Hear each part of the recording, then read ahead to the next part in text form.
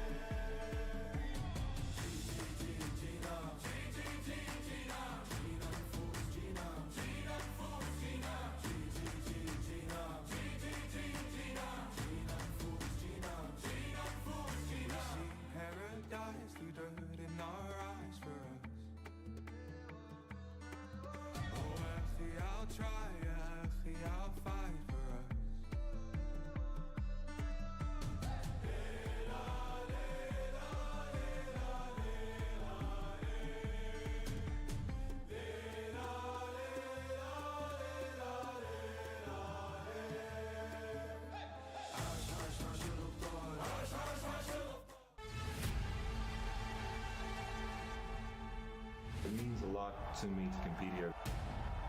It's going to be a very exciting experience for me. I'm waiting for amazing games here.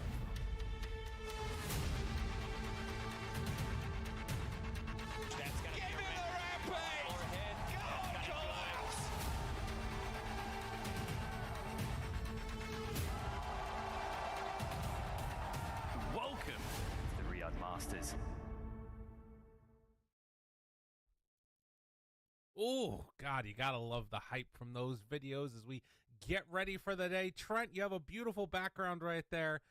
We're ready for some Dota 2. How you feeling, man? We're through the first phase of it. The group stage is, well, one of the group stages is done at least. And some teams are gone from us now. We lost a couple. Yeah, they, there was a bit of a sandstorm. It kicked up a bit. It got a little hazy, a bit dusty over there in Riyadh, and suddenly 4 teams vanished. We have sent Slacks out to find them. We figured he was not only the most skilled, but also the most expendable. So we're hoping that he at least brings back Beast Coast. And everyone else, yeah. If he doesn't, then he can just stay out there and keep looking, and I'm sure everything will be fine.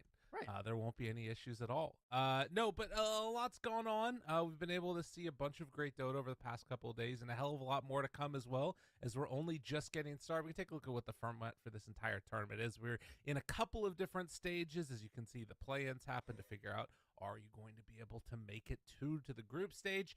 Now we've seen what the group stage is, and we are well into that, trying to make it through all the way to the playoffs, and then, of course, that grand final. And here they are, the groups. We're getting the pleasure today of starting off with Group A.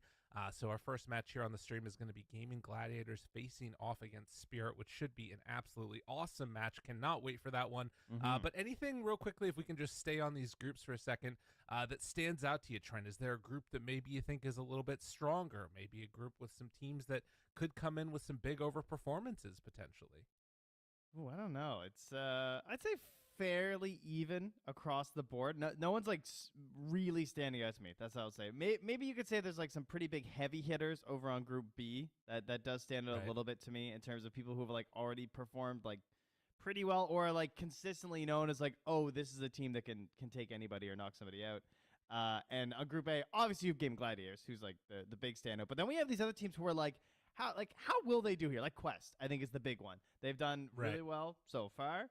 They made their way in, and they look solid. It looks like nothing has changed, so we want to keep an eye on them. And Evil Geniuses, they got to carry the banner. We got two big banner teams here. EG, trying to hold out for North America, and as Jenkins said on the mainstream, Shopify NA's last hope of apparently forgetting that TSM had also made it through the play-in stage. So Jenkins, that's good. He's keeping us on our toes. Absolutely. I should just real quickly before we move on mention TSM looking good. I'll fully admit, when I was coming into this, I was not a believer. I was feeling the noun supremacy after Bali Major, and they were going to be the next team to go up, and TSM were just going to be left by the wayside. But looking very good, and some nail biters of games from them. But we can talk a little bit about what these teams are playing for. It's going to be a big old prize pool. $5 million at the top. Can you imagine the fact that all of these players in a week and a half's time are going to, one of them is just going to have $5 million extra in the tank? That's craziness. That's an insane amount of money. And then some of the teams are going to be left with a little bit less. Already some of them out with the 50K. Still not bad, honestly, for a prize pool for 17th to 20th. That's crazy, man. But more importantly, the title of champions of the ESL Pro Tour. Yes. So absolutely. Yeah, that's the big one there. These are our matches, though, here today. As you can see, if you've been keeping up with your numbers, match 1 will be the first one that we watch, and that's going to be Game of Gladiators versus Team Spirit. Thank you. Yeah, I have children, so bro, getting past 4 is a struggle. Well, thankfully, we don't have to today. Yeah. That's where it is. But, that's our big one, Game of Gladiators versus Team Spirit. Bit of a couple question marks here because neither of them have played so far. Since they're so good, they didn't have to play in the play-in.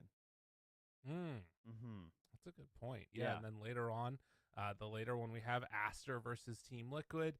We're going to leave at that point that they're going to let a couple other fine gentlemen take on over for the EG versus Spirit match, and then Tundra versus Talon is going to be the last one. I'm very excited to check out the Aster team because I think that's a squad that I have some sort of high hopes for. I know that there's sort of been a mixed bag of results recently, but I believe it can happen, Trent. You believe? You know what else I believe? What's that? You know what else I believe? What's that? I believe we have a draft potentially that could be up in just a second here. It looks like we're just getting ready to hop into it. So pretty freaking cool stuff. The day is starting off right. We're starting off on I wanted to say a hot foot, but really it's the right foot. And we're starting off hot. We're coming in hot. We're coming in on a hot right foot. Heated. And we're into the draft. You know who else is pretty hot? That Bat Rider. A little too hot, apparently. He's gone. Can't have him. We don't want to see him around here anymore, alongside Broodmother. So keep nerfing, keep changing her. Yeah, we don't want to see these heroes here. So not really any big surprises here. Of course, if you're looking for heroes, well, we're in the land of heroes, I guess. But aside from that, we had some pretty interesting matches the last time that Aster and Liquid were playing.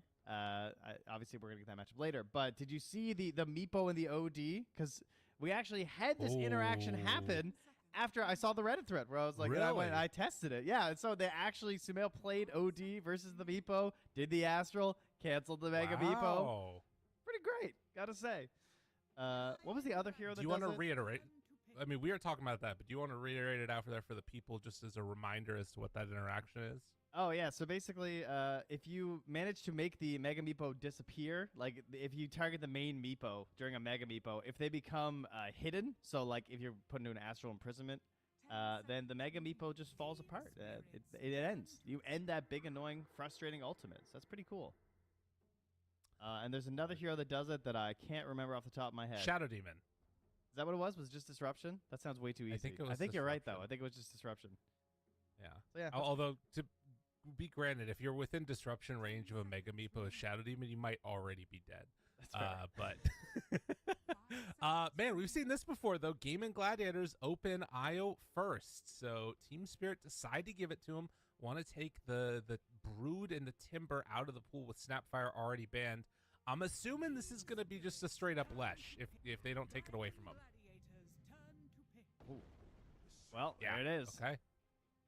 Yeah, not too shocking. Of course, I'm sure they have a plan for this, because this is definitely the best way to stop someone from picking IO Leshrac, is to thus take it. So let's see what their general ideas are. We've had this discussion before where it's like, there's someone on the team who's obviously extremely familiar with Leshrac when it comes to Quinn, so he's probably going to have some pretty good concepts and ideas of like what makes his game the absolute worst. And it's going to start with Razor, another lightning hero. Wow. Interesting. I mean, in theory, it is kind of cool against Lesh. I wonder if you like go a nullifier build eventually on Razor to try and deal with the Lesh. That sounds kind of interesting. The thing I'm also very interested in is Team Spirit picking up the Elder Titan.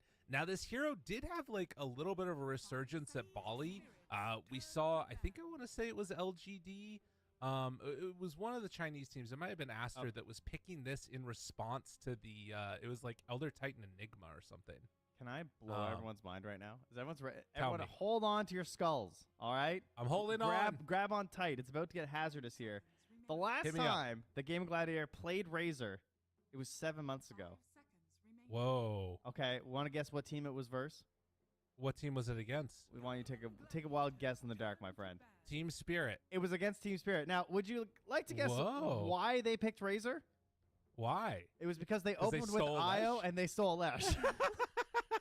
That's so awesome. Oh my god. All right, so the time they did it then, it was a complete like 23rd pick, almost the very end of the draft. And they grabbed this Razor. But now immediately they just grab it 7 months later. Do they really have that? I'm sure they do. I am sure they know that. That makes total sense. Well, they did lose that game. Oh, they lost with it. All right, well, maybe not then. So it's time to find out if it could work. Right now, maybe it works better. So the thing that I was going to mention, though, is that this ET combo, it was something that sort of had risen up, but I'm looking through the Team Spirit games, and they haven't played ET in 4 months. So this is maybe some new tech. Maybe it's something that they're hypothesizing as an answer to the IO. But overall, a hero that's kind of been hit or miss, and I feel like more miss than hit, particularly if people are kind of just picking it because it's the new flavor of the month. Yeah, Huh.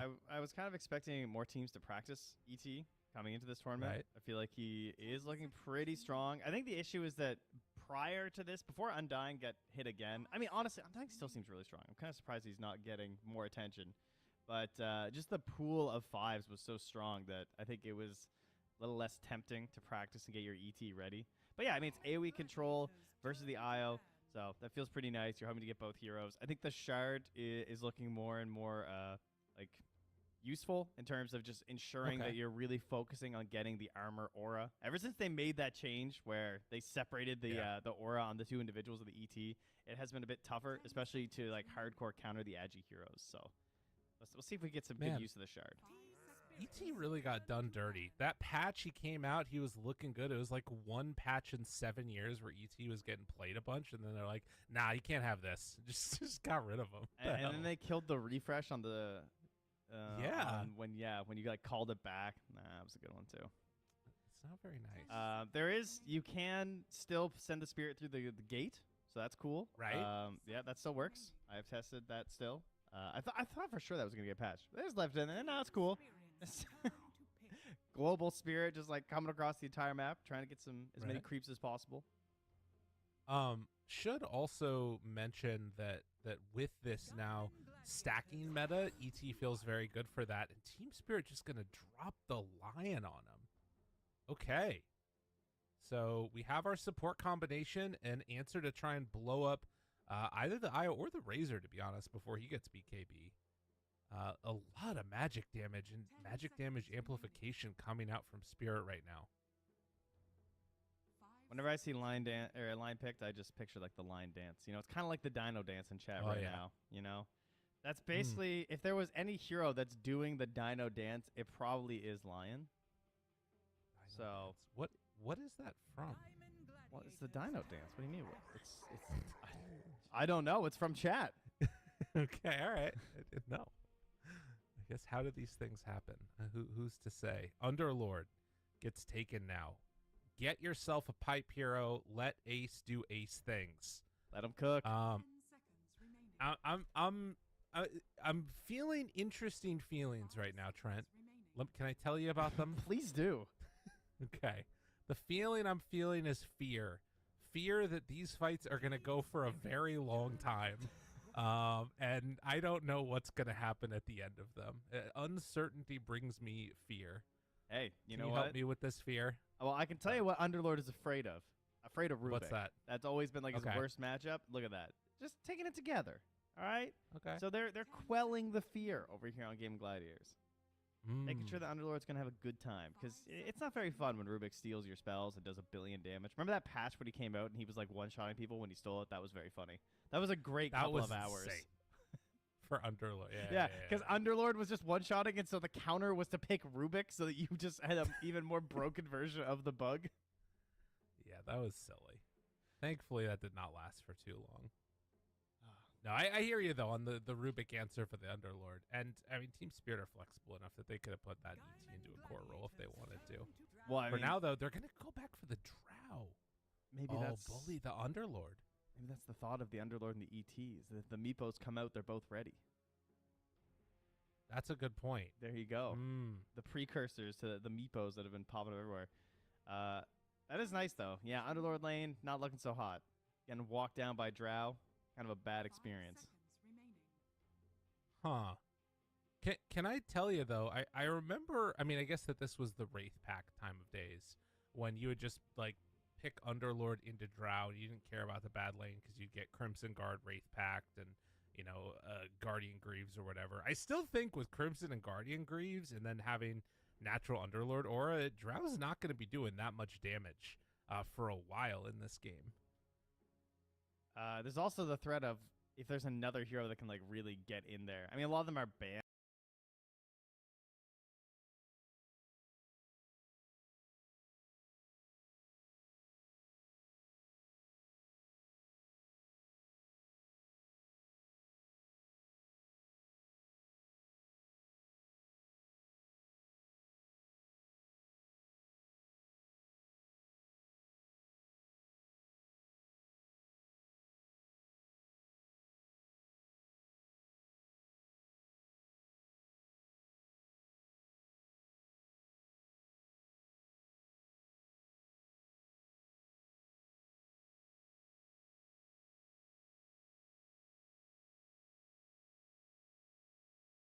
never seen anything like this.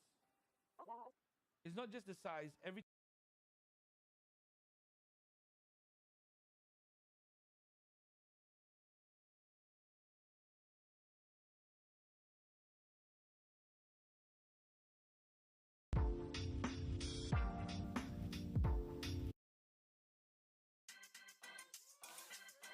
Turn nervous mode into hero mode with every delicious bite of Hershey's chocolate. Snap into Hershey's mode. Dude, let's go. That'd be amazing. The full run back from the 7 months ago Christmas show. I guess Void Spirit still in is one of the ones you could opt for. I really do think that's all they need is just like getting in. Looks pretty solid. But then again, you're also versus a lion, so if there's anyone too frail, it's kind of scary. I'm excited. This feels like a very even draft as long as Gaming Gladiators don't get off to a quick lead and then get BKBs quick. What? Ooh, all The right. Racha Sven? We're getting the Quinn Razor. He's coming in. Oh, interesting. Dude, So, I mean, even more armor and stuff, too. yeah, this has been a classic pick to Drow ever since she got the armor-piercing ultimate. Just this idea of she has the ability to pierce through all of your basic armor, so Warcry helps circumvent that by giving you all plus armor that she can't just cut right through. It's also really good versus ET for the same logic, as he's going to get rid of base armor. So, yeah, this is a lot of defense for the squad. Thankfully, Edict is now pure, so, you know. At least they have some damage that's going to get through. I mean, that's really my biggest concern right now is that I feel like they are not going to have the damage that they need. ET does do some interesting things with damage, though. I wonder if there's any way you could, like, pop that to core so that way he can, like, stand in the fight and survive. I just don't know if that's going to happen, though. Have they been This is practicing the Gabby offlane Winter Wyvern? I mean, I know he didn't invent it. He just played it earlier this Ooh. tournament. Yeah, that's interesting. Razor Underlord Sven. That's kind of hype. Yeah. It's like and versus Io. Man, this is kind of like a god tier Wyvern game. And you'd be a ranged hero with the melee 4 of ET if you play it in that setup. That does sound kind of cool because I feel like offlane Wyvern has like weirdly a lot of damage. Yeah, it's universal now. What Right. else would Collapse play? I mean, obviously we think Collapse, we think like Mag, but it's not the best Mag setup. No. That's all gone. That was gone immediately. I feel like the Bat is the #1 ban versus Team Spirit because of like we've seen Collapse own and Laryl's also very good on the hero. Oh yeah, well obviously if there's so much armor, we'll just pick Core Ogre. Okay. It's Ogre. I mean, I'll say this. I think Collapse is one of like the most dynamic, amazing, high MMR, like sick players in the world. And y'all just gave him an Ogre. Like, what are you doing? But at the same time, maybe it's awesome. Who knows? It could be kind of cool. It could. Bloodlust for Drow? Sure. Why not? Dude, this Leshrac is looking wild. He's got a crazy hat and everything. All right. He does. Have we seen any Core Ogre in a while? I have not been privy to it, I'll say. But Right. benefits, yeah, it's a lot of magic damage. Doesn't care that much about some of this armor bonus that we've been shouting about. The pipe, it is a lot of spread damage, too, coming out from Team Spirit now. Because, like, getting pipe doesn't feel that incredible. I don't know. It's like the Right. cure. But there is Leshrac. There is Ogre. So the thing is that Underlord's always just happy buying all the auras anyway. So it's not like it's one of these offlane heroes who's like maybe they only want to get one aura and then they need mobility items. Underlord, he'll just keep gobbling up auras. So having mixed damage isn't that effective versus him. Yeah, I think that this is going to be a really interesting time, and I'm worried about Team Spirit's damage, but maybe there is something there with the Core Ogre that like we're not seeing. Maybe he gets a Midas and just gets like mega farmed and buys Dagon E-Blade. Oh, it's coming. There's a chance. But yeah, I really like the composition of Gaming Gladiators draft. It feels like I understand it. Team Spirit, a little bit wacky, but maybe wacky's good. You know? Maybe. We're going to find out. I mean, he just really wanted to empower. That's it. And he was like, I can't play Mag, so I'll just bloodlust. That's the play, I guess. You're right. All right. I like that. Well, we'll see what ends up happening. Game and Gladiators coming in. Game 1 against Team Spirit. A tough competitor to fight right out of the gate in the beginning of your group stage for Team Spirit. But likewise, maybe Game and Gladiators, they're coming in a little bit too confident. Maybe Quinn's just going to walk down mid. Who knows?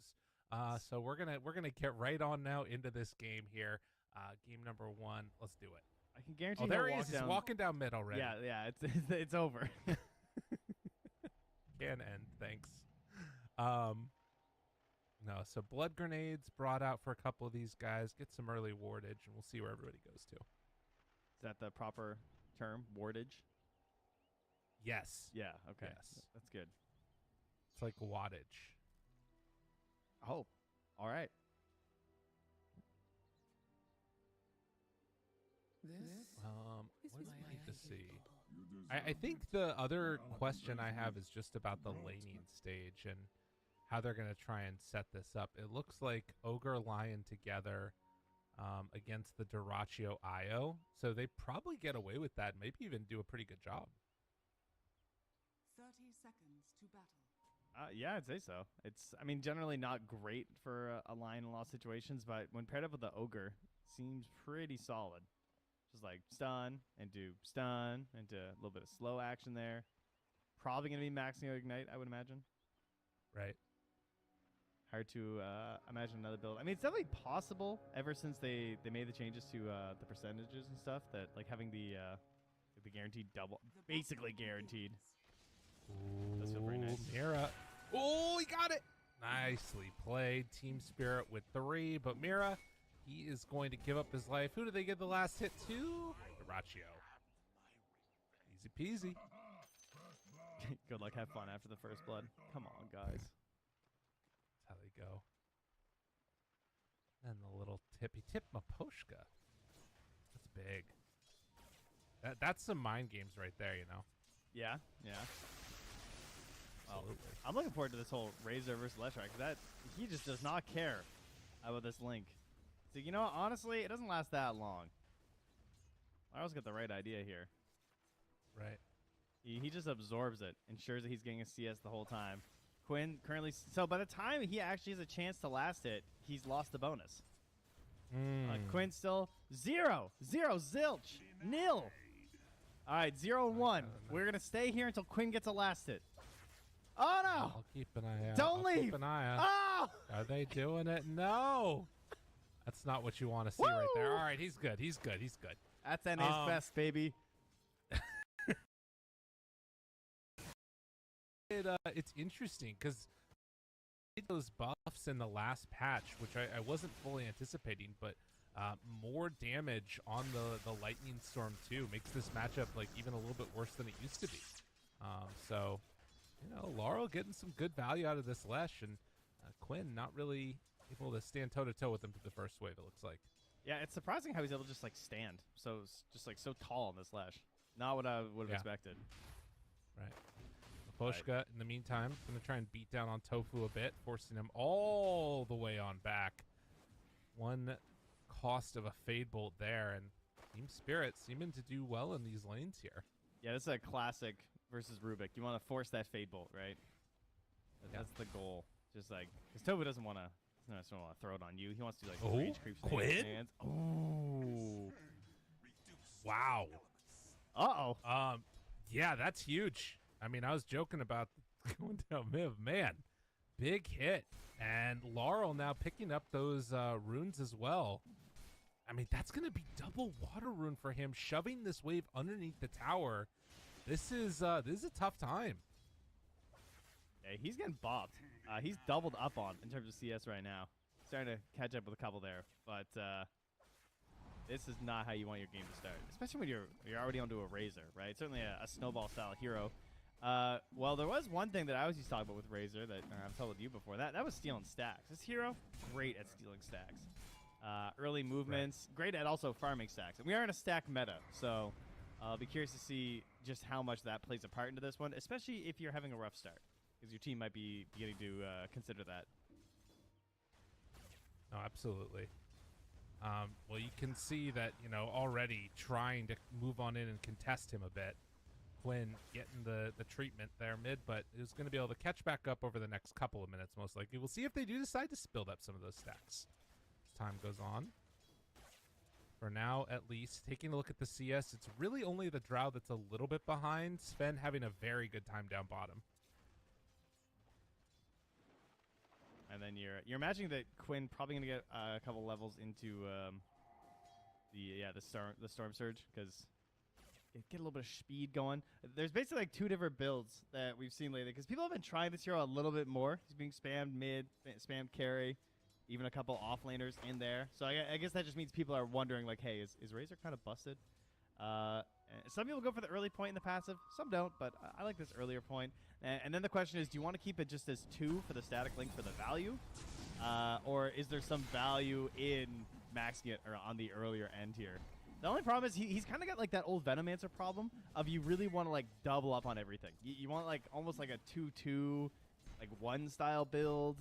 It feels kind of ugly. Like he doesn't have a strong enough spell unless the matchup's really good to just like go 3 points into Link without it feeling like terrible at times. Right. But we'll see. He might feel like he can actually bully a little bit, because if you take the Storm Surge passive, you're kind of assuming that you're hoping to get the most out of Link in the earlier parts of the game, I would imagine. So right. Maybe you get a rotation to mid, you slow down Laurel, you get that big damage. It feels very tense. Like I feel like his decisions and the next play for Quinn is really important, because like the CS started rough, he's already died. So yeah, I'm very curious to see how they want to play this one out. Yeah, no, definitely. A little bit of a pause there. It looks like we're back underway and actually moving right on to Duraccio. They're getting some good damage out. Duraccio in trouble, and Mira does end up going down to Celery. Duraccio's still sticking around and deciding to turn on to Collapse. Can they get him fully for the kill? Big plays. Nicely done. Wow, that was so sick, actually. Because, like, Collapse, it looked so close to getting Duraccio, but Celery just gets the full focus on Mira. Takes him down first, and yeah, that is definitely a little bit of redemption here. That's 3-1 then, with that double kill coming up for the bottom. Yeah. And then, of course, by now, the CS is fully evened out in this mid lane. And Quinn, he's actually just holding the point still. He's not sure what he wants to do. Yeah, waiting to see what he needs in this lane here. But he is now top of the CS, and, as he said, after those couple of kills, all of the team on the side of Gaming Gladiators are leading the charge here. He's going to get a link into a... Yeah, he took the 3rd point, too. He was like, oh, this is my chance. Takes the 3rd point, goes for it, gets stunned. Big play there from Laurel. Huge, because that also puts him at level 6 now, so it's way more threatening if he wants to try and go for a dive. Oh, Maposhka underneath the tower. It's pulled back in. It's going to take a couple shots on his way out. He's just farming it up in the meantime. And it looks like they're actually bringing Duraccio all the way over to try and secure runes. Mira's over here to the side. He's going to throw out the stun. Dude, they brought their carry to come and help them try and secure the rune. And, well, it is going to spawn down bottom. Laurel misses on that stun, but the stomp from Maposhka, that's going to keep Quinn alive for the moment. And now the turn back onto Tofu, seeing if they can kill him off. Fairy Fire, dodge away. Will it be enough? No. So they take down Tofu. Quinn, in the meantime, it's a little bit of harassment there from Mira. And when all said and done, nobody really gets a rune of value. Just getting that raindrop knocked off, huh? Yeah. But, I mean, Collapse gets some value, that's for sure. He just gets to chill in the lane for a little bit by himself. So somewhat unexpected this earlier part of the game for that to occur. That is the power, I guess, of like pushing out the lane a little bit actively down bottom. Like, it's not like Duraccio was doing that thing where you like hold the points, you don't take the cleave. They were kind of just like swinging away and then moving, and then coming back to the lane, farming it out. Look at this bullying back on this ogre. I did not think they would get that kill. Oh my god! Just ran him down. Yeah, I kept expecting him to stop. Oh, Quinn, speaking of being run down though. Oh no. Yeah, that's a lot of heroes in. Fairy Fire, Raindrop, back up again in a second. But Maposhka has the clicks, so no rotations available. Means that Quinn gets brought down. They are going to rotate over, and it looks like it's going to be a Stolen Wisdom Rune to make up for this. That is nice. Nope, but, never mind. It's already been taken. Yeah. Yeah. Mira was there.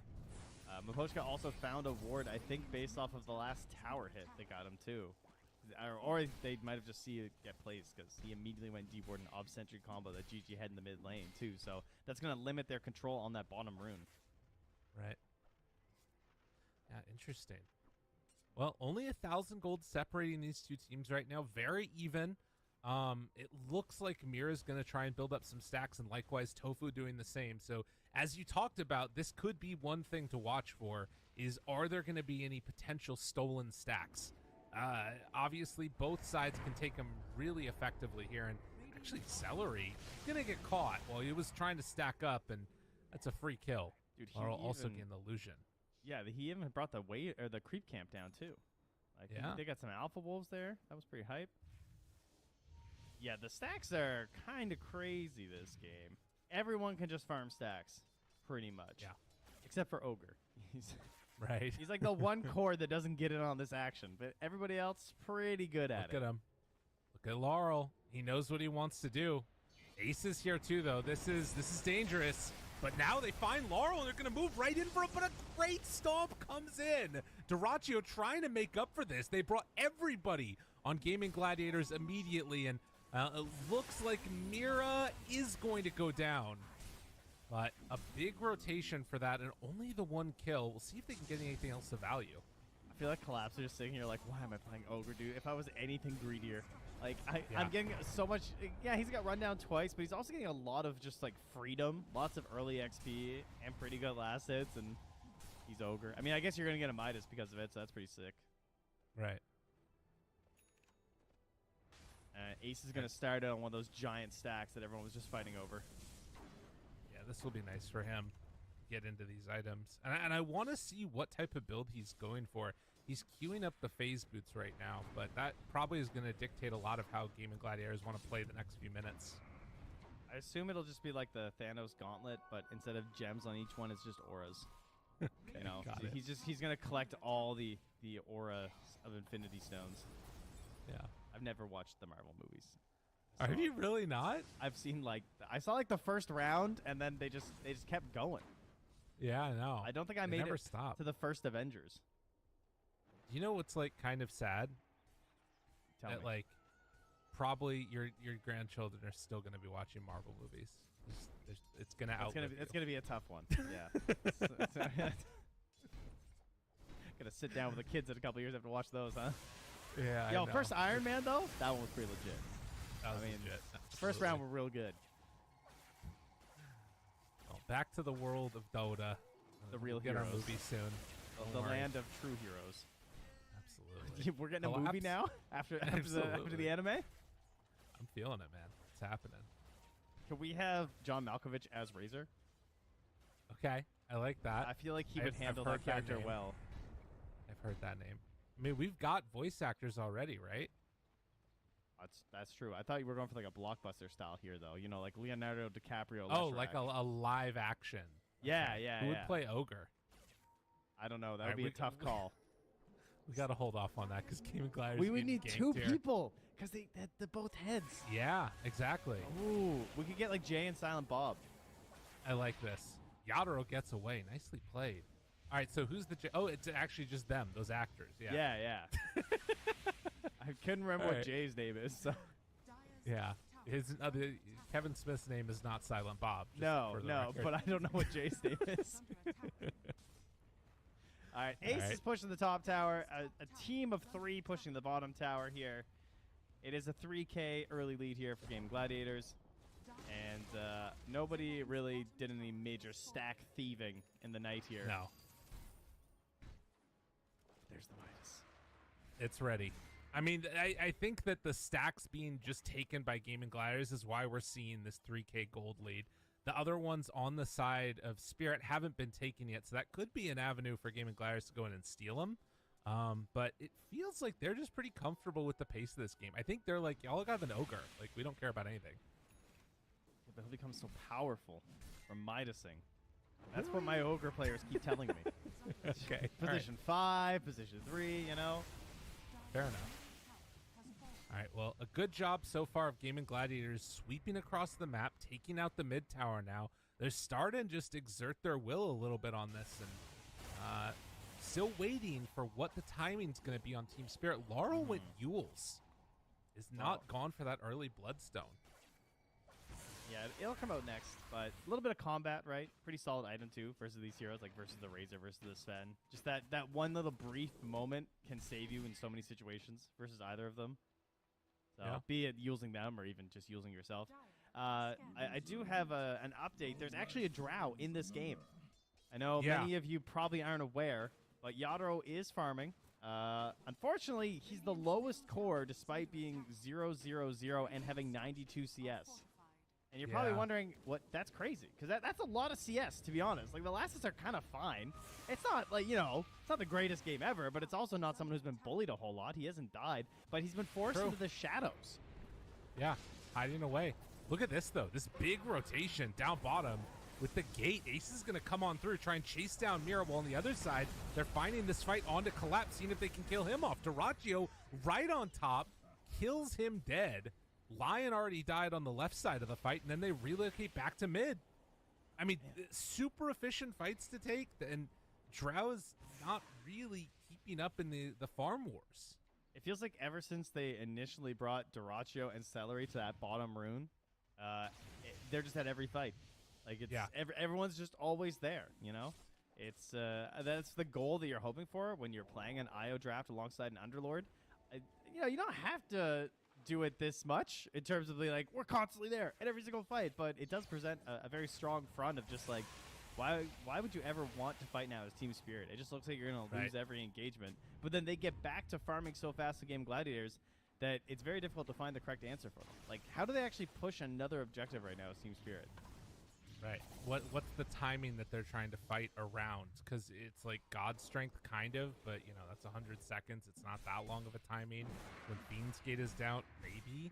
But yeah, you mention it. Always willing and ready to fight. Now, they are going to try and come and invade this area again. This is where, as Maposhka's dewarding, this is where they got found out at before by the combo. Mira runs right into Duraccio, but really nothing that he can do. Just has to walk away.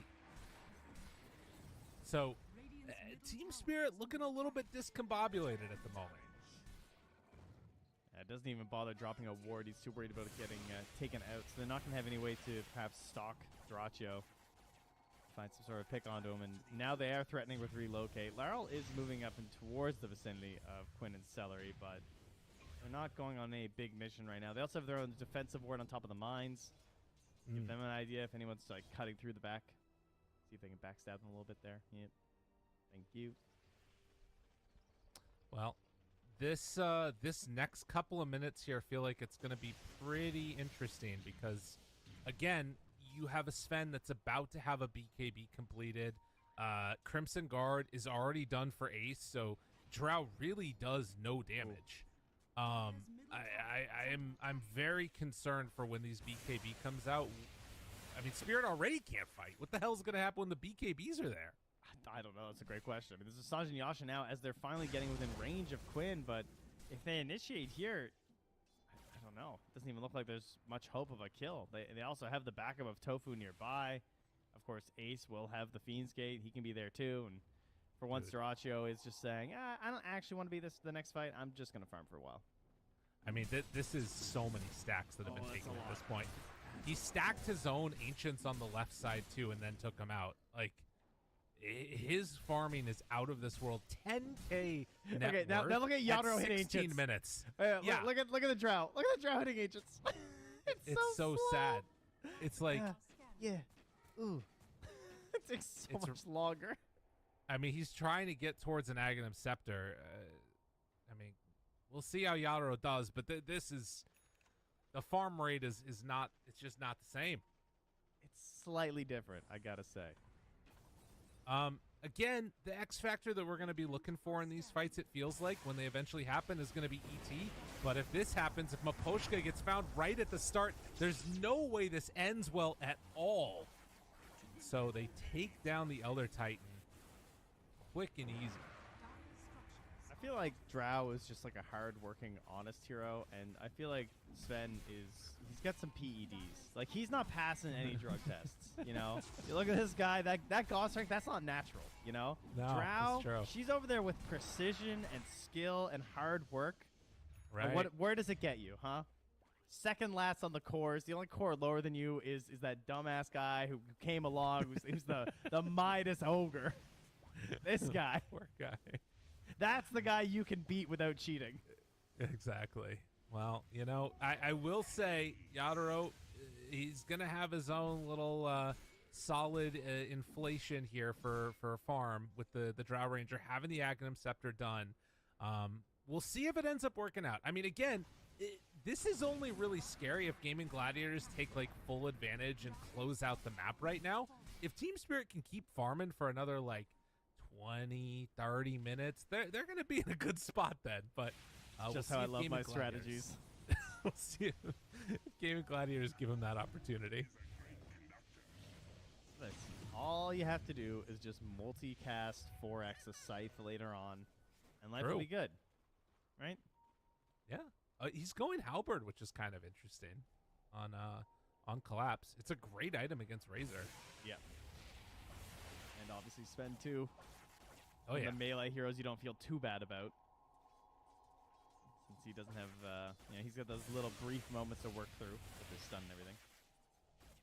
No, but we're big chilling here for a bit, and just trying to have them split the map as much as possible. But yeah, Ogre Midas. They did just now finish the Bloodstone on Lesh, so more ability to stay in there, and there's some stuff here maybe. That could be huge because they're going to go Roche soon for Game Gladiators. So they just finished Sven's Blink. I assume once they finish these camps, they're just going to start setting up for Roche. Maybe not, because they're going to be too late. Right. That might be the one thing. They might have to, unless they're just going to immediately start setting up for a Radiant Roche. But like, to me, once Blink comes out on Sven, the immediate goal is just go Roche, because I just want to get Aegis. I want to move on to the enemy side of the map, and I want to start getting all these tier 2s knocked down. All right, Ogre's dead. This is the easy kill that they're we got looking for. Bloodlust. Pulls them back in. Wait a minute, though. Hold on. Now, they were holding off on all their big relocate abilities, but Collapse is going to get found, and yeah, they bring numbers. That's enough for a kill. And do they decide to go Roche on bottom, or are they just going to keep chasing? I mean, Quinn wants to go in for the battle, finds Laurel, links him up, the Yule Scepter immediately to disengage. They use the Fiend's Gate, but Duraccio blinks to the side, finds Poposhka. He's getting controlled, but they still have the hero they need to. Laurel is caught. Laurel is dead. Yadaro now trying to escape, but they're going to have the lift. Pulls her back in, slowed down. Yadaro in trouble, going to die. So suddenly, 3 go down. Duraccio blinks forward. Can't quite get onto Mira, but who needs a Roche? Just kill them all. How did you get that blink out of that? That was crazy. Thought Mira was dead for sure, or at least supposed to get a lot of damage. Moments there. There were moments where it almost felt like something. Sven isolated with 2 supports and Drow hitting, but it's just not enough yet. Like, you have the Ags, but it's not quite there. He's kind of huge, and obviously, taking a fight with the BKB made that feel pretty good. But yeah, it's Roche time. For sure. Yeah, they're ready to go. Maybe they sorry, go and take sorry, the... it's Wisdom Rune time, yeah. Oh, Mira, get there, get there. Oh, all right. Pyrrhic victory. Mira going to get out too. That's what you want to see. Do they try and take the Tormentor? They're thinking about it. They're going to back out first. Go get the tower. Yeah, no BKB quite yet. Take the easier objectives first. Team Spirit maybe wanting to take this fight. Kind of bold, walking up the cliff. Walking up the cliff right into Laurel, looking for the stun. They connect onto 2, but do they have enough damage to burst through the rest of them? Celery taking a lot, but heals back up to full. The silence onto both of them. The fight a little bit separated now. They move back in with 8s. Miss on the stun, but Quinn down low. It's Force Staffed away. Finger of Death almost dead. Quinn falling lower is gonna die. This fight is actually working great for Spirit, but can they get away? Maposhka trying to dodge from Duraccio. Duraccio out of there. Laurel wanted to get out of dodge too. Very low on mana.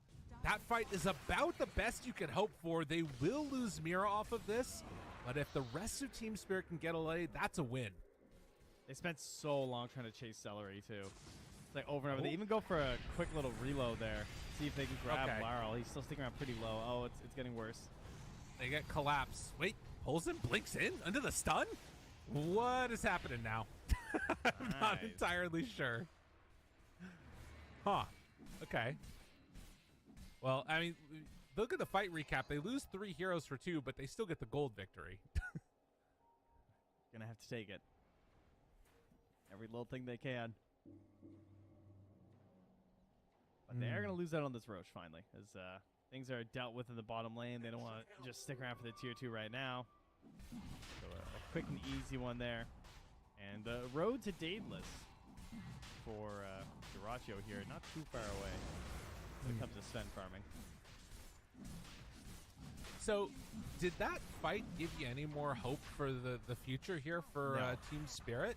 Okay. No, if anything, it made it worse because think about how that fight started. 3 heroes walking up from the low ground. They got a double initial Leshrac stun onto both supports.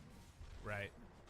Or maybe it was 2 cores in the support. Either way, Celery was stunned for a second, and I was like, oh, this could be it. But then I'm looking at his items, and I'm just seeing, like, I'm seeing the medallion, I'm seeing the mech, and if they don't blow him up right away, he just gets off to the side. Right. He's still holding 3 blood grenades. That's how you know he's a real gamer. Absolutely. No, I mean it is definitely feeling a little bit rough right now, if I'm gonna be real. Team Spirit again, like we could see the power of that combination when it all came together. And Quinn's not immortal on this Razor. He is like now because he literally has the Aegis of the immortal, but you know. Well, I love what they've done here too. Is that they've taken the Aegis, right? They put it on the Razor because it's a transformation hero in a Sven. So like he gets his Blink Dagger. He wants to play aggressive on this side of the map, but you also want to be popping your ulti every single time as Sven as you can. So Quinn goes for this build instead of just going for like an earlier BKB, which I think would have been pretty viable on the Razor. He goes for this Sanjin Yasha into the Hurricane Pike, as he just wants to fully abuse the Aegis when they get it, play really aggressive, doesn't want to have to rely on BKB. It can be a little bit tough, though, because I'm not sure how much IO attention he'll be getting at this point in the game. Right. I feel like it's mostly going to be on Dyrachyo, so that can make the BKB a little bit more tempting. Maybe they can take advantage of that as Spirit, but with the Aegis, that's obviously a little bit harder to do. Miposhka should be okay. All right. Not taking a wrong turn here. Oh, wait. I mean, breaking that smoke on Tofu, if you can get out after, that's pretty good. Look where Dyrachyo is. Yeah. Well, he was not with the team, so Miposhka's in trouble. Nice force. Force staff. Gets up, gets away. Maybe a chance. Yeah, Miposhka gets out, but down bottom. Yadaro found. TPing away. Oh, Mira with the save on the Hex. Ace was mid-cast of that pit. Barely saving his buddy's life. Gonna keep Yadaro going here.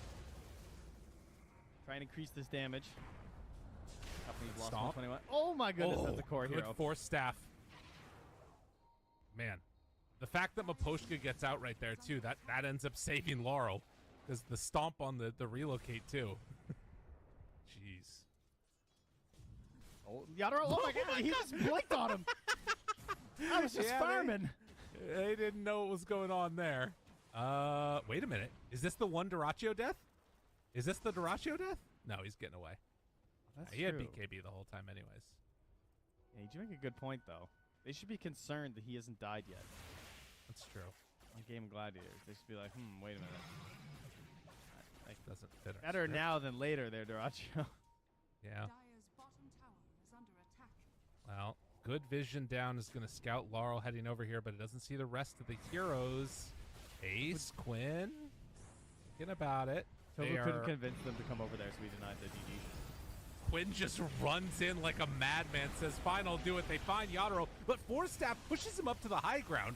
They get the disarm for a moment onto Dyrachyo. Laurel still dropping lower and lower, but staying alive long enough. That actually is kind of working.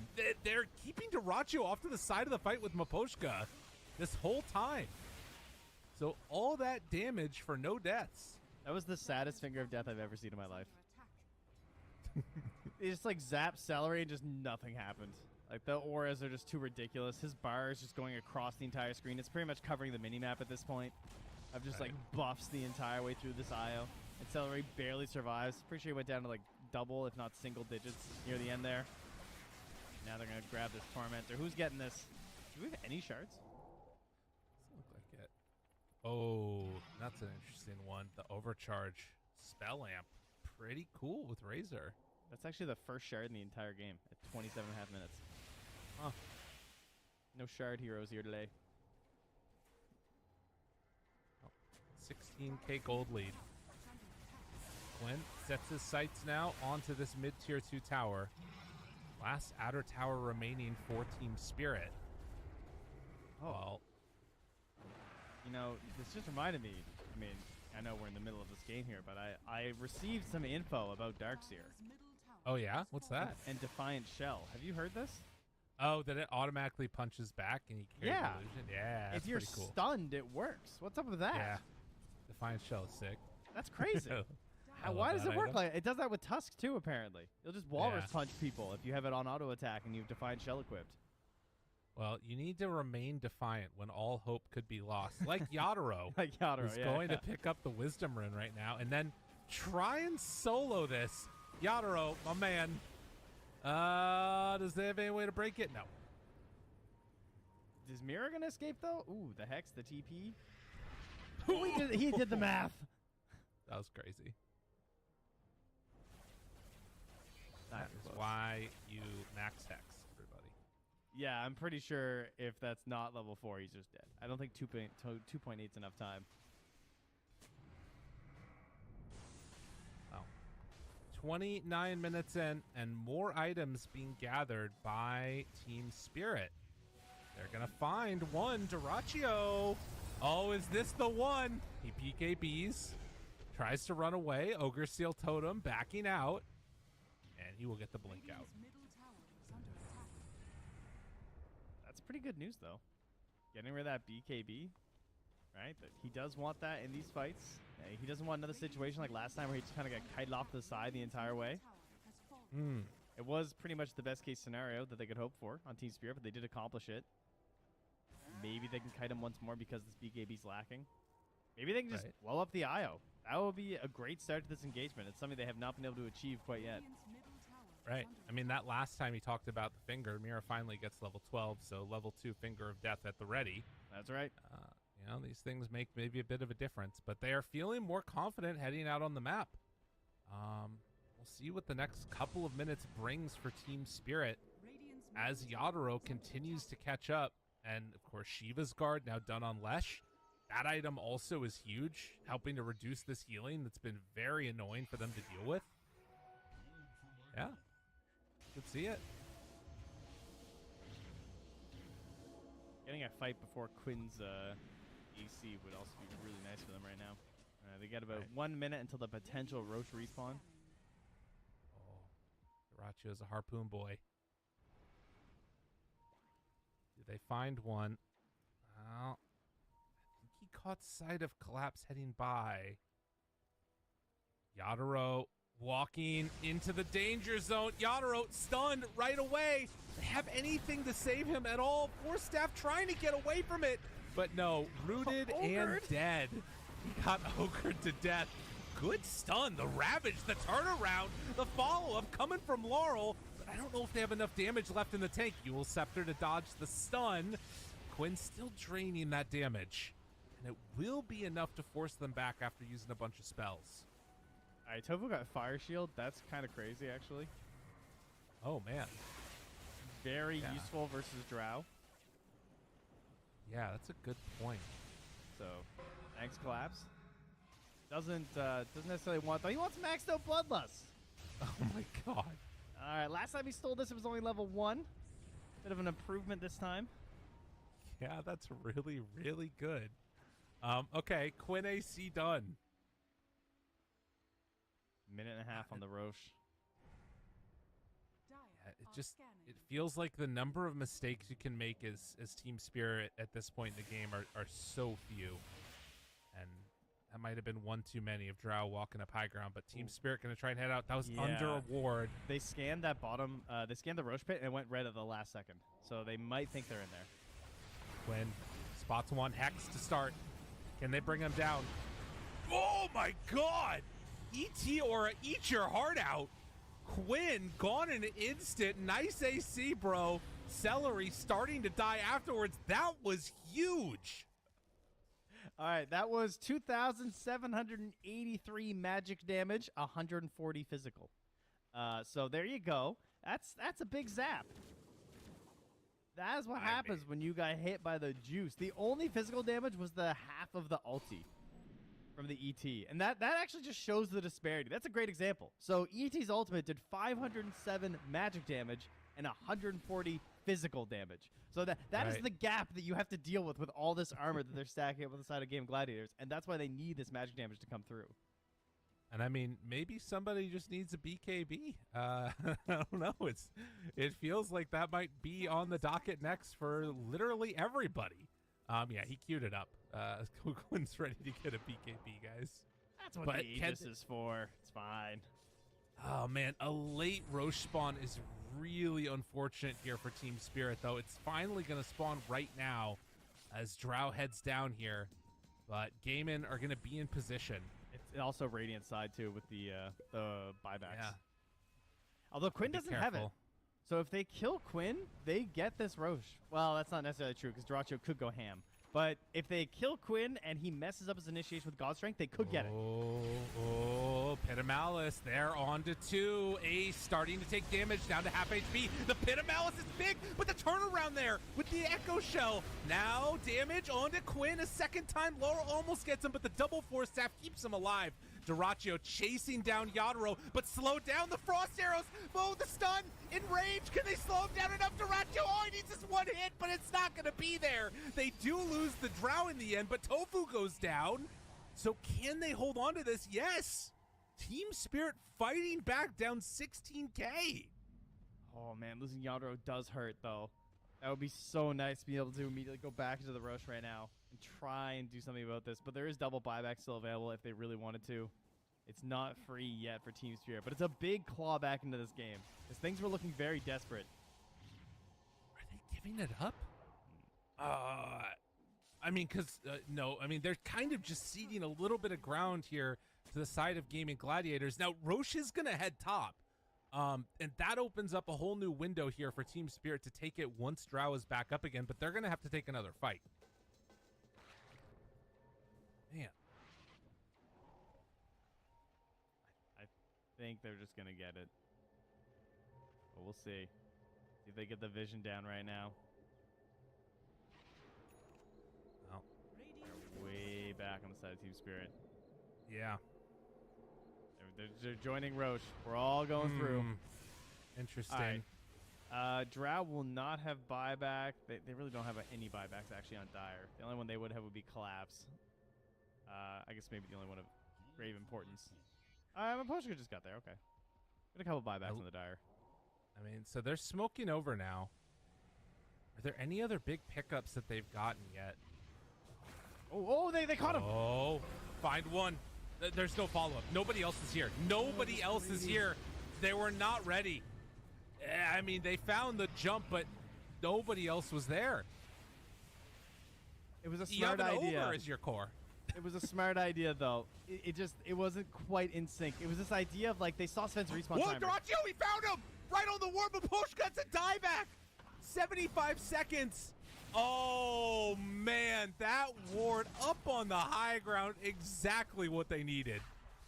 Oh, he's so much of their fight control, too, in the Roche pit. Like, it's ET, and the reason they got that kill on Quinn earlier, using that natural order, that being gone, that eliminates any hope they have of turning these tables. You know, ET was hoping to eliminate 16,000 net worth advantage worth of defensive capabilities in that one. And he's just gone. Oh, it was so close, though. Like, the idea was good. You know? Because what's Sven going to do? The second he respawns, he's going to TV that tier 1. Who has a tier 1 still at this point in the game? 36 minutes. They do. They actually almost took advantage of that because it's such like a bold TP of just like, oh, well, you know where he's going to go.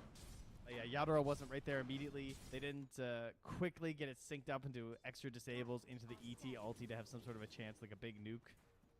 It's not quite on point. Man. Yeah, if they had their full team there, they need Laurel, they need Yadro. Collapse isn't enough.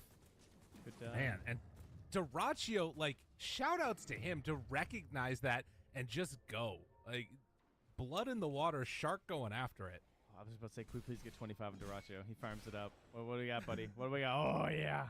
Oh, yeah. God, strength double. He was considering for a second. I was scared. Like, come on now. Give us the big number here. We got Daedalus. We got Swift Blink. I want to see someone vanish. I want to show me a magic trick there, Duracio. You're mixing up your DC and Marvel now. Well, I got to keep them on their toes, you know? That's fair. Tier 4 neutrals coming out now. Ace picks up the Spell Prism. 20 to 10. And it's still, like, not completely over. I mean, that age just definitely hurts in a lot of ways, but we saw the power that this lineup can have when they work together in concert. Still no BKB on Quinn. Hasn't been able to farm it up yet all the way. That's true, but he does have the lore-appropriate Stormcrafter. Okay. I like that. No BKB, but has Stormcrafter. Quite key, I would say. It's a Penta-Edge sword. Oh, my goodness. Oh, jeez. Yeah, he is a monster on Duracio now.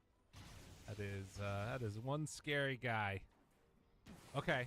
20k gold lead. Again, the big wombo combo is available if they clump, and they might clump. Collapse is about to get his scythe if they give him this wave. Oh. Which it looks like they're going to do. So he's got everything back at the secret shop here. He's going to purchase as long as his courier lives. Yeah, get out of there. Whew. Yeah, they were making their way over there. All right, so simply multicast hex them all. Why hasn't he considered that before? He has 4,000. He's a lot of health. Wait a minute. Duracio? That's one. That's the hex. Mirror there. Force staff keeps him away. Now they have to back out. Laurel pulled back in. Lotus onto him. Disarm on the Sven. Backs away. Is it going to be enough to get Laurel out? He just gets absolutely walloped there. Now the chase forward. Maposhka, Force staff trying to keep Collapse alive. Collapse in more trouble and going to die. That's 2 cores down. Do a buyback on Lesh, but these buildings, they're falling. Sleep connects onto 3. They move in now. ET Aura. A lot of damage. Duracio, he's so low. The heal was there from Celery, but is it going to be enough to get them out? Lara wants to chase. They need to find more. Yadaro. Just be careful. Duracio waiting for a Blink Dagger jump in, but they get the relocate to pull one out. Quinn, he's under fire now, getting hit from the arrows from on high. Goes down once. Can he bring him down again? Tofu mana draining. Mira has to blink back inside the base. They can't go again. Yeah, Quinn just ran his body in there to burn the Aegis to make sure Ace didn't just get like solo pulled down. There was only a minute-ish left on the Aegis anyway, so. Right. Let that get taken out. Ensure you can retreat back Ace. That Lotus Orb coverage there was great. Yeah. To help try and create a little bit of distance there for Team Spirit, but it is still a 24k lead. Eggs are still very dicey. And you can see the work that Earth Splitter did too, man. Jeez, they really needed that cheese heal that Celery pulled out. I mean, there is still just the issue of how hard the Sven hits when he can get some clean swipes on him. It's a serious problem. Duracio is a monster. Yeah, that one's pretty hard to deal with. And well, he now has his Nullifier too, which that was the other item that Collapse was considering instead of the Scythe. He kind of had them both queued up for a while, decided to commit for the Scythe. But you can see why the Nullifier would be so much value to Team Spirit with all of these barriers. Right. Poshka drops some ward. Those are scouted. Collapse. Duracio, he blinked up to the high ground. Flipped himself. Collapse trying to get out now. The Stomp is going to lay down. Hex now onto Underlord. Quinn running in. They don't have Ogre for this fight. And in fact, they might not have that many more. But Laurel doing the damage as well as Maposhka. But the turn, Duracio just absolutely wrecked him. He just does not have enough armor. There's not enough armor in the game.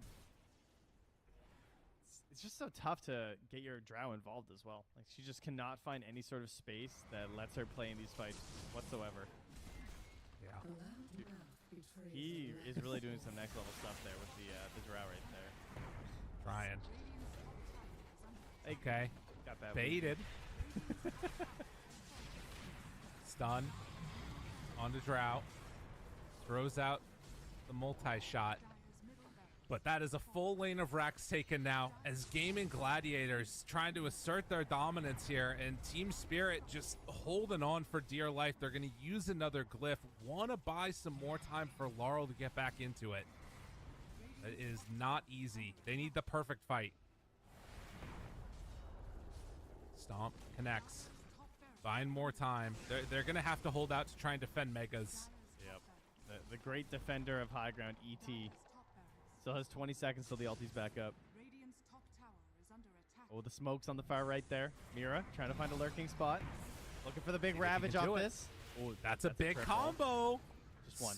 Oh, revealed again for a moment. The hex, the stun, the control, bringing him lower and lower. Celery keeping his buddy alive, though. Making sure that everything is fine and dandy. Waves pushed out, backdoor back up. They buy enough time for Lesh to respawn. All right. But if Collapse 4X's this next Midas, they win the game. Right? Okay. Sure. Why not? Okay. Unfortunately, he's... Oh, leave that wave for him. Come on, Collapse. Oh, it's only one. No. He's going to go. He's going to go. Here we go.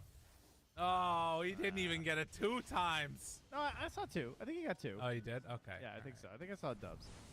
All right, fair enough. Oh, yeah, they lost. That was it. That was the percent. Unfortunate. He needs more strength, man. That dumb Yeah, look. it's not quite there yet, huh? Does it actually show you the calculation that he's at? I don't know if it does. No, it doesn't, actually.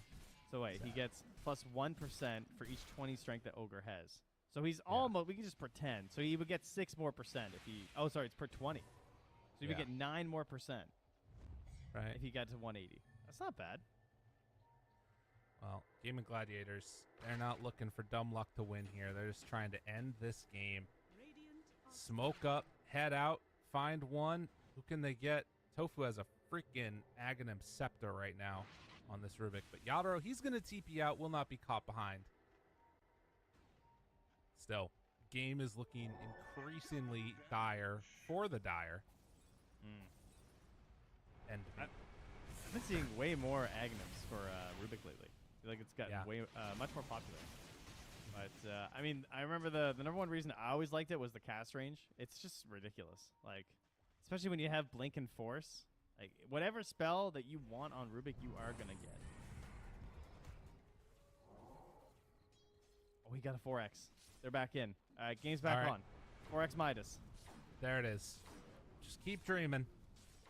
Surely it'll all be fine. I mean, they're like maxing out on these halberds too. I feel like they just need anything they can to just stay the hell away from Dyrachyo. I mean, this man, he's got a 6-second BKB. If they could find a way to just control him outside of that. But it's not easy. Well, an extremely long Roche will keep them alive a bit longer here on the side of Team Spirit because they are going to wait for it. Game Gladiators. Posh got well ahead of his crew here. Has 1 OBS. Going to find a Sven and an IO. Immediately is quite scared and runs away with his ninja gear. Laurel. Ooh. They have great ward in the area here. They spot him. Lifted. Force. No, nothing yet. Laurel needs help. It's not going to be there.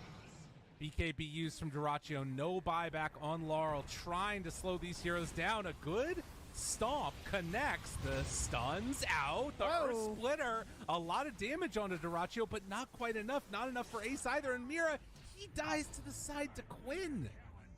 They're all so low, but it's just not going to be enough. Oh, and the ulti too. Retreat through the gate. Oh, stomp. Wait a minute. Maybe. They hex. Oh, they'll lift away.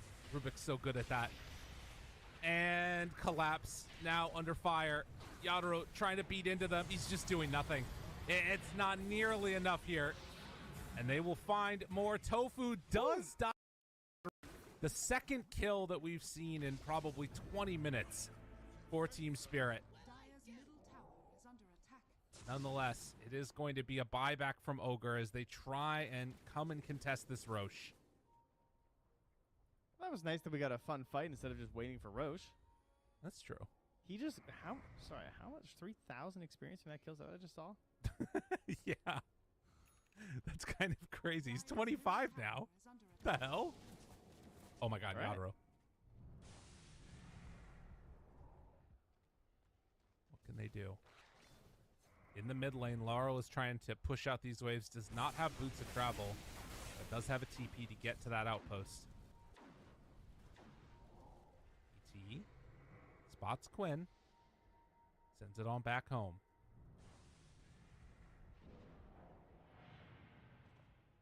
And they are, I mean, they're still somehow finding a way to contest. They're just running in to take it? All right, this is crazy. That is all kinds of nuts. Okay. Quinn getting ready to run in. Lesh is still in the pit. Roche down to low HP. They have a refresher shard on there as well as the cheese and the Aegis. Fighting their all time. or nothing. I mean, you got to do something. Laurel, he gets linked up. Quinn, the Force Staff, trying to keep him alive. But Quinn, he's right on him. Yule Scepter. Control. They need some help, but they're not getting it. Duraccio finds the backlines. On Yadro base missing. A couple key misses, but will he be able to run around? No! But Pochka for the save. They might actually have him here. Maybe, possibly a chance, a dream. They kill him. He has buyback, though. Oh, no. And now they relocate to the other side. Yadro, he gets surrounded. He gets taken down. None of these heroes have buyback. Collapse is going to manage to TP away. And even though they got the kill on Duraccio, the bigger play was making sure they killed the whole rest of Team Spirit. Oh, what a backstab there, too. Laurel survived for a lot longer this time because they didn't have Duraccio in his face with that nullifier, so it gave him a chance to actually use some of his defensive capabilities. But it was because Duraccio was working in the back lines. Agent Sam Fisher there, the Chaos Theory, drops in from behind, tries to get the kill, but despite an excellent effort there of survival, they eventually do lose Yadro. And looks like they're probably going to lose their base here, too. They're buying back. They're planning the great last defense here. Well, Maposhka has a lot of damage, if nothing else.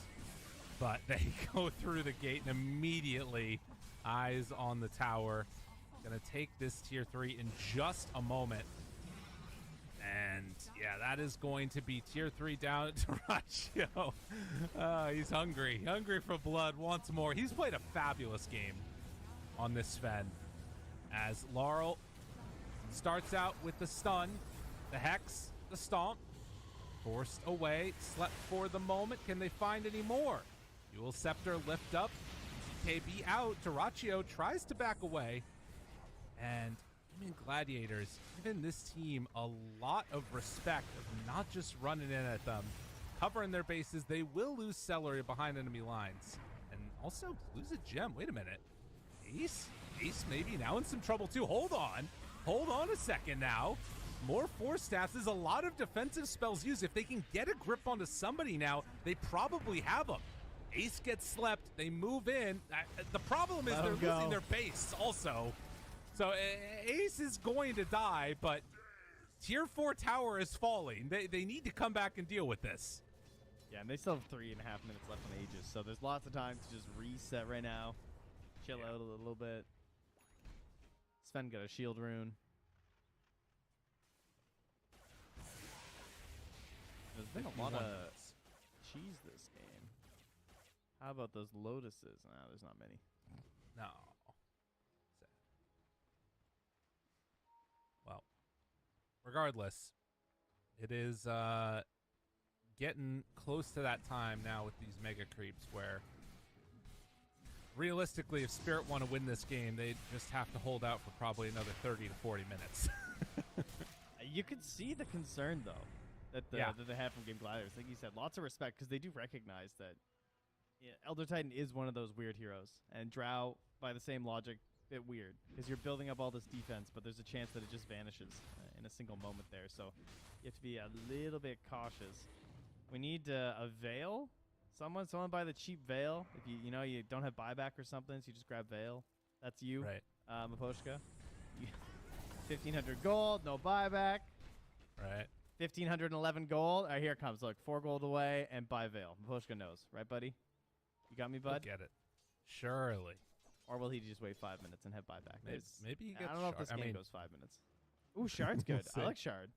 Yeah. Yeah, that's solid. Desperation Veil, game-ending drums. I love those little cheap items that you see at the end. Right. Anything that you can get that helps your team out in some way. I mean, the other thing that they'll have going for them is multicast Midas for getting tier 5s if they can hold out that long. But Okay. you got to hold out before then one push here. If he just nullifies and then scythes them all, Dyer's courier. Okay. right? Yeah. Yeah. I Just mean, do that. that sounds like a good start to a fight. Yeah. Boschka. Force staff. X. Stun. Backs away. Duraccio. BKB. Turns onto the H and says, I'm tired of playing this game. But do they have enough damage to take it out? They will. They smoke in, say, we don't need to kill heroes. Let's just kill the Ancient. And, well, they take the victory. Gaming Gladiators taking game number 1. Bit anticlimactic, but it's kind of cool. I like that. It's a pretty solid strategy. Just don't fight. Yeah, hard to lose the fight if you just don't take one. So, Right. destroy the base, easy peasy. This was a long time ago. 21 minutes. I don't remember what happened. Oh, this is when they had their chance. This is Yeah. when that long fight that started like actually kind of good for Team Spirit when they got the stun onto the low ground, but you could still see that it was going to be a struggle. And the main problem was, too, all these turnaround fights where you're like, maybe, and this one, too, same problem is when they just keep, oh, sorry, not this one, but when they have another fight down there later and Yataro's, like, still just dies. Because, like, if they had any hope, they needed some crazy fight where Yataro just manages to survive. But obviously, he was target number 1 for GG. Yeah. No, and I think that the thing that just stood out to me was Razor is kind of an interesting answer in general to this Lesh. You know, I think that it shows some ways that it can work, but also, like, a couple of things just felt like it wasn't the greatest from Spirit's draft. The Drow really struggled against the Atrophy Aura, the Crimson Guard, the Mech from Io, the shield coming out from Sven even with Warcry, and then also the Core Ogre. Like, it feels a little bit simplistic to be like Core Ogre's kind of bad, but that was kind of a part of it. Okay, you want to hear a crazy damage number here? Okay. RTZ. You saw the clip Razor. right there. Yeah, it's, that must be what it was. Quinn's Stormcrafter did half the damage of his ultimate. He did 5,000 damage to heroes with just Stormcrafter that game. And he did That's pretty crazy. under 10k with his ulti the entire time. Jeez. That's a little crazy, actually. I would not have guessed that. You know, it's kind of this like chip damage over time compared to slightly like more impactful damage, but yeah, that item definitely adds up over a long time. But yeah, the big counter, like you're saying, the Leshrac versus the Razor, like he took like 4,000 damage at the most crucial moments just from Eye of the Storm, just like being in his face, getting on top of him, forcing him back. So it's a pretty cool answer there when they have this idea of like, but what if they steal our Razor or our Leshrac? What will we do? So the Core Ogre, though, do you think we'll see that again? Yeah, I don't know. I think that was more of a desperation, what the hell are we going to do moment. Who knows, though? We might hear Team Spirit talk about it. They put out some good videos after these series, I feel like, where they explain their thought process, which is a pretty cool thing. Check it out, everybody. But that's going to do it for game number 1. We're going to get ready for game number 2 in just a couple of minutes. Stay tuned, though. More to come out from the group stage for Riyadh Masters in just a bit.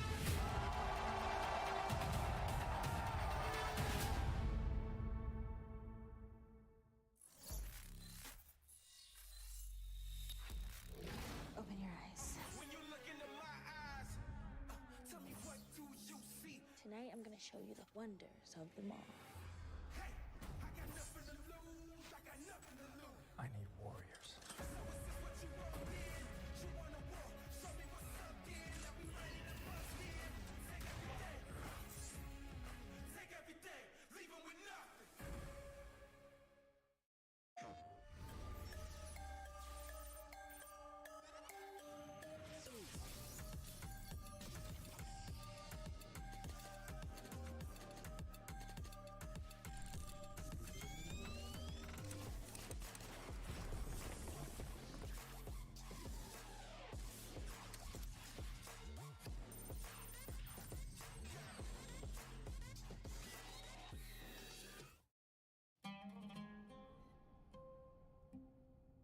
There is a place where you can elevate what's hidden inside.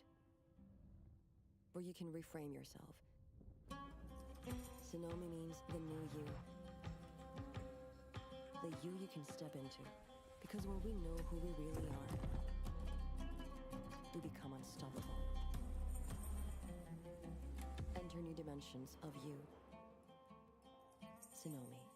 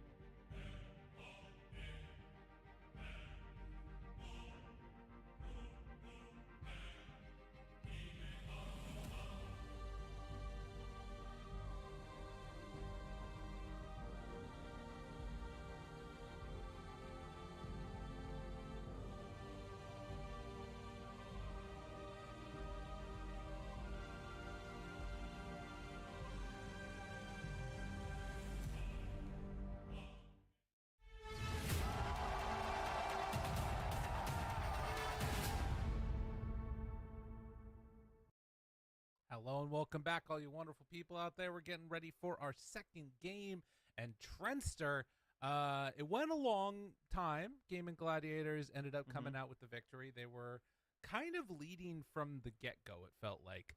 In terms of this next game, do you think we just see the IO ban? Because it felt like everything kind of followed naturally in the draft from IO getting through in that first phase. Or do you think that Spirit just trying to adjust a few things and mess with it a bit there, Roy? That's a great question. Because first priority for this game is Game Gladiators, and they have chosen second pick. So I believe we're just inversing compared to last time. Oh, okay. So it will be second pick. So if they first pick is basically their IO strat, right? Like you just saw. Right. Second pick, yeah, you're probably going to see the ban because unless they want to play it on the side of Team Spirit, you definitely don't want to give them the 1-2 punch. I don't imagine, because I don't think they're going to have a significant enough answer versus like IO plus Lash, for example, if that's what they want. Right. That's going to be comfortable on that fourth hero pick. Yeah, I could definitely see, though, Team Spirit playing IO as well if they wanted to. So maybe Gaming just end up banning that out also. Or maybe they want to try and run their strat against IO. I feel like, oddly enough, like I think obviously Gaming are not really too concerned. They're just going to play what they want to play. But I also feel like Spirit just sort of embody that energy too, where they kind of just focus on their own game. But we do have a draft, so let's hop on into it right now as we get ready for game number 2. Gaming Gladiators facing off against Team Spirit. And it is going to be the Brood Band first up. I'm just going to open back up in my little notes what the draft was in game 1. God, it's so nice being able to just do this from my own computer. Easy peasy. You have the power. Yeah, I was about to say, no surprise that we don't want that. Again, certainly a very quality hero here for Game Gladiators. For Team Spirit, Right. makes life easy, and yeah, they're gonna ban that out because although they have played IO in the past, they have not been into it lately. Has not been their jam. No one's banning it versus them, but throughout all of Bali, they were not hopping on the IO train. Definitely some Storm Pugna. That was attempted, but that's not cool anymore. We're off that. Fair. And then the Timber Saw will be our other ban, huh? Yeah. That was taken out in the last game. I haven't actually been able to get Dota buff open like a little scrub that I am. It's dead. No, it's Oh, down. that's Yep. Oh, no. It's over. Dang, what happened? I don't know. There's probably just some API issues, or All right, fair enough. maybe they're protesting. They're just like, hey, wait, pay us for all this free use, you casters. You know what? Credit to them. Well, this was let through. This was the ban in the last game. Snapfire gets taken first overall by Team Spirit. They do leave open a lot of other heroes to go against it, but Snapfire's been looking pretty good, at least in the early laning stage. There have been some issues once the mid game comes around and BKBs get out. Oh, they're back. Loaded Dota buff. Phew, what a relief. Yeah, this is very similar to the Batrider. A lot of the same ideas and concepts. Could go to Collapse, could go to Laurel, could just go to Mira. I mean, this was TI 10. This was Mira's best hero. I think without a doubt, he was probably the best Snapfire in the entire tournament when they took that one. So it is a hero that for a long time has done very well for Team Spirit. A beast. All right, bring him out. Ace wants to have some fun. Apparently. It's like I just had to play 53 minutes of a winning game as Underlord. I'm bored, guys. Did they just take Enchantress now? 10 seconds remaining. Feel like yeah. I think that's just the play, right? Surely. Yeah, probably that. Let's be honest. I mean, Snapfire, I think, does provide some pretty interesting answers to Enchantress. You kind of destroy her a bit, but just all that magical damage coming out. But I don't know. They're taking much longer than I would have anticipated. They could maybe just be going like techies. I don't know. I guess is that hero still good, or are we just completely off techies? They can go Rubik if he wants to play it again. We'll just play it. Yeah, okay. Keep it simple, stupid. This is the play. As Team Spirit, you gotta know this is coming out. So what are they gonna pair with the Snap? I personally like it more out of the mid roll, but like you were talking about, Mira obviously exceptional on this as well. Maybe just leave it open for flex. Yeah, I would be hoping to keep it open to this phase for sure. But the problem is it's kind of hard to counter anything that they have right now on Game Gladiators. Like you could go for, I was gonna say like a support counter like the Lich, but that feels kind of bad to grab on 8th. Obviously we're gonna get that a little bit later, but you're trying to find an impactful hero that doesn't remove Snapfire's capabilities here in terms of a counter pick. They could go for a safe mid like Pango. Looking for the Bloodseeker. Okay. That is not what I was anticipating. Huh. I guess yeah, here I'm talking about a safe mid that would remove the Snapfire. So yeah, this is a safe carry that does not take away your Snapfire flex. Pairs pretty nicely with Snapfire at most points in the game in terms of the timings that you want to like fight at. So solid. Cookie user as well. I was thinking maybe Clockwork could have been good too, but this I mean I guess this is just very highly valued. Yeah. Which fair enough. I mean the heroes look pretty crazy. He gets banned pretty much every second phase, it feels like right now. Right. 5 seconds. Our other tournament heroes, though, obviously these two teams didn't play in the play-in, so we don't know exactly about some of their new ideas, like the Meepo. Right.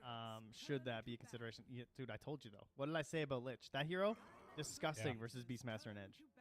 That is so funny they actually banned Lich. It's that good. So I'm sure some of you have seen it, but the changes to...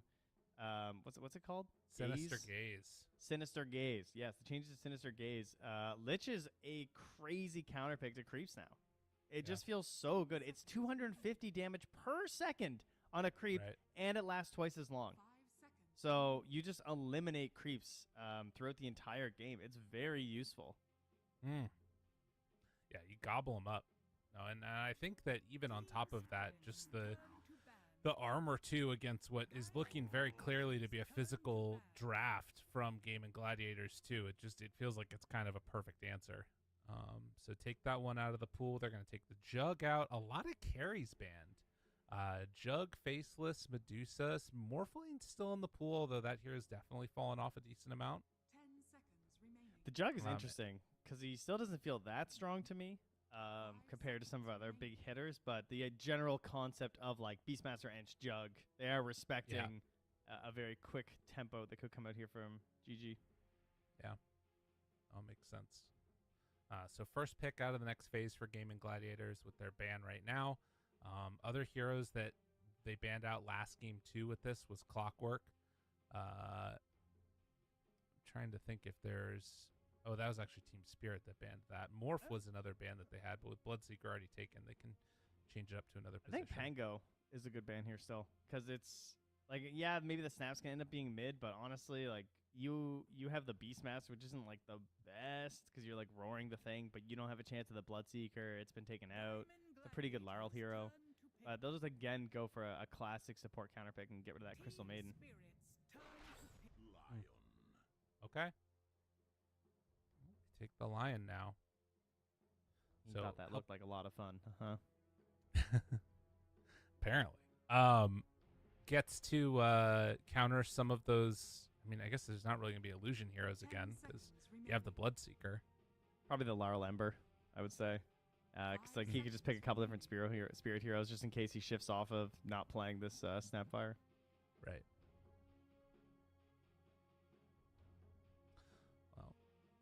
Good amount of reserve time burned through here for Team Spirit. I still like the clock. Big fan. Still like Clockwork. Just go ahead and pick it up. I feel like they're going to pick Marana and Pangolier. That's my theory here. Okay. I like that a lot better than Marana, I will say. The arrow was not selling me. But I was thinking about like classic creep counters. I don't think they're even that necessary anymore, honestly. Rana might be out. Moonlight's really cool, but who was it that we saw the other day that played it that did really well with the Shadow Demon? It did SD Marana, and it looked amazing. I don't even remember who that was. Yeah, no, it was in the play-ins. Regardless, still a nice combo. All right, big decision time. Mars. Okay. So this is something that they pick versus Zeus still. They're still Mars gamers. I mean, And that's a bringing it really back. good combo too. Snapfire Mars, either in core or in support. It's sick. God, the collapse of Mars. The flex is still really solid at this point because this is either just going to be Mirror Rubik, Mirror Snap, or like they can easily put this as a Maposhka Rubik. Like this is all looking very good, and they go for one of the more classic heroes versus Mars. I'm just going to have that Life Stealer. Probably his worst matchup core-wise. I'm trying to think of a worse one. I think that, I mean, overall, it's not like game ruining or ending or anything, but I do think it's the worst one for Mars in terms of the laning stage. Yeah. Jug often stands out to me a lot too, but Lifestealer's like more consistently annoying, just punching the crap out of you. All right, Puck gets taken out of the pool now.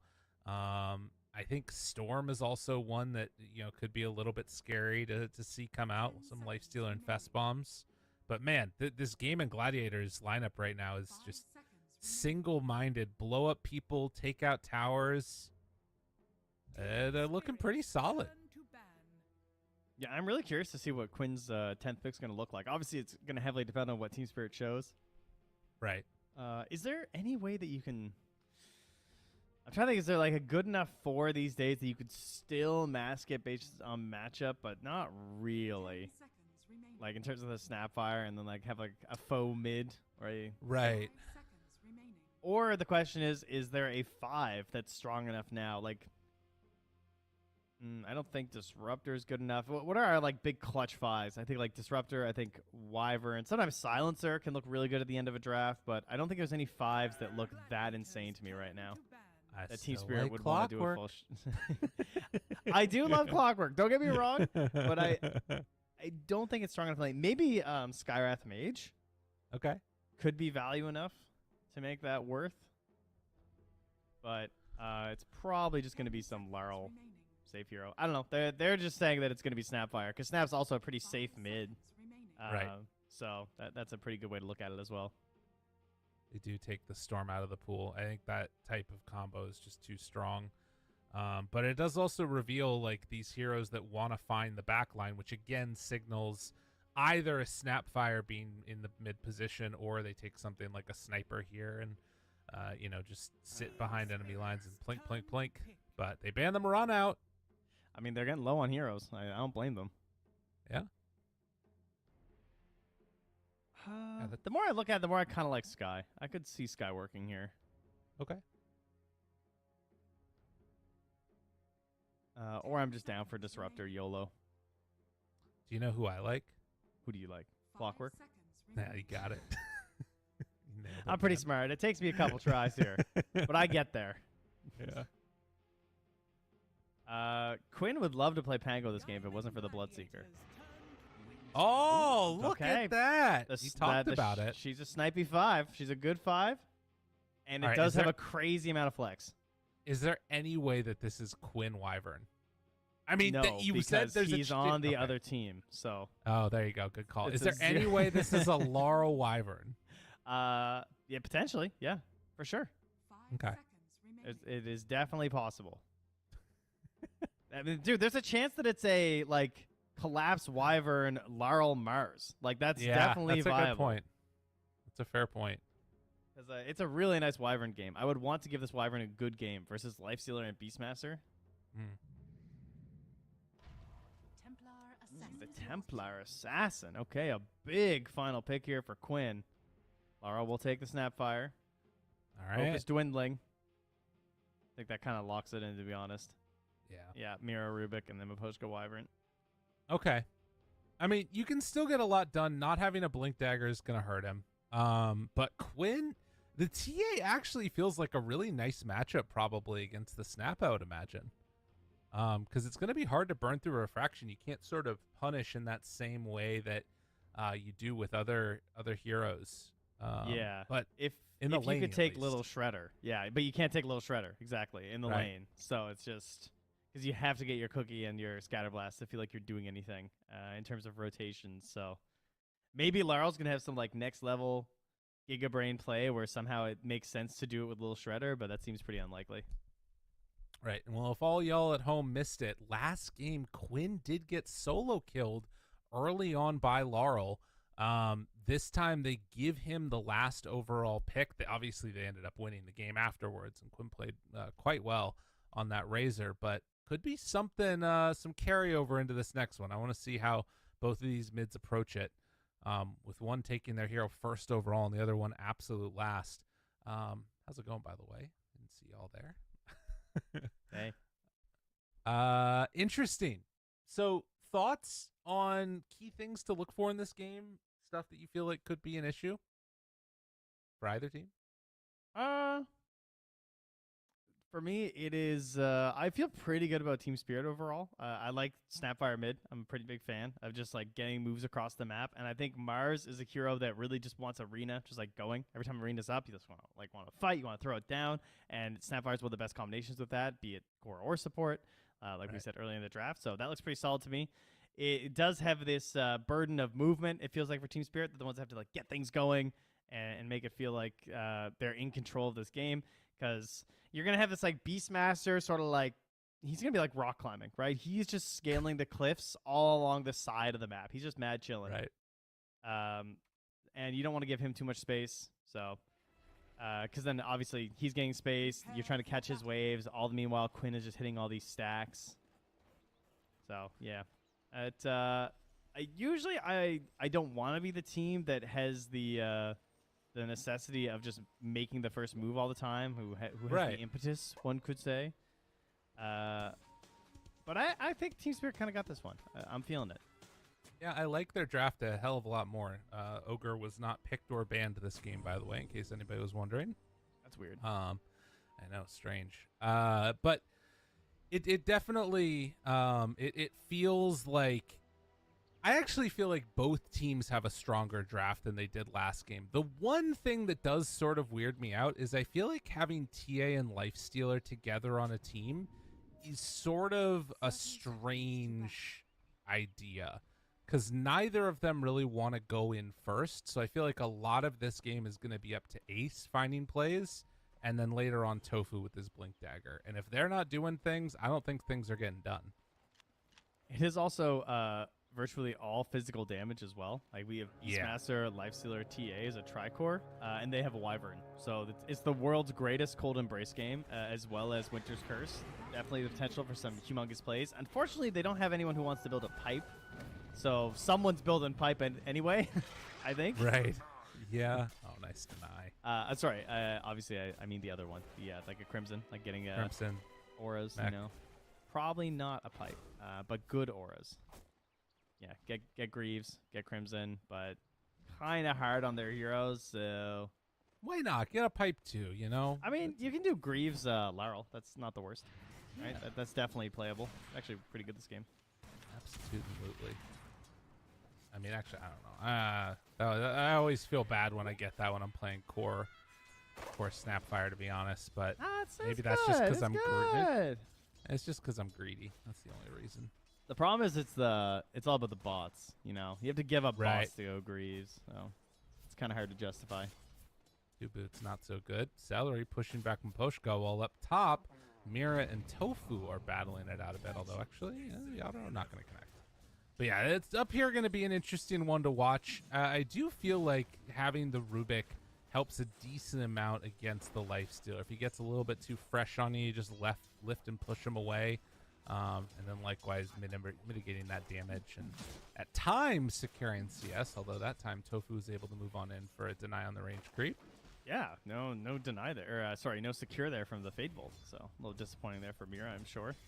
It might have been on cooldown. I couldn't quite tell, but regardless, it didn't happen. I checked him like right after, and he didn't have it, or he had it, so I don't know. It probably just came back. You're probably right. Oh my God, Yadro just got his salve canceled. Ooh.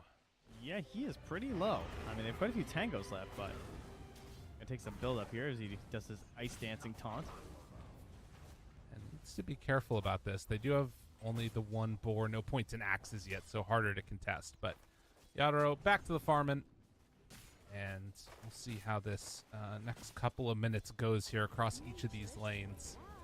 As Celery onto a Poshka, not sending the boar over to hit him too. Yadro trying to kill off the boar instead. An ace immediately there with the deny. Feels a little rough. It is worth noting we brought up so many different heroes in this draft, but the classic, if not the standby, if not absolute best hero for Game Gladiators to me is the Celery Enchantress. Yeah. Like, not only because you can just first phase it overall and it feels like it doesn't matter, but I think he's probably the best active Ench player.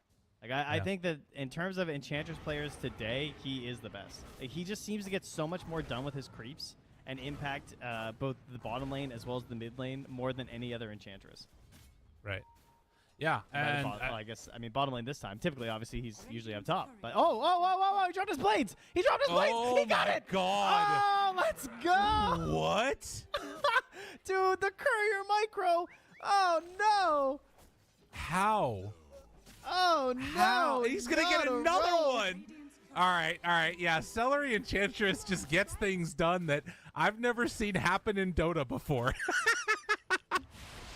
Dude, what the hell? All right, you need to take a pause to think about that. My Ace is God. losing it. He can't play. What the hell? Sorry, go. Mic issue. Yeah. I couldn't hear him over the laughter. Yes. He killed the blades of attack on the ground. What the hell was that? Oh, my God. I don't know if Yadro was going for some insane next level play where he was trying to drop the blades of attack and then pick them up. Or maybe he was trying to tell Maposhka to pick them up or something. Because like he didn't want the courier to die because he wanted it in lane like really badly to like get the last hits going. But that was brutal. Dude, new courier bug just dropped. Yeah, that's right. Guys, I don't know what happened, okay? It just fell off the courier. Oh my God. All right, well that'll be a good clip to look at later. Man, as we are just going to get reconnected. Don't worry, everybody. You're not missing anything here in the game. Everything is going to be perfectly fine. Yep. It's back to Hey, us. it's us. Yep. How's it going? Yeah, don't worry. I can tell you that no one is dying. Okay. The last hits are still chill. There we go. We're back. There we go. That was close. I didn't want to have to do Dota radio. That's a tough one. Oh, for sure. Yeah, Yadro trying to recover here after a little bit embarrassing couple of moments there. Oh, and I think now, too, I mean, it's not the biggest deal in the world. It definitely sucks because he's, like, winning this lane pretty hard and not going to get the full advantage out of that you would want to. But Laurel getting some good damage there onto Quinn now and getting close to level 6s on both of them. But Mira, sorry, cameraman, that's my fault. It's going to end up finding the first blood onto Dyrachyo just a bit too far forward. To be fair, Laurel was also getting a little spicy there in the mid, too, so I was happy to go with either view. Let's see, did he just get... I can't even get the death summary. I don't even know what happened. He died. That's what happened. And Mira's on the long run back. Maposhka does secure a pull down bottom, but yeah, we're checking this mid lane because Quinn, he's getting pretty low. He's got no mana. He's got no TPs coming mid because it's his core dying, not his support player. Right. So he's doing the run back as well. Gonna miss it on a range creep and potentially the catapult here too. Yadro wanting to go in again and does need to deal with this Centaur Conqueror. Had Stomp back up in a second, but couldn't get to it in time as... Laurel makes the move up top, waiting for the rune, and is going to be blessed with the regen. Very nice. Still can't just get over this blades of attack here. Got to recover. Clap stunned up. Got 2 points in the Ghoul Frenzy and 2 points in the Feast, so it hurts. Oh, whoa, the rotation, though. Oh, that would have been big because he didn't have a point over into Enrage. Or Rage, not Enrage. It's Ursa. Into Rage. Into Rage. Yeah, saved it.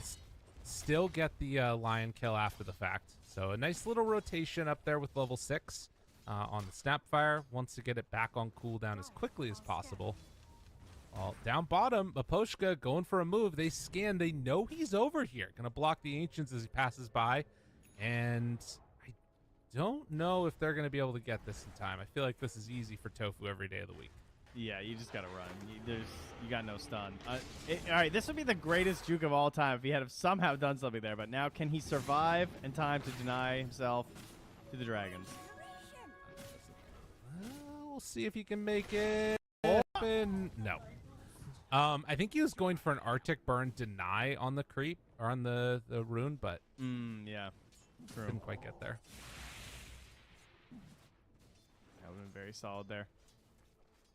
Sir, I believe Quinn died while we were watching that magic, though. Yeah, that's important. Wow. Laurel making it happen even without the Mortimer's kisses. What a freaking god. Yeah, I don't know. He just, I see he took a lot of tower shots. And then he got blasted away, so I guess he was going for a dive.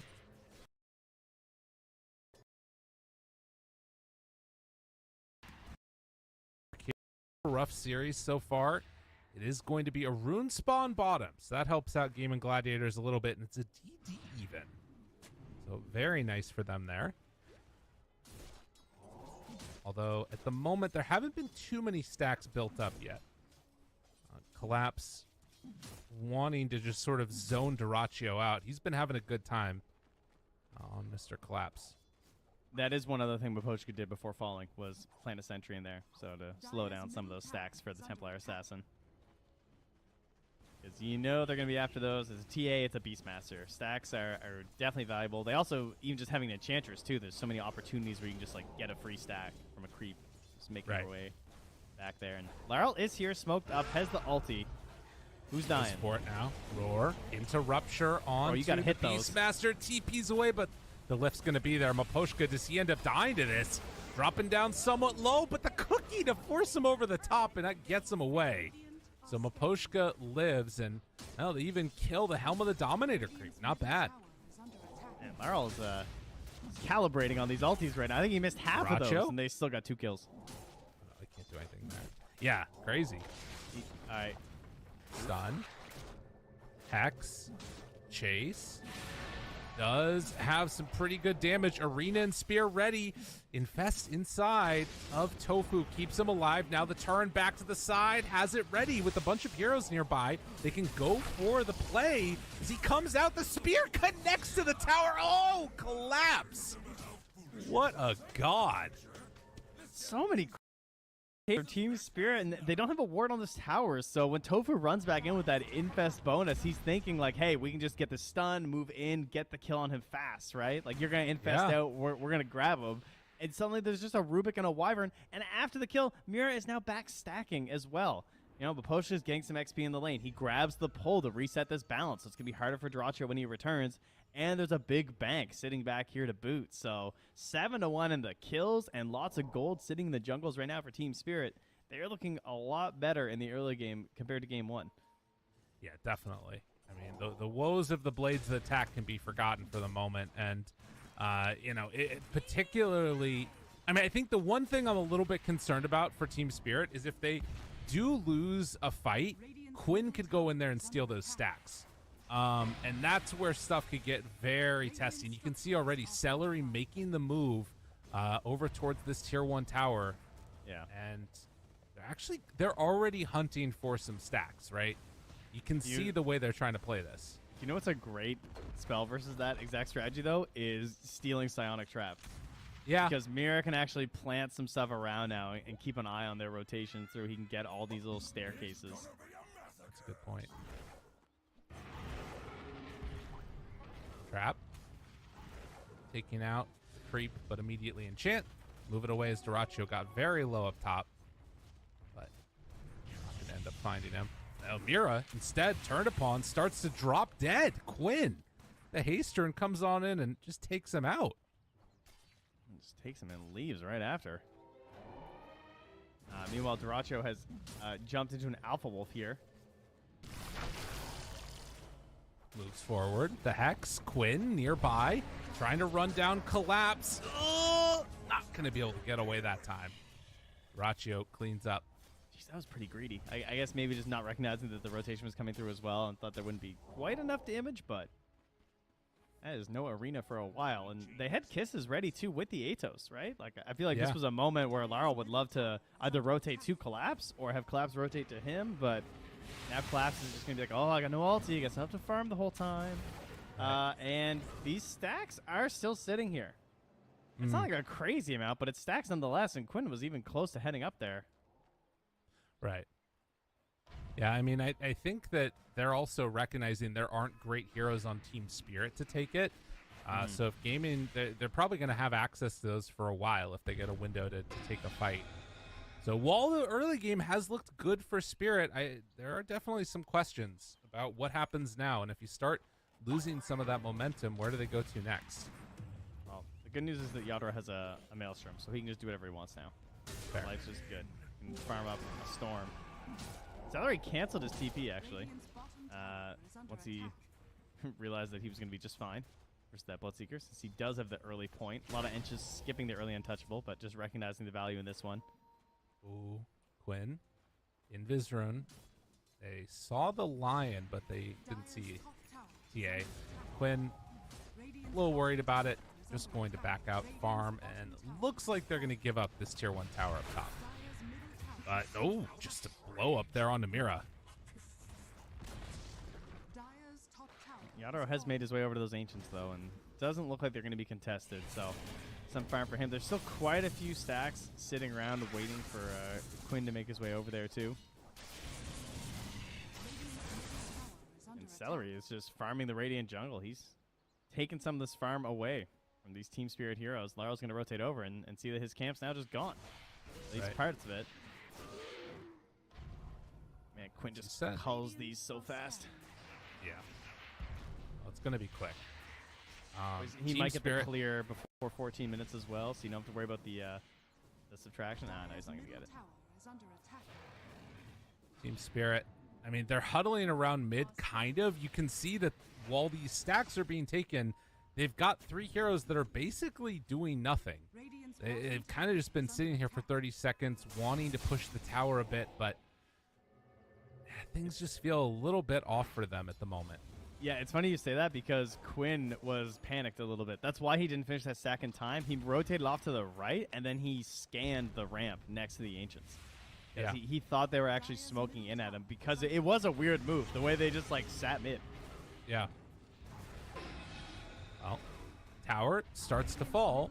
They're getting closer to finishing this one off. Collapse just finished his Blink Dagger, so that's probably what Team Spirit are waiting for on their timing, and they're going to get it delivered right now, although Celery is sitting right in between him and his Blink Dagger. He's just They'll farming. see him get it, and I mean, he's just being annoying. He's just being really annoyed. He's a menace, man. Like, what can you do? All right, well, I got you. Bye. Did they Winter's Curse? Yep, okay. Okay. Celery gives him the tip afterwards. Okay, and then Celery eventually going to go down. Oh, no, they cursed me and I died. Hey, wait, hold on. Both supports, though, maybe? Tofu. Oh, gets out. Oh, is that how much level 1 kisses have fallen? You can TP out of them. I mean, they actually used to be almost like double this damage. They used to be a crazy amount of damage level 1, yeah. It's like 300 per glob. Yeah, it was crazy. Just TP out. Why didn't we think of that? Oh. Over the last couple of minutes, Gaming Gladiators have gained the net worth lead back. They've kind of been jockeying for position there. And another stack being made by Tofu. Now a pretty good start to this one as Duraccio and Yadro having a bit of a head-to-head here. Oh, the bots, though. The bots. Okay. Going inside the siege creep, wants to run away as the lifestealer. The slowdown is there. Duraccio, he doesn't have rage, doesn't have infest, does have the greater healing lotus. Will it be enough? With the armlet toggle, the turnaround, it's not.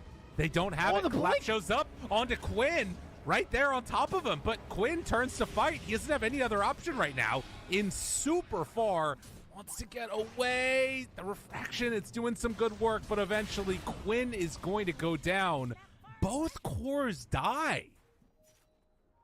Ooh, so needed here. Great use of the bots early from Laurel. The aggression. This is what we're hoping for with this draft. They know they got to play things a little bit quicker. And immediately moves down towards Ace, but even with the kisses, they can't find a secure onto him. Right. Oh, nicely done, though. Man, I thought that Wow. when he jumped in there and tried to go for the grab onto Quinn there with the God's Rebuke, but he still had the refraction, so he blinked right back onto Yadoro. I thought Yadoro was dead for sure.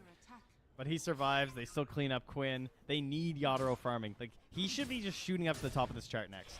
Because the Maelstrom on Bloodseeker, you farm so fast. It is insane.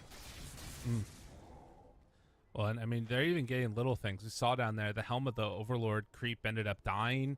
Yadoro is just chasing this one down now. Ends up enchanting and taking over some more farm. Celery trying to be as annoying as possible as an edge. But yeah, I'm seeing the way forward here for Team Spirit, particularly if Laurel keeps this type of net worth going. Top of the charts right now, has the Yasha done, and gonna just keep spamming out consistently. They're just clearing those waves so quickly there. I like the Manta call. A lot of good stuff that you can use the Manta for in this game, especially if the TA just jumps on top of you. Ooh. Mira? Oh, they dropped out a sentry though, and it's gonna get roared and immediately brought down. Did have the meld there stolen for a second, but get the roar out of it.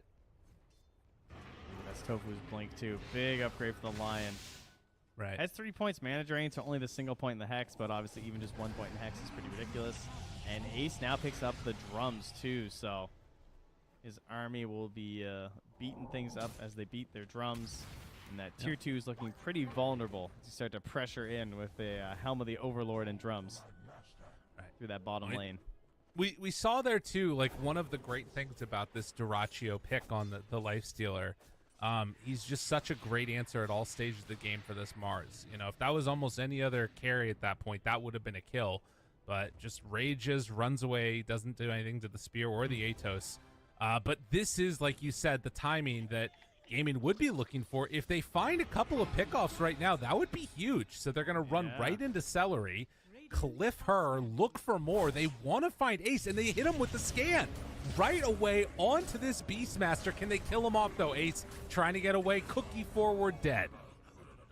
So they leave the Enchantress to TP back home, but they get the bigger kill. That was a pretty interesting movement, too, because it was Yadoro who actually made the call. So he was in the mid lane, and they all wanted to clear that out, and he drew a line. He actually wanted them to smoke in and hopefully get up towards where Quinn's currently at. And then he wanted to farm out the other direction and maybe set things up for a potential rotation with the Boots Travel after. I'm sure he's a little disappointed that he had to use the kisses there onto the Beastmaster, because they're probably close to getting without it. Ooh. They'd use the curse up top, though. Quick rotation across the map. Laurel ends up dying so for smart. it, but Duraccio goes down too. Ah, clever. Okay, so that's the play, right? You rotate down bottom with the smoke, then come through the twin gates with the supports, because Yadoro had pushed the waves up top there. And then they have that free setup of Curse into Silence versus the Lifestealer. And he's not going to have a Dispel for a while. Yeah. Obviously, that can be used during a Silence, is what I mean. Right. I'm trying to get into the Radiance right now on the Lifestealer, actually. Yeah. So after Armlet has that one on the docket. But likewise, as you come to expect from a Beastmaster TA team, Roche on the menu. They're going to get this one basically for free. So a nice little move as it rotated away. Get an Aegis. We'll see what Team Spirit try and get on the rest of the map while this is happening. They do have the 9-second BKB for Yadoro, so don't really want to use that in the Aegis fight, but there's a chance that they overextend, maybe not respecting that early BKB here from Yadoro. And some Mjolnir coming out here soon. How good? Shard's not great this game, I guess, for the Bloodseeker, huh? Yeah, I mean, it's always kind of nice, but yeah. I mean, there's some games where it feels incredible, but this game's a little eh. Yeah. Well, with Aegis, they're going to start pushing down this bottom lane here. And this is really when you're in your element as this draft for Gaming Gladiators. They have the Radiance done on Lifestealer. got the drums, Helm of the Overlord. TA's stacked out the wazoo, getting towards the Chrysalis next, but Team Spirit willing to fight into them, and they find Tofu off in the trees, able to steal the Hex. Immediately, he gets away. Kisses like go out, it's not enough. He's 20 gold from Blink on Maposhka right now. Like, this is, he wants that so bad. All right, bring it out. Oh, don't die now. Collapse. Gwen nearby the cookie, but the Doraccio goes for the rage. Slap's still taking a lot of damage. Cold Embrace not doing enough, but the Winner's Curse, the turn on to Ace. Is this going to be enough to bring him down? Not quite. Ace, 40 HP, but they find him with the snipe. Nice play by Maposhka. Doraccio trying to get onto and kill Yadro, and they do have enough to bring him down. Doraccio, too strong, everything used, but not enough to kill the heroes that matter. Mira is going to drop 4 dead. That's potentially a Rax. Oh, that was such a good early fight, man. 22 minutes onto the high ground right now. Hour is just gone. Oh, what a fight, too. Despite the great curse, the beginning of the fight, the way Doraccio and Quinn and Celery, they had this perfect triangular position where there was no good curse from Maposhka. He had to retreat back, wait till he got the blink off the courier, and then he does get a super solid one, but you know, at that point, the fight had already kind of broken down because they had focused Collapse. He'd been pulled back out. They couldn't get this nice setting there from Team Spirit. And, of course, that's all into an Aegis that wasn't even utilized, right? So the fight is just so hard for Team Spirit to calculate. Man. Yeah, and like we said, it was coming at, like, basically the strongest moment for Gaming Gladiators. They got all of their core items, and even to some extent luxury items, the Lifestealer Radiance being done. And for Team Spirit, just not quite there yet. And now down to Rax. I mean, it's still an amazing Wyvern game for Curse, has a Blink Dagger up and online, but with a 5k gold lead now, we'll see what Gaming Gladiators can do. These fights don't feel easy for Team Spirit. Yep, the Curse is back. So that is definitely what they're going to be playing around. There's the Blink BKB now up here for Collapse. Feels bad that you've lost a Rax before you even get your BKB on Mars, but it's here nonetheless. So perhaps he can set up. There's going to be a lot of lurking, I feel like, from Maposhka because they're very cognizant of this Winner's Curse. They're trying their best to play around it, so he needs the fight to break down a little bit first. Right. Oh, they're going to try bait here with the Laurel Snapfire Manta. He's being cute. He's being cute. Perhaps find Celery. Yadro just dies. Doraccio up on the top side over there while the fight's going on over in mid. So they find Celery, gonna try and bring him down. Do they have enough damage? Dude, this freaking hero, man. Why is this hero a thing? And the Collapse just gets jumped, almost dies instantly. Insult to injury. Celery is the one that lives through it all. Dude, Enchantress is so dumb. Oh, and now they jump for it. They find the Wyvern. Maposhka, Winner's Curse. Take that, Tofu. How dare you come and kill me? Maposhka's going to die nonetheless. The Wyvern, nowhere left to go. It's gobbled up by the Lifestealer. Just like that. 9k gold lead. Gaming Gladiators, they're all over the place. But how could they do so much damage and yet get no kills? Curious. Yeah, the Hex into stun set up there, as you can see, though. Bringing down Yadro before things even got started. And what was looking like a pretty good start to this game here, all things clicking for Team Spirit, immediately taken away by the spike. This powerful timing from Gaming Gladiators jumped upon, like you really don't see too often anymore. Like, it feels like teams don't need to hit a timing as hard as they kind of did in this game for Gaming Gladiators because of this Tricore. Nice. Gets inside. Easy peasy to escape, and not really a great answer after the fact. Lifestealer all the way back up at full HP yet again, ready for a jump if they want it. My goodness. I mean, and again, Team Spirit's early game looked great, and we kind of talked about some of the issues that Gaming Gladiators draft had. They couldn't get much done until, you know, the Ace was online, until Tofu got his Blink Dagger, and then they just got those items and they did it. Celery made so much happen in the early game. Yeah, unfortunately, they have not found similar timings with the items on Team Spirit. You know, there was no like dramatic blink reveal really for Collapse or even a BKB. I mean, he's had this for so long, still doesn't have a good opportunity yet to use it. What can they do? Yadaro's about to be level 18 here with 7 XP. So it's a bit of a bonus here for them. You can find that XP. He's the one that gets the shards. Now they have open wounds. Yeah, I noticed he was very poor for a while. He's second now. He was the lowest core in the game before he got that Radiance. Interesting. Well, gets the nice little boost up. And Gaming Gladiators, after taking a lane of Rax, likely looking for a pick here if they want. No need to sort of press the gas pedal down yet if they don't want to, but can go for these smoke type of plays, try and catch somebody out of the base. And Yadaro is out of the base. So too is Miposhka. The Hawk right on top of him sees Yadaro. Looking for a jump with Quinn. A nice surprise. Tofu goes right on top of the speed. You should die. You should be dead. This hero's not fair. And finally, Yadaro gets the triple kill. So a great fight for Team Spirit and not even needing to use the curse. That was scary. It was pretty close, though. Yadaro almost went down near the beginning of that fight. Great save from Collapse, but Yadaro gets nice and low, but then the heals start kicking in. Gets a couple of finishes there right next to those opponents, so the Thirst gets him back up, keeps him fighting. And despite being down so much, it takes one Rubik buyback, and they just get right back into this. That was almost a 5K gold swing. Yeah. Plus all the farm time they're getting right now.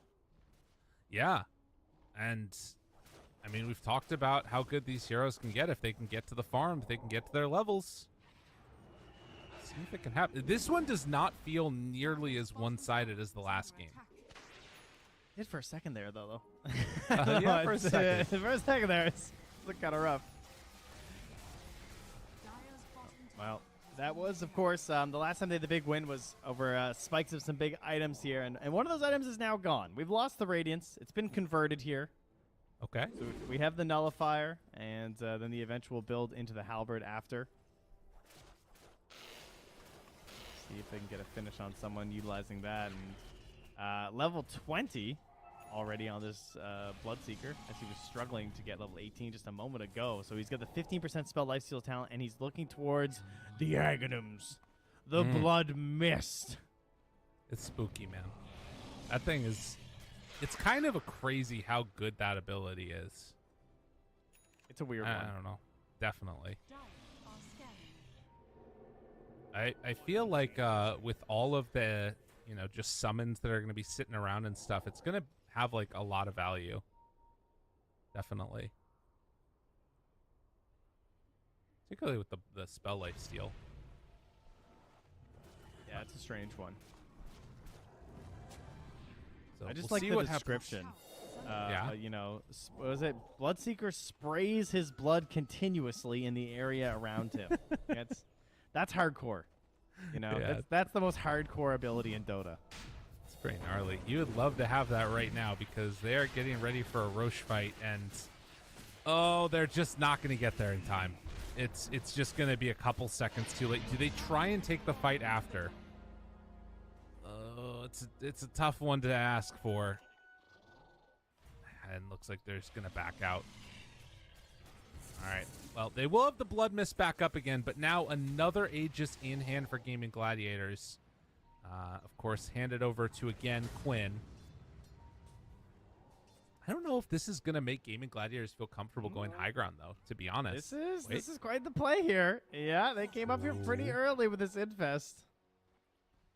Ooh, thought about it. Still thinking about it. He's whipping. Don't go in. Don't go in. They're all there, bud.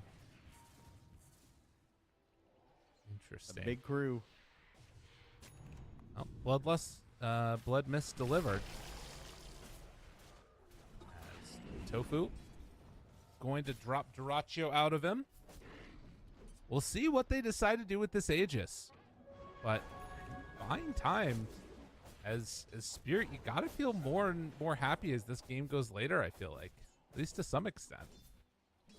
Well, considering it was looking like they were just going to get walked down, yeah. I think, you lose a Rax that fast, you start getting pretty concerned. Right.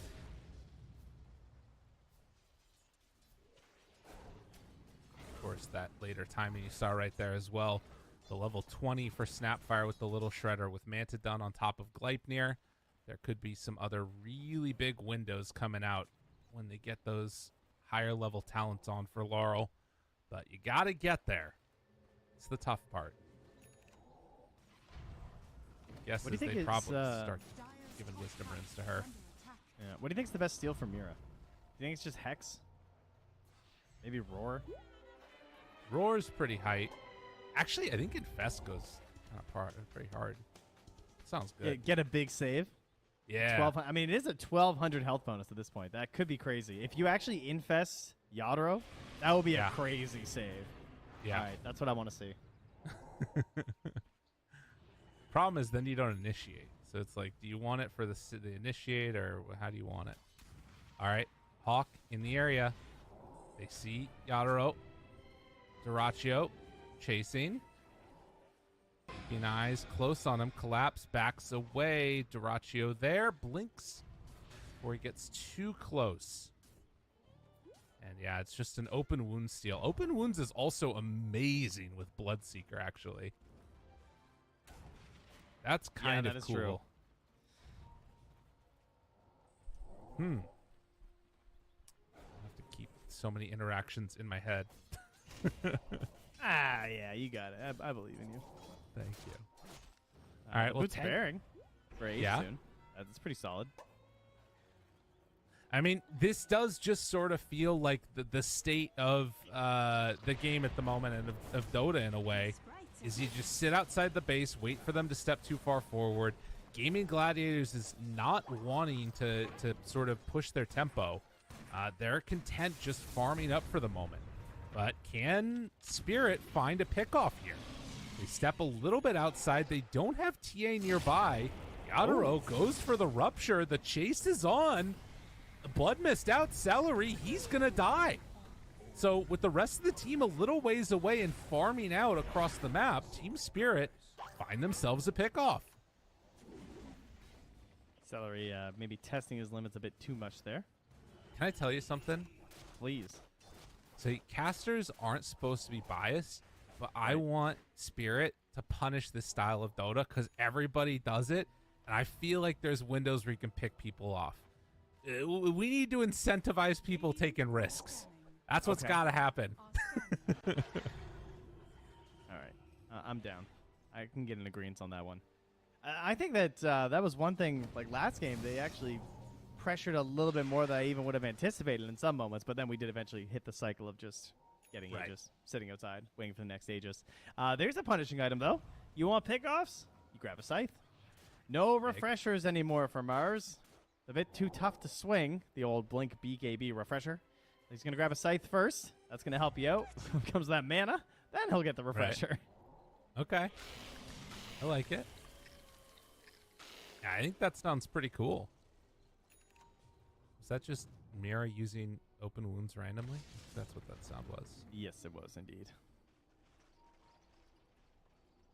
Well, we will see how this goes.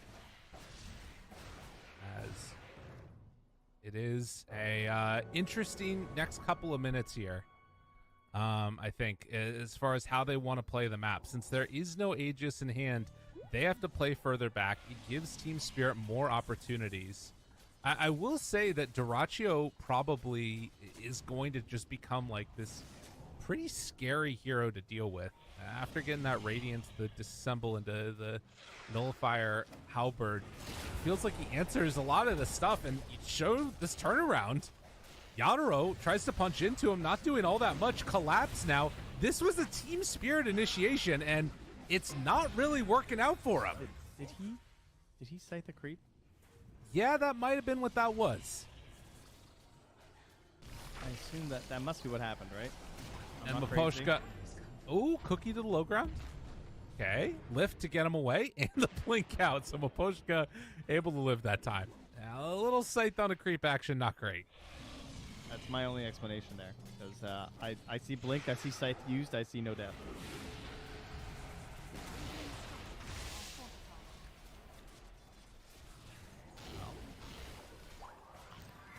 Cookie. Gwen, force back with collapse. Already dead. Duraccio eats the cheese. They're onto him again. It's the full set of racks. My goodness. The Rax, yeah. Both times the Rax went this game, it was just gone. Like, there was just no conversation, just immediately vanishing. They do punish mistakes so quickly. I mean, I guess this is the thing, right? This lineup just takes buildings so rapidly that they can just sit back and wait for a mistake. Bro, guys, how are so many of you in chat falling for the Sold Radiance meme? Guys, come on. This is like the 20th game it's happened. They're just joking, guys. They actually know. The amount of people that fall for the bait. He didn't sell it. He disassembled it. Trent, like, chat, there's no delay right now. I gotta let them know. I can't see. I just opened chat for the first time all game, and I just see so many people taking the bait. Guys, selling Radiance paid off huge. Oh, look at this Laurel. They get it. Mira, he's gonna get caught right at the start, and Tofu tries to get out of there. Okay, wait a minute now. No creeps to worry about that time. Kills off the Lion very rapidly. So it comes at the cost of the Rubik. I think they got their gem back as well. They're good to go. Damn, you're just roasting a bunch of people. Unbelievable.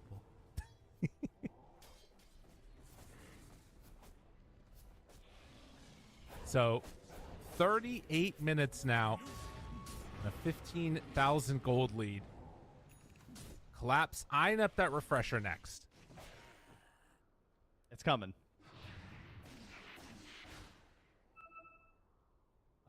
Oh my. Can they do it? Can they? That's the question. Mafoshka. Well, that feels quite. Oh, wait a minute. How does it feel? Celery just yelled at him. Fusroda to death, but Celery did get brought down by him from the grave.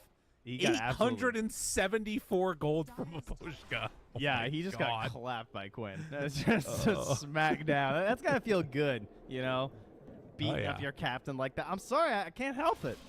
Cursed me. 30 seconds here, quote unquote. yeah, literally. All right, it's going to be Radiant side. They're already prepped down here. Yadro and Claps hanging out in the zone. They need to get some vision down here. That would be great. But all three cores for Team Spirit are nearby. So if they were to be there at 40 minutes as Roche comes through, this is looking pretty good. Unfortunately, they have versus the Beastmaster. So the Hawk will be out here pretty soon, I'm sure. From Ace, probably going to send the next one. He had the right idea with the Hawk he just sent. Kind of heading down to this zone as to where they were just farming. He's actually going to spot Mira with it. Okay. So, let's see here. Yeah, they are prepped for Roche to come through here. Yadaro's going to get bopped, though. He stands right there. Oh, here we go. Quick and easy.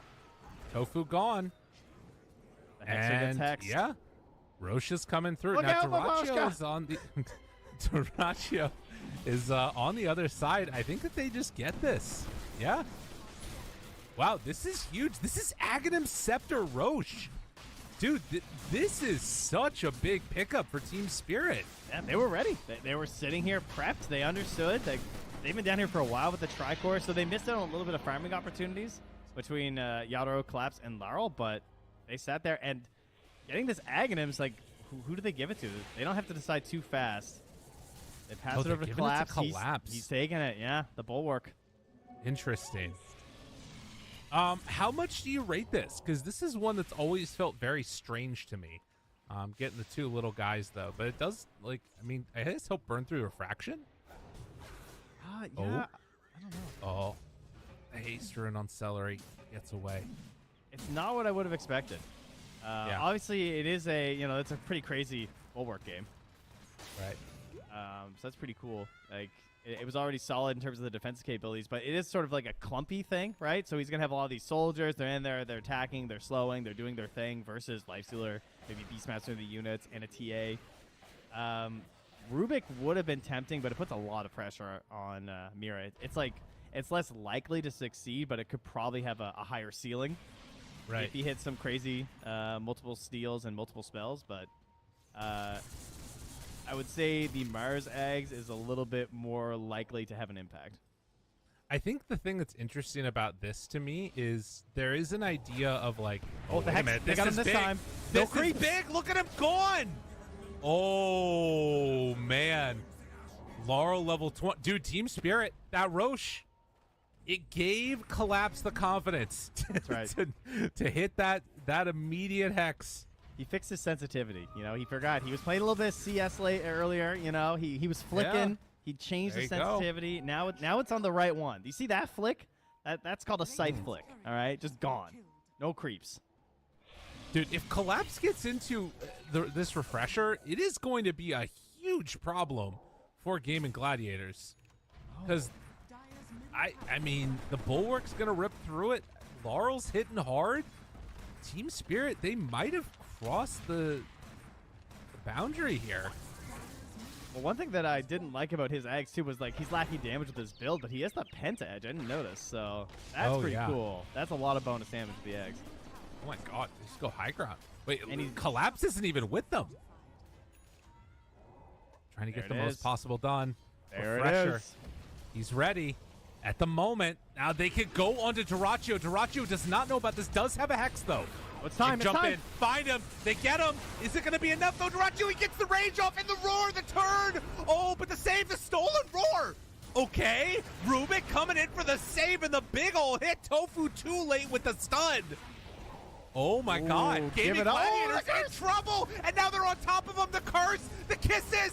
It's falling apart so quickly. Gaming Gladiators just lost everything. Duraccio?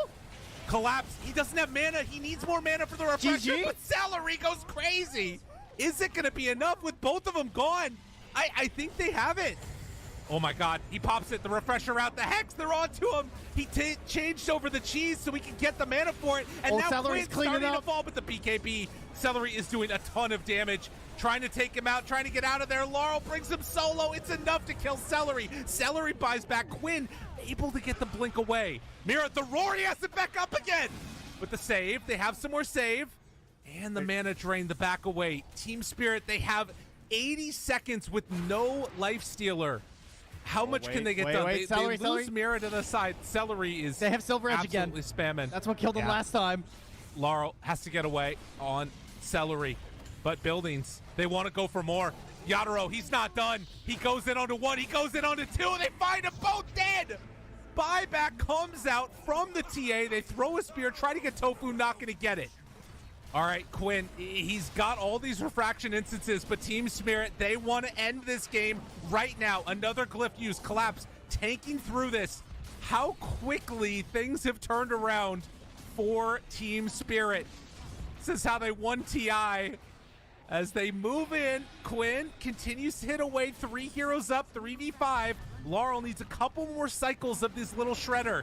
They set their sights onto the throne. Collapse, he's solo. Ace is right on top of him too. The roar. Gaming Gladiators, they take down the Rubik. Can they find more? Yatoro doesn't have help. Ace moves on in. Laurel is there. A couple more hits. They take him down.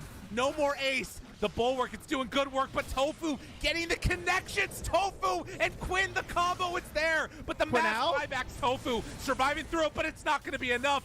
It's Quinn and Ace versus the world. The rupture is there. Quinn does not have buyback. Quinn is in trouble. Quinn trying to back away, but there is nowhere to go. Duraccio's now back up. Laurel has gotten so many levels in the last couple of minutes. Are they finally going to call it off? With Duraccio respawning, they can't do any more. And they only got one lane. They went all in. God. It's so Gaming much. Gladiators, they hold. How do you hold that? Yeah, supports went nutty. Quinao was just being Quinao. He got some hits, I gotta say. Considering there was a butterfly in there, I feel like he did pretty well in terms of the accuracy. Because, like, that is a scary Bloodseeker to try and bring down. Dude, the Silver Edge usage and the purchase there from Laurel just did so much work. Like, Celery was in serious, like, he almost wiped them that first time. Oh. Dude, are they going to go for this? Are they just going all in? Wait, there's no way. There's no way. Is this There's Boston no way. Major? Maybe next time? There's no way. There's no way. There's no way. There might be a way. They don't have a glyph. Dude, they're just smoking. Oh, my God. They're going to do it. They're going to do it. They're going to do it. Oh, Celery. Gotta be careful there, buddy. They need creeps in the base, though. The DD on Collapse, it's running low. Refresher sight. This is a bold move. They go for it. Rin immediately. Celery gone. Oh Go my for the God, building. trying to end the game. They're trying to do it. Refresher, they find him. Ace, he's in trouble. BKB walk away. They can't get on top of him. Collapse looks for it. The damage coming in from Laurel. They just want to end this game. Try to take out heroes where they can. Ace dodging, ducking, but nowhere left to go. Duraccio trying to hold on to the throne. Can they kill him off? They waited for all their buddies to be back up, and now going for the Ancient. Team Spirit trying to end this game. They catch him. Tofu desperately trying to hold on. Do they have enough damage? They hit heroes hard, but GG is called. Team Spirit managed to sneak one out. What a freaking crazy 10 minutes. I think that says it all from Collapse. The only one surprised here is you. Never a doubt in his mind. He was like, the second I start hitting these hexes, this game is over. All right. That creep, Dude. that was a practice round. Exactly. We started from the blades of attack and we ended here. What a wild ride of a game. Oh, here we go. This is it.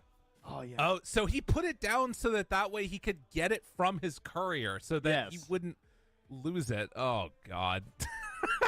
I mean, I can see the logic, right? It kind of looks like you're going to get that first, and Maposhka was there, but Maposhka was going back to pull. It just didn't quite work. It was almost a sweet play, and then it very quickly turned. It was very EE 50-50-esque. Gotta pay our respects to those that are dead. Yo, shout-outs to Mira and these steals. The roar at the end of the game, like, whew, that went completely nuts here. Is this where it all began? This is where it all began. Down, what, 8K is that? Yeah, around 8K. Started getting these fights. Man, what a turnaround in this game from Collapse and that Hex. It did everything. It started everything back up. Oh, that too. That curse. Dude, that was great. With like 4 minutes to go, 4 minutes till the end of the game, I mean, they were up, how much is this? 15,000 gold at 42 minutes? Gaming Gladiators were? It was like a 20K gold swing over the course of, I think, 5 minutes. Yeah. That's insane. All because they prepped for that bottom Roche and really controlled that space, dedicated themselves to it. The Ags on Mars was great with the Penta Edge Sword. It did. I'm sure if you go back and look at the damage, I guess I can literally check right now. Because he got it right at that Roche. Does it actually oh, it doesn't show individually how much damage it did. Damn. Well, that's unfortunate. Yeah, that would be very useful to know. But it did work. Wow. Crazy. Absolutely insane. Definitely the type of game that I was anticipating Gaming Gladiators was just going to close it out, easy peasy. But this is a lesson. This is a lesson to everybody. When you take chances, when you put yourself out there on the map, when you don't just AFK farm for like 30 minutes, good things can happen. I like to see this from Team Spirit. What if they just surely AFK that's farmed what harder? You know, maybe. would that have given Gladiators the win? Maybe. There's a Were chance. they too bold? Listen, shoutouts. Go for it. Shoutouts to late Wyvern picks. That was Mm. pretty god tier. That was nice. It was a great Wyvern game. The kisses were great. Sorry, the curses were great rather. And then the use of the cold embrace. The only person who could really cut through it was Celery because he's just like lobbing these pure damage impetuses. But when he was actually pushed back, because there were a couple times where there would be this big save and they had to like drive back Celery, but it worked and got people back up and running. And they were able to really enable Yadro in the late game with these saves too. So very well done. Well, while you correctly pointed out that Gaming Gladiators probably could have just done that, I'm going to choose just to confirm my own biases and not learn a thing. And we're just going to get ready for our next series. So we're going to get ready for that one in just a bit. It's going to be Aster versus Liquid. A good one. Stick around. We'll be back in a few.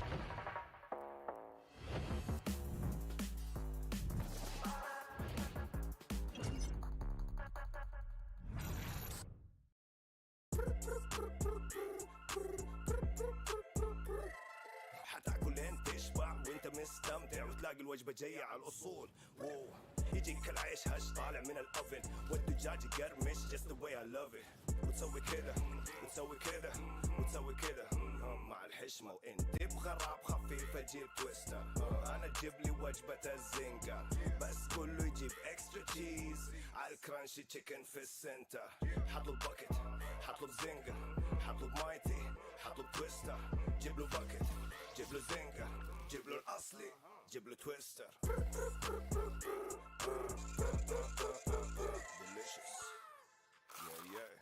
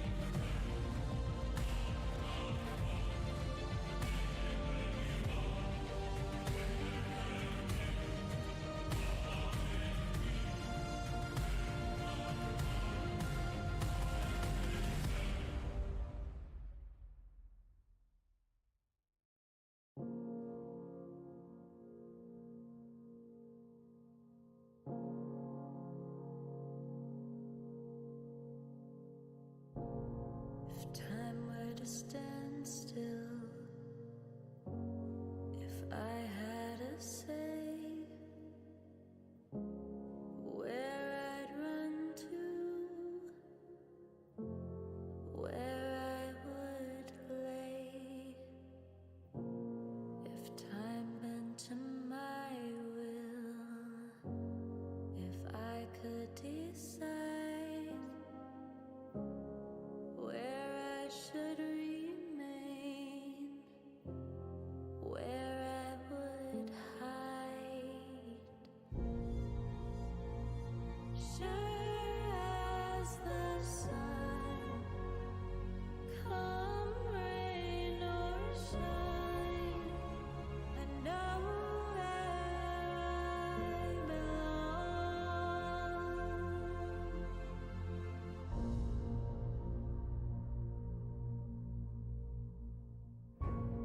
If time were to stand still, if I had a say,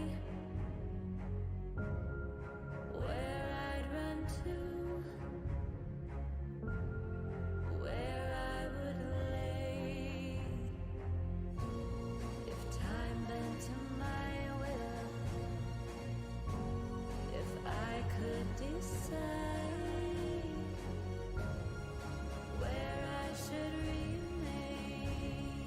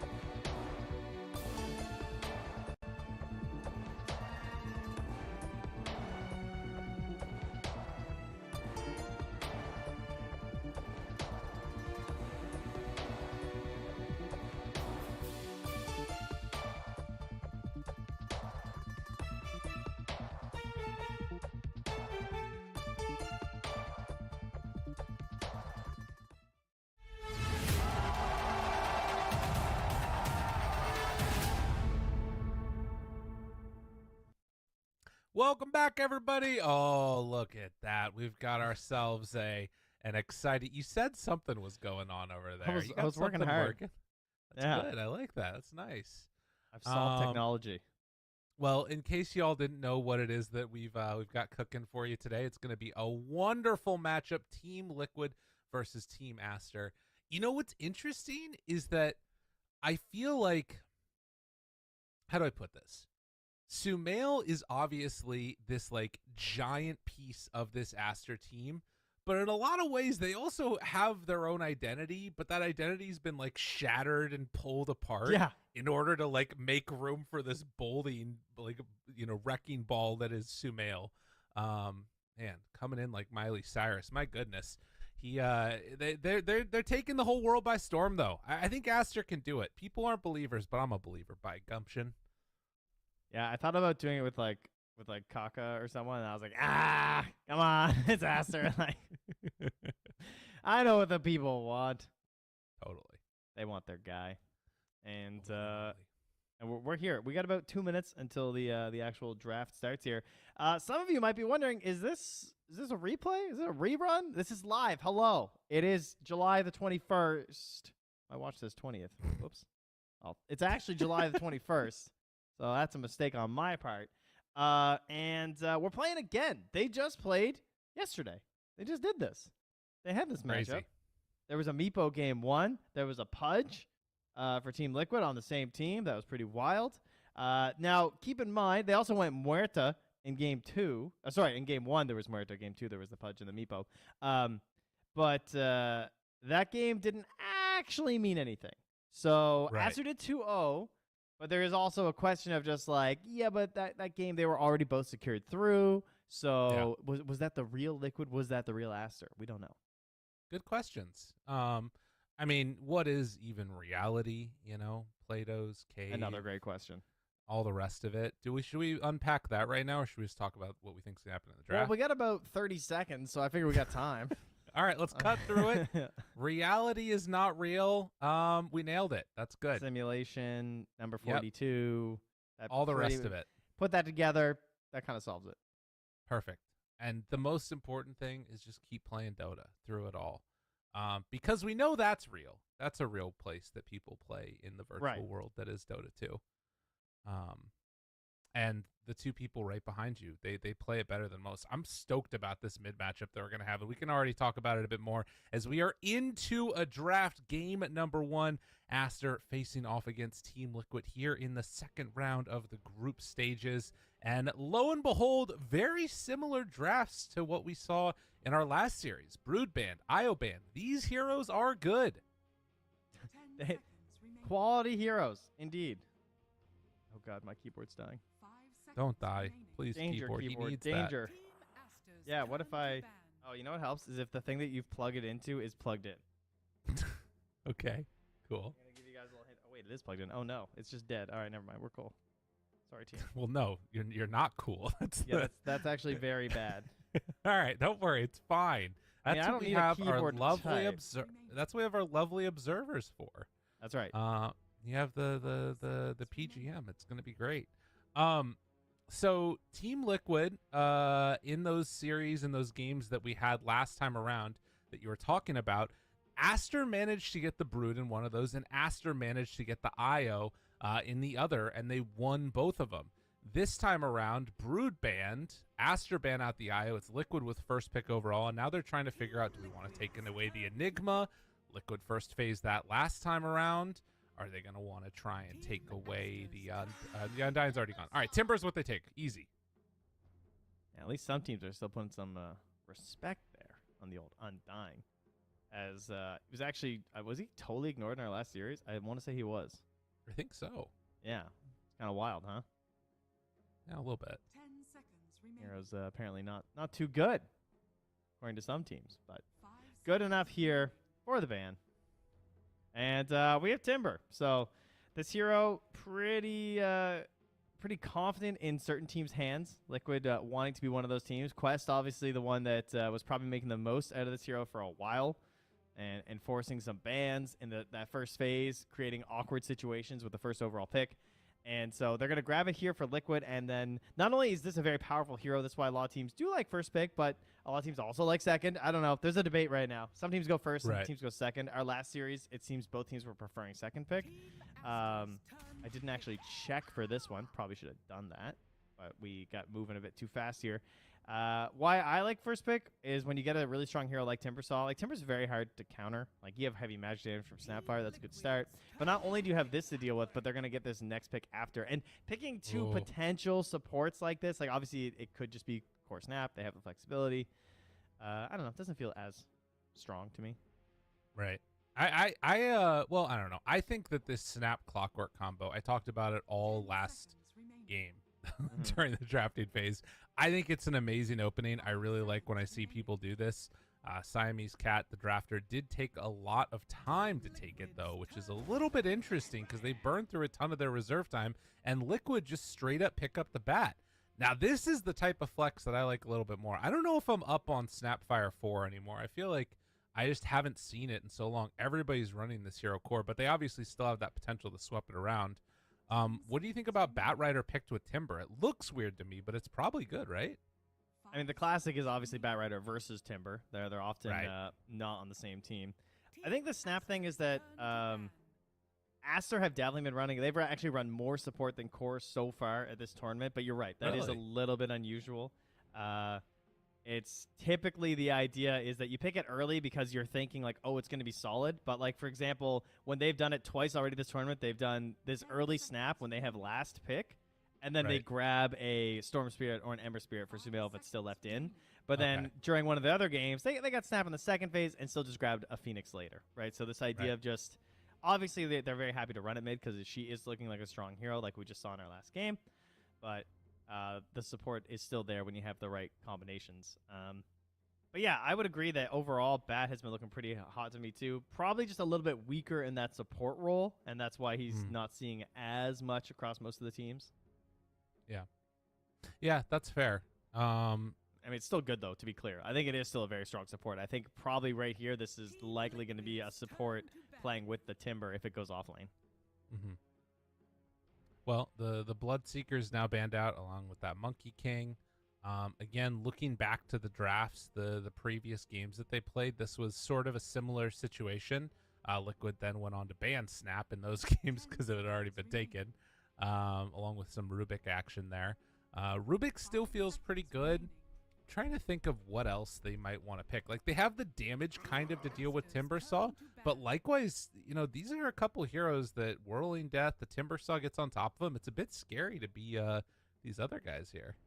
Yeah, we've seen a lot of Faceless Void lately versus the Timbersaw, so not too surprising with that ban. It's like laning stage is decent enough that you can just jump out of the burst damage, but then obviously like the whole late game idea of just like locking him down in place and getting the burst before he can build up those big stacks with a heavy magic damage, and it's a combo they've already used on Aster with Chrono plus Snap. Just super simple execution there, so that'll be the first thing they remove. But I mean, that's one of the good things about Timbersaw. Like, you can pick the hero early and it still can just look really good. It is not an easy hero to counterpick right now. Right. Well, and one of the heroes that I think about a lot getting banned in the second phase is my favorite guy of all time, the old Darkseer. But I hate playing Darkseer into Timbersaw. Like, you can vacuum him out of Timber Chain fine, all well and good. Sometimes the punch can be like a lot of magic damage later. But Ion Shell, it just feels so bad against Timber. You're just doing nothing. And that's something that I feel like often would get banned out in the second phase. But now Liquid, they can just take a lot of these other cores and other things. They don't have to worry about it too much. In fact, if they wanted to, they could even take it themselves. Statistically, you know who the worst hero versus Timber is? As in the best hero, versus Timber is actually who's that? Is OD. And then now we're consider they just played the OD to counter their Meepo, and you'd have Astral versus Lasso. That's pretty hype. That could be kind of cool. It would be a late pick for sure for Aster, like potentially like a 10th hero overall, but it could be cool. They're gonna grab the Tidehunter.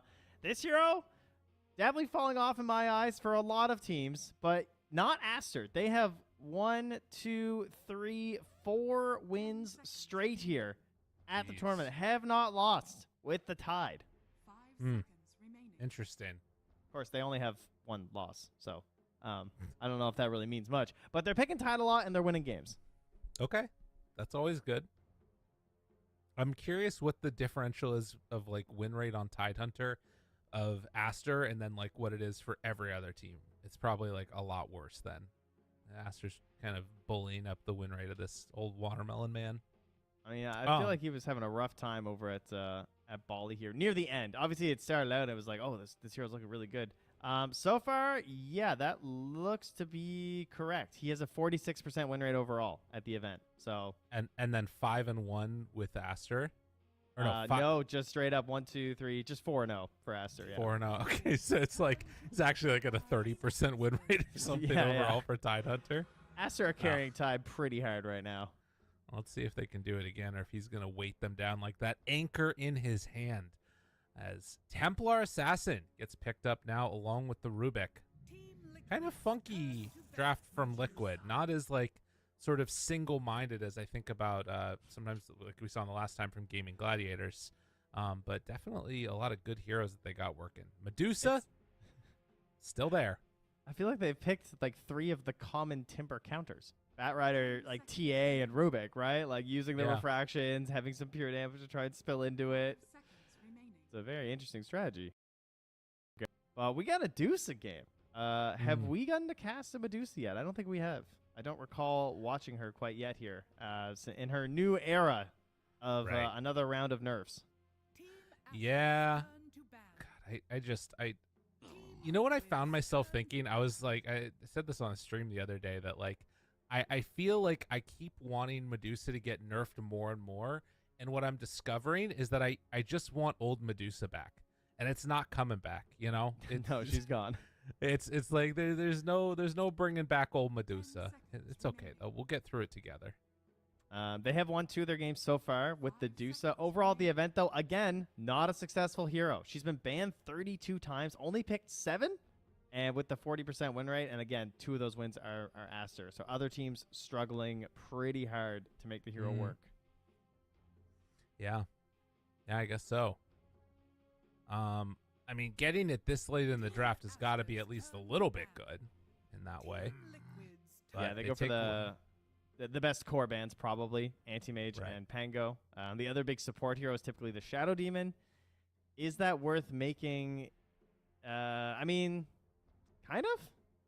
Is it worth making that move? You do. No, the problem is then you're. I don't know. Yeah, you have to do TA safe. safe. Yeah, TA safe lane, and then Zai can either play the Bat or the Timber. They have some flex, but then the problem is, of course, they're still going to be the 10th overall for Aster. I think the only way, if you're doing all those move around things and putting CA safe lane, then you just get Darkseer as an answer to Dusa, and you put Timber mid. But I don't know. I think still the Darkseer, yeah. I think we're probably just looking for a carry at this point. Could go back for more. Oh my God, is it all coming full circle? Oh please, no more, never again. I don't know. That hero seems to be gone. Dude, I think they're gonna do it.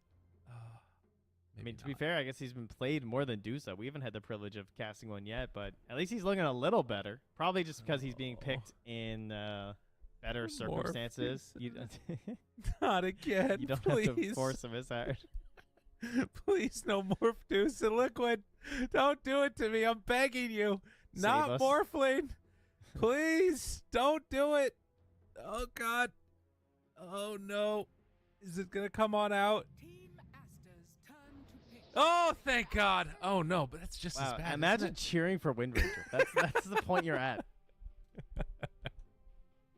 This is what Morphling's done to us, Trent. That's a pretty interesting choice. I mean, I think that puts the snap mid and you go for a different support. I mean, unless there's something that they really think counterpicks it that hard. To me, I feel like the snap's been a pretty good matchup when we've seen it. I mean, Puck doesn't look great because it's a TA in terms of just catching heroes. Right. You know, Shadow Demon actually is kind of cool for them too. If they want to do snap mid, go Shadow Demon. They'd have it with their Dusa. They'd have it versus the Wind Ranger and versus the TA. Kind of hype. Oh yeah. Oh yeah. Let's go. Oh, let's get go. him. That's a sweet pick, I gotta say. That's a nice grab. Kaka Shadow Demon. All right. I love it. I have to go Aster after that. That's, I wanted them to pick it. They picked it. I'm all in. I think where are my also, channel points? How do I spend them? I also think that Shadow Demon building up those stacks, eventually getting into an Aghanim Scepter, Nisha's game is just going to be ruined until he gets to the Windrun Dispel. It was Undispellable, rather. Yeah. But there's a long window in there where Liquid are going to have to wade through some mucky stuff. Interesting. Do we like it? Well, I got to figure myself out here. We got Snapfire over here. Picking his nose. And Wind Ranger. What are you doing? All right.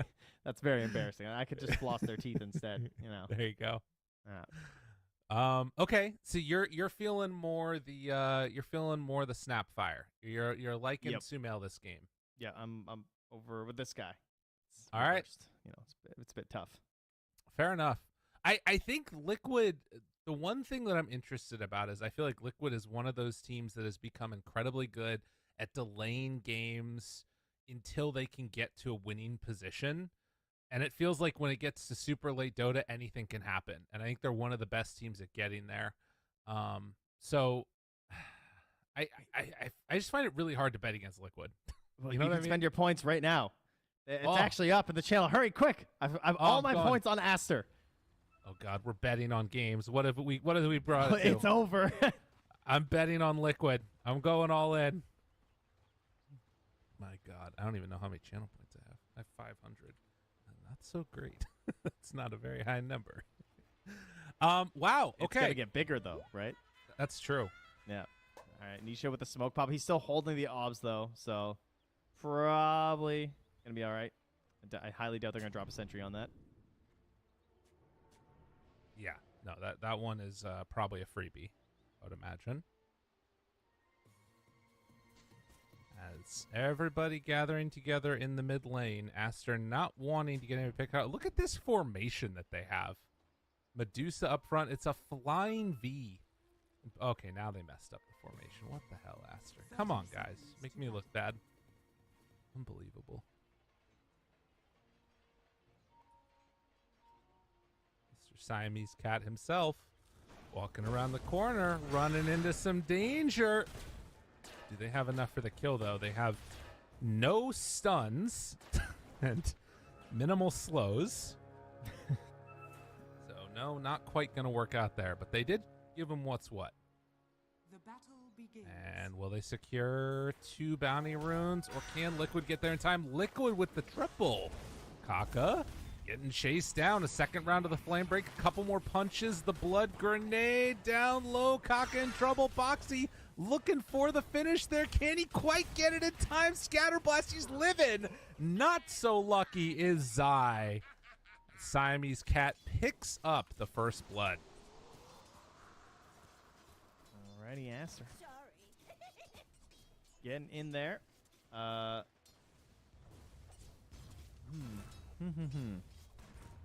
Tell me. My thoughts. In terms of the setups, the thing I like the most is having Kaka down bottom with the Shadow Demon. It's something we talk about all the time. Is just this idea of Shadow Demon being on this lane. I mean, the setup is proper anyway because you have Kaka playing the Clockwork with the melee hero with the Medusa. This is what you want to see all the time. It just makes it much easier for the Medusa to lane. This is what Clockwork wants to have too because he creates the space. She still gets the right click. All's good. But most importantly, it's good setups. This is why I like the Shadow Demon this time because typically I'm kind of against Shadow Demon 4. Shadow Demon support unless you run it 4. I think 5, it's not as good because you don't get the same stacking opportunities. So I'm always looking for that when it comes to this hero, and he's paired with a Tide Hunter. So to me, the stack game looks crazy for Aster, and I'm not sure they're going to hit the same numbers on the side of Liquid because they have Mickey on the TA, but they don't really have the best supports to make the moves and get those stacks going. Right. The support, like the ability to take them is there to a large extent, but the ability to actually make them is not as much. Yeah, we'll see how that ends up working out right now. Kaka sitting over to the side trying to block out the camp and is just kind of going to get run down, it looks like. Ooh, one more hit, Insania. The one that actually gets the last touch on him with that. So nicely played. Oh, it does look like they're going to be able to force back Siamese Cat up on the top side.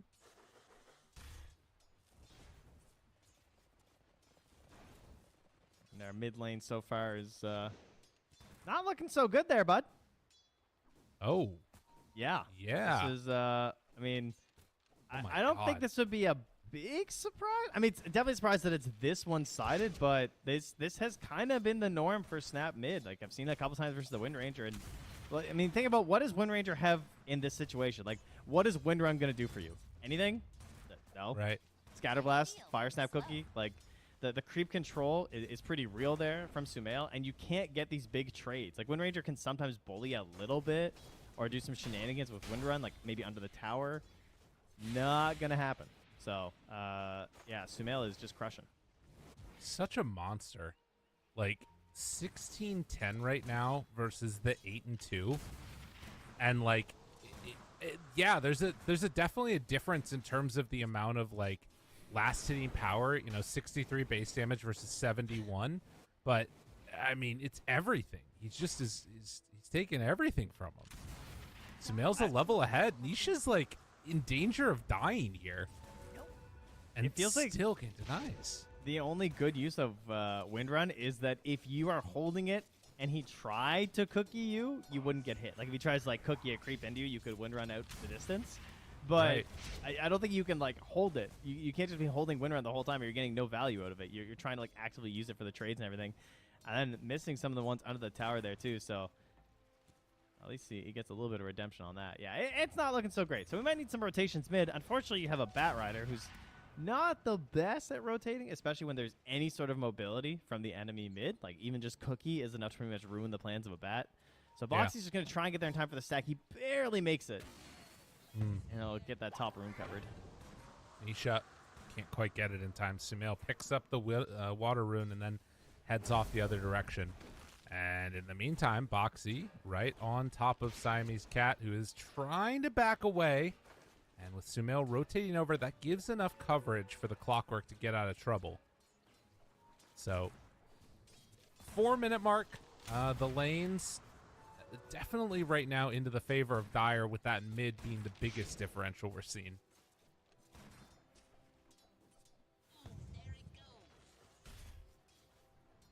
And then the person who's going to be the siege engine, the thing who gets things moving for Liquid, will probably be Zai when he hits 6 in terms of this like top lane. Because sometimes you'll see rotations right to your Timber, try and pressure this Medusa, see if he can zone her back into the jungle.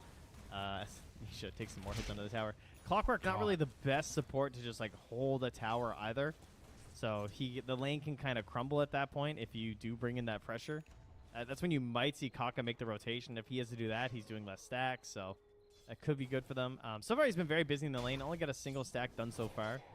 Hasn't had a lot of opportunities to waltz his way back, since there is some vulnerabilities here for XXS. Right. Speaking of walking back. Yep. Has to head over. They are going to make a move, though, now with Clockwork. He drops a ward, waiting to see if anybody steps too far forward, and they can maybe make a play onto Mikair and Sania. Oh, this is cool. I think this should be noticed. Oh. Well, the thing is that... Oh, nice ward. Yep, Insania spots him. That was big. Right. Now, mind you, they know because they have a sentry down, but they did this while they were pushing under tower. Nicely played. The timing, it looks okay here, but, I mean, with the rotation coming in for Boxy, he's going to kill off Kaka. So Aster not really going to be able to get the full value out of this. And, well, they'll be able to get the D ward after the fact, most likely. Think? That's okay? Yeah, he's just making sure that he's going to run away, I think. Okay. Yeah, Oh, all right. no, he got bopped, dude. Yeah, they get the D ward instead. Oh, but his sentry doesn't hit his sentry. He doesn't actually see the Aster one. So Pichu's still going to get this D ward. Oh, that's frustrating. God. Just out of range. Okay. Meanwhile, they get another one too. Yeah. Well, Wind Ranger is level 5. Sumail is level 6. He might. Jeez, there was a moment there. That was close. The Wind Run was coming back, but certainly a chance, because he has no raindrops either. There might have been a Cookie Scatterblast play. Right. Into ulti. Now, one thing that is a concern here for Liquid is I don't think they're getting a Wisdom Rune. Oh, wait, hold. Insania's heading over. He has no cogs. He might get it. Oh, he doesn't have cogs? Oh, Insania. No. Oh, he didn't get it. He didn't quite. It might have been a battery assault hit at that point or something, but whatever the case is, that is Liquid not able to pick one up, and just trying to get out. He TPs away, doesn't even die for it. Damn. Yeah, we're seeing this more and more with Clockworks, the 201 build, and pays off. Immediately grabs the cogs after it for. Heh. So yeah, double wisdom there. Bad start here for Liquid on a couple issues. They do still hold the gold lead though overall. Right. But it's pretty minimal, obviously. Oh my god, look at that DD on Snap. It's doing 220 damage for a bit. Does have that cookie ready. Nisha needs to be careful with this about his positioning. They want to go. Oh, cookie, good dodge. And Nisha knew. The rune will be bottom here, but Kaka's there to secure it. Sumail will be able to grab it here. Looking for the rundown. Could come out in a moment with the Mortimer's Kisses. Trying to get in range, but the lift back. Kaka in a weird position. Does he get the right aim? Oh, good dodging from Boxy, but one last hit. Sumail able to touch him up. Gets the kill. I think he was thinking he might get away with it without having to use the ulti, so then he pops it a bit late, but still manages to grab it. Does leave XSS vulnerable down there for a little while, but okay, he doesn't quite have the damage. He's got 2 points Kraken, 2 points Anchor Smash. They also have a ward near these ancient stacks, so they're keeping an eye on that. Might be a move that Liquid goes for, like Wind Ranger coming in, trying to get a bit aggressive, using the TA to maybe steal them, but she's not quite ready. She's only level 6 right now. Doesn't have those mid levels, you know? Not going to be 8 or 9 anytime soon. No. Wind Ranger had already used Power Shot, so doesn't decide to try and go for Kaka there, but it is still going to be the stacks gotten on both sides of the map. So something to watch for here is where these stacks end up going, because both teams definitely capable of taking them. As XXS takes a couple pot shots there, but they will be able to drive them away. Foxy doing the long run around here. Stole a bit of XP as Sumail was doing some stacks, but he is going for a big old backstab with the help of this ward. They see him, though, on the Watcher. And now recognizing what's going on, Kaka heading by, level 5, got some good damage on him. Can they do any more? With Insania moving in, that's actually going to be enough to kill off Kaka. Not bad at all. They bring numbers, though. Monet doesn't want to let Boxy get away with this, but he's moving fast. Dude, this is, I mean, it was 5 heroes essentially from Aster, and Boxy, this is space created. Holy moly. He's away. He gets hit by the catapult. All right, but they're hammering. They're moving into the ancients. That was a wild one. Kaka was so confident running up to that Batrider. Like, he knew he was there. Like you said, he just disabled the Watcher. Boxy will eventually fall. All right. And just to get that kill. All right. Well, Nisha going to have to find a path back into this one. Going to try and work towards that Maelstrom here as Zai's dropping items. Kaka not. That was close. He was. We almost had a second item disappear here. Yeah. That would be crazy. Now, Atos out. Ravage at the ready. Managed to find that stun. Looking for more. Want to save Kisses, and they will. So Aster. Lots of good moves from them. Yeah, I'd rather spend Ravage than Kisses. I feel like the Kisses are much more likely to secure these kills. And, oh, yeah. Ooh. The piggy bank is a little stuffed there. Yeah, he is. He's building up quite a bit of gold for himself. Yeah. It's going to be difficult to utilize that gold in some ways, though, for the TA, you know?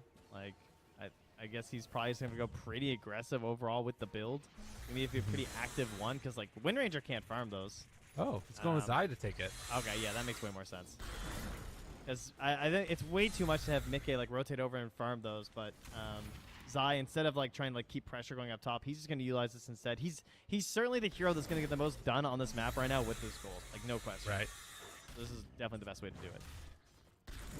Yeah, that's what you want to see from them. So clears up those stacks in just a couple rounds and salvos of the chakra. And suddenly, Zai right up there at top net worth marks with the Medusa, who's farming up another stack herself. Monet has been a bit busy. decides to come and grab the creep wave towards mid. Is a lot of just sort of battling going on there in mid lane. But has an ancient stack to retreat to after farming up these these creeps. And they're going to take that newfound golden on Zai and immediately push this tower. Nothing XSS can do. It's a bit too low here. I mean, they can throw it a glyph if they want. Ooh, big move. Fake.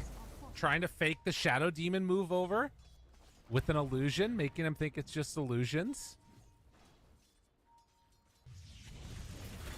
But it's real. They're in the area. Boxy in trouble and going to go down. Mickey, you get the banishment. Tries to back away on Kaka. Pops the ulti on Nisha, doing good damage with the hook shot. That's enough to take down Nisha, but wait a minute. What did he steal there on Rubik? Got the kisses, throws him back the other way. Now trying to take down one. Now Siamese Cat taking some Mortimer shots and will end up dying to Mickey, while Sumail in very far. Zai making use of that gold to get himself a nice pick off. So they take down Sumail to boot. That is a good fight for Liquid. My goodness. Yeah, I think that Liquid were really happy they decided to defend that and to rotate that many heroes. I didn't think they would bother on Aster. It kind of felt like a situation where you're better off just farming this whole time up, but I guess maybe they see an opportunity as like, if we just shut down Nisha, get that kill, and nothing else happens, then his game's just over, you know? But unfortunately, Zai is still able to take over that fight. He's now top net worth on the board. They get the tower. I think he even got the last hit in the middle of that engagement as well. Plus a steal on kisses that they can use again. That's not necessarily something you're going to want to give up right away. Oh. Boxy. Oh! Sneaky gets out of trouble. Look at that dodge. Insania is liking what he's seeing. So Boxy going for another round? Yeah, and again, though, more vision over those Ancients. They also blocked it with a Sentry, so they tried to do a stack. It failed. I don't know if they noticed necessarily that's what happened. And yeah, vengeance is swift here from Boxy. He's going to get it. Oh, man. God. Some of these cats just sees this little flame wall leave behind, and hell, nothing he can do. Dude, if he didn't smoke, if he didn't pop Firefly, if he didn't do all of those little things, he doesn't get that Wisdom Rune in time. No. And so, sure, you lost the first two, but you get the next two. That's definitely value. And Insania, he has the kisses back up in 15 seconds, so I'd be looking for a smoke into a focus fire with this fresh Maelstrom. They got big damage available now. That's versus any of these heroes could go down, Dusa included. Wow, XXS. Yeah, getting jumped on by Zai. Man, Zai is so huge. Kaya Sanj misses on that Chakram and the banish. Okay, things got weird. Zai may be in some trouble, but trying to move in with the Mortimer's kisses. They're ways away for the rest of the team. XXS gets hit by another Chakram. They take down XXS. Can find more kisses coming in from far away. Kaka getting caught for a moment. Boxy right on top of him. Can't quite catch back up to Siamese Cat yet, but will get him with Nisha. Sumail, in the meantime, tries to turn to fight, but they can't do it. Liquid pulling things together here to a 5K gold lead. And a shackle, too, to make sure he can't hook shot out. Kind of looked like he was about to use that to escape, but locked it down. And, man, you can really see the early points in Arcane Supremacy. He only had 2 points at the start of that fight, with the but 18% spell amp on Stolen Kisses early. Like, you just saw, Kaka just melted. Yeah. Top full of clicks there. And this is, of course, with Mickey having the Deso now done, so they can Roche whenever they want from Liquid and take that away from this Dusa lineup. They would love to get a Roche and just start marching with Ravage. Yeah, I think so. I mean, I just can't help but think how different this game would look if Insania had not stolen kisses. You know, that is what enabled so many of these, like, next couple of moments to completely turn around. The Rubik has been a problem for this Snapfire, and they're building off of it. I like how Rubik was, like, the worst support ever, like, a month and a half ago. It was, like, a completely unpicked, you know, I was like, before Bali, everyone's like, this hero's trash now. He's no good. Well, and of course, XXS. At least he bought out. Yeah, he, again, is in trouble and starting to fall. And, I mean, this hero, it's just not as tanky when you go the Meteor Hammer build. Hard to get away from that one. And, I mean, again, we talked about the Rubik play, but also Zai has just consistently set the tempo. Yeah, Mickey has just been mad chill in this game. Oh, yeah. Big farmed at this point. Into the Roche. Boxy has been a complete menace, like you're seeing down here now. He's doing a great job in the support bat. I think it's a hero that is definitely still valuable in this role. This is why you can pick it up so early. And just fireflying a wave like that is so frustrating. Just getting away. He leaves the flag bearer, but that's cool. Oh, and the orbit destruction for Mickey. Oh, dude. Wow. Oh, my God. Golly gee. That's a lot of damage. He's going to be a scary guy. There's no doubt about that one. Blink dagger done now.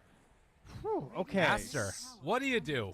That is the question right now. Sumail is going for the eggs early on this Snapfire. Not going to opt for like some of this damage play or like Silver Edge. He's going to be Goblin. So he's going to be sending in XXS whether he likes it or not. Well, that'll be good because then he can Ravage and then blink out afterwards. That's right. or maybe we'll send him Monet. That sounds pretty good too. Okay. Sounds like fun. Yeah, I guess that is one thing to be concerned about. Like, Aster's basically been throwing bodies. Monet not going for the butterfly build afterwards, instead going the Manta right into Scotty. So a bit of an older school Dusa build. Yeah, seems pretty good. I mean, you're versus the Timber Saw, you're versus the TA. It's got some merit in this one. See what ends up happening. 19 minutes in. And it's a 7K gold lead. Liquid just bowling along here. I think the Shard for Insania would be the best thing to get next for Liquid. I think at 20 minutes they should try and torment it up for him. I mean, he's going to try and save the goal, but ideally you just get it for free. Because I'm looking at who's had the least impact in this game, and I feel like it's kind of been like Pichu, a.k.a. Siamese Cat. Like, I think this has not been the best Clockwork performance so far because the targets aren't that easy to grab. Like, if he hops on Bat, he can just fly out, get away. Templar Assassin's a pretty scary hero to hop on top of as well, because unless your allies are there like right away to destroy her, she might just cull you down first. And if they get the Rubik Telekinesis Shard, then it's just GG. Like, he can't lock anyone down. Yeah. No, it's a huge problem, that one. And I agree, prioritizing it would be super solid for Insania. But we'll see. 20-minute mark coming up right now as there is a lot of vision in the mid. Kaka down to half HP. One round of Psyblades, but will be able to get away. The imprisonment buys enough time. Hook shot in, dodged again, but they're able to find him the second time. Pushed back by the Cogs, and Boxy finally punished.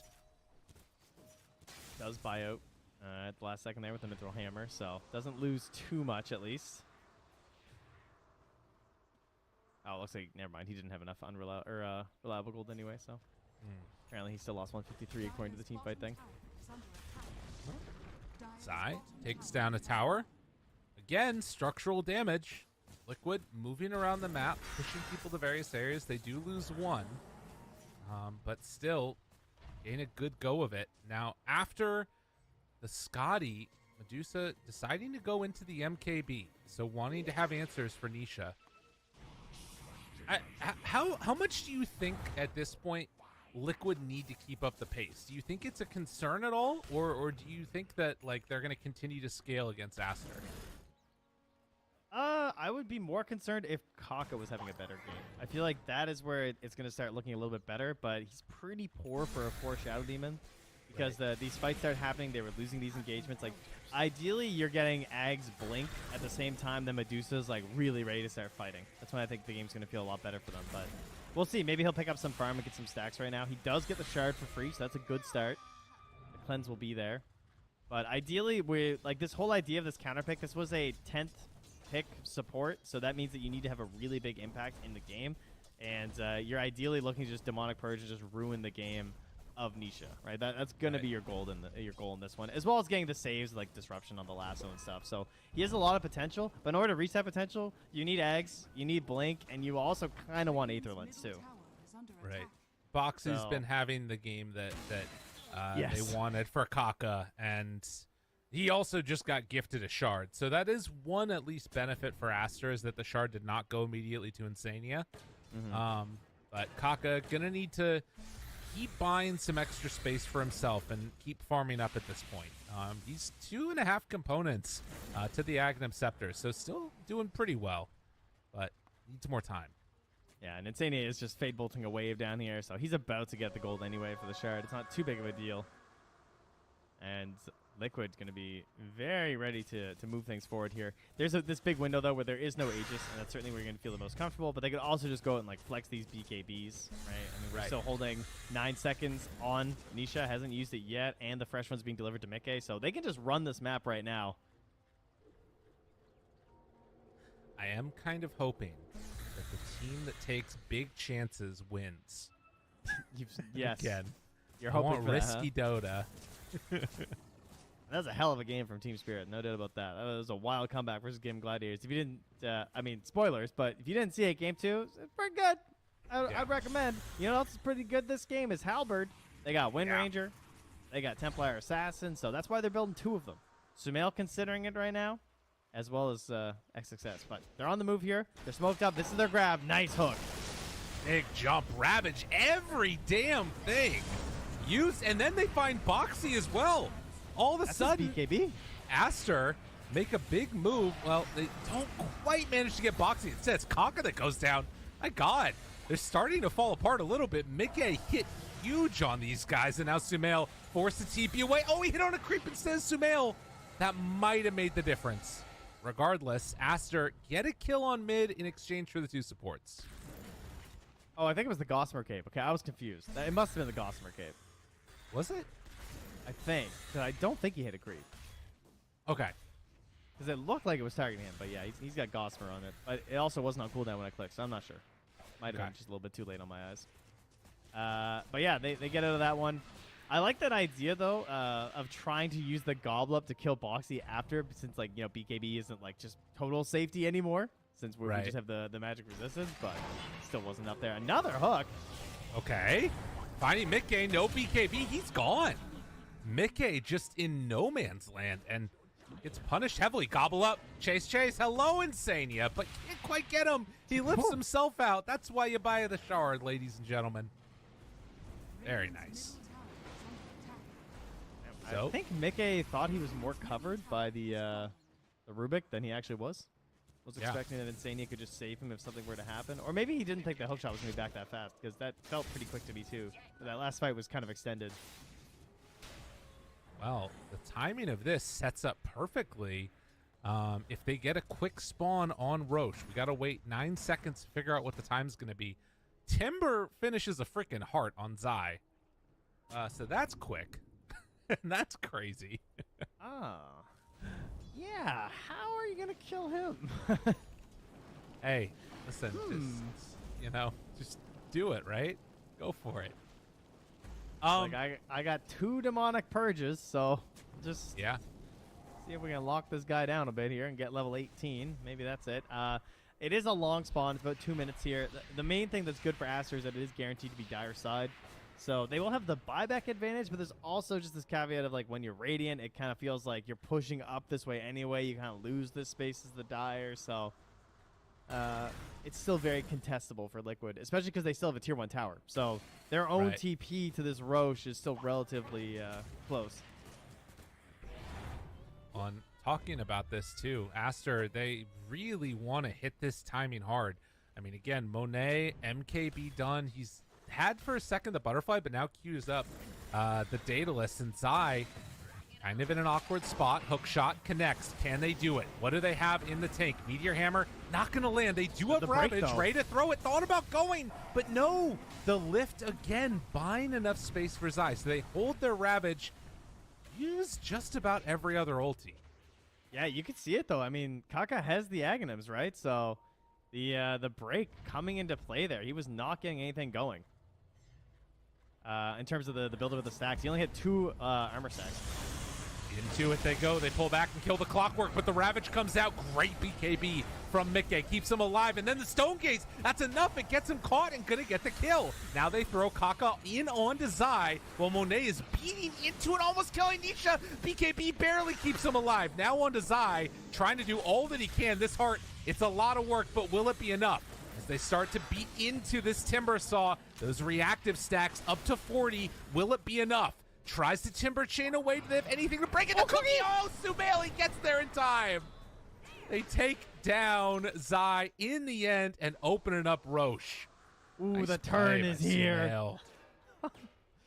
Well, they only lose Clockwork, and then the buyback comes through. And that was a bad way to start the fight, to have to focus down the Timber Saw early. But what was so sick was that blinking from XXS, and he didn't let the Ravage rip. Because the BKB, not only did they do the Rubik save, but also the BKB got popped by Zai. So it was almost like a little bit of bait there by XXS.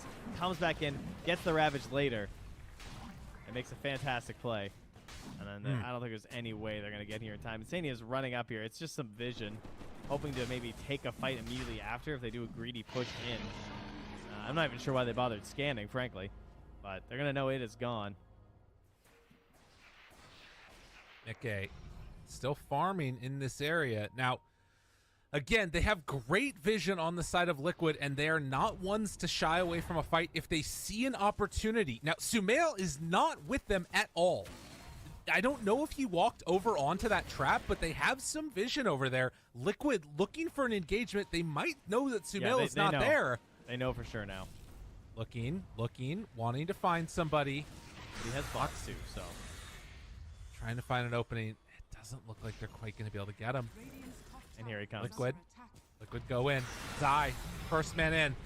They do have tendrils, but no Ravage. Lasso, that's a good one to get. Can they bring him down in time? Kaka, how is he not dead? How did the disarm? Oh, that disarm. They couldn't kill him off. Now Boxy getting chased down by XXS. Aster are team fighting so well as they take down 2. Dude, the Shadow Demon pick was so good. It's actually, it's over. Like, they can't fight if they don't take him down early. The break is absolutely destroying them. Like, I don't know if you can really count on break that much with Shadow Demon. It wasn't even in my considerations that much. Like, I was more so thinking, like, saves from the lasso and just purging the Wind Ranger. But the break is just killing them. Like, Zai, he has this heart, but he can't be that tanky. Every fight, he's getting hit, and he's just not building reactive armor stacks. Yeah. Man, craziness. I mean, this is one of those times now, too, where, I mean, yeah, it's only 1,000 gold lead, but this is Medusa. We've seen this hero go insane so many times and just about has a completed Silver Edge. They're going to start going. Meteor Hammer down. Don't quite connect with that Shackle. I mean, this is before Sumail even gets level 20. They're making it happen. The flare hits Boxy as he comes out of his TP, too. Like, he was there with the blink and the lasso possibility, but nothing can happen. And, yeah, Mickey's farming. They're smoked up. They got to bring Mickey back here pretty soon. He's cutting waves, so they don't have a creep wave except for this one. If they can finish that off, and they will manage to. He's going for Kaka. Going for it. Big play. Kaka hit once, twice. Is it going to be enough? He's burning down to death. No Kaka in this fight. Meanwhile, though, Monet is doing a lot of damage, but they will get the disarm. Zai in on top of him. Now the buyback from the Rubik. Man, that damage coming out. Good Shackle latching on there as Aster walk forward. They're not deterred. Zaya's 40 stacks, and it just, they don't care. Beating into him, hitting buildings. Sir, you have no creeps. That's you true. Need to leave. Oh, feeling very bold. But yeah, they got their main target. Great play there from Boxy as well. Like, they used the power shot for the additional vision by the looks of it there to try and get that perfect jump. Grabs him. He dodged the hook shot. You actually saw him do a stutter step. Oh, speaking of dodge hook shot, that one's missing. That was nice. Wait, throwing one side, finding the back line. In on to Sumail. Sumail, half HP. A couple more hits. Takes down one. Siamese Cat in trouble. Now Zai being slowed down. The disarm is there as they chase Sumail. I mean, okay, with no Shadow Demon nearby, this is kind of working well. He is now with the rest of the team. Monet starts to beat up on one. Can't break that Blink Dagger, though. And instead, an Atos, Kaka, throws down one salvo, has the Demonic Purge at the ready. Tendrils of the Deep, Zai starting to drop lower, but it's really hard to kill him. Kaka! Kaka dying. Foxy right on top of him. He just goes down. Wait, what is going on with Aster? The positioning. They weren't really respecting it there. Tries to get kind of a greedy ward. I feel like he still felt kind of strong. I mean, look at them. They have Aegis and Cheese, right? He's thinking like, oh, we're still strong. We still have these big items. But if Kaka falls, the fights are not easy. And they're not clumping as hard. They're playing a little bit more like pick-off stuff there from Liquid. They didn't have everything there to throw onto that damage because a lot of it has been the purges. It's also been the disseminates because this guy's so insanely tanky on the Timber that you're just boosting up all this damage every time it disseminate. But unable to get the damage in that time. And Zai playing so nicely by disassembling this Kaya into the halberd. He is just putting the body in there and really controlling up this Medusa. Yeah. No, the disassemble into the halberd has been clutch.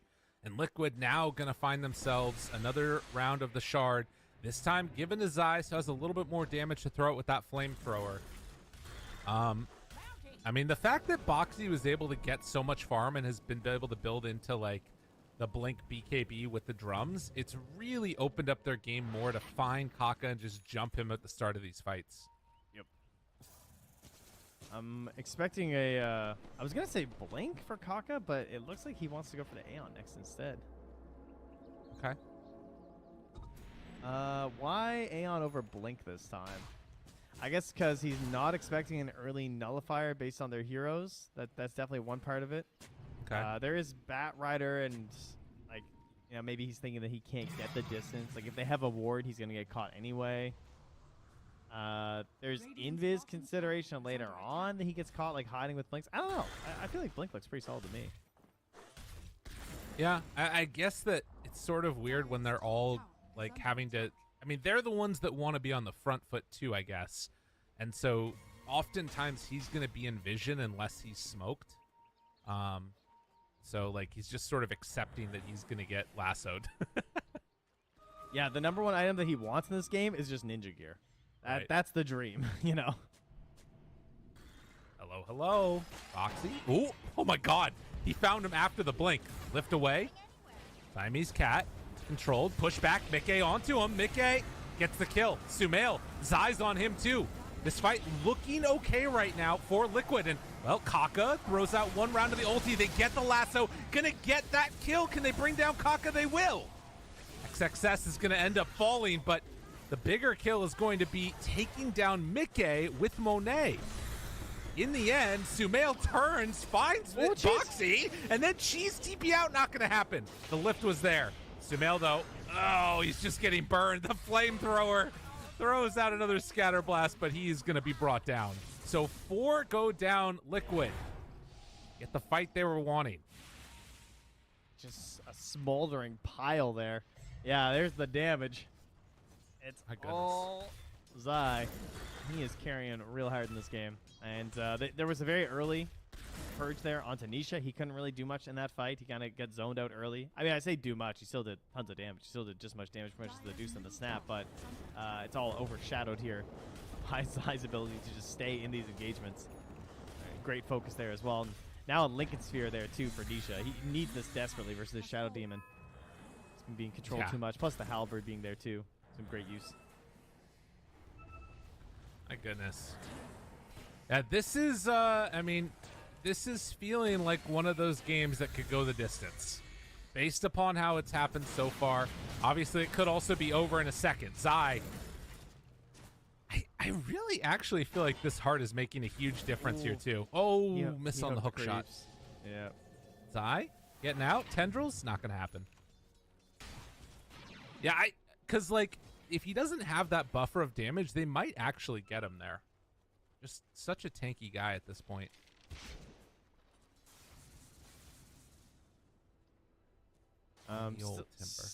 Still no Ags consideration here for Nisha. I was wondering if he might be thinking about that this game, just like the general annoyance of the hero, but just wants to get a anti-Medusa item. Thinking about picking up this later Diffusal Blade. Get into the Disperser later. Love that thing. Potentially, yeah. Oh, but 20 seconds until Roche, and you're versus Clockwork, so you should not give this up for free. And now we have entered phase 2 of Snapfire, as he has Daedalus as well as the Little Shredder talent. So the hero has now transformed a bit. Yeah. No, we're in an interesting spot. There's a couple big damage dealers, but the big damage dealers from Aster, they're a little tankier. Wind Ranger and TA, not really the ones that can soak up all that burst. We do have a double gem as well. Gem sitting on XXS on the Tidehunter there, and there's also one on Insania's Rubik. So both teams are sweeping through here, doing a little bit of Minesweeper, clearing out these wards. And they are going to send in the illusion here from Kaka, and he's going to say, Roche is up. But they also have the TA trap from Liquid, so all things are known here. And will they find Kaka again? Where can he hide? Someone give this guy the ninja gear, please.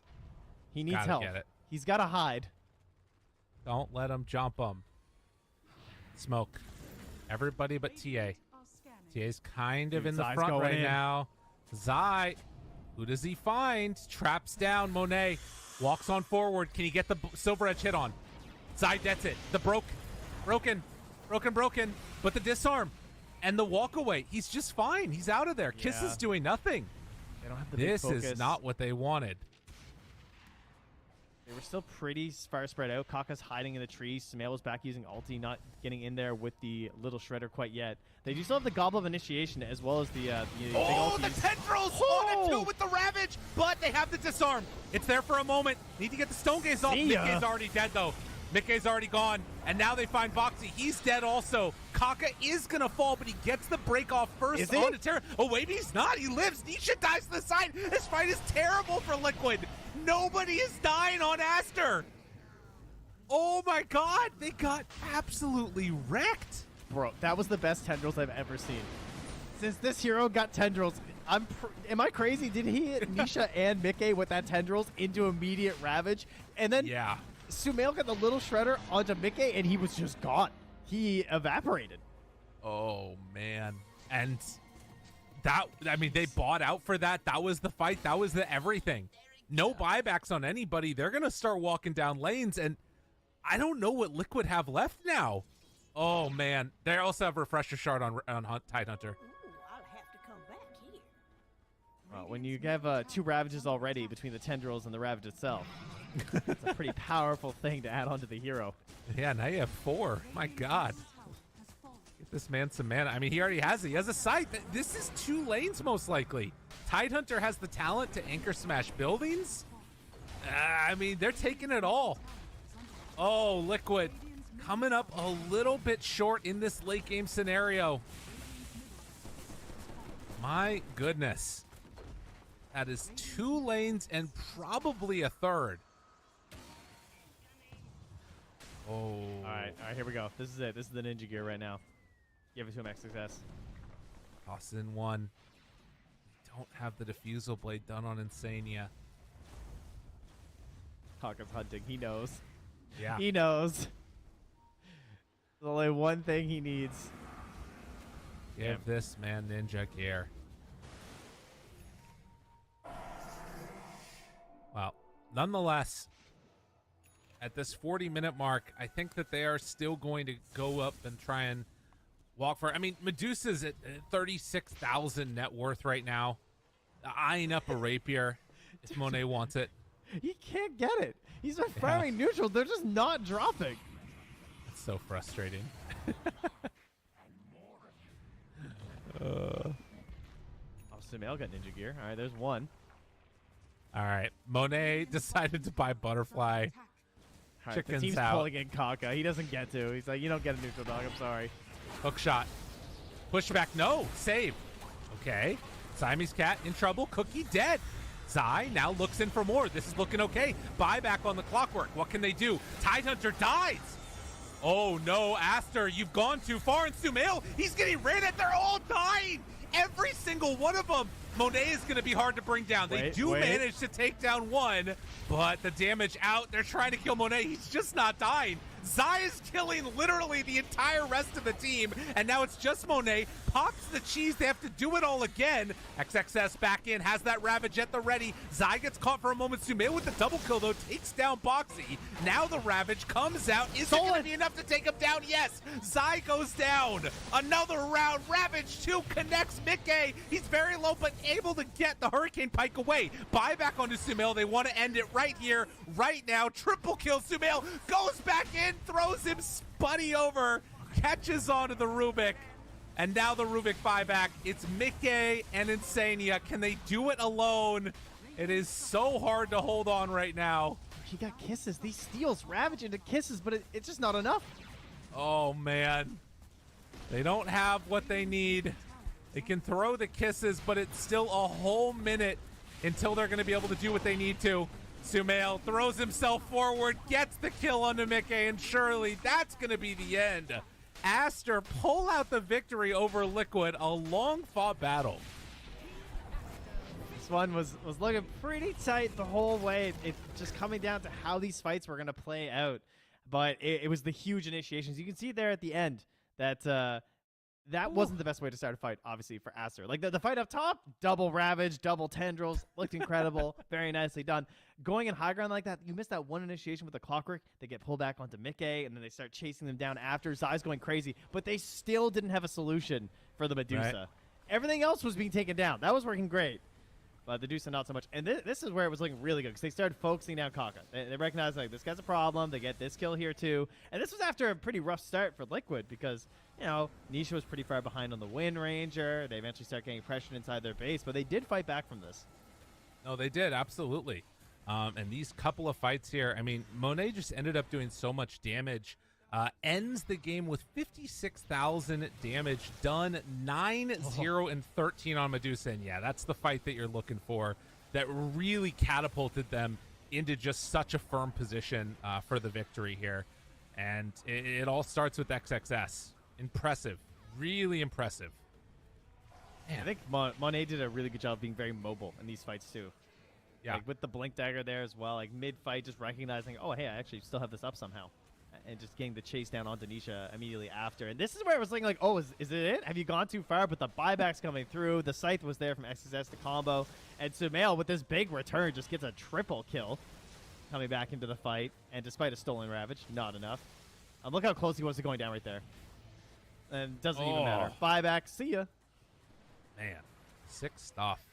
And then Sumail, the Force Staff back to make sure that he gets the catch. And it's just a little flavor on top, the goodness, as they end out that game. My God, Aster pull it out and get away with the victory here in this one. And that continues their streak, 3-0 over Liquid in the past couple of days. And I got to say, you know, if you tune into my stream, you would have seen my tier list with Aster up on the top right there with Gaming Gladiators and Liquid. Y'all didn't listen. You listen to this guy. I didn't listen.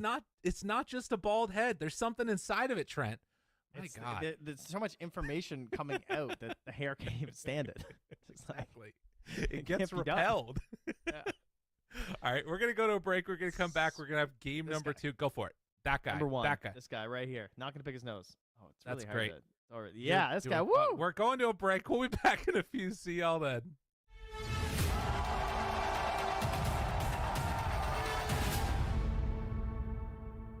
Progress is a race that has no end. After every finish line, another challenge awaits. How can we continue to push innovation in a sport at the forefront of technology? This is how.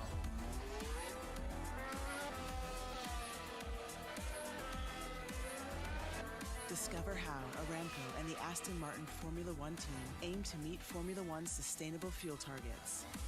Aramco, powered by How.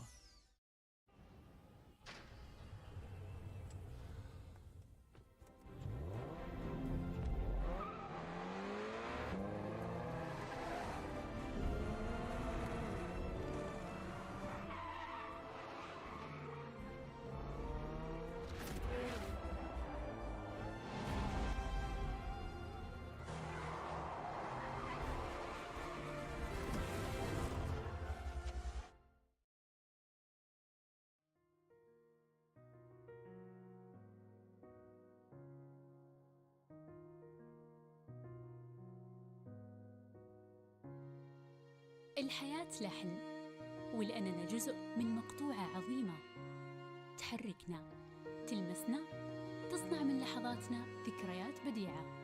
لأن الوجبة، التجربة، المغامرة، حياتك بعد جديد في هيلتون الرياض.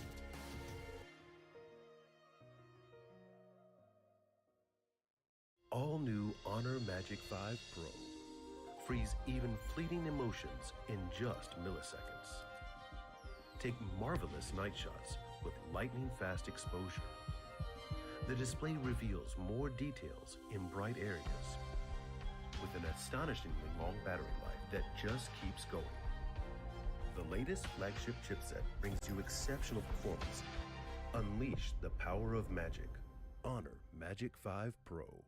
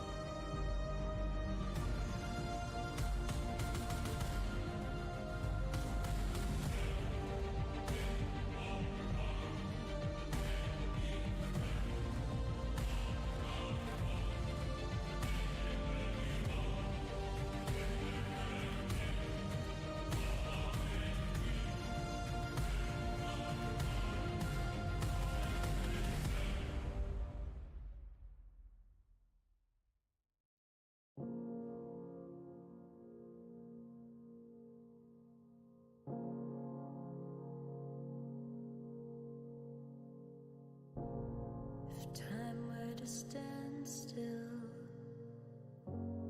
if I had a say, where I'd run to, where I would lay, if time bent to my will, if I could decide where I should remain, where I would hide. Sure as the sun, come rain or shine, I know where I belong.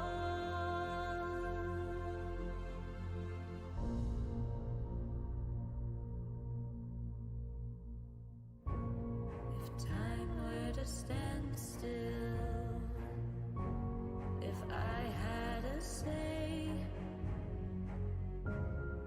where I'd run to,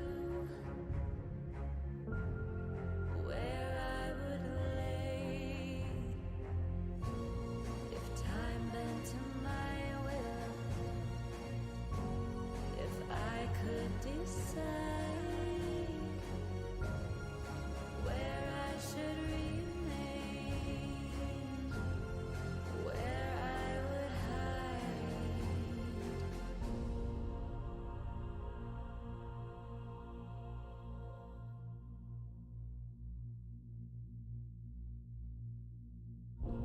If time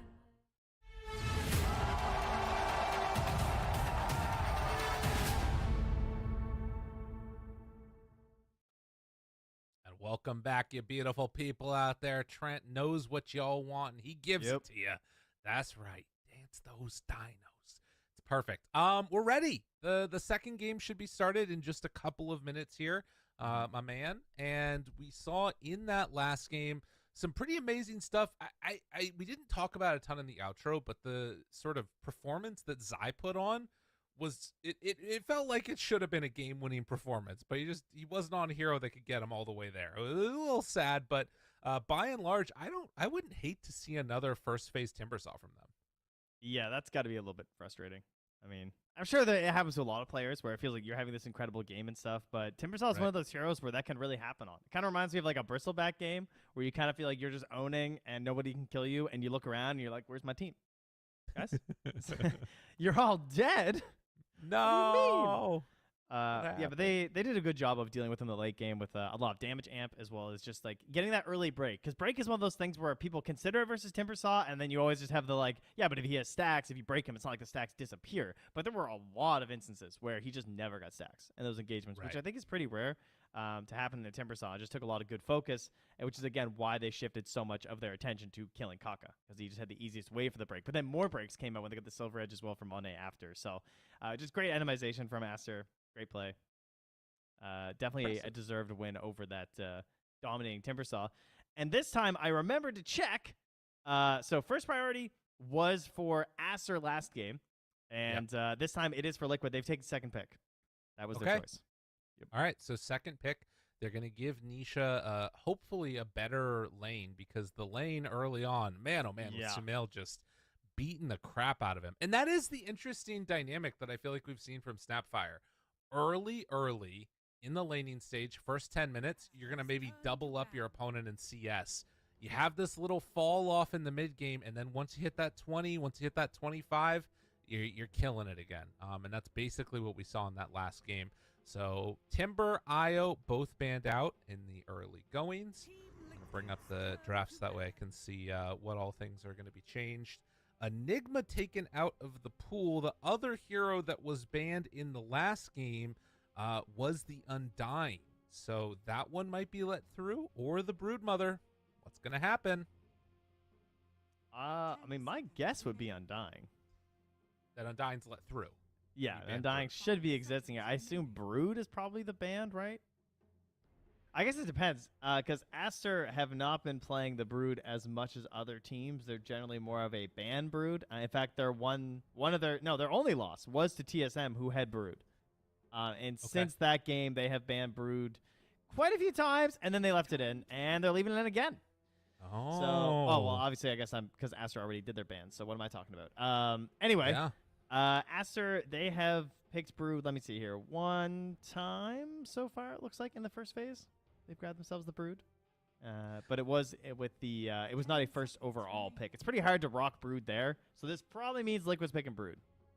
I mean, yeah, I think the thing about it, too, though, is like, all right, so they're going to take the Snapfire. Again, you want that flexibility. Samil showed that he can do it really well.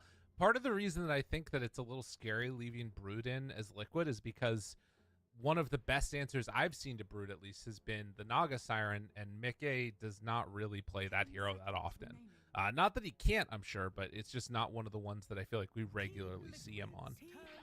That's true. And they're going to take the Brood for themselves. Okay. I don't know if this was just a we don't think they'll do it, or we just rather play against their Brood. But, I mean, considering you lost to TSM's Brood, I don't TSM just what are you strays. trying to say there? They're saying, hey, we made it out of the play-ins, Trent, all right? Could you not? I was like, I'm sorry, TSM. That was uncalled for. I apologize. Unbelievable. Yeah. I'm I gonna mean, need to be to fair, they close up also my beat windows. TSM's Brood the first time. You know, just a 1-1 situation. But their answer will be the Slarky Malarkey. So not going to be that Naga Siren. Kind of interesting. I would have thought Naga Siren for sure. Yeah, same. Maybe they don't like to play it with Snap. I was just going to say, I'm going to need to close my windows because the sun is coming up right now. And it's going to get right in my eyes for these games. So keep talking your smartness. I'll be back 1 second. Sure, man.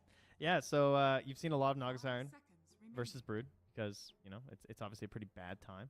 It's even better versus the Enigma. We've all seen that hero come to rise because you're riptiding. You're killing all these little units, little annoyances. And, well, if they're not going to pick it, Aster, they're just going to ban it instead. They don't want to deal with both Spiderlings all across the map as well as Illusion. So although Lyrical was just pointing out, hey, they don't play this hero that much, Aster, they don't want to mess with that. Absolutely. That is what I was pointing out, Trent. Thank you. So smart, Sky. I like this. Okay. Deucer? She's still in? Is there any need to be worried about that? Like, would Liquid do Deucer and Brood? God, that sounds disgusting. Yeah, they don't want a chance it does end up happening. Now, I will say, Brood does feel like one of those heroes that can carry the game. So Zai getting on this, I would be a little bit concerned if I was Team Aster right now. I don't know how much, if y'all out there in Twitch chat or, you know, just catching up with it, some of these Brood games, this hero just becomes a monster. You get into like a Swift Blink later on, you get into all the Harpoon craziness, and he just eats heroes up with those late talents. Hits 25, yeah. Game ends. Just feels like you can't fight versus it. But we are going to get ourselves another Elder Titan. I saw today, I believe the first round of games, the 4 streams, there were 3 Elder Titans picked in the very first game to open up. Yeah, so we obviously were included in as one of those. Am I correct in that ours lost, I think? Yeah, it was Maposhka, right? He lost game 1. Yeah, they lost game 1. Then they came back in game 2, but ours was not successful. But overall, the hero has been gaining some popularity here. And you do have options. It can be a 4. It can be a 5. This is probably 5 with a 4 Boxy Rubik, just based on how you would want to do the lane setups, I would guess. The initial benefits that I see is the magic amp of all Rubik spells is pretty hype because you already have amp, and then plus more amp with the spirit is really cool. Versus Slark, it can be considered a pretty bad matchup in the past, though, because it's a very telegraphed spell. So if there's any break in the chain, you are going to get a Dark Pact out of there. I wouldn't say it's usually considered an amazing hero versus Slark, so I'm kind of curious about this. Maybe I'm wrong on that. Yeah, I mean, the one nice part is that it does allow you to, like, you can catch him in his Shadow Dance. Yeah. If there is, like, you know, a time when he's trying to TP out or something, if you can time it all correctly or what have you. But, yeah, I would agree. Oh, wait, but they didn't ban Faceless Void. Oh, I see. They're going to pick Void out of this. That's my theory. Oh. Yeah. Okay. I think Faceless Void's left in. They immediately go Faceless Void. Then the ET suddenly busted. Because they had all these other carries they had to consider that they couldn't also ban the Faceless Void. So if I'm Aster, I'm picking a save right here that considers Faceless Void. Because I'm sure they've got that on the mind, too. Right. I mean, I will say that, like, not having much damage to throw into the Chrono is maybe a little bit of a concern. But it's just such a nice answer against the Slark that does seem pretty worth. Yeah, I'd be pretty surprised if they ignored it. I mean, what other carry is that value? The other big heroes typically are, like, Lesh. But, you know, he's out. Yeah. And obviously Bloodseeker's banned. He's like the #1 one. I think their Faceless Voiding. It still looks pretty good to me. You have tools versus Mars. You can get out with the Time Walk. The Lich Frost Armor is okay to help save you when you're inside, as well as be generally disruptive by like throwing out your spells, including the Ice Spire. Can be kind of cool versus Chrono 2. Yeah. I mean, he has played it fairly recently as well. What else have we seen? The other thing I was going to say is that when you go Faceless Void, I think it gives so many options to your mid laner. Right. Yeah. There it is. So that was a pretty guaranteed setup. I would hope that Aster knew that was coming. Yeah. I mean, it's going to be pretty solid, too, when they can sort of take their choice of mids that they want to run it with as well. 10 seconds remaining. Probably get some of that damage thrown in there pretty rapidly, depending on what Nisha gets. And then on top of that, I wonder if this means you need to switch Snapfire to, like, a support role, because now getting, like, high-level kisses stolen by Rubik is a real problem. Yeah, you could already see it previously. I mean, obviously, they still won that game. Right. And they will take care of that Leshrac. Not only, it's a really good hero versus Slark, but I wouldn't have picked it where you picked the Faceless Void, because I still think you need a lot of ways to enable the Leshrac, and Faceless Void's the perfect way. Like, without the Faceless Void and not having, like, an IO, I think that it makes sense that they could just grab it, but they're still just going straight up Slark counters. They're just trying to give Monet a good game, which, I mean, might also be some considerations based on what Sumail wants to play. Does he want to play Snapfire? Does he have something else in mind that he doesn't feel like dealing with a Leshrac because of it? Yeah, no, for sure. I mean, I guess that the one thing, you're going to have the counter pick at the ready for Liquid, so you probably are thinking about a couple of different heroes right now, and then you just sort of go with what the best option is. They ban out the Lion, interestingly enough. So they're anticipating it's still going to be the Snapfire mid. I mean, do you want to lose to Kaka Lion? Yeah, I don't want to lose to Kaka Lion. Yeah, that's a fair point. You feel pretty stupid if it's a half-decent Lion game. I think in terms of the big heroes that are left in there standing out to me, I see Ember for both sides. Looks pretty solid. Lena, something crazy. Here's the trivia. What's the other Kaka hero? Doom? No. That's old school. What's the other Kaka hero? This is the other old school. Kaka Phoenix, baby. Ooh, that is pretty good. That sounds nice. Let's go. Maybe not enough control, but I like it with the Mars. Also, just Kaka on Phoenix. It brings warm feelings to my heart. Kaka Earth Spirit. Yeah. That's a pretty good one. Death Prophet. Taken out of the pool. A nice combination to throw together with the Void. 10 seconds remaining. That hero has some sauce. I think that hero's a little forgotten. Yeah. Yeah, I think she still has a little bit of life left in her. Okay. Despite being a floating ghost. Team Aster's turn to pick. Sky. Interesting. Oh, I wonder if they're thinking about a Quap potentially on Liquid. It would be fairly balanced. If it is a good, like, if they go some hero that Queen can bully a little bit, that would be pretty nice. Yeah. Yeah, Take there's that, Ember. It's the big. I think that was the best overall hero left for Aster. Right. All right, so what's our big hero? You guys want it? You guys want the big nasty? Is it time? Can he Huskar this guy? Can he send him back to the Stone Age? 10 seconds remaining. The other one that sort of had been an answer for a while was Dragon Knight. It's kind of like a slower, less disgusting option. Come on. There's only one guy who we want here. There's only one guy we want. It's not Huskar. Give us the Huskar. No. It's the other guy. It's the big boy. It's Shadow Fiend. Come Come on. Shadow Fiend. Give us the Ooh. Shadow Fiend. Give me some swag. Look, he was watching those 1v1 tiebreakers. He's seeing That those could be happen. He's cool. just like, that could be me. You know? Okay. Yeah. Chrono for some damage. You got ET, some amp, right? Getting all juiced. The only thing I don't like about it is that you're against Mars, right? So those right clicks might end up getting gobbled up a little bit there. You know Not what when I I mean? raise with right click damage later on. Okay, all right. Let's fine. go right through that arena. That's fair. All right. Problems with Shadow Fiend might be the setup. They don't have like the best setup in terms of like actual catch and control in this game. They could go a little hardcore and go like puck, but then you kind of go back the other way in terms of like, do we have enough damage? But you also have ET amp, so that's a little bit in the middle, I would say. Puck that you mentioned, or sorry, Queen of Pain that you mentioned, I think is also still fairly viable. Kind of has the same issue as Shadow Fiend. It's like doesn't have the best setup, like creating fights, but she's also fairly balanced and has the matchup. You can also slight dodge the daggers as Ember. It gives you at least a way to try and outplay. Yeah. And I always feel actually, like, I think that's actually Ember favorite these days, it feels like. yeah. Well, down to the wire. What are we taking, Liquid? A Pango. Ugh. Gross. Hmm. That is definitely decent for the lane, but for the game, I can't say I'm a big fan.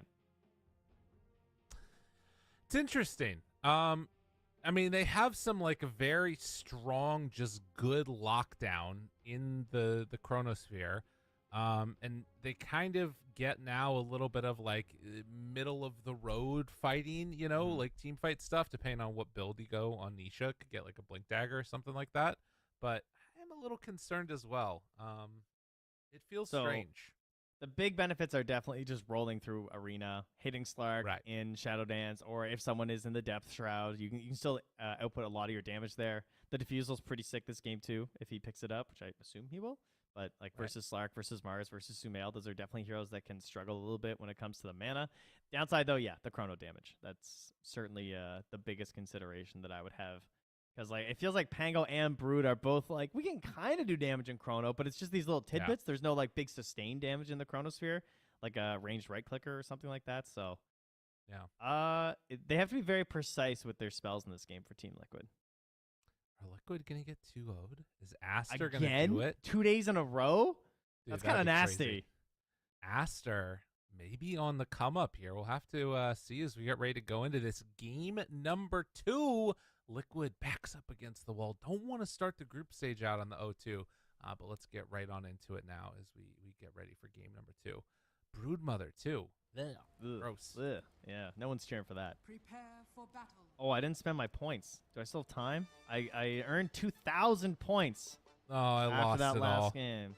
Yeah, you did. I lost it all. Sad. Everyone has gone in on Aster. The advantage is I get more points if I bet on Liquid.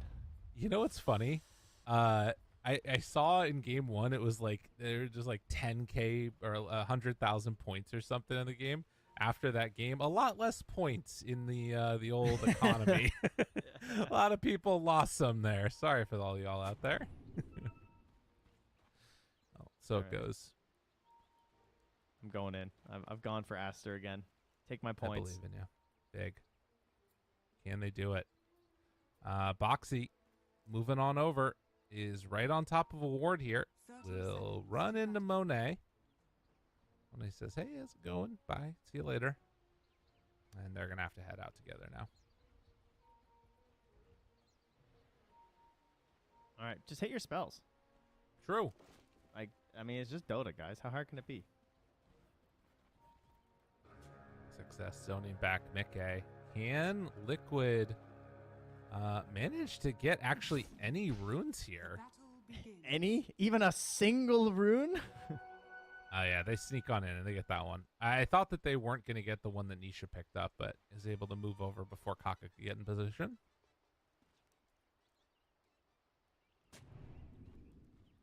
These lanes all look pretty chill. Only thing is they have this ET in the double melee lane, which is, it's whatever. It's ET. I don't know if he's going to do any cute plays. We didn't really see many from Baposhka last time in terms of like sending the spirit through and doing shenanigans. Right. But obviously that it's a bit tricky to make it work because it takes quite a bit of time. You have to wait till the camp spawn, you pull through. It's only really good when you're doing rotations to come through. You like come through the twin gate or something. Yeah. Well, and I mean the other thing is it's a long time where you don't get that buff. So you get a bigger buff, but you don't end up with you know, it for a period of time while it's gone. Some good pushing back there. Boxy beating his way into the Lich a bit. On a Pichu. And in the mid lane, Sumail not looking like he's going to get the same type of dominance that he did in the last one, as Nisha is actually staying right on top of Sumail and burning through him a bit here. But we'll have a slight lead for the Ember. There's like 3 extra right clicks just based off of super quality body blocking there, as Sumail's going to have it pulled into the tower. Ooh, secured. Nice. Well played, well played. Up on the top side, Kaka and XXS are keeping the pressure onto Insania. And as you mentioned, double melee into a Snapfire that has pretty good damage and then also a ton of kill potential with the level 2 here. So they're going to have to be pretty careful on Insania not to get bursted. Could look for a moment. If they get too aggressive, Mickey, trading hits, jumps away. Very scary. I mean, this was a combo. Like when Mars and Snapfire dropped, like this was the combo. Bringing these two heroes in together. And they're absolutely dominating for a very long time. And the difference when you're playing Snap 4 versus a melee 5 and a ranged 5 is absolutely hilarious. I mean, you're getting just so much bonus damage, an extra 50% on these melee supports. It's just so much more likely that they're going to be in that shotgun blast range. Yeah. Good couple of denies coming out there from XXS too. So 7 denies in this top lane. They're kind of winning all 3 right now again on Aster. He has almost as many denies as he has last hits on Mickey. Yeah. Oh, Slark pulled back in. Monet in some trouble. Can't do enough though. A frost shield on Pichu keeps him alive too. Yeah, forced to throw it out there, kind of defensively to hold them back a little bit from just diving more. But still no first blood here. Who is dying first? My bet, I'm going to have to say, is probably on Insania. Yeah, he's in the danger zone. Needs to kind of play far forward. There's some decent bets that maybe Pichu could be the one that goes down as well. Lich always a little bit scary in these situations. And Monet is kind of getting bullied away. We'll see. Boxy, can he interrupt it? No. He'll get the bounty rune, though, more than likely. Wait a minute now. Oh, Kaka missed his scatter blast on Insania. He just missed it completely. In the little loop here, though. Right towards the courier. Oh, damage. He actually missed that blood grenade. That was hype. He, like, juked it. Oh, man, this is good damage. Kaka, ever since he missed that first round of the scatter blast, in some trouble. But now XXS moving in. Can he get the God's Rebuke Spear? What? That angle. A tiny tree. The world's smallest tree, and they get the bounty rune because of it. That was, I mean, that's a Mars player. Like, honestly. I mean, we just all knew Insania was going to die first, so that's really all it was. It was fate. Yeah. And quick TP mid there from Insania. So, you know, tactical feed here to give Nisha a bottle fill. Absolutely. And in the mid, things very even. So a very different type of situation than we had last game. We'll see if up top they do decide to make something happen onto Liquid. As Mickey is going to time walk off that damage. Does go into the 2 points in time walk for the Faceless Void in this lane. Really important.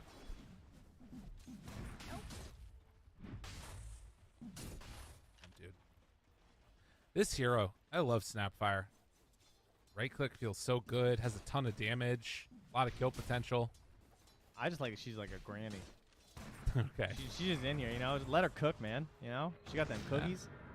Yeah, true enough. Ooh, Sumail. Isha has another swashbuckle in 6. Not going to be able to get there in time. Cookie up top there, but not enough damage. They didn't like it. Weren't confident in their chances versus Insania. Well, very static lanes, and up top, that's the favor of the Mars. Down bottom, Zai is kind of putting in a clinic, although, well, okay, able to get the time walk out. Zai is sitting with 13 denies on this Broodmother. Yeah, I thought it was actually that's his name. We leaned that, didn't we? Oh, look, he's damage. It still has a salve, though. And Pichu does return to the lane, but that was costly. Sania, Cookie. He got caught by the spear to push him back. A good bash out from Mickey, but not enough.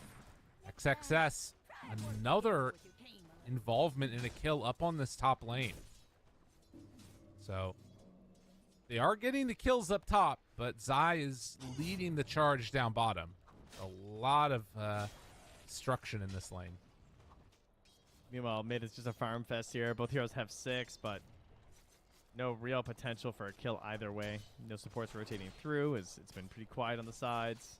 And it's like quiet in the sense that no one's like dying and just like randomly TPing mid, resulting in deaths that can happen sometimes. But it's just both very like in your face, constantly in vision of each other. So neither mid's really scared of rotations at the moment.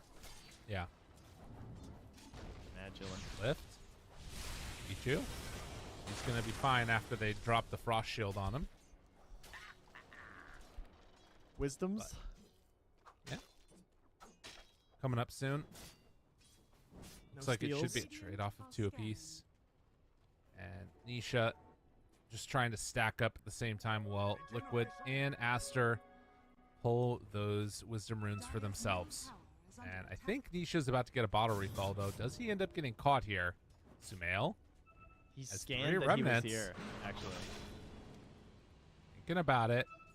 Sumail want to chase for more. He does not have any points in chains, but does have 3 remnants. Goes in with 1. Slight dodge. And there's going to be a TQ refill bottle. 3 tip him. Just whittling him down. 8-minute mark. Runes coming up. Lich has the bottom one. Yeah, everybody's moving in right now. They both want to grab this power rune. 2 heroes that are really enabled by them. Yeah.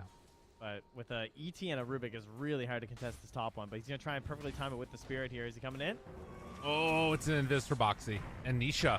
Wait, they got the scatter blast off. That's some good damage. They're going to try and kill him with the slight. Kaka gets the low ground, but Sumail doesn't have enough mana to chase Nisha. Okay. I definitely thought Sumail was going to try and do like a double Spirit, like jump in play or something, but just didn't want to. Didn't maybe see it as being. I mean, obviously there's a chance it doesn't even spawn. So if you're dumb, because if it was bottom, he just gets it for free. So unlucky in this case, and they grab their first kill of the game based off of that. Yeah. Mickey is going to have Chrono here soon, but obviously they don't have that. I mean, it's a little early for supports to be 6, but you don't have that class of supports. He's going to grab it, and bottom lane on A, he's in. Maybe a second kill here. Chasing after Zai. Can't quite get it as he moves over to tree. Lyrical has passed on. I've lost him. So. Oh, hello. Right. I'm back. Don't worry. Oh, hey. The move was so good that it just broke my computer for a second as they kill Nisha mid. Amazing. And Zai caught as well. Kaka chasing him down. Scatter blast. They have him held in the moment. Monet, does Zai have enough to get out of there? Just barely walking out. Kaka, another punch, but he's living. Oh my god, he gets away from him. And that was a... Oh, wait, Sumail, he's here. He wants another one. Seeing if he can. Damage onto Boxy. Almost enough. And yes, they get him for the kill. Buddy. Kaka now also chased. So back and forth we go. Sumail, he hits pretty hard with this sleight of fist. Zai trying to juke again. up. Dude, don't give him a triple. Don't give him a triple. Oh, Zai, need to get out of there, Sumail. I think he's going to get... Oh, wait a minute. He was out of mana. He couldn't jump to it. Oh, and Nisha's over here. He ends up denying himself to the creep on Kaka. And Sumail will retreat. So that was a true solo kill mid. All the XP and gold going to Sumail as he took down Nisha. Nisha did buy out for his defusal, though.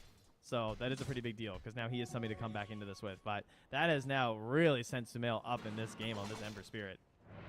Yeah. Huge. Man, 5-1. And yeah, just taking a look at these net worths. I mean, it's still looking pretty rough for old Monet down here.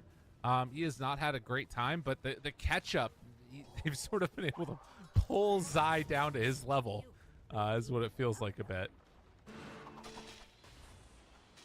And, I mean, I did like the Faceless Void when it was picked in this draft, too. But that is still something that comes on a little bit later. And, again, he doesn't have the best opportunities to get the big chrono. And that is something they really focused on those last bans from Aster. Right. Trying to make it as hard as possible. Sumail? My God. I mean, this early Diffusal Blade is definitely annoying. He has to walk back home now on Sumail after getting a bunch of his stuff burned through. His XXS and Kaka going to clear through this stack here. So that is an annoying issue to deal with, is Nisha's movements on this map with the Pango. And meanwhile, Monet is trying to pull himself out of the depths here. Lowest of the cores. As a retreat to the jungle on Slark, but yeah, that's important. My bad. A little freebie there on Insania.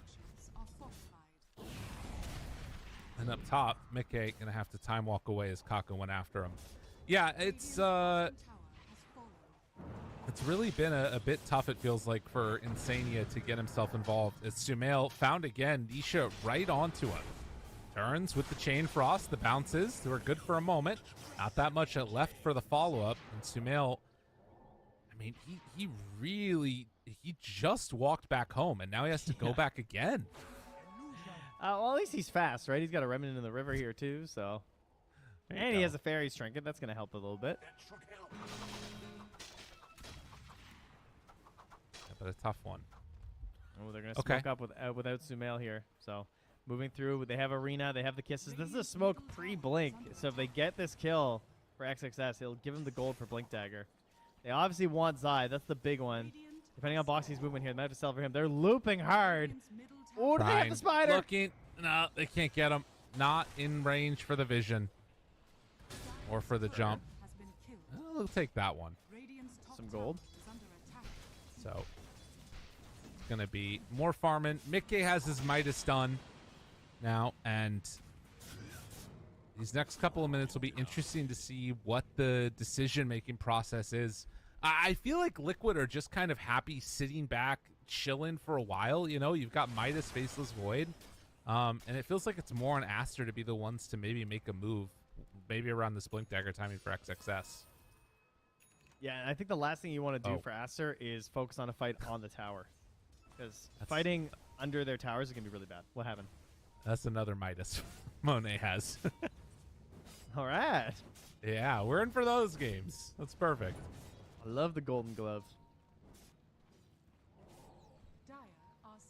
But yeah, my one concern would be if Aster try and dive towers too hard. That is where you can certainly run into trouble versus Faceless Void, because, you know, Mickey's not Spectre. He's not just going to randomly appear in these engagements, and he's in a greedy state based on this game. So if he can TP into the fight, that's bad. So don't go where he can do that. Nice grab. Turn around play. Can they get it? They might be able to. And in fact, as they kill off the Brood, they're also in a little bit of trouble with the rest of these heroes. So they connect onto Pichu to start. Seeing if they can find any more. Nisha, spear back. Oh, good play. Sumail there. The cookie onto both. Nisha still trying to do what he can as he chases down XXS, but Sumail shows up trying to help out his teammate, and it will be enough for the kill. So Aster, in spite of Liquid baiting Zai, it still works out well for Aster. That might have been the luckiest lucky shots I've ever seen. He just kept disarming every time he was hitting him. XSS is just like waiting for his chance to do something. It just wasn't occurring. But yeah, Sumail comes through to bail him out there and grab that kill. So again, that's now the second death this game. And both times, pretty tough time where it really feels like they want to get him going. You know, he's like trying to find himself. Now he's going for the Aghanims here. He's been seeing the impact, I'm sure, of this Diffusal.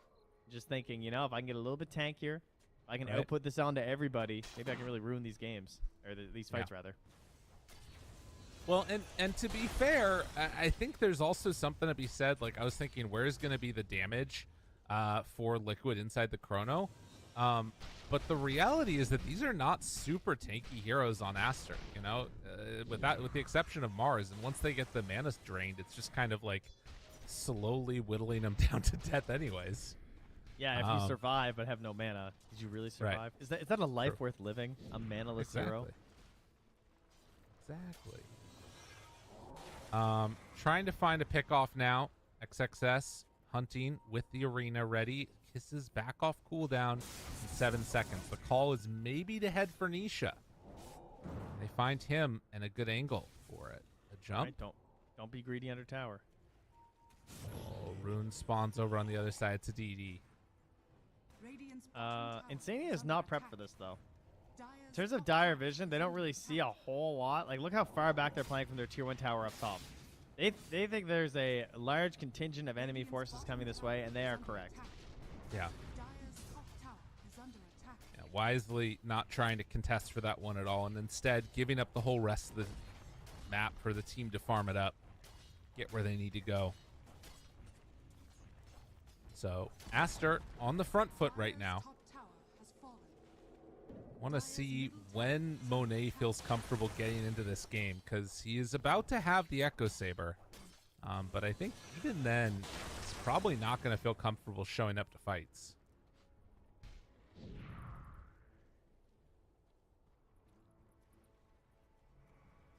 On the other side, Mickey.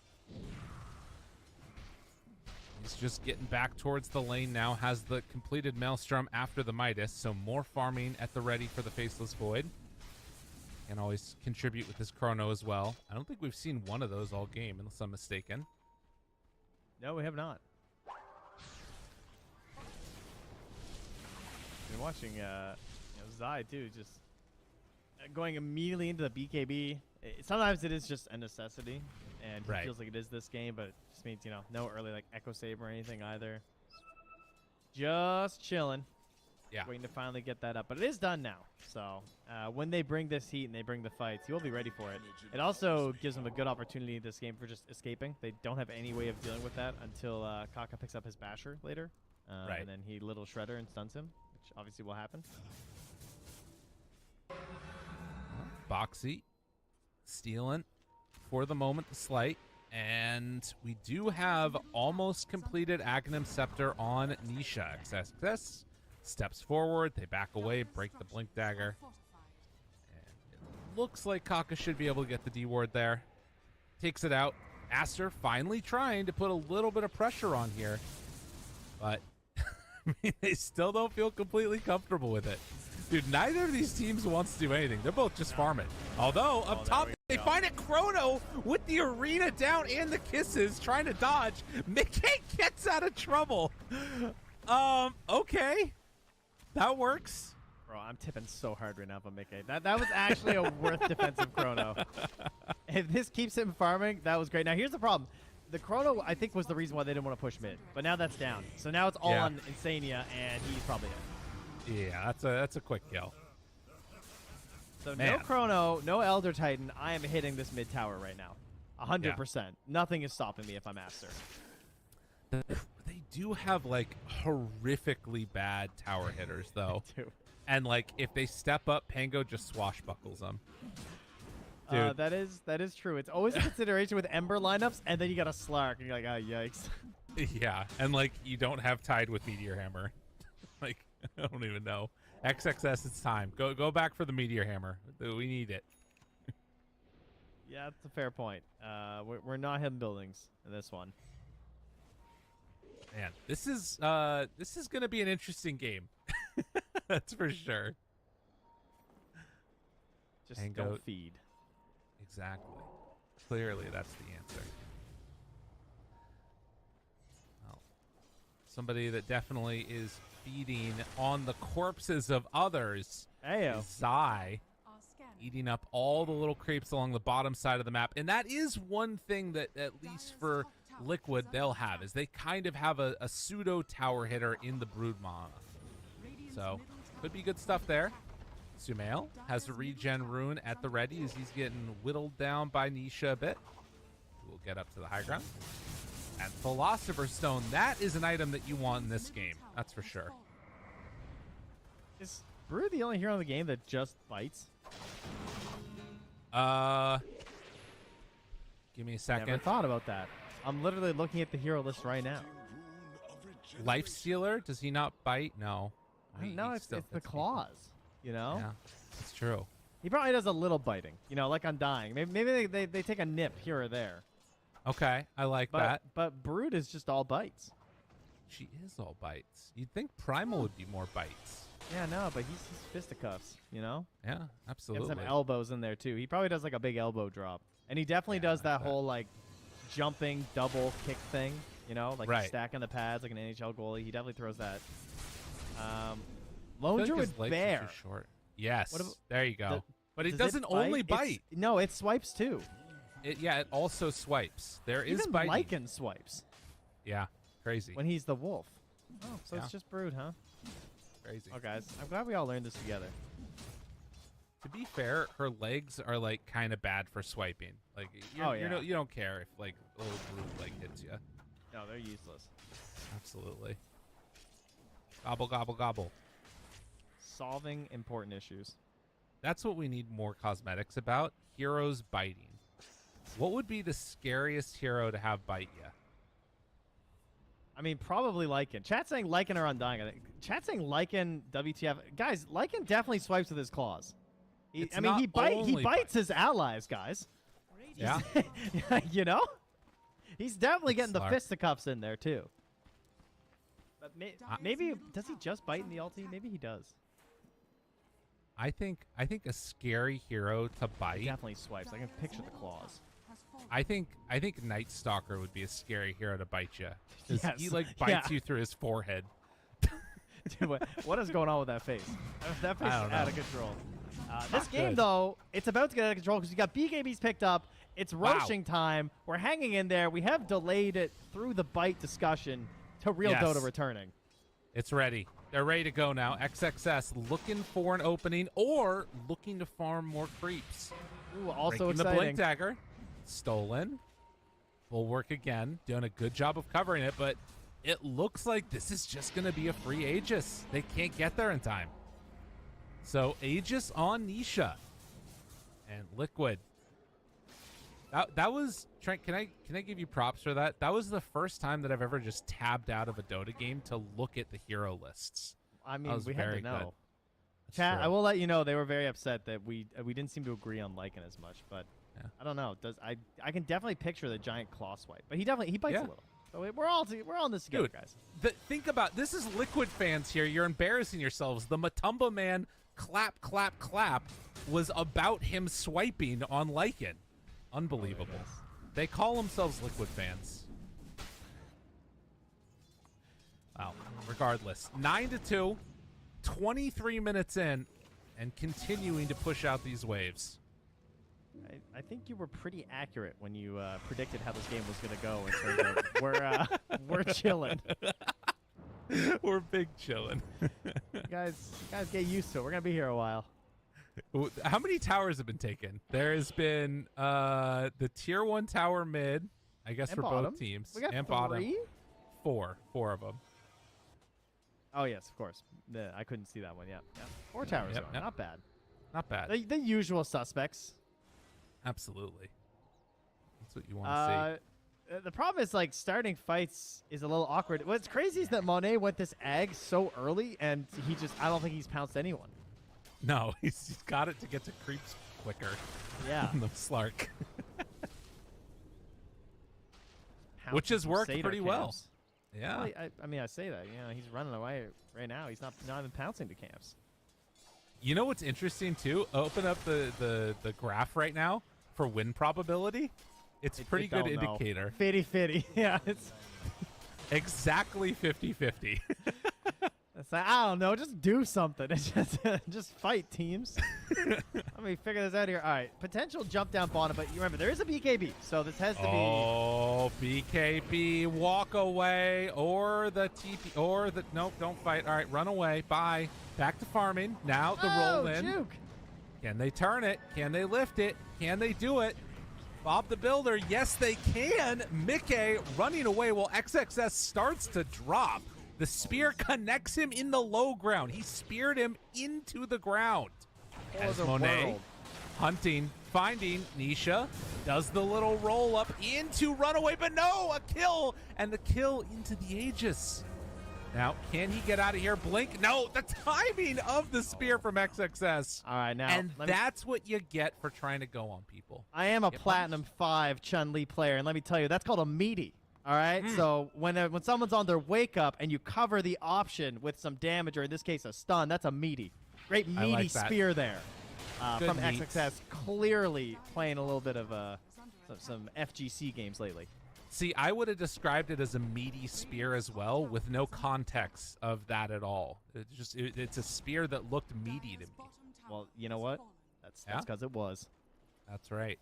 Tier 1 tower taken down bottom, 10-2. Still, less than 1,000 gold separating these two squads. Zai tries to hold on to this tower, but Monet, we talked about the Aghanims not getting a ton from it earlier. The stacks, they are a building, but can he get away?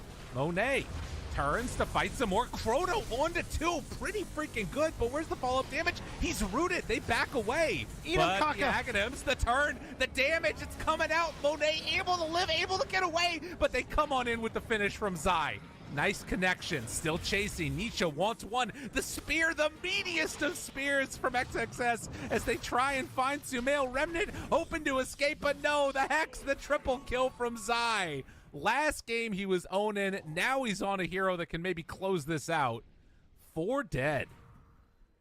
Oh, go get him. The chase down is real. We finally found some Dota here, folks. We're getting in there. It's one of those no rush 20 minutes type of games. That's what you gotta have. Everyone just wanted their cool items, their cool spells. They want to see what would happen, and finally getting to use some of these BKBs. They've been laying dormant for so long now. Things not really connecting as nice as you might hope for Aster. I talked about Liquid being the ones who had to use very precise spells. They did a pretty damn good job on that one. But the lack of combinations there from Aster. Couldn't really get a good use of this Aghanims from Kaka, especially. I think this is a huge investment this early for a support player. And all I saw him do was pick up Pichu and throw him into the arena when he was really low and he didn't even get another spell off. And, right. You think about what else this could be. This could be auras. This could be Solar Crest. This could be Blinks. This could be a catch onto Zai if they had the Basher, but Monet not opting for it. He wants to go for his own Diffusal after this. Okay.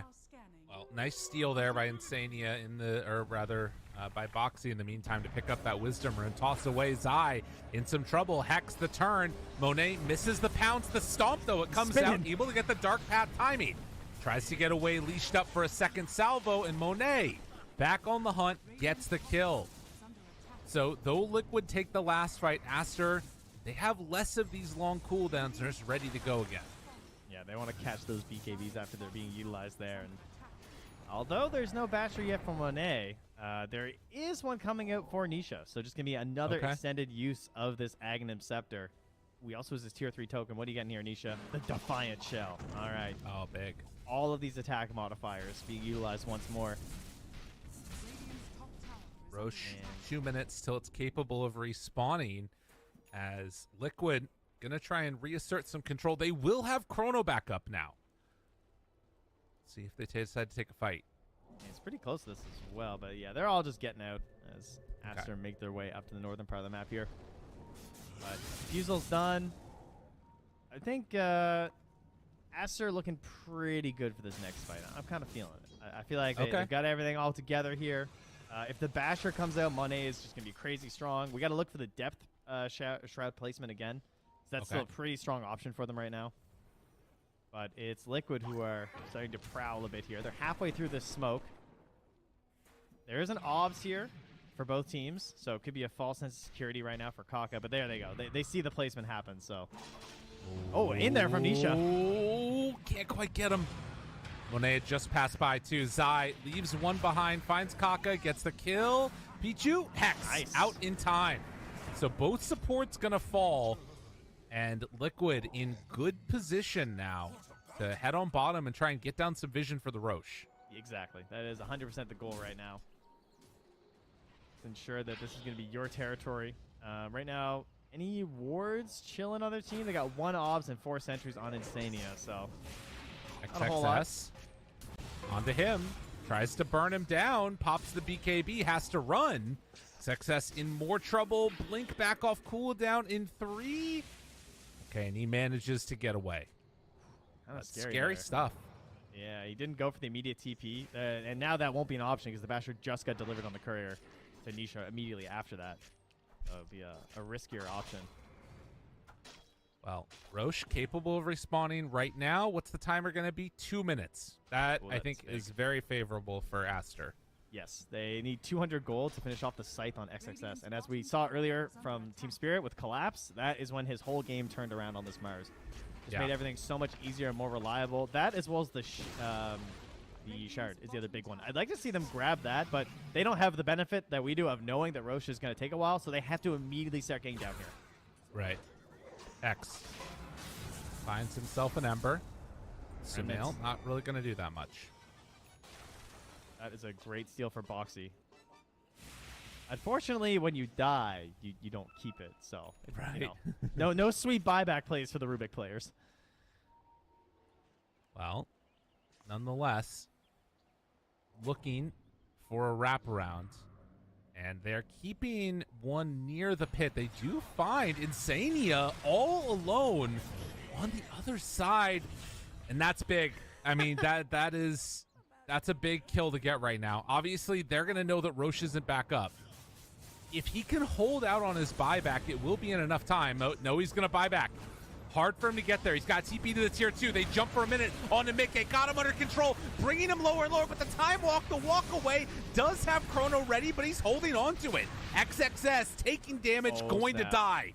Now running away, Insania kind of in no man's land with Zai. Going to try and chase after Kaka, and they will find him. Another Hex laid down. That fight went their way. Zai's just a bounty hunter, man. You try and escape, you try and get away. He's chasing down the trees, getting the sights out there. No one escapes. When they check Roche again, nothing there. They'll see it in just a second with the spiders. And, yeah, now the call comes out, and they'll head on in to take that. 20 seconds should be enough. It's not the fastest Roche in the world, actually.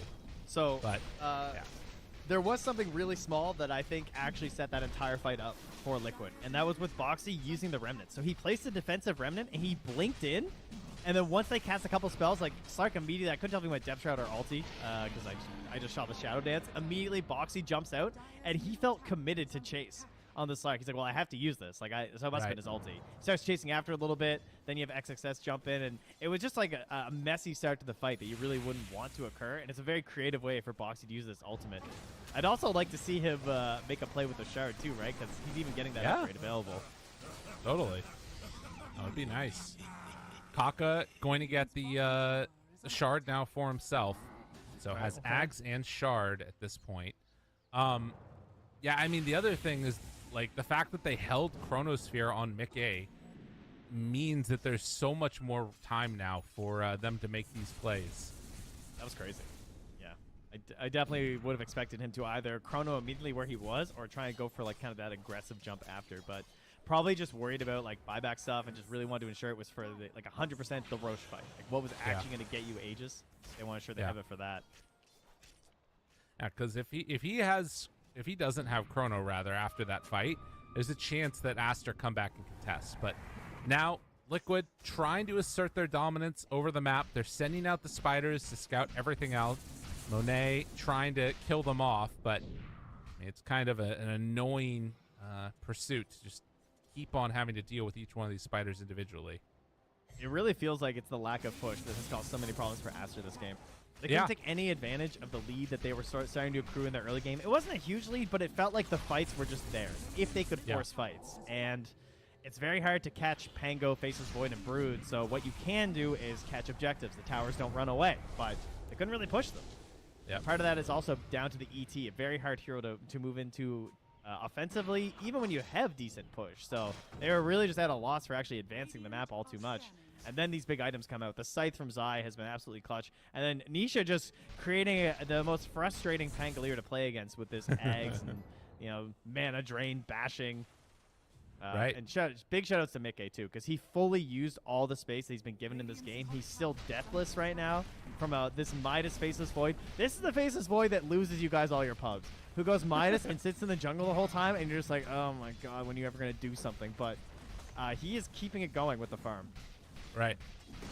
Yeah, doesn't cast Chrono in the fights. Like, yeah, you know? That's the guy. You know He's him doing it well. the right way, though. Yep. And you guys can emulate this in your pubs as well if you want. As McKay is going to start going up. If he had got Scythe there and lost Aegis, that would have been so funny. Because he jumped right on top of XXS. Yeah. Not going to happen this time. Imagine he gets Scythed and is speared back towards the well to one of those trees, and then he just loses both lives. Let's not do that one again. Yeah, no chance this time around. They are hunting right now. Monet, Sania on him. Has to jump away, but the chase. Oh, he got it off. But they have Chrono. Do they decide to use it? Thinking about it. Oh, no, the turnaround. XXS is there. And now they're on to Mickey. Mickey, jump in, jump out. Still thinking about that Chrono. Second round of Hex. Building up a couple of a fight. And yeah, they're finally going to drop it. That is a nice one. Connects onto both. Easy for the kills.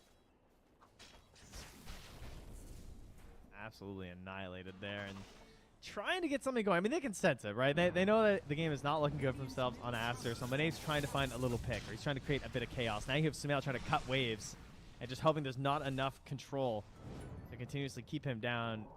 Nisha not getting the lucky bashes there that might have allowed Boxy to follow up with perhaps a telekinesis and a cookie, and then more bashes. And Sumail is just saying, more creeps, feed the beast. He's out of there.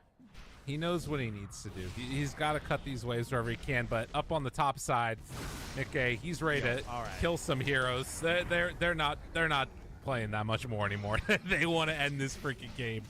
They have a creep wave up top. Don't have one mid or bottom. They're gonna get the full value out of this that they can, though. Ooh, whoa! There goes size Lincoln's. Interesting. Nisha in there too. Monet is just off farming. I mean, they're losing their entire sets of buildings, and Liquid, I don't think they're leaving. Chrono 60 seconds away. Monet trying to cut this, maybe get a courier here or there, but that is going to be a second set of racks, and nobody can deal with this top lane. The waves just keep coming in. It's also a butterfly on Mickey too, so even though he was kind of hard to bring down before, without the Chrono, he can still play a little bit aggressive, utilizing the shard and the butterfly. Right. Smoke out now, as the Aegis has expired. Fire, scanning, the big wraparound comes out. Now, if you were here this morning, it was a 15k lead, and they lost in about 4 minutes, thanks to a Mars Scythe. That's true. Can XXS perform the collapse? Can he cause the collapse of Team Liquid? To be fair, it was also Team... they also lost the Aegis and got a free Aghanim Scepter on collapse. So we don't talk about that part. Okay. That's next. Don't spoil, all right? All right, my bad. Next Roche will be Radiant side as well. So, that's pretty big. Maybe. That's how it happened. Yeah. See if Liquid can pull a game in Gladiators. Which you would think would be a good thing as of late. Right. But not this morning. Well, nonetheless, it is a pretty substantial lead for Liquid, but as we've said multiple times, we've seen these types of comebacks before, and Liquid not infallible in this situation. Probably going to want to wait for the Aegis. Yeah, the creep cutting really paying off. Yeah, it's kind of what helped delay this a little bit here. But maybe it's also just the patience of Liquid recognizing that, hey, we really want Chrono. Yeah. And they haven't really been in a great spot since that's come back up. Is Monet a target for him? Is this hunting Mickey? It looks like it is. He's got his ninja gear. He wants to see what's up. Wanting to find somebody, and well, there is somebody over here. It's Kaka with Boxy nearby, found by XXS. Nisha rolling through. Manages to get him with the bash there. That's crazy. So Monet dies to the chronosphere of Mickey. And yeah, that is exactly what they were looking for. Well played. I was watching mid. He just straight up chrono killed him, huh? Yeah. Nice. That's a tough one. That's the matchup right there. I mean, they let him know when they picked this ET. Yeah. That this was probably showing up here. Oh, that is a melee rack soon to go down. And they're dodging away from the damage at the moment.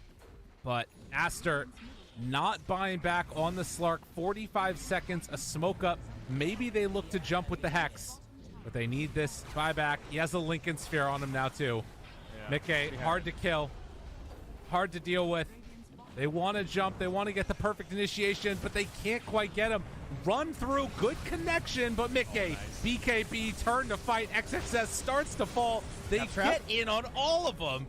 Isha right there with them as well. They find themselves the double on Boxy. Nicely played. Remnant out. Zai on a killing spree as he found that back line, waiting for Sumail to show up with the nullifier there. A couple quick hits. Double for Zai. GG is called. They tie the series up 1-1. Boxy with the ultimate counter to Depth Shroud. Stolen Mars Spear with Shard. Yeah, come on out. Come play. We're not done with you guys yet. Don't hide in there. Yeah, not quite finished there. And damn, Team Liquid coming back in game 2. No, nobody beats Liquid 4 games in a row. That's what they say. All right. So yeah, 2 out yesterday, but we're gonna get the 1-1.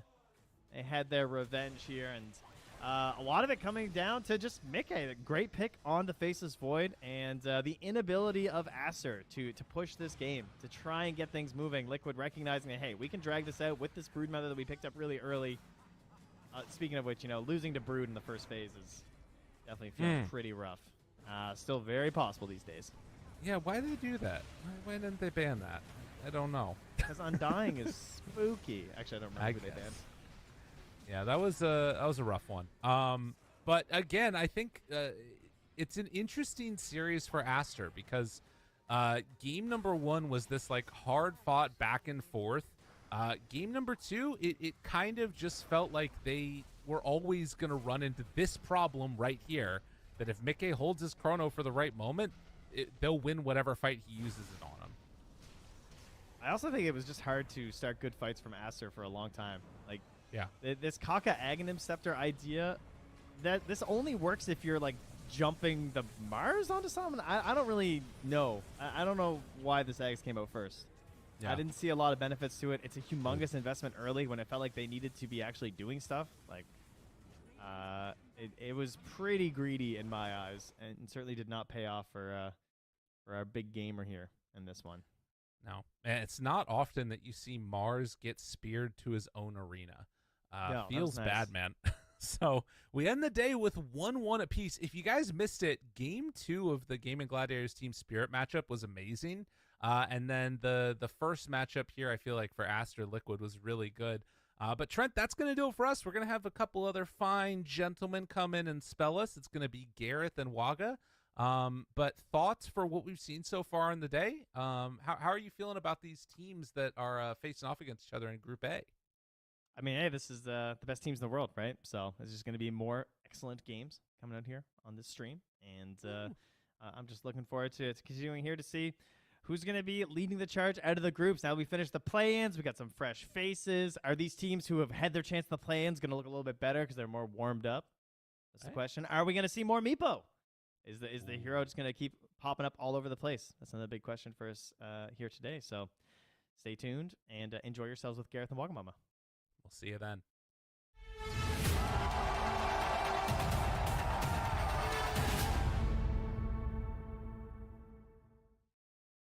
Progress is a race that has no end. After every finish line, another challenge awaits. How can we continue to push innovation in a sport at the forefront of technology? This is how.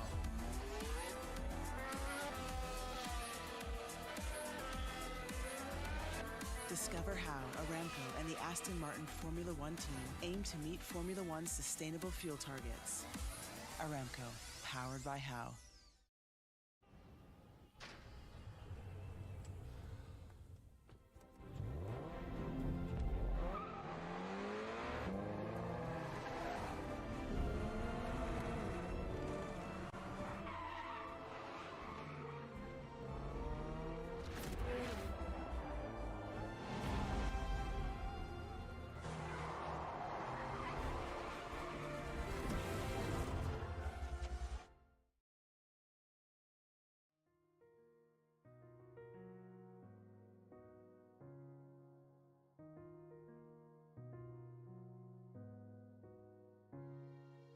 الحياة لحن، ولأننا جزء من مقطوعة عظيمة تحركنا، تلمسنا، تصنع من لحظاتنا ذكريات بديعة. لأن الوجبة، التجربة، المغامرة، حياتك بعد جديد في هيلتون الرياض.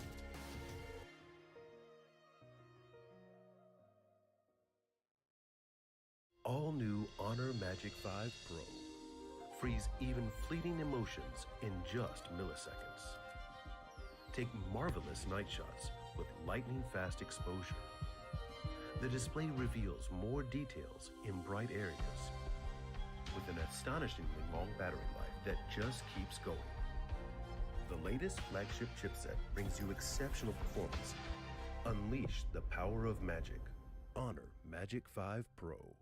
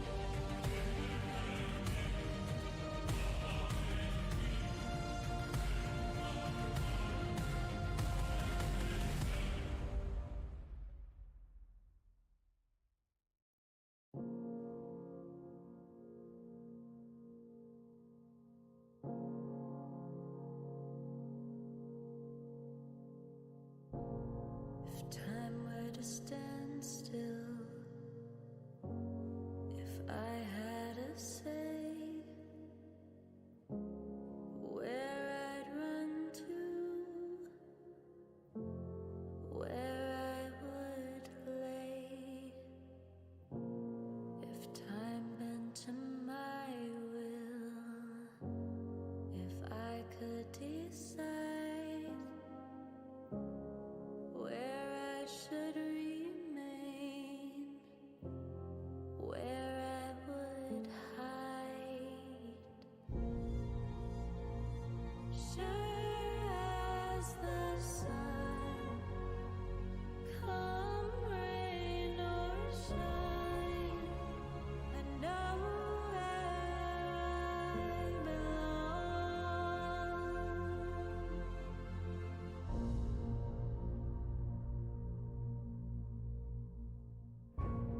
If time were to stand still, if I had a say where I'd run to, where I would lay, if time bent to my will, if I could decide where I should remain, where I would hide.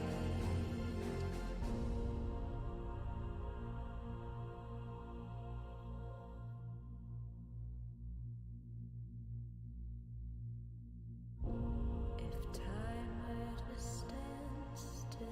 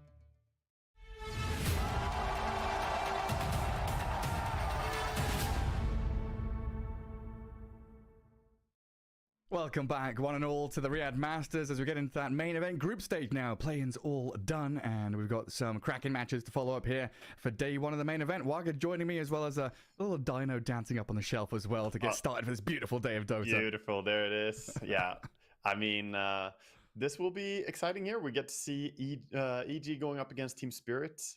Today we have a matchup that I'm not really sure how I'm going to predict. We've been watching and casting a lot of Team Spirit games in DPC, Gareth, and I have a problem with knowing which Team Spirit is going to show up. They are obviously capable of being the best team in the world on the given day, but they also lost some absolutely unlosable situations, or not unlosable situations, but matchups they should definitely destroy. They were struggling. They lost games. They struggled in series. So I want to see, are they here to, be strong from the get-go against EG, or are they going to struggle the way I've seen them in the past?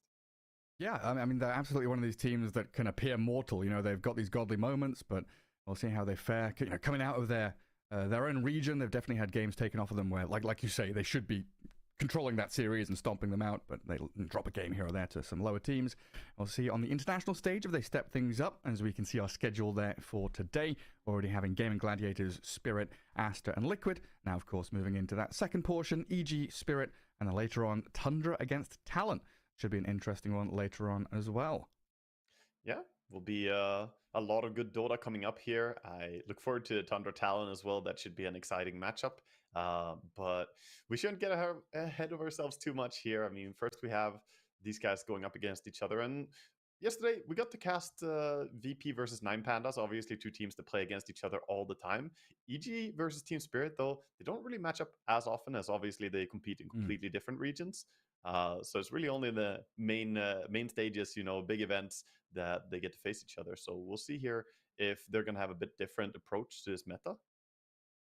Yeah, then there's also, that kind of roster swap that messes up the match history and stuff like that, where, EG now a South American squad technically with their roster. So, looking back, you would think, how did they do against Thunder Awaken? How did they do against Beast Coast back in the day? But most recently, 2023, Team Spirit have felt like they've had EG's number. Dream League Season 20, Lima Major, a bunch of 2-0s. There was a 1-1 where EG took a game off them. But overall, it's felt like Team Spirit has done very well against the South American squads in general. So we'll see if that's, turn a new page for EG, find themselves at this international land. They've done very well. Both them and Beast Coast have put up some big numbers this year in particular, getting top 6 in a number of majors, looking very good coming out of their region internationally. And going up against, former TI winners is always a scary prospect, no matter what form they're in. Yeah, definitely. I mean, you have that in the back of your head that these guys, they know Dota. They know it's better than probably anyone out there. They're definitely with big achievements, and at the same time, I want to say that EG, they have a lot of eyes on them from different players, just for the ability that they have. Whisper gets a lot of hype for his performances generally on the off lane. Also, Kaz has been mentioned many times as like, wow, this is a stand-up carry. Like, he's really, really fantastic at what he does. So we can't really expect Team Spirit to come in here underestimating EG, because even though you've been doing well in the past, EG definitely are capable of taking this game as well if you give them any chance. Yeah, absolutely. And I think, that kind of conversation about the new patch and how people are fitting in, we look at the off lanes now, and you've talked about it. They're definitely much greedier. Both side lanes kind of acting as position 1.5s almost in the matches we've seen, and that really does fit Whisper's playstyle. You talked about it. He's the one that a lot of eyes are on, and he has played carry from the off lane for years now. He has been the primary carry of Beast Coast and EG from that position 3 with his Timbersaws and Leshraks. So he's like slotted really nicely into this kind of newer meta. Whereas Team Spirit, I think the opposite is true. Collapse was that playmaker. He was more of the S4 style position 3, where he's playing Magnus, he's initiating, he's getting things going. He's had to transition a little bit into being more greedy, which can be a difficult move to make. Yeah, you're absolutely right. I've watched as Collapse tries to adapt to the patch and realizes that the whole Blink Magnus style that he had before, not always as ideal in this patch. And I've seen him still go for that build every now and then when, just using Magnus as an example here. But I also see him try to go for Harpoon and more like farm oriented on that offlane. Of course, Magnus has fallen off now and not quite as popular on the offlane role. Now it's different heroes that we're looking towards, and one hero I'm looking towards is Broodmother. She's not banned right now, Gareth. Yeah, right. That's a hero that's left in, but that is like another big topic, because Team Spirit didn't play Broodmother until maybe a month and a half ago. Where, we were constantly looking at Eastern Europe saying Collapse doesn't play Brood, Collapse doesn't play Brood. They played it once, and I think he lost that game and then didn't play it again for another 2 months. So it's a hero that they're not comfortable with in general from the POS 3. So we see the Mars here, whereas Whisper has made that change. Whisper and Amar have both moved from being anti-Zoo kind of players, where they've outwardly said we don't like playing these micro heroes, to now starting to play the Beastmasters and Broodmothers. I feel like Broodmother is very easy to get into as far as that. It's not really a zoo. She's so strong on her own now. You have spiders, but that's really just an added thing. And you just turn on Unify Unit Orders in the settings. Boom. That's it. Just control Hold right control. click. Yeah, control right click, and you're going to be fine. You don't need to micro. Change your settings so you can tab scout with spiders, and that's it. And we see countless players in different positions and roles. We see carry players, mid players, offlane players, all using this powerhouse. But for the opening this game, it's going to be the Mars coming in here for Team Spirit. Obviously a hero that they fancy a lot for Collapse. And the reaction here is going to be a Legion Commander to start for EG. Not usually the strongest hero against Mars, as it's tough to duel into him due to the Bulwark. Yeah, the Mars maybe an indication of we're not playing Broodmother and you're not either. Maybe not a hard counter, but a hero that can contend with the Brood in a number of ways. Is the Legion the same kind of deal where it's like, well, if you're not playing Brood and we're not playing Brood, you're definitely not playing Brood? Yeah, a little bit. It definitely is. And they go for a very classic 1-2 combo here as well. And EG getting the Sky plus Legion, so you have the big burst and can secure yourselves those dual wins. But you're absolutely right. The Mars and Legion kind of shield off the Brood picks. However, saying that, I've seen Marses absolutely get destroyed on their lanes against a carry Brood or something. So it's not like you can't pick Brood into these heroes as well. You don't really rely on the spiders as much anymore. It's just about the laning stage and her auto attacks that's the powerful thing. But I like the opening here from EG. They just get, they reveal their entire offlane, but at the same time, it's just very stock standard combo, right? It's a 1-2 punch, you duel, you ulti, someone's gonna die.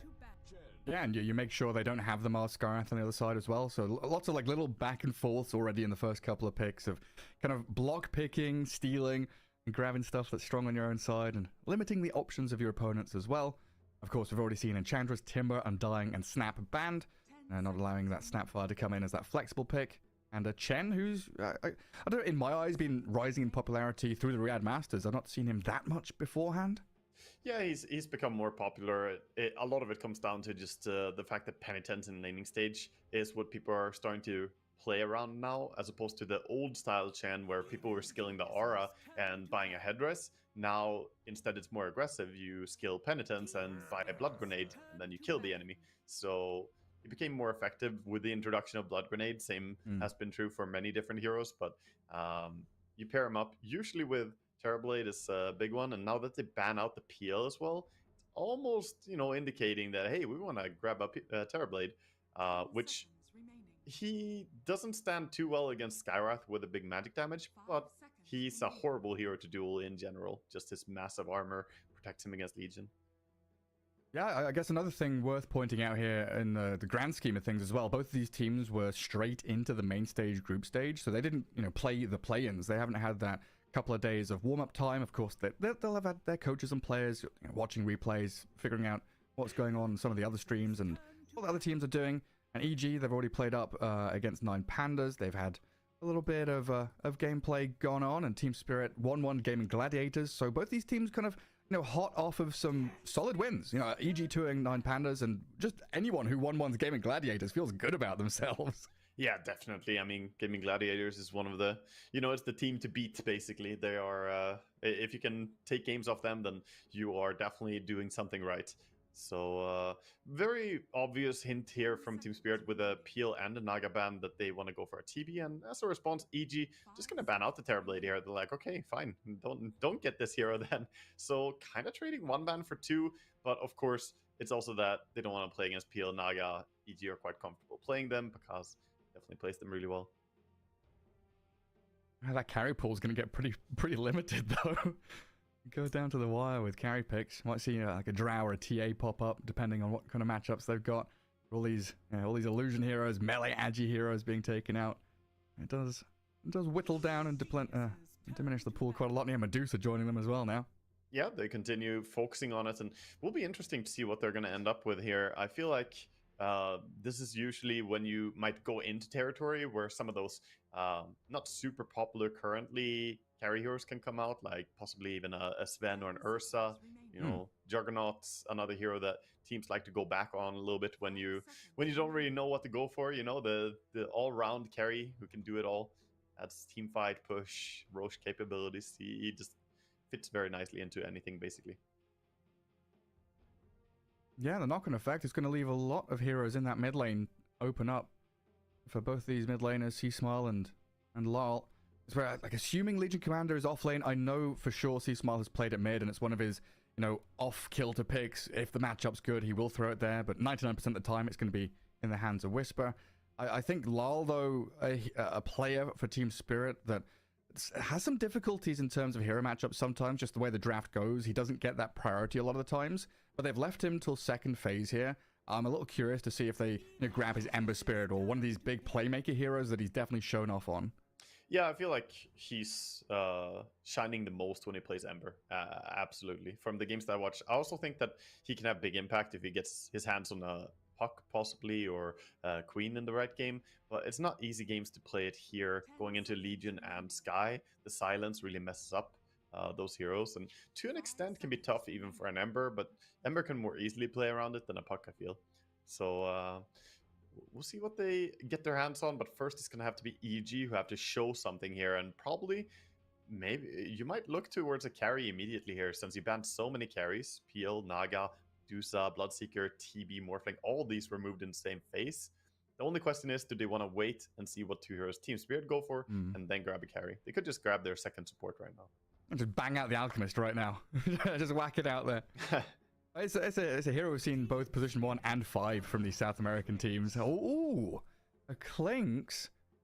Okay. I mean, okay, Clinks is an interesting approach to having something versus Chen, right? Usually people go like CM against Chen to try and be able to kill the creeps, but Clinks is pretty good because once you get a few points in Death Pact, you can deal with any creep that he's going to have by eating them. And once you go mid-game, late-game, you have 2 charges on that consumption as well. So you can really mess up Chen's game. And Clinks is just more of a high-damage dealer. This is curious, though, seeing a Skywrath Legion Clinks. Makes me think that this is going to be either a mid or a carry Clinks. Yeah, I was going to ask, because the precedent has been set the past 6 months or so that Clinks is like a position 4, maybe 5 hero. But yeah, a couple of Chinese teams, I think Shiro's been picking up position 1 Clinks from time to time. Can definitely slot into that role still. Yeah. It's flexible in a weird way. It is slightly flexible, but I think a good reaction here by Team Spirit. Clinks, a hero that you need to catch. He's very annoying when he runs around in his invis. Now, if you just have some sentries down, you can easily land a hook shot and actually find him. You can go Leshrac as well here. So Mars, Chen, Clockwork, Lesh. They're going to have a double melee off lane probably then, with the Clock and Mars going together, which can pose some weakness to the laning, but they have a lot of stuns at least for when they group up and go together. Yeah, it often feels like Lesh doesn't have any really poor mid lane matchups, and he often does good against those like Storm kind of heroes who want to be in the creep wave, trying to push out the wave, just lightning storm spams onto them. Yeah, he punishes actually all the Spirit heroes fairly well, despite them being quite elusive later on, so it can be hard to land your stuns. If you think about Ember, Storm, and even Void Spirit, all of them actually get very close to the creep wave, which is nice for him, but he's going to be up against a Pango. Pango is a hero that I think fit fairly nicely here. You can also use the Clockwork against himself when you play Pango. If you want to roll in with the Pango roll, you can jump in with W, land in the cogs, and just pinball around and destroy the Clockwork. Bounce back into him. One more round of bans. Are you still leaning into the carry Clinks? I think, yeah, this has to be carry, I feel now, unless they want to do some weird form of, I don't know, +5, either Sky or Clinks, but both are kind of weird. Yeah.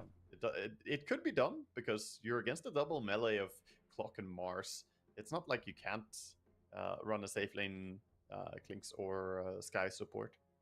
Yeah, and Panda's one of those players. He was playing position 5 Viper back in the day. He's not afraid of pulling something out that he thinks is a bit tasty.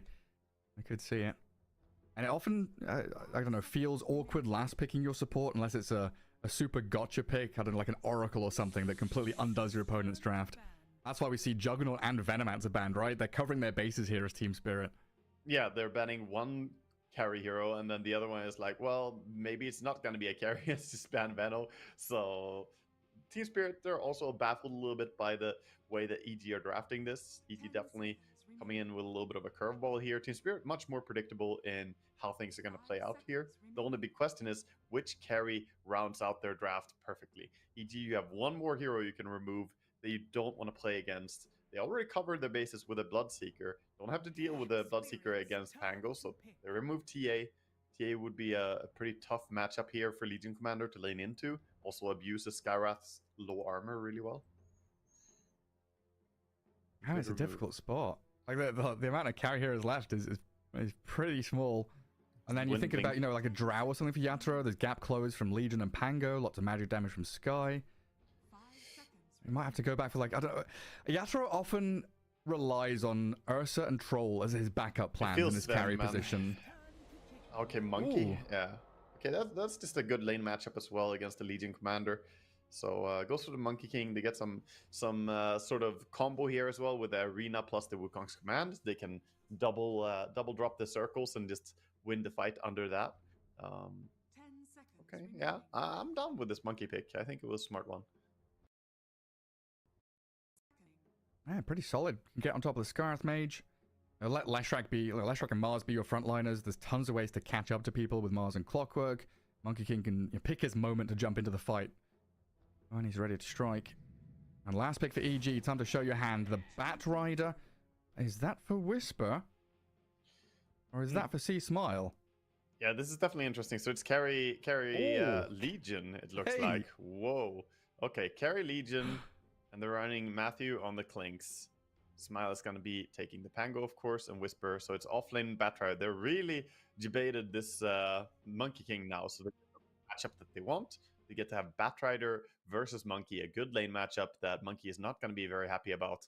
And at the same time, the safe lane carry Legion, yeah, it's not going to abuse Mars. But how does Mars and Clockwork punish a carry Legion? That's a tough one.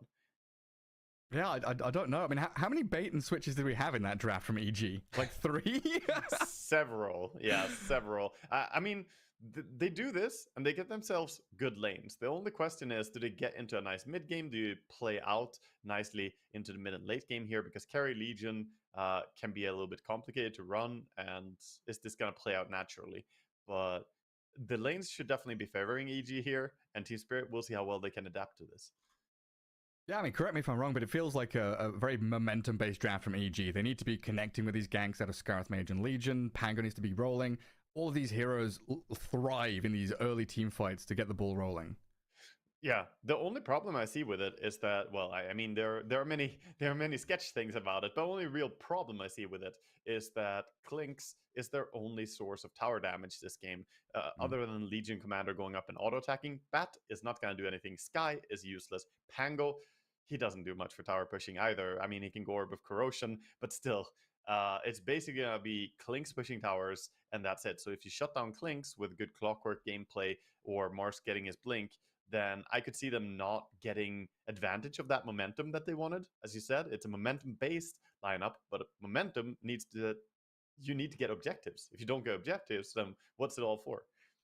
Yeah, it's like opening up that map, you need more space to be catching people, hunting down this Monkey King, trying to find him out. That's, in part what this Bat Rider last pick was all about. Make sure that Whisper can get off the ground and try and catch out Yatoro whenever he's hiding up on top of those trees. We'll see how it all pans out, though. Game 1, we're back to best of 2s. We had a quick day of best of 3s yesterday for those play-in deciding matchups, but now it's back to a proper group stage, BO2s, or 2-game series. I think if you want to be technically correct, you can't have a best of even number. There's no BO2, yeah. It always irked me a little bit, but, Same. I've gotten used to it now. It was one of those things that I was dying on that hill for years. I was like upset with it. And it's just like, okay, well, everyone else is saying it, whatever. Well, I don't care that much. Actually, it was the same for me. I used to compete and like play in tournaments a lot, and I wasn't used to people calling it a BO2 because when we play tournaments, we would just say, oh, it's just a 2-game series. Yeah. And then I got into like the casting scene. Everyone just calls it BO2. I'm like, what do you mean BO2? There's no best of. It's just 2 games. It's just 2 games. But oh well, I've let it slip. That's the way it is. In the official document, I will say, in the official schedule made up by the admins, it does say 2GS, 2-game series. So very officially professional, yeah. Professional, yeah, superb. I had a smile on my face when I opened up the schedule and saw that. But off we go. A quick little pause into 10-man smoke. Get ourselves across the map for this first game between the Eastern Europe squad and the South American team here. Should be an interesting one with this Clinks and Sky support. Yeah. And Team Spirit. Heading out, dropping a nice ward across the river here on Team Spirit. So getting a little bit of a vision advantage for Radiant here on the mid. And we see Smile faking. He's not even smoked, right? Or he's still smoked. So he still goes up, does the fake Iron Branch play. Going up, backpacking an Iron Branch, pretending they put down a ward. But nobody was there to see him. Sneaky. Look at this, wards on top of wards. What's that, 535? Who got on this first?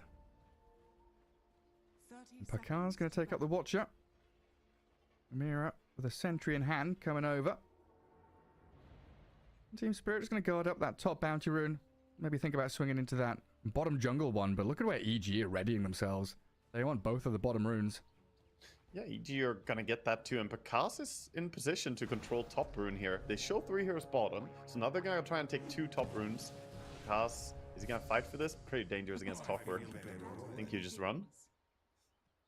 Yeah, not the best spot to be in. Collapse shows up as well, and it's like, Bounty rune is not worth like half of my HP. You gotta respect the blood grenade battery assault. You would not be moving, and then a spear as well, and you just lose like 70% of HP probably. But he's gonna back out. 2 for 2 on the runes. Nice and even game. Panda gonna TP to top lane on Sky as he was a little bit far. Wants to be there from the start. Yeah, block up the large camp. Oh, that sentry. Is it just out of range? I think it is. I think it's absolutely right out of range. That's unfortunate. Bound to strike down the bottom. Yatoro Miposhka on top of Matthew's Clings, but he's the one to get first blood, and Fairy Fire is there. Can he get away? Yeah, he can. He's fine against this Monkey King. And now pushing damage back onto him. This lane already starting really poorly for Team Spirit. Yeah, that's a really sad time as a carry when you run that far away from the creeps. He lost 2 creeps for it, but also the denies that Whisper was able to get. Deny there and control the lane a little bit. The top lane pressure as well from Panda and Pakaz. Collapsed down to about 30% of his HP. His Clockwork's gone on a bit of a wander, dragging creep waves around. Something we don't see that often anymore.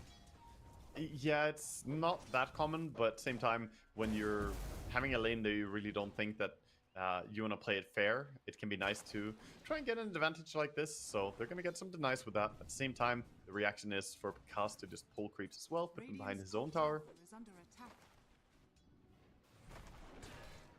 Panda. He's going to get the D-ward. Unlocks his small camp again. Mira just trying to be as annoying as he possibly can. Will take a fair amount of damage here as he gets chased back, but it's not worth running after him for more than just a couple of seconds.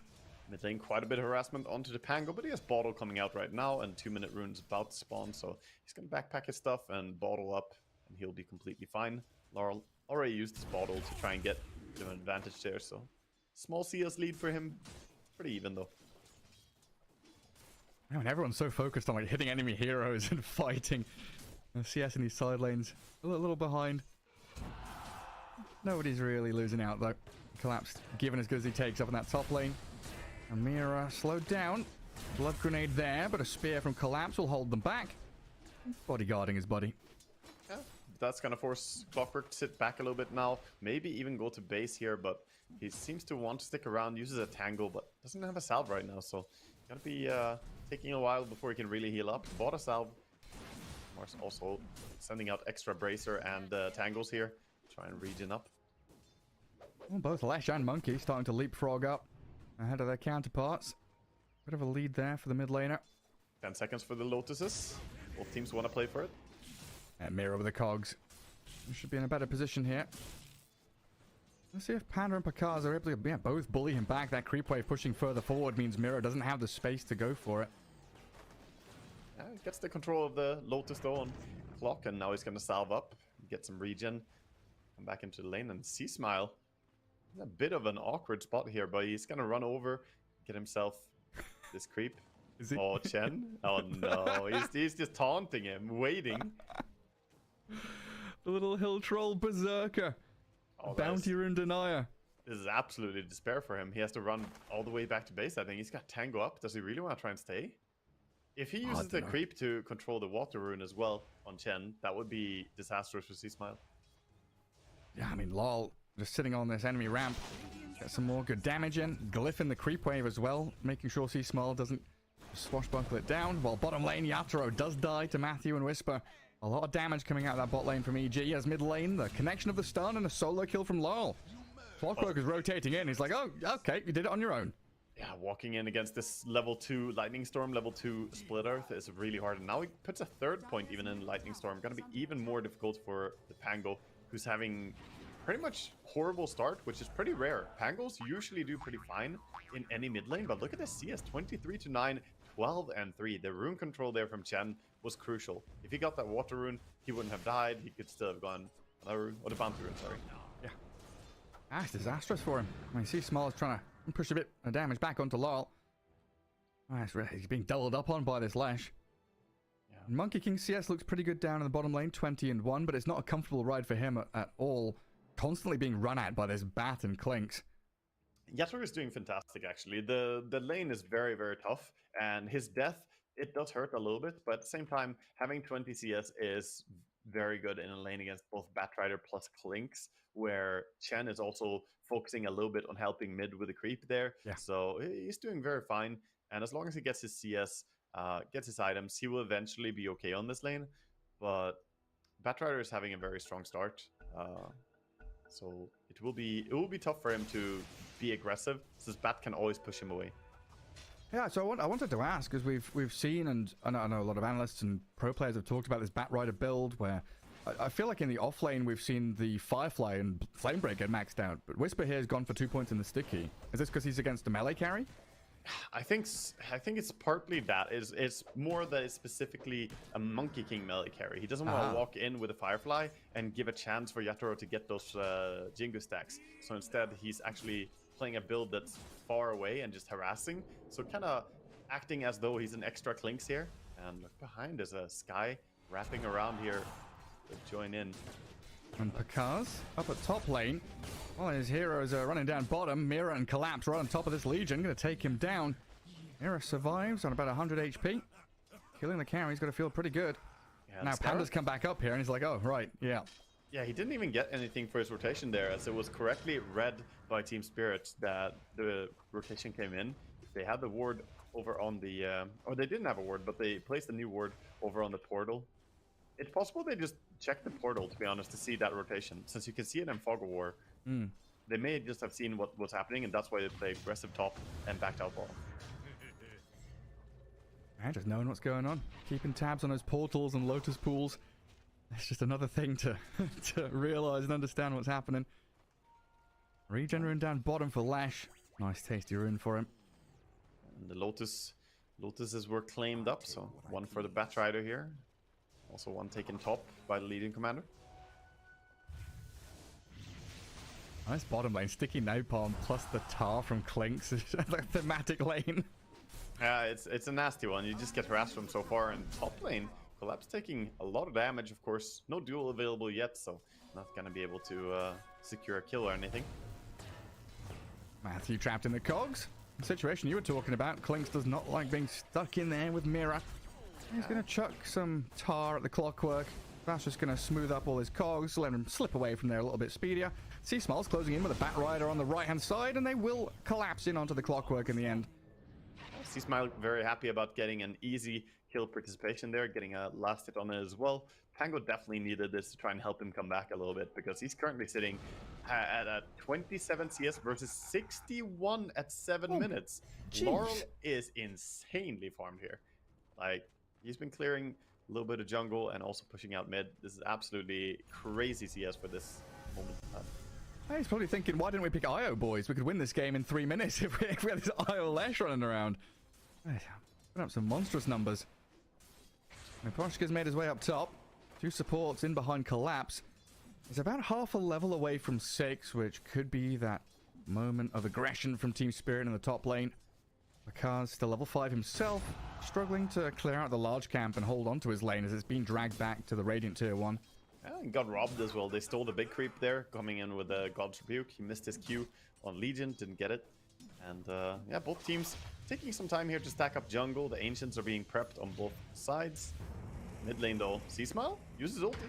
Yeah, goes straight onto the Lash, but he gets pushed to low ground. Good positioning from Lal. Gets away from the dangerous situation that was coming because the TPs from EG were readying themselves for a proper fight. A level 8 Lash and a level 6 Pango. Battle in the mid lane, and Lal's just like, yeah, okay. You can take this lane. I'll sod off somewhere else. Yeah, he's gonna have to try and find some recovery, honestly. He needs to make side lane rotations, I think, because this Lash is very tough to bring down, unless they bring a lot of resources to try and get it. Top lane now looking a bit more volatile as the ultis are available. The Mars Arena with Chen having double Warpine Raider. Do a bit of damage. You could maybe try something with that. You could have a crack. Mira guarding this top jungle, so it looks like Team Spirit just aiming to carve a bit of terrain for themselves to play in. 4 heroes all up here, clearing out jungle camps, making sure that EG don't have easy access towards that top tier 1. And EG going to react to this by actually swinging down south. Boot Yatoro out of his lane, send him to jungle. It was spotted, so he's going to avoid the gank on the Monkey King here at least. He doesn't get caught, but Legion has to have ward on the portal. Team's having that vision. But Legion just going for the tower now instead, and with rotation from C-Smile coming over as well. This is just the tower trade. Top tower being taken by Radiant. Bottom tower is starting to be pressured as well slowly. But their creep wave is not there yet, so Chen is actually faster here. That Warpine Raiders. That's what they're here for. Push in and bully that tower. C-Smile, DD comes to an end. Take a while to take down that tier 1 bottom. It has given a bit of room here for Whisper to clear out Ancients. Farm a couple of stacks. The big part about Whisper clearing Ancients is that now we have Klink's ulti online. So I think Klink's in general pretty bad early game, but once he gets level 6 you can start making moves. Now he has to be careful not to get caught by some detection. Ed? Yeah, they've slowed down Lol, pushing back with a flame break. In comes Team Spirit, Mirror to defend him. Split up onto 2, beautiful stun, still dies, and Whisper surviving, but the arena's there to catch him as well. Collapse, continuing the fight in a 2-for-2 trade. Seems pretty even. A massive bloodbath in the mid lane, and both teams now waving the white flag, saying, okay, right, we've suffered our losses, time to back up, I think.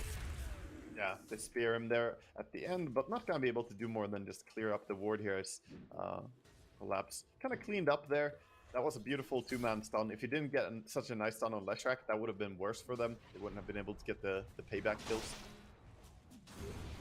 It does transfer still into pressure from Team Spirit, but here's the Klinks with his damage. Koshka and Mira, they've killed off Panda. Lose the Chen in the trade, and now Whisper's TPing in. Trying to get over the top of Mira, but the cogs are well placed. Flame break. He has lasso, but spear. Nice spear to shield his friend from the lasso here. Keeping him safe. It's been good from Spirit reacting to this. Yeah, like we said, momentum for EG, a key component of this draft to get the ball rolling, stay aggressive, keep making these plays.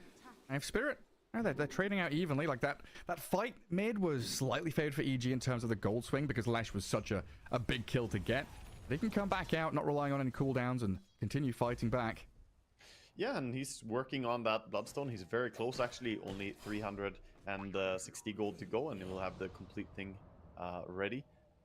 And right now we see Klinks just kind of stalking here, trying to find where Yatoro is farming. He has the Solar Crest, so if he wants to, he can go over on the Monkey King. Very dangerous, though, with Clockwork in the game. You will very quickly get TP punished, I think, if you show yourself here.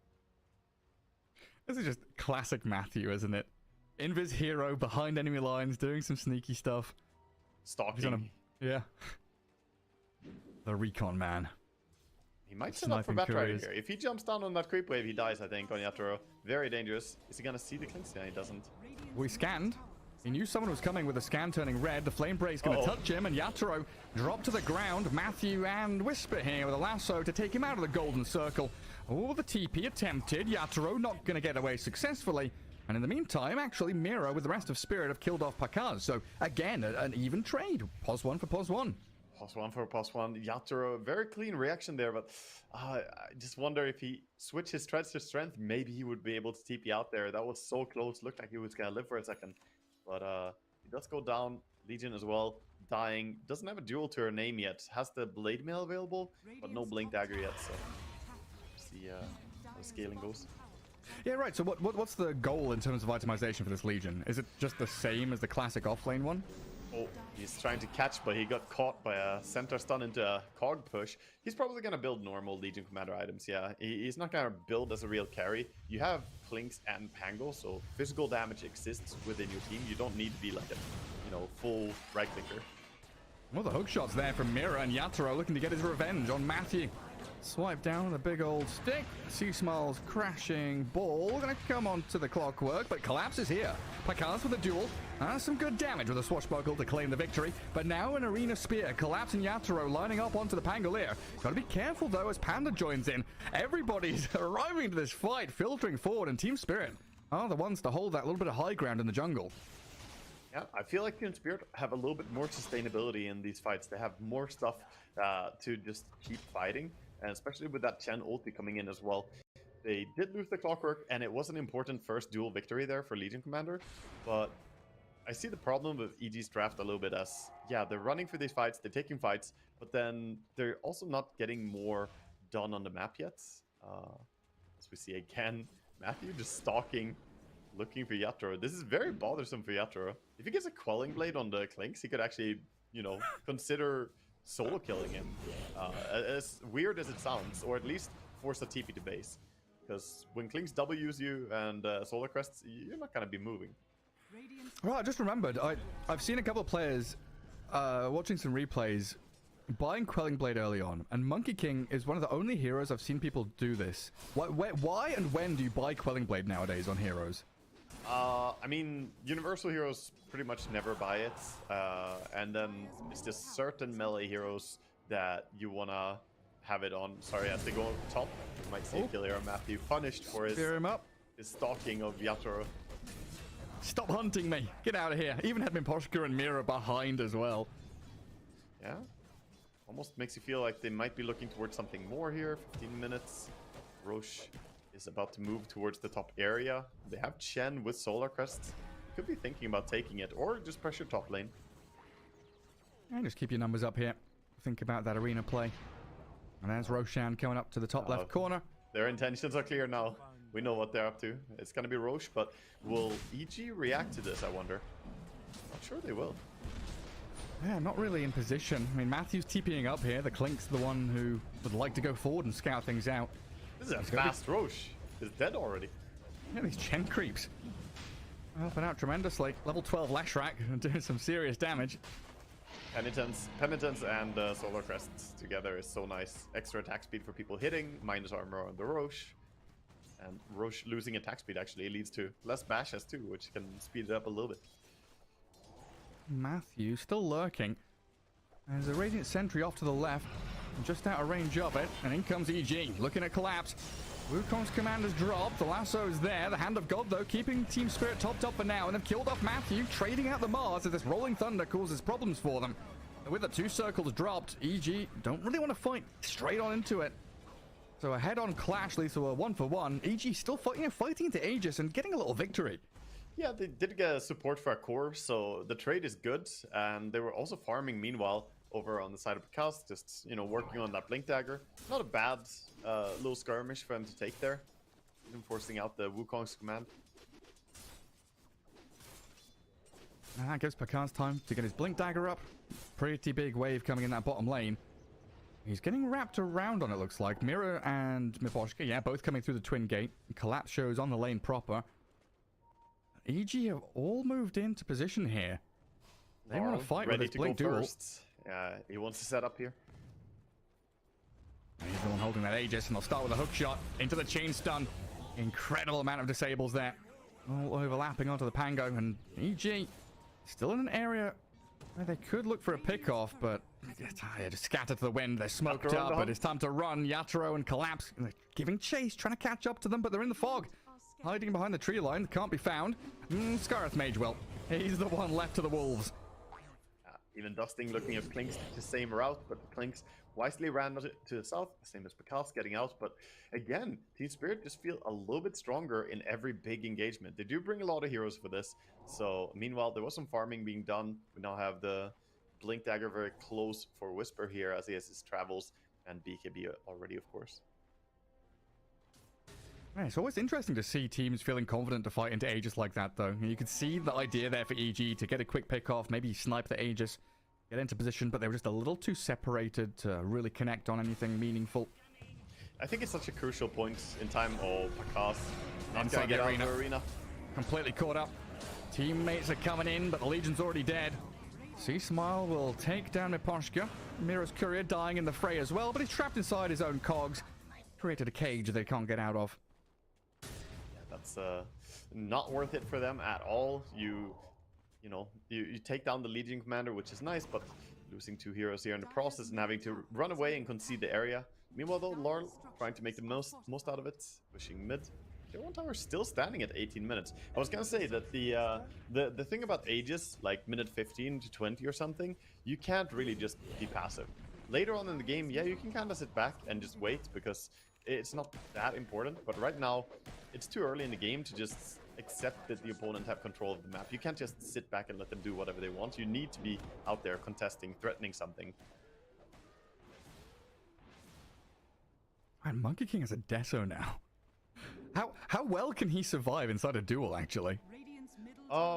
He lives. Depends if he gets stunned or not. Like, if he gets solar crested, or if he gets rolled on, or something like that, then that will ruin him. But if he's not solar crested, fighting into the blade mill, he's actually gonna be pretty fine. He'll destroy the Legion. Chen is going to solar crest the Legion. The Clinks is going to solar crest the Monkey King inside the duel. Both of them just stand there, looking at each other, not attacking. Or they both solar crest their own players and both attack even faster. Oh, hell yeah.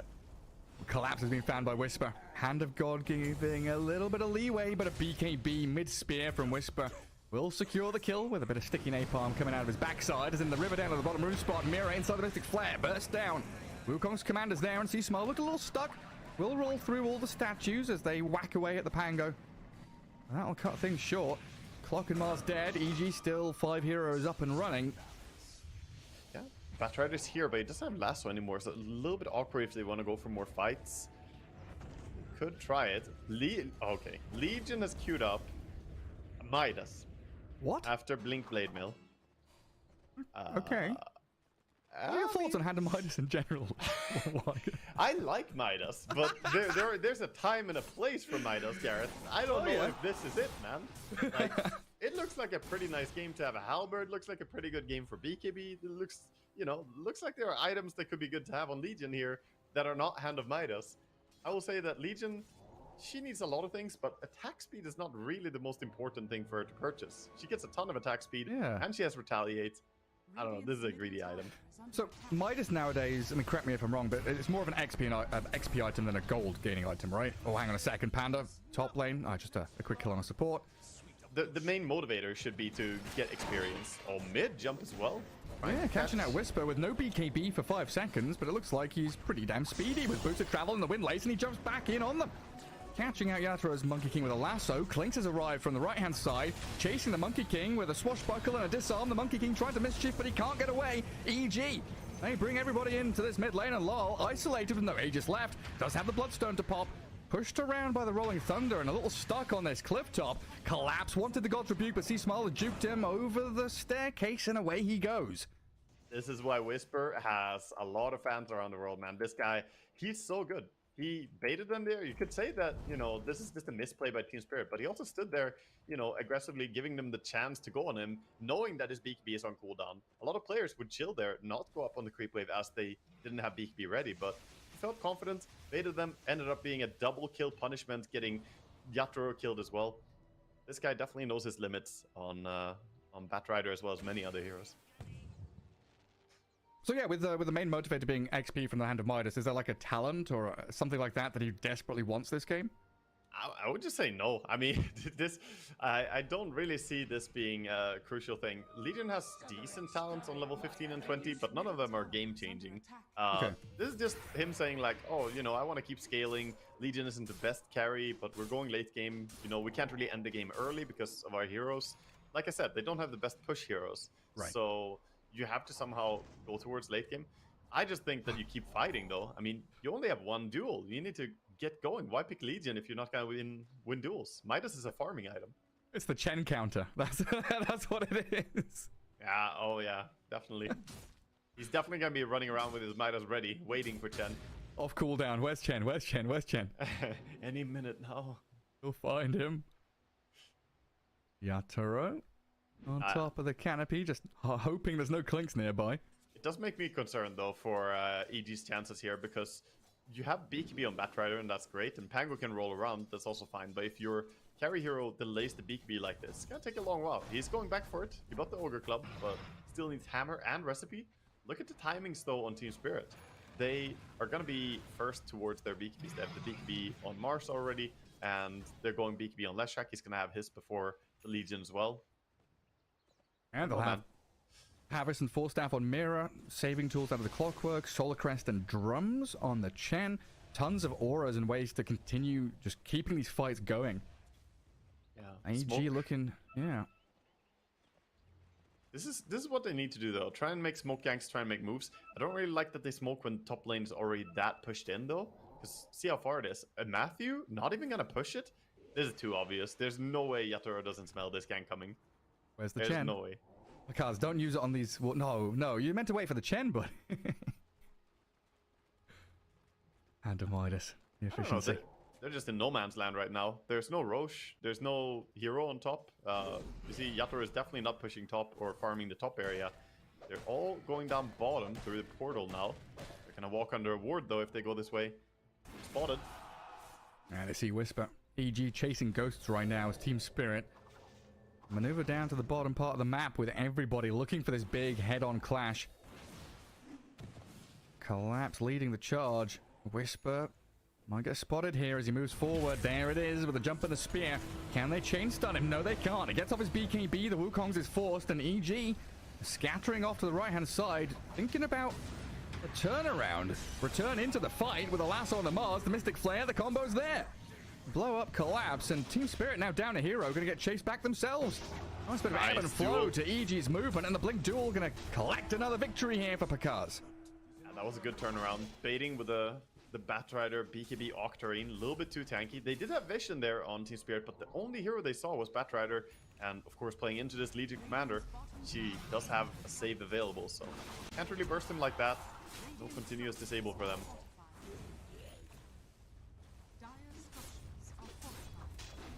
Tier 2 glyphed up, should still fall. Eventually take it down with the Clink's damage. This fight was really important for him, I think, because like we mentioned, their tower push isn't the best, but just by winning that fight handedly, Clinks allows himself to take that tower. Now mid tower is, you know, kind of questionable if it can fall as well. It's possible, and Team Spirits top lane. Whisper's on him. Whisper, oh man, he's found him. Drags the Monkey King out of the tree line, and there's another duel win for Pakaz. Moving it on to Mira. See Smile going to find a nice little bonus kill, unless Mira can slip away with a hook shot to creep wave the TP out. Ooh, barely dies. Almost survived. Even played the sound of the TP finishing there, but he still goes down, and Roche is up. They have way more damage than needed here to bring it down pretty fast. I don't think they're going to be up in time here. The Monkey dead for way too long. So the best they can do on Team Spirit is just push the side lanes right now. But this is going to be Aegis as well, going over on the side of EG. Everything just coming up really nicely for them. And all these engagements they took and the tower they got means that they actually do have the BKB now in Legion. So Midas not really punished. And just continuing to grow, scaling up. 66 bonus damage now, I think, as well on that Legion. Having a good couple of minutes. Like these past 5 minutes, got him, what, 3 dual victories? Yeah, he was at 10 for a very long time, but of course having the extra dual damage talent and getting 2 duels back to back like that, 56 more damage. This is one of those games that if Team Spirit loses, though, I feel like Batrider's going to go into the first phase bans. Yeah, I think so. This Batrider definitely doing a lot of work this game, but also the switcheroo, right? The way they drafted. I was concerned about, you know, they're going to get good lanes, but how are they going to play into the mid and late game? Well, we're in the mid game right now, and EG have made a very nice transition to here. Matthew, sitting on the high ground, staring at Mira. Hello there. Mira with a TP out, knowing there are no stuns. Matthew just being an irritant. It's not a kill, but it's still painful to have the TP base because, you know, you have to go refill your resources, and the enemy knows that you don't have TP available now, and they know exactly where you are, so it makes it tough. You're gonna go back top though and try to contest here, but Wisdom Rune spawning soon. Yeah, you sat in Fountain. That's where you are. Oh, Yatoro's been scanned. They might catch Yatoro here if they bring over Batrider. Legion's coming. Legion's enough. The 2 of them kills him. They just need to stop him from jumping on the trees. There we go. Force the bound strike and another victory. Up at top, Team Spirit trying to force the issue here, knowing that they could have a numbers advantage with 2 heroes TPing bottom. But Whisper slips off into the fog. Away he goes. Oh, Collapse was hunting as well. He went a little deeper, looking for Scarth Mage, but he's out of there. They're playing it so well right now. Really nice movements across the map on EG. Now going towards mid, regrouping. They still have vision in the enemy triangles that hasn't been removed yet as well. They have great info now for this fight. Miposhka in trouble. Man, this Clinks can maybe solo kill him. Oh, is Pakaz ready with another duel? Nice, 20 seconds CD. We'll move forward, but this is very aggressive from EG. Mira has died to Whisper elsewhere, but Pakaz loses his first life to this Lesh. Oh, Lol has moved so aggressively, though, getting surrounded by EG, who don't want to fight into this still. A little worried about that Lol, BKB Bloodstone, the Lesh You know, he's had such a tremendous game, Lol has. They've dodged him for a good 15 minutes, but now facing him, still not something they're comfortable with. Yeah, definitely. They have to be a little bit careful about how they approach bursting this Leshrac, as they had both BKB and Bloodstone. Now going top, they're just hunting right now. Matthew is leading the charge, scanning for where Yatoro is, and he finds him again. Doesn't have his friends nearby enough, but he's gonna start keeping him in place. Yeah, don't jump on the trees, Yatoro. This Monkey King is not a happy chappy. BKB TP, the physical damage is coming. Ooh, a close one, but does successfully get back to Fountain.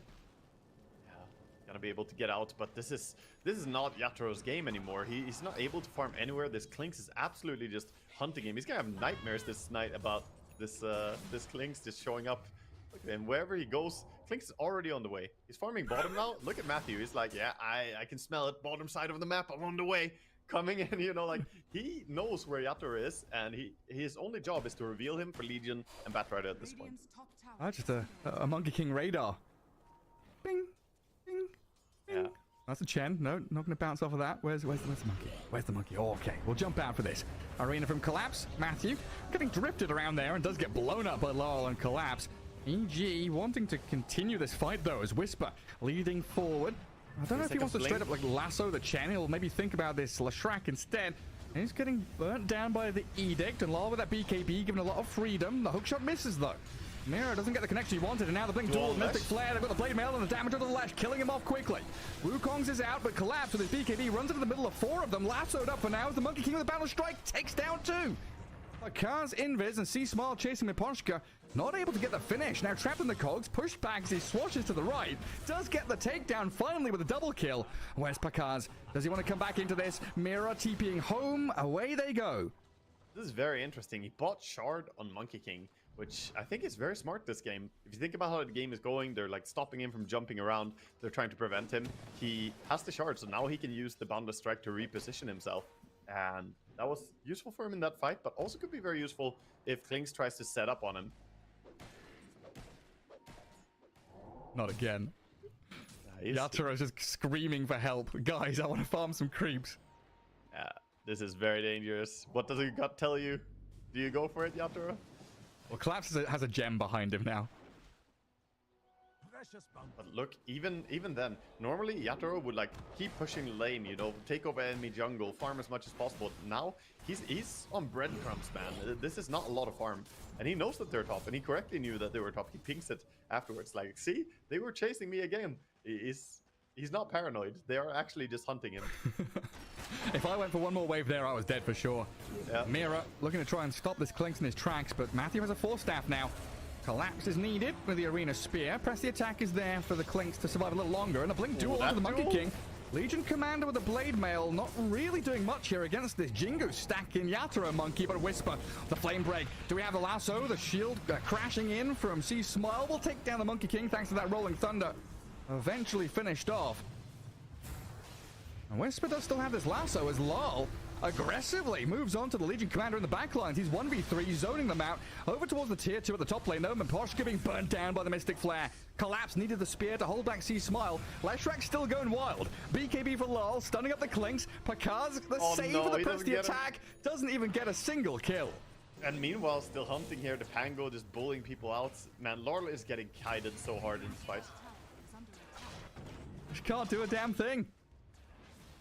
This is very tragic to watch for him. I don't know whose life is sadder there, but I mean, the Monkey King is just getting absolutely focused by everything, and meanwhile they just control this Leshrac, avoid him getting anything, and he has a Blink Dagger. Blink Dagger, BKB, Lash. You'd think that maybe he can lock onto a target, but they're pretty elusive. Oh, Lash. This refresher orb, Whisper. He's got double BKB, double lasso. They've got the duel there. I think so quickly dispatched with the Leshrac. This was a guy who was like, what, 62 and 20 or something out of laning stage, crushing his mid lane. It's just been a vacuum of empty space for him the remaining time. Yeah, he really hasn't taken over the game the way you would have expected with how strong he was. He was absolutely massive. Now bottom, Arena used on Whisper. He TPs out with lasso. Oh, he's gonna die to a shard though. Miposhka being hunted by Matthew and C-Smile. He's popped his dust, but dead in the trees. Yeah, that kill on Whisper, the big one there. 1,000 gold, almost 1,200 for Collapse. this is still definitely EG just firmly controlling this game as they go base now with a few heroes.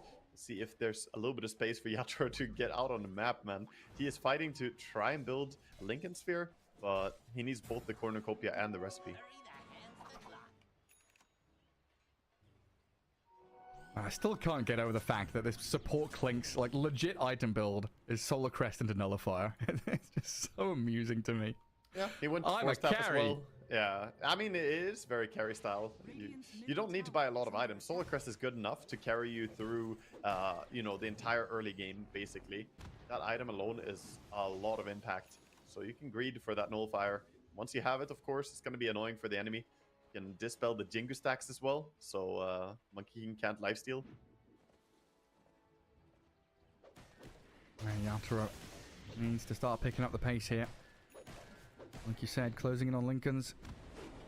So you got Daedalus into Nullifier queued up next. I feel like the story isn't even that he needs to pick up the pace, it's that they don't have anything if he doesn't do it, right? The Clockwork plus Mars combo, I'm just not convinced by what I'm seeing so far from the two heroes together. You don't threaten to kill anything. If you go on someone with Mars plus Clockwork, nobody dies. But at the same time, if you go on someone with Sky plus Batrider or Sky plus Legion, then something dies. It's a matter of like having damage access, and Clock is just a little bit too low damage to pair up with Mars, I would say. That's why Snapfire usually, you know, Snap or Lich or something that brings more magic damage. Yeah, or Sky yourself, yeah. That's why it felt so good in the draft that EG like stole the Sky to pair it with a Legion. Like, you don't get the Mars Sky, we get it ourselves. Definitely did. And they also get the Aegis here, taking down Roach number 2. And some big items being grabbed as well. Scythe of Vice. Lincoln's finally completed here for Monkey King, as he has it. And over on the side of Chen, got the drums plus the Vlads, trying to provide a little bit of sustainability to his team. Leshrak is going for a Hex, and Mars already has his Hex. So the big play here is, can they get initiation with the Mars Hex? Problem is, though, they kind of have to go on Legion, and Legion is Aegis. If you don't go on Legion, Legion can save whoever you go on. Or at least give them a chance to get away. They see that, right? They see the Lotuses being taken. Yes. If you look at it, yeah. It doesn't make a noise, though, in Fog of War. Oh, they don't go chasing. Matthew grabs a few of them. Oh, there's the blink, though. Does find the connection onto Matthew. Clink speared back.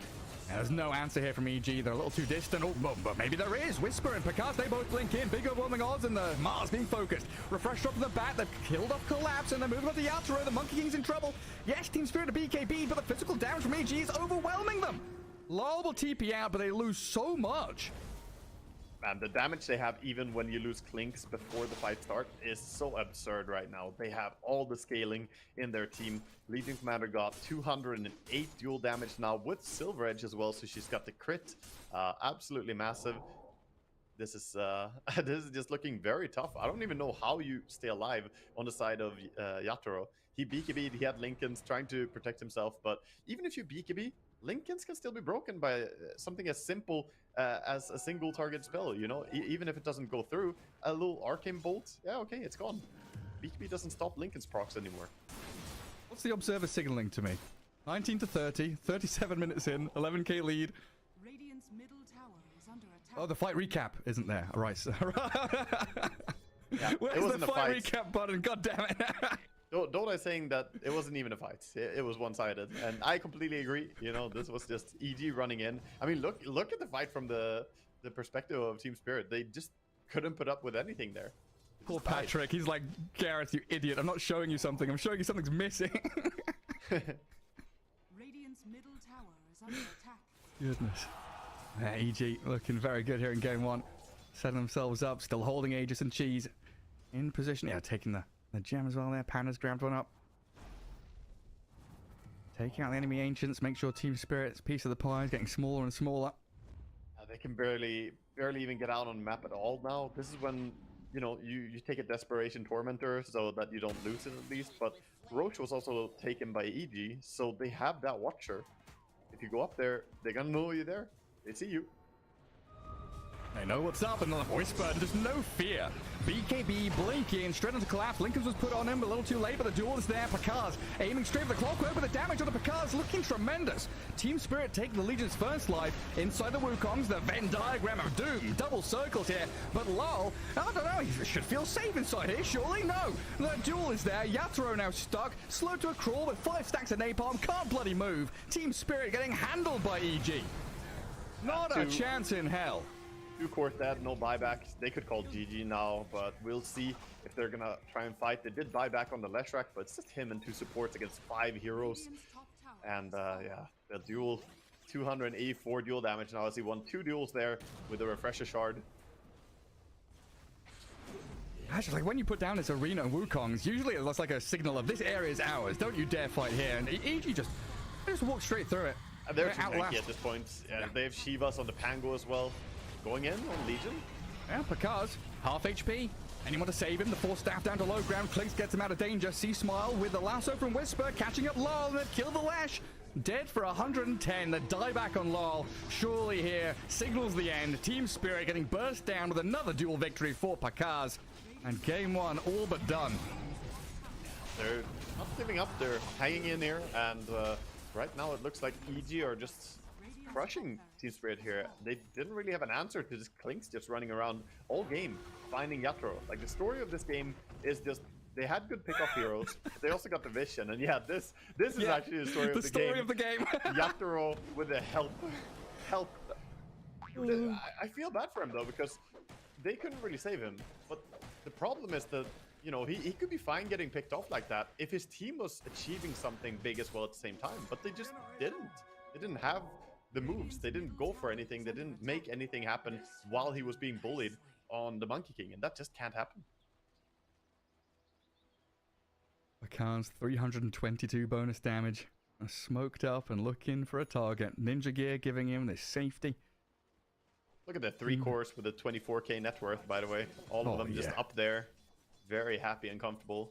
25k net worth lead at this point. So one of them could drop out entirely. They would still have a net worth advantage. Yeah, I mean, look at that. It was a Pango 10 and 2. And here's a guy who got...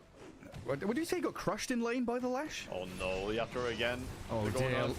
Lincoln's broken. 4 staff used. Duel is there. And Picard's another victory. That's 70 seconds with no Monkey King. No buyback for 1,500 gold.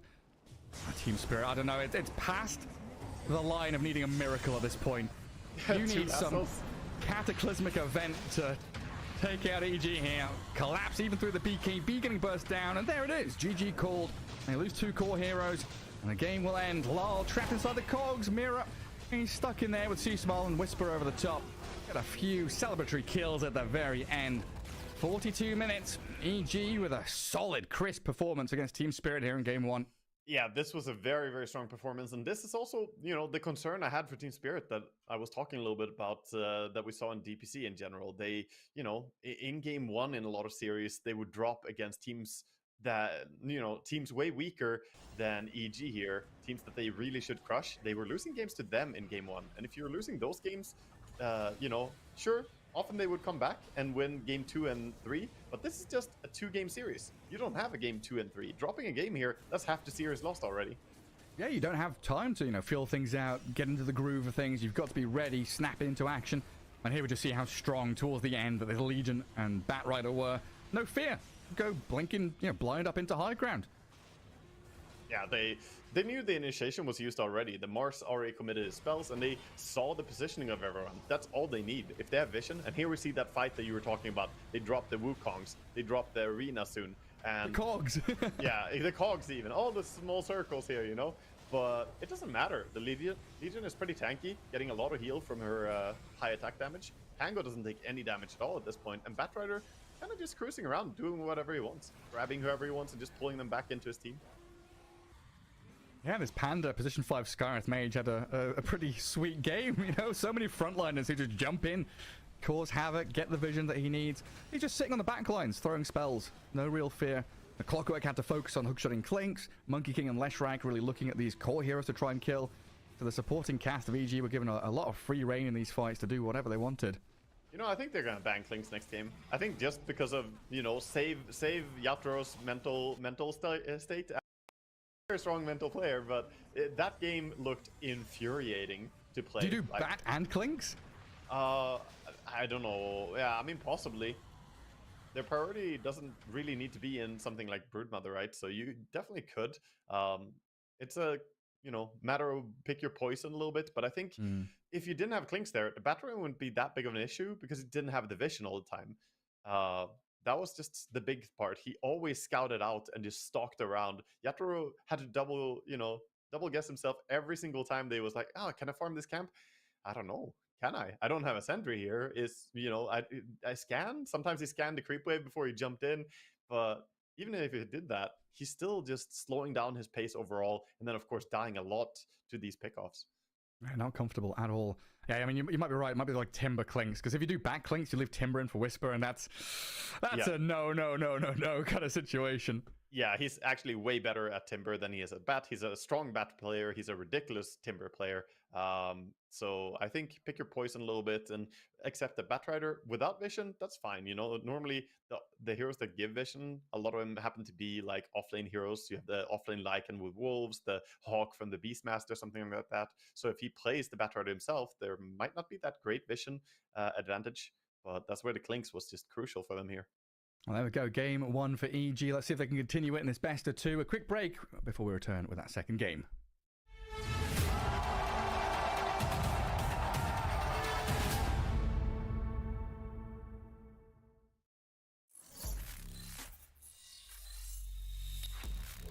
Open your eyes.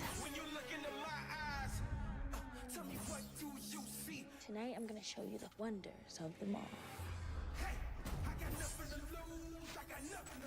I need warriors.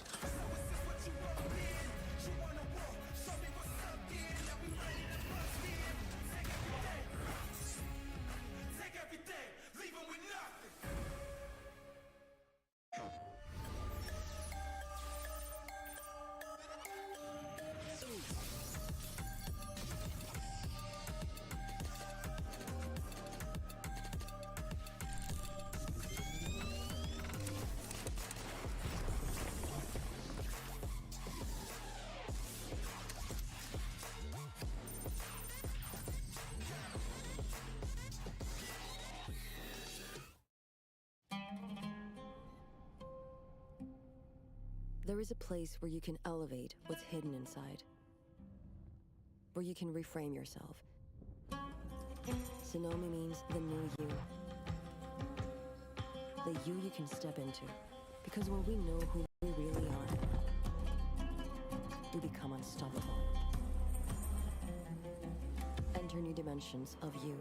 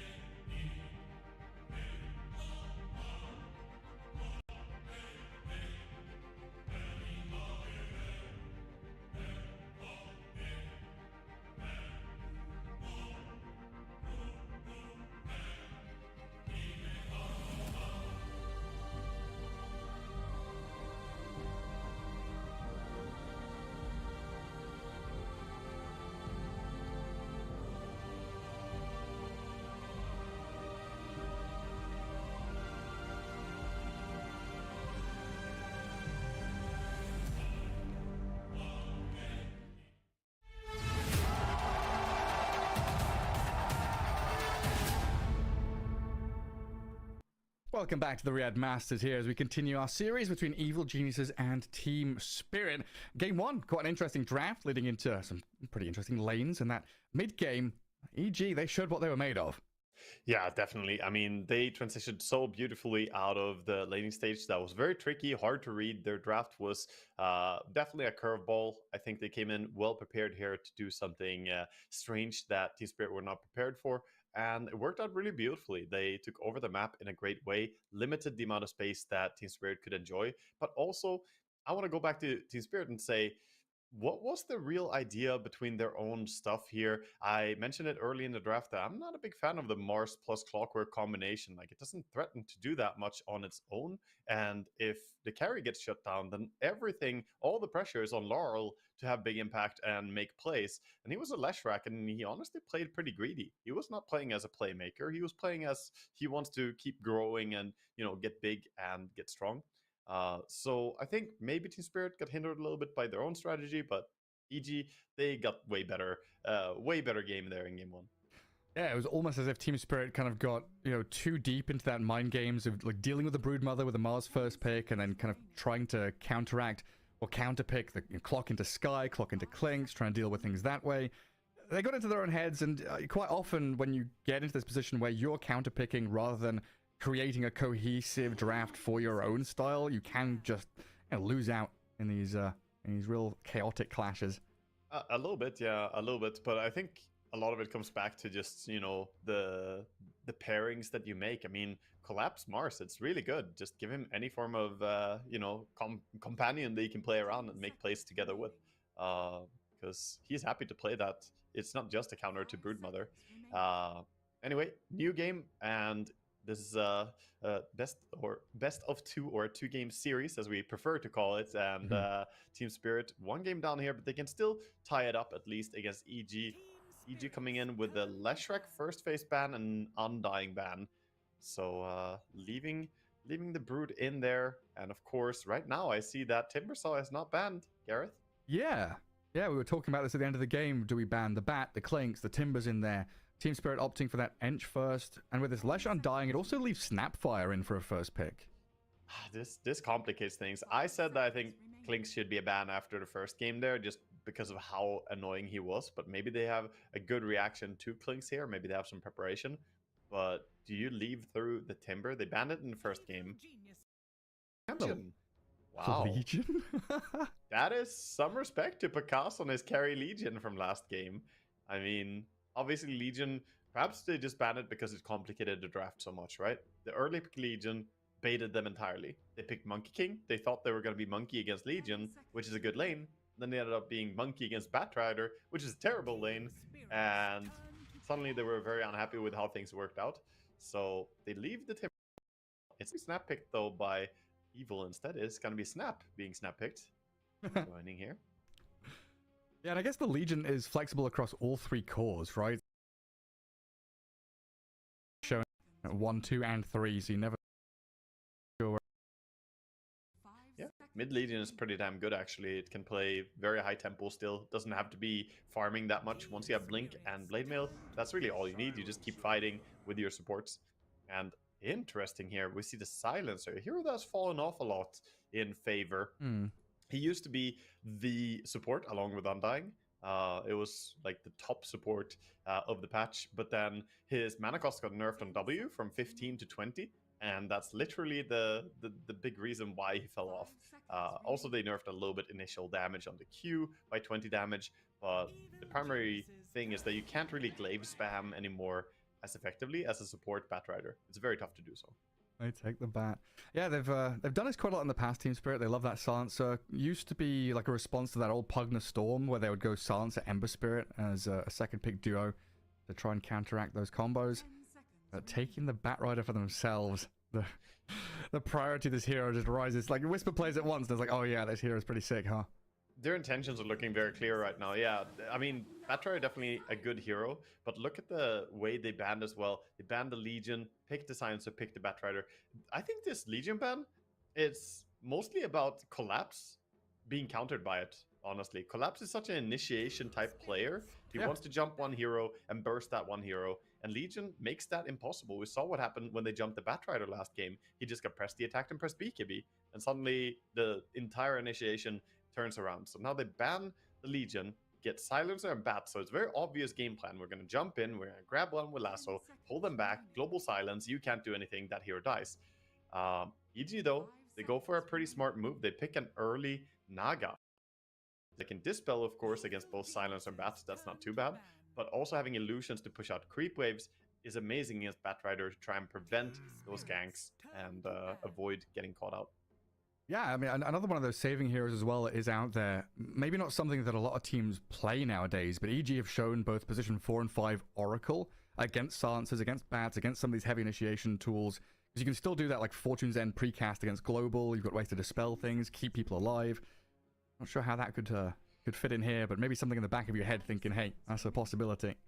Yeah, Oracle is definitely an option. It's always cool to see heads-up plays against Silencer with Oracle, since you can dispel yourself and then ulti a teammate and dispel them by doing that as well. So you basically remove silence from 2 players. It's a real strong play and gives you still that save that we were talking about with press the attack against Batrider. The lane, though, a little bit weak. If you were to go like Oracle's Naga lane, it's not really ideal. Naga needs like some form of lane bully to shelter her for the first 3 levels, I want to say. She needs to get to level 4, level 5, and when she has that, her illusions are going to start taking over. You can farm jungle super fast, but until then, you need someone with a big presence, and Oracle is a pretty minor presence in lane. Yeah, he has a sit behind the carry kind of support. Yeah. Doesn't really play forward. Does better with something like a Chaos Knight on his side, or even a Huskar carry or something, and just rely on them to be the beefy damage dealer. Well, some beefy boys being banned out. Pango, Beastmaster, Tide, Mars, getting rid of quite a lot of these offlane heroes. So kind of looking at this Batrider as a potential mid for Lal. Yeah, definitely could be. Definitely could be. I think that's a big probability here, because you don't really want to lane Batrider against Naga that badly. You can max Firefly and be okay on that lane, but it's not the most oppressive matchup against the Naga. And Batrider mid does good against pretty much any single mid hero. He doesn't really struggle. So I would prefer for them to just consider him Laurel's hero in this game. But then I want to see what they're going to pair up here, because Silencer and Batrider, yeah, the initiation is clean. We talked about that. But what are they going to bring it into? Something needs to murder the opponents. Something needs to bring them down. The damage is missing still. So what's it going to be? Who's going to be the +4 hero? You need the meat grinder. Hell, there it is, yeah. Turn people into sausage. Yeah, that's probably the biggest meat grinder in Dota, right? The saws all over the place. And they also block a little bit by taking this, remove the possibility for EG to go for it themselves. Not that I think it would be likely into a Silencer, but, never put it past Whisper to play as Timbersaw. Yeah, they've got Bat and Silencer. I'm not counted. I'm Whisper. Yeah, I'm good. Pretty good going into a Naga lane as well, right? No, I guess no real position ones want to lane against Timber once he hits level 6. Yeah, it's a very nice lane for sure. Timber against Naga, he is happy. He can kill the illusion super fast. In general, he can clear the illusions pretty well into the mid and not really late game perhaps, but he does decent even all game through. So pretty nice pickup here. I think it's a good reaction. Now EG, the Snapfire, who's she gonna play with? I think that this is gonna be a +4 Snapfire, but it could also be, of course, a mid lane Snapfire, which is very popular. Could be off lane Snapfire even. Yeah, I mean, EG definitely one of these teams that love to flex all these heroes across multiple roles. And Team Spirit right now feels like they're lacking a bit in that objective taking. A lot of magic and pure damage, good catch, tons of DPS. Not really good at taking towers or objectives right now. And I started thinking like, oh, do they want a TB or one of these heroes that can do that? And then you realize, wait, they're against a Naga Snapfire. It gets a little awkward picking your objective taker when you're already soft counted by a couple of these heroes. Yeah, I'm gonna go back and say it again, man. This is a Sven game, I think. The Yatoro Sven, I'm a big fan of it. I think he does really well on it. Also think that he could go for his Juggernaut against this, especially seeing the Venomancer now come out.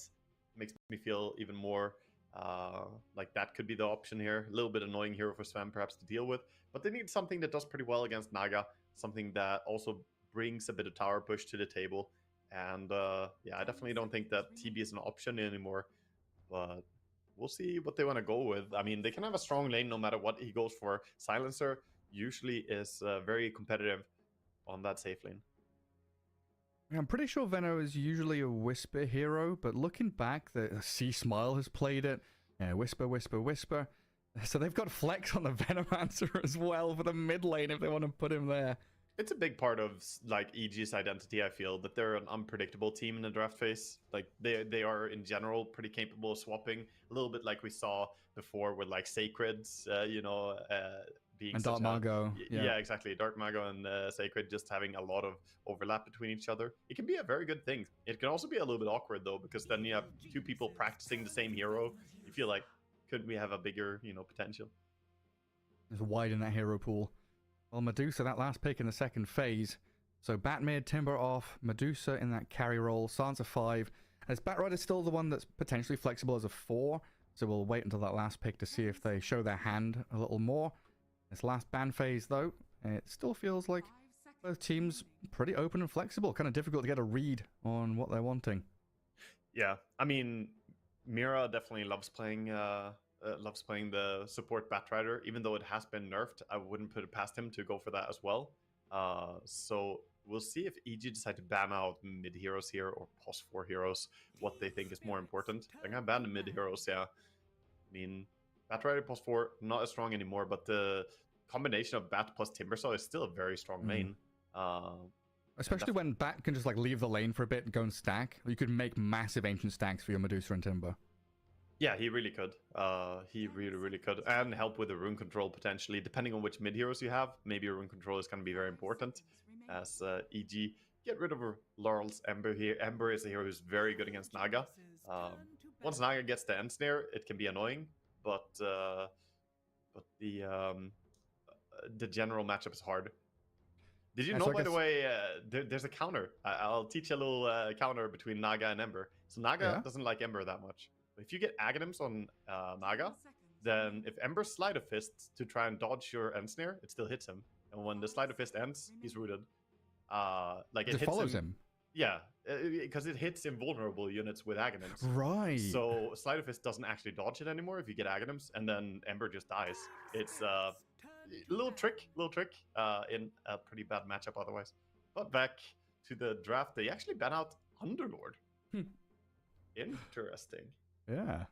So they're thinking it could be a Laurel Timber, and that it's an Underlord against Naga, which is very, very strong matchup with a plus 4 Bat. I was wondering what this last ban from Spirit is, because like the most normal, average way of doing this is Snap mid, Naga carry, Veno off lane, and maybe Rubik 5, give Matthew some kind of sneaky ganking hero. Yeah. There's so many ways of doing it. There's a Wind Ranger ban. Yeah, but I mean, if you don't know exactly what your opponents are doing, ban the hero who could go in any position as well. Wind Ranger could fill in many different roles here, off lane or mid, even as a support possibly. I'm not 100% sure, but I think we're gonna see Whisper on the Venomancer here. It just looks like a pretty good core Venomancer game to me. But it's not great to be against Medusa as Venomancer. That's one thing about this Medusa pick, is that she doesn't care about the HP percentage loss, right, from Venomancer. Is potential damage there. Yeah, I mean, at this last pick, looking at Team Spirit's heroes, this feels like a pretty good Nyx game as a pos 4, but I have a really poor read on that hero in general. Nyx for EG. For EG here? Yeah, I mean, against Timber Batrider and Medusa, definitely there's a lot that you can do. Like playing with a Veno? They could fit it here. They could definitely fit it. I mean, since they have so much flex in their team, I think it's a hero that would be interesting to see them go for. But Nyx is tricky. It's very all in on getting kills. If you can't get kills, then everything falls apart. Lycan? That's a Lycan. Into Dusa? Okay, sure. I mean, Lycan does really well against Silencer, and he doesn't do too well against the other 3 heroes, honestly. I think Medusa is pretty damn good against Lycan. You get tower push, though, so they had extra pushing power. They were missing some of that, but this pick baffles me a little bit because I Wolfbite don't feel Naga. like... Yeah, yeah. I'm not sure about this pick. Honestly, that was a curveball to me. That's a curious one. Last one up for Team Spirits. The puck for Laurel in that mid lane. So it looks like it should be shifting that bat to the 4 for Mira. A collapsed timber there grabbed up. So things locked into place pretty simply for them. And we see there Panda, Pos5, Veno. Yeah, it's going to be a support Veno here. And Lycan, the offlane Lycan. I'm curious to see how this is going to play out. I was calling for the Laurel puck in last game, but obviously the Skywrath was there, so you couldn't really play it in that game. A little bit tough. But here, decent puck game. There's still Rubik Insta-Lift, though, which can set you up for trouble if you get chain ensnared or jumped by a cookie. But this game mostly comes down to how big impact this Lycan can have to me. Because I think if he gets off to a good start, gets to take towers, and gets an early Helm of the Overlord, then I could see them definitely destroying this game. Or if he goes for just the Harpoon Manta build, which is also very strong. Yeah, I mean, when I look at this lineup from EG, I think Tundra. I think they're going to play that wide map, cutting waves, making the map smaller for their opponents. And especially when you're looking at Puck, Timber, Batrider, wanting these team fights, wanting this like individual pick-off into converting into an objective with that global sciences coverage. If you make the map smaller, they've got fewer places to choose those fights to actually take them properly. And then you have that knock-on effect of Yatro's Medusa having less area to farm. But that's going to come after that laning stage breaks down. That is what they did last game. They restricted Yatro's space a lot. This time, though, he's Medusa. He's going to get an early Manta style, and then he's going to use those illusions to push out lanes. I am only hoping for one thing. You know what I'm hoping for? What's that? No Midas on this Medusa. Don't. I was talking briefly with Sing Sing, who's also co-streaming this, about the Midas Terrorblades and Excalibur as well. We're talking about the Midas Terrorblades and the Midas, purchases in general. Some of them seem a little bit sketch. I'm not 100% sold on them, and we'll see what Yatoro does in this game as we get ourselves into this game 2 between Team Spirit and EG. Yeah, they've been a bit curious, like using Midases as these like stopgap items, like 20 minutes in, buy Midas, 10 minutes later, sell it. Kind of having it for a 10-minute period just to try and ramp up your experience gain. But it's been a little bit odd. We'll see what Yatoro decides, because currently he's got himself, Wraithband, Bassi, and Treads queued up. That's what, there we go, the Manta after. Wagamama, smile on your face. I mean, this is the stock standard build for Medusa. I think it's very hard to argue that Manta can be delayed for a Midas, because why? Sure, you get a bit of attack speed, but having illusions literally allows you to farm another place at the same time. Having more attack speed can't put a price tag on being able to farm multiple areas at the same time as a Medusa. That's so valuable. And those illusions are scary as well with the mana shield on them. So difficult to kill. Yeah, at first it didn't work at all. That was good times. And it just insta died. The range creep looks at the illusion, it falls over. Yeah. Well, Lala's out here, smoked up. Should get his ward placed down before anybody gets nearby. It's the ward. Not too deep of a ward, but still gonna give him very nice vision for the mid. And EG up towards that top rune spot, sending wolves forward. Yeah, they saw Timber was smoked, so maybe that gives a little bit of a read here for EG that, they probably put a deep ward because they were smoked. Usually, team smoking out and then showing on mid like that means that they have been, invading a little bit for vision. Oh, Matthew's been spotted there. He walked right in between the Timber and the Puck, found a nice avenue up into that high ground. I don't know if he can steal that rune, though, even with wolves nearby. Team Spirit, 3 heroes strong in the vicinity. Yeah, even Panda. Team Spirit don't really know how many heroes are up here, though, so it's a little bit scary for them. They only really see the Naga bottom, so they think all 4 heroes could be camping on that. And EG with that high ground ward sees everyone coming. Wolves being chased, put the blood grenade into Gale. Matthew, what's he got leveled up? The Fade Bolt for a bit more damage onto Miposhka, and Scatterblast from Sea-Smile to secure it. Make sure there's no funny business. Yeah, Laura was trying to get to deny, but not gonna happen there. So that extra little bit of gold's gonna give him some nice early items here on Sea-Smile. See if he just got super early bottle, or if he decides to go for some magic stick, which is the usual. If you get first blood out of mid, upgrade magic stick, and that's what he's gonna do. Send it out.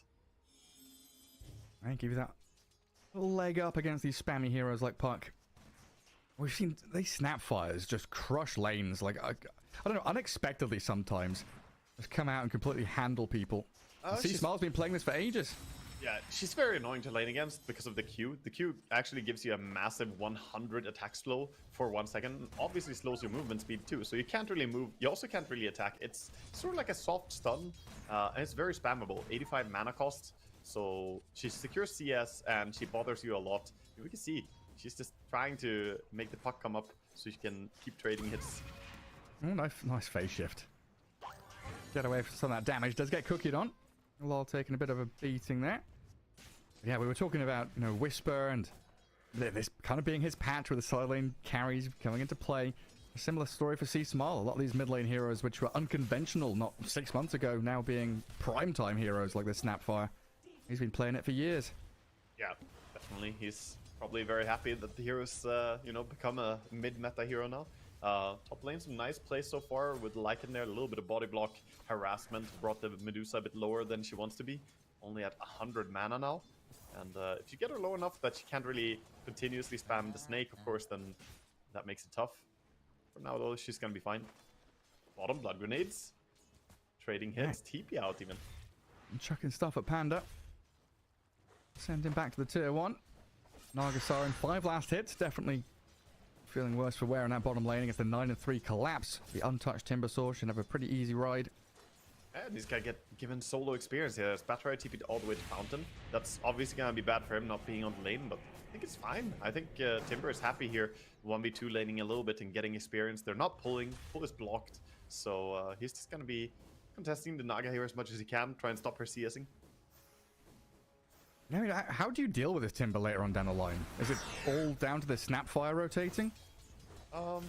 Yeah, I think sometimes the best way to deal with Timber is just head in the sand. The way I like to call it is don't look he at doesn't him. exist. La la la la la. Yeah, I mean, you can invest resources to try and go and shut down the Timber, but you also can think to yourself, is it better to just make rotations somewhere else? Can I go bother the Medusa? Can I, pressure another lane? Because Timber ultimately doesn't actually push towers that fast. It's his creeps that push the lane fast. So maybe you send someone down there to try and get rid of the creeps. If you can push out, spam the lane a little bit.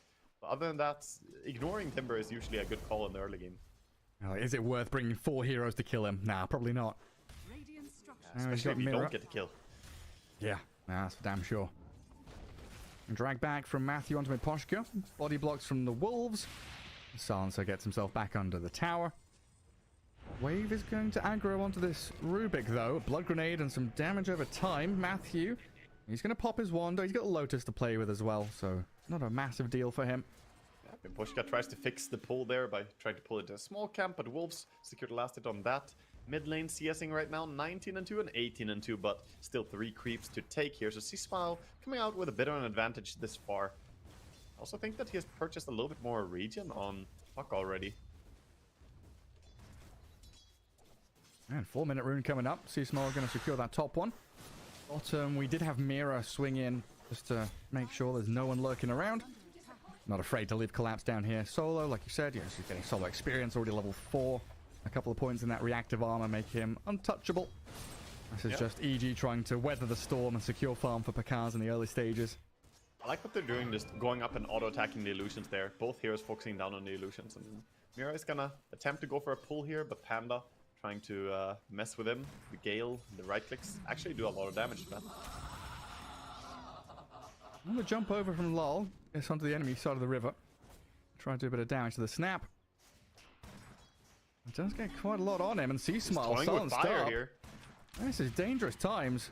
Both of them, I think, have raindrops, trying to mitigate a lot of this damage. Well, down at bottom lane, they've slain Mira. Panda, blood grenade on him. The whirling death, the chain missing. Panda, very slow Venomancer, slithering along.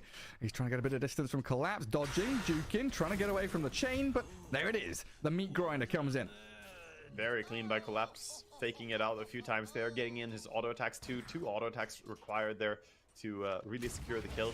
Play that very nicely. And now mid lane, Mira's in there with a flame break. Lol orbs over C-Smile. Raindrops are keeping him alive for now, but the physical damage from the right clicks is enough. As EG rotate both supports here, they want a cross kill. I'm not sure how easy this is going to be though. Mira's telekinesis back into the Gale. Blood grenade there, but the coil is there for Lol, trapping in the Rubik and getting him a double kill. Laurel gonna run away now, has no mana for an orb, but he's gonna TP back to base, and that's a very common thing we saw just there. someone dies on a side lane, then they TP mid bottle refill and use whatever you have to get a kill on mid lane. So in reality, Laurel is happy that his bottom support died first in the engagement that happened there, so that he first got the TP bottle refill and they could go over on Smile. I wish you'd die more often, support. Yeah, I mean, you know, it's helpful for mid. Oh, it's healthy bit of death. And Medusa, 31-7, not being too bothered by this Lycan in the top lane. And Whisper getting his farm on as well. One good thing about Lycan against the Medusa is they can spam the Howl non-stop for big attack damage reduction.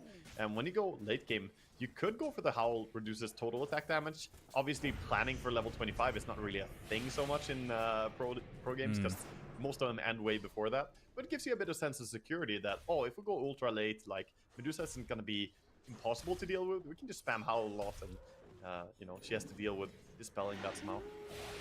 Well, they're still going to go on her. Wrap around from Pakaz. Naga Siren's arrived into this top lane, killing off Yatro with just an ensnare and a run forward there. It's a very big rotation there, but Pakaz coming up top, like, it doesn't take him too long time, and now he can go up here, start farming the creeps in this area if you want, but... Wisdom Rune. Matthew, he's got it. And he grabs it. And Miposhka out on an island here. They get found out by Panda and Matthew, but he just TPs away, knowing the stun is already spent. I don't know how many times I've seen a Rubik just lift someone, toss them to the side when the Wisdom Rune spawns on 7. It feels like one of the big reasons why people like Rubik current patch is that he guarantees sort of the Wisdom Rune. Oh, Mira. Playing with fire a little bit here.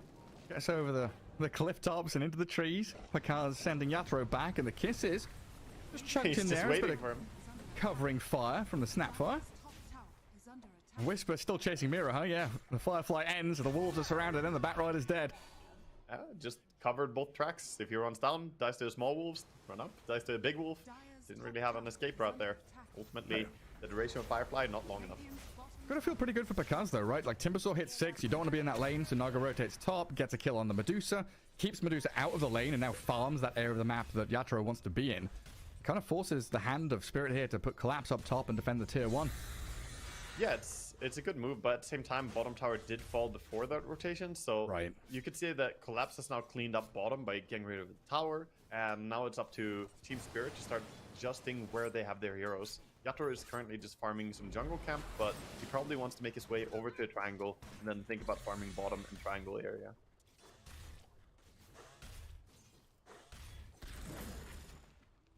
EG, I'm going to slow down a little bit. Naga Siren down that bottom right hand corner. 2 heroes mid.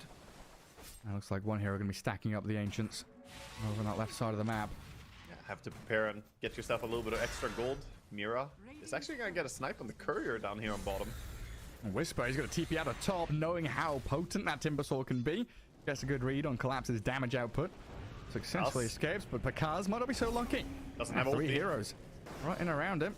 Yeah, you're right. No Song of the Siren to save him, so he's just going to get burnt to a crisp.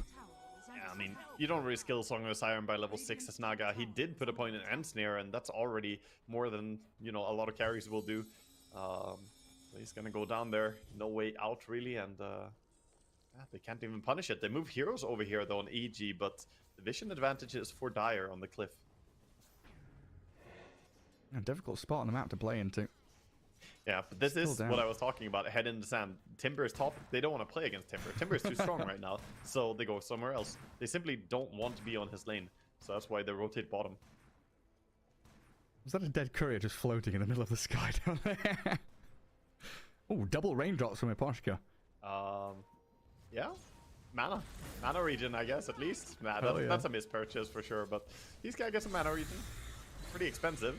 Would be cheaper to buy a mask at that point. Oh, plus 100. Helm creep down. Collapse very happy with that. Panda still looking for his level 6 in the mid lane. And yeah, Matthew still level 4 actually, 10 minutes in. It's been a tricky one for EG supports here to find some foothold on the map. And hoping their cores can clear out some of these stacks they built up. Yeah, it's going to be a rushed Lotus Orb on this Timbersaw, by the way. Playing against this matchup, you completely understand why. He can dispel the End Snare, get rid of the Veno stuff, and also protect people from the Ruby Lift Fade Bolt. I mean, is this a game where the Venomancer can think about Spirit Vessel? Like POS 5, Veno, we've seen Rush Aghanim Scepter in quite a lot of the games. Yeah, I don't know. I mean, we mainly saw the core Veno. Support Veno is weaker top.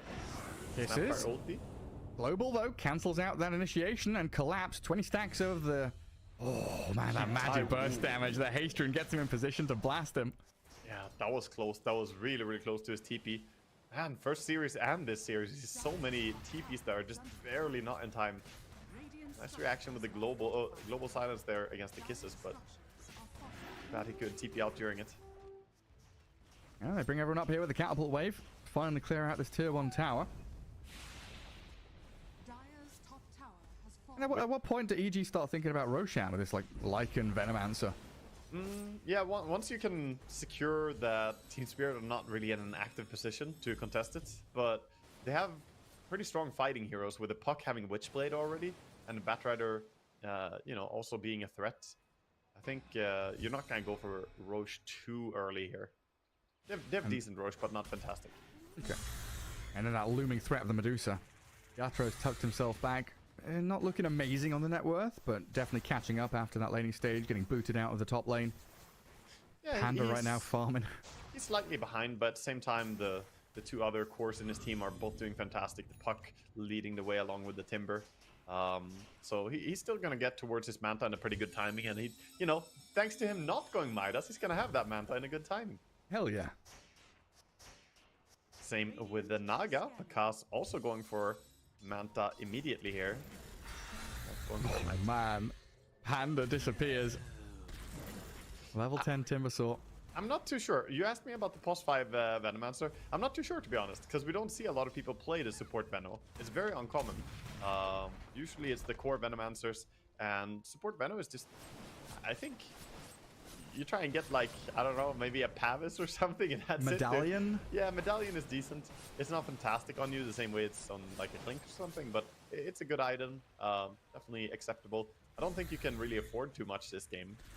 A Vessel would be nice to have, but I don't know if you can really get there. It's a pipe dream. The reason I was asking, because I remember Stinger was playing POS 5 Veno a couple of days ago that we saw, and he really did rush the Aghanim Scepter as a support.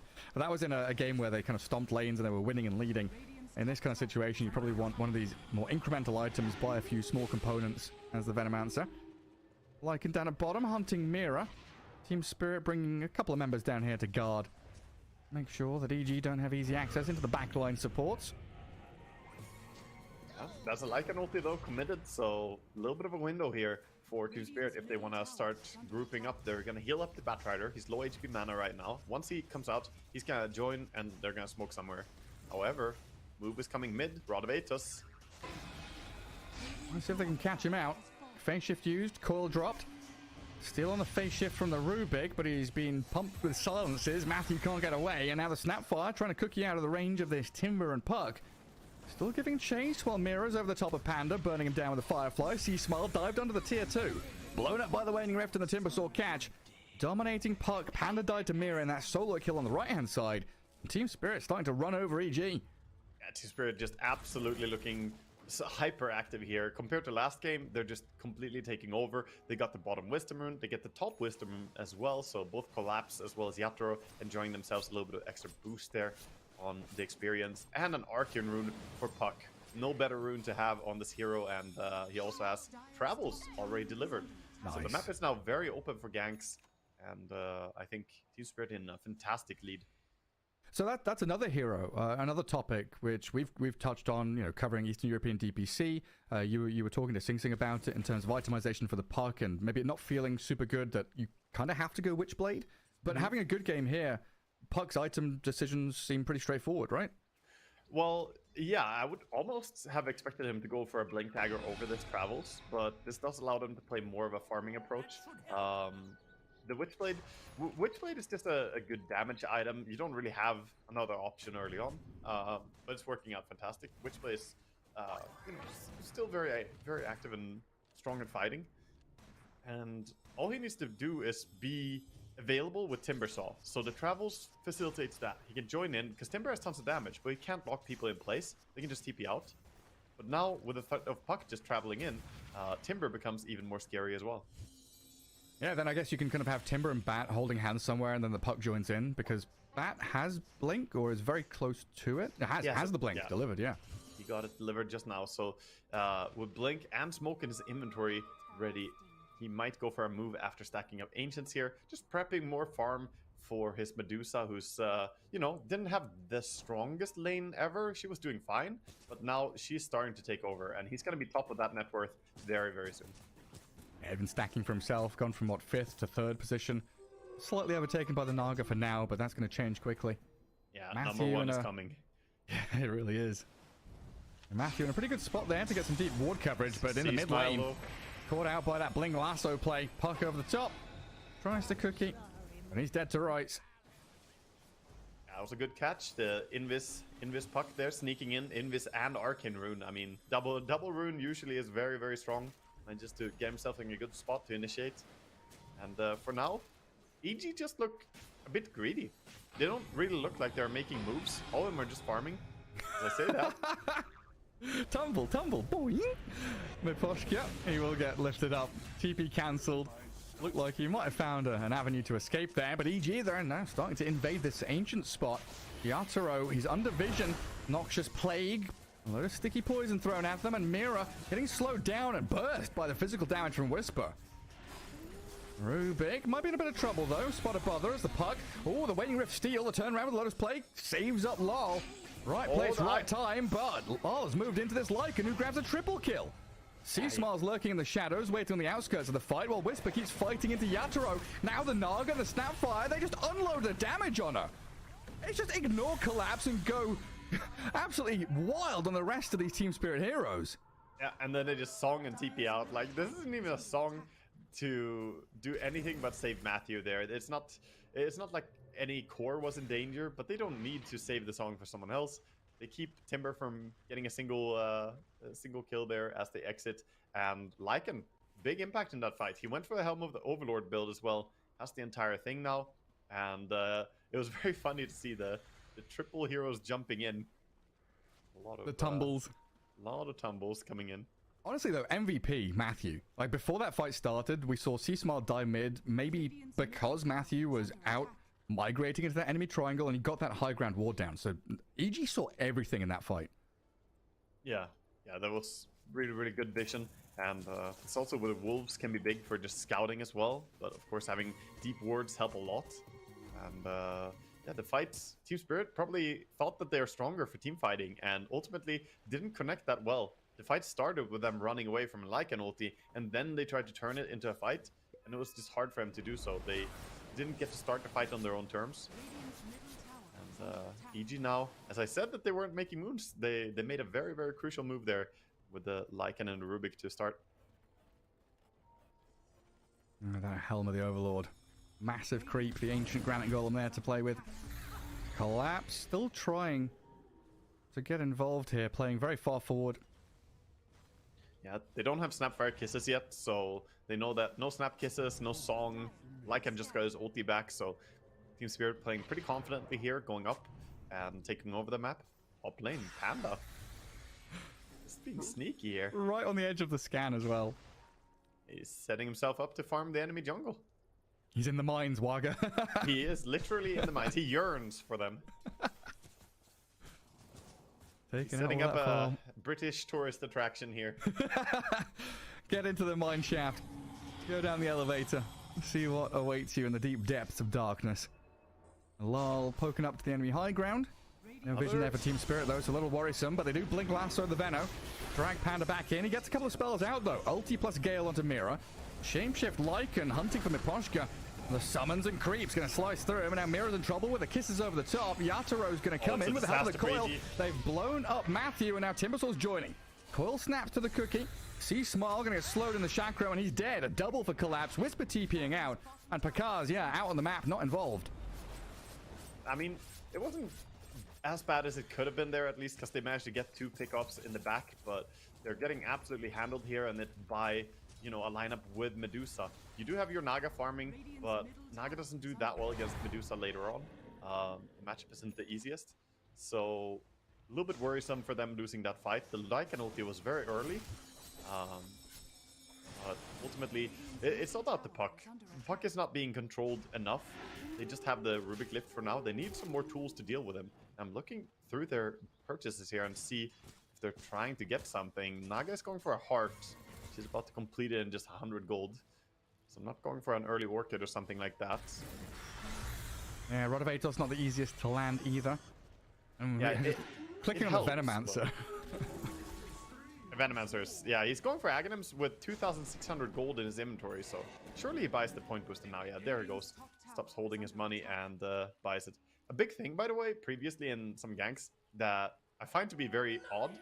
If you throw Noxious Plague as Veno, and it gets disjointed, say, by Phase Shift or Blink or something, or Manta Style, in the case of the gank that we saw, then it still spreads to all the targets nearby. The spread effect still happens. That's how Batrider died from the slow earlier. There was a Manta dodge on the ulti, and that immediately meant they triggered. If you didn't threw it at Medusa and it just like spread everywhere. Yeah, if he didn't Manta dodge on Medusa, then Batrider wouldn't get slowed yet. It would wait, but then of course the Medusa would be slowed instead. So she basically just passed it on. Hot potato. Doesn't want to touch it. Spirit gathering up pretty much everyone down bottom. Timbersaw, the only one out there. Yeah, Butterfly means that they want to go for Roche here. Not a great timing for EG to fight into Team Spirit here, since the Illusions and the Lycan Wolves, even the Venom Wards, the auto attacks from Snapfire, none of it can really connect that nicely on Medusa. So Medusa has a massive power spike right now, and that could lead to them taking maybe Tier 2 Tower or maybe Roche. Miposhka by the outpost. I see Smar just trying to clear out that mid wave. Lal is waiting to collect it though. Make sure that map equilibrium just shoved across the river. Give Team Spirit a bit more leeway heading down to that bottom right corner. Yeah, we can see the builds being queued up on the puck. He wants to go for a Sanj and then goes for the Aghanim Scepter. Interesting. Really going Aghanim Scepter is not too common on puck anymore, ever since it changed into the enemies are attacked in Dream Coil. Yatoro is kicking out everyone from that bottom jungle. There's a nice spell for Mystic Snake, or for Rubik here. Mystic Snake gonna be very, very synergetic for him. Double nuke. Panda again in trouble. Yeah, he steps out of line. I mean, that's what supports do. You have to try and push yourself into dangerous areas sometimes and provide information for your team. Try and get some wards down, you know, be sneaky. Sometimes you get caught on your bullshit, and that's what happened to him there. Well, it's a bit of information, right? You know there's a couple of heroes there. They're pushing tier 2. They're not in Roche. We don't need to bother about contesting Roshan right now. Yeah, and look what Team Spirit do with that. They transpose from giving information, we're all bottom, to immediately smoke to start moving top. Obviously, though, there was a ward nearby, and they see that there's no one behind Medusa right now. So we'll see if the smoke is going to connect. It might, but they're playing pretty safe here on the side of EG, just trying to farm the map. I'm going to try and connect with that Timbersaw. Utilize his massive damage output. And set up for a tower. They got the tier 2 tower bottom. Yatoro just solo pushing it, pretending as though he had backup, led to him getting the tower. And at the same time, EG didn't want to show top, because, yeah, they might have backup bottom, but they could also be behind Collapse. And they didn't want to risk it. Correctly so, they stay away from either. Yeah, I mean, good luck dealing with Collapse right now. Pretty much untouchable as he just chains straight forward in towards Pakaz. Trying to slow down his retreat. Nice spell to steal for Rubik. Tons of damage. Yeah, great stuff for him to grab. Team Spirit, they are maneuvering up here with everybody. How are we looking on the timer? 30 seconds till night? So this makes sense. Pushing out his tier 1. Gather themselves up, readying for that transition of Roshan into the top left corner. But Mira, Lotus Orb on him to get rid of the ensnare. Rooted up though by that Rod of Atos, and looking like he's going to die to Naga Illusion as Bat's gone. Yatoro is going to have to stone gaze here as the Lycan diving into the back, looking for the supports. Miposhka shredded, does get off his global. Before dying, the kiss is cancelled in the middle of that, but now Yatoro, he needs Collapse here to try and protect him. He's lost all of his mana. Yatoro close to death, and he will fall in the end. Collapse, he's like the only one left standing. He's got a 1v5 right now. Matthew with the lift up, dragging back into Whisper. He blows up the Rubik. Collapse, he'll slip away. Pops is great to healing Lotus, but Lal doesn't really want to join in anymore. Yeah, he's chasing though. He knows Lycan doesn't have ulti anymore, and Lycan also doesn't have boots, so he's trying to catch that. Gets held in place though. Can they kill him? I don't think so. He has Lotus ready. He can keep walking. He's very hard. Actually, saying he has Lotus ready isn't very descriptive anymore since there's Lotus Orbs. But yeah, Lotus Orb, Lotus Pools, you know. Get the Lotus Orb ready. Multi-Lotus. He's just sticking around and going back in. He sees Panda, knows how quickly he can take him down. Does get some poison and goo thrown at him. It's like, don't kill my friend, I beg of you, but just come back here. Get slept. Stop moving. Chain Lotus stun Orb. In 3 seconds, the chain stun from the Cookie. Whisper with the damage, trying to control up, and they do kill off the Timbersaw. His unstoppable streak finally put to an end. Ooh, he gave him a lot of gold too. Look at that. Over 1,500 gold going over their way. Very, very nice. And then they're into the pit. This was Team Spirit's plan, right? To win a team fight top and then shift back into Roche, but it's EG who come out on top in the end. Yeah, and now they have Assault Cuirass as well in Lycan, so this Roche is pretty damn fast. They have Orchid over on the Naga. Team Spirit want to contest this, but they're not quite in time. Without the Timber? They're still in position here, looking like they want to fight. They've got to bail on this, surely. There's no way. There's no way they fight without Timber. They're trying? Okay, Yatra is going in. Yatra wants to take this fight. I don't know why. This is a risky one. If they do get the Blink Lasso, Mira finds a great target. See Smile, BKB'd up. He's going to die. The physical damage overwhelmed him even through the BKB as Whisper shapeshifted just to sprint away from danger. Team Spirit, I mean, they come in, get a big pick off, and now they're looking at Pakaz.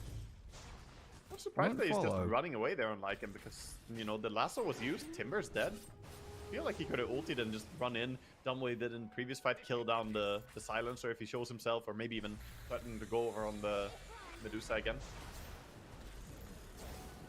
Pakaz throwing some nets at Yatoro. Scardy's here for the Deucer now, though. Pakaz, no mirror image, holding Aegis. Manta style ready as well, but a coil in from Lol, snapping it onto the Rubik, and the Timber Chain. Slices straight through Matthew. Whisper with no shapeshift, gonna have to TP out. There's a lacking of stuns here from Spirit to stop him. They're gonna kill this creep, though. That's pretty big. The dragon is very important for Lycan.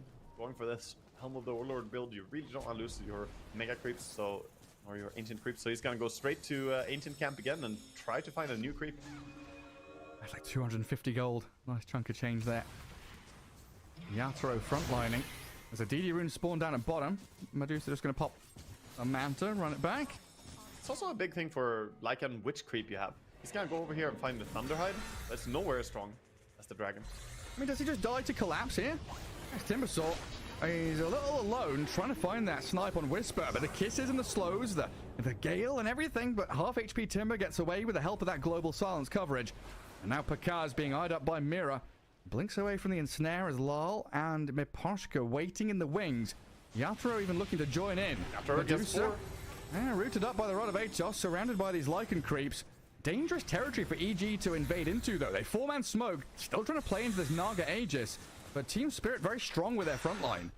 Yeah, Team Spirit have that DD rune on the Medusa, so holding that, if they fight into it, they know that she can just pop that DD rune, and that would be a very dangerous fight to take for EG.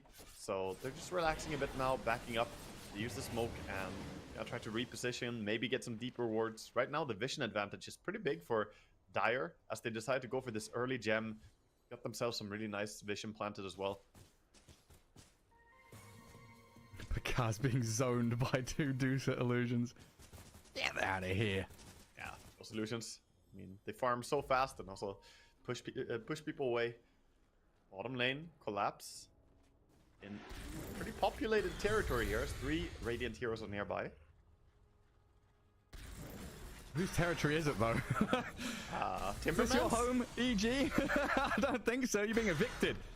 Timbersaw. The big bad wolf, huffing and puffing, blowing your house down. Whisper is a little puppy right now, not shapeshifted up, collapse, Lotus Orb up, bouncing spells back and forth. See Small, BKB'd and still trying to fight into this as they do lasso Venomancer up on the right-hand side and shred through him, but collapse. He's dead in the end. Whisper with a shapeshift, big damage onto Mira with the crits. Okay. Will they reclaim their house? Lycan does have a lot of damage. He's going for a Hex next on the Lycan as well. It's really nice to get some control against the puck, be able to lock down heroes and get some kills. I like the idea of him going Hex and then maybe even back for a Halberd as well for the Medusa, since he can kind of get away with just going for these control items now. His damage is already pretty damn good on Lycan. I love these Hex pickups. We've had so many games where like offlane Lycans and Beastmaster literally just go, okay, Helmet Overload, Overload. Oh, Coil misses.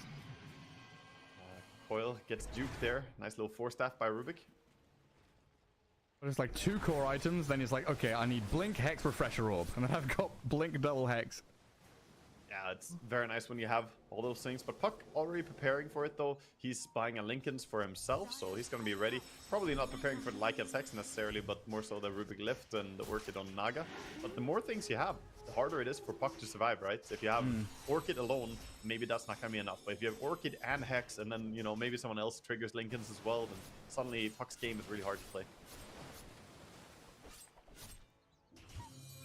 So a welfare check on the Venomancer. 1, 7, and 14. He's got his Ags.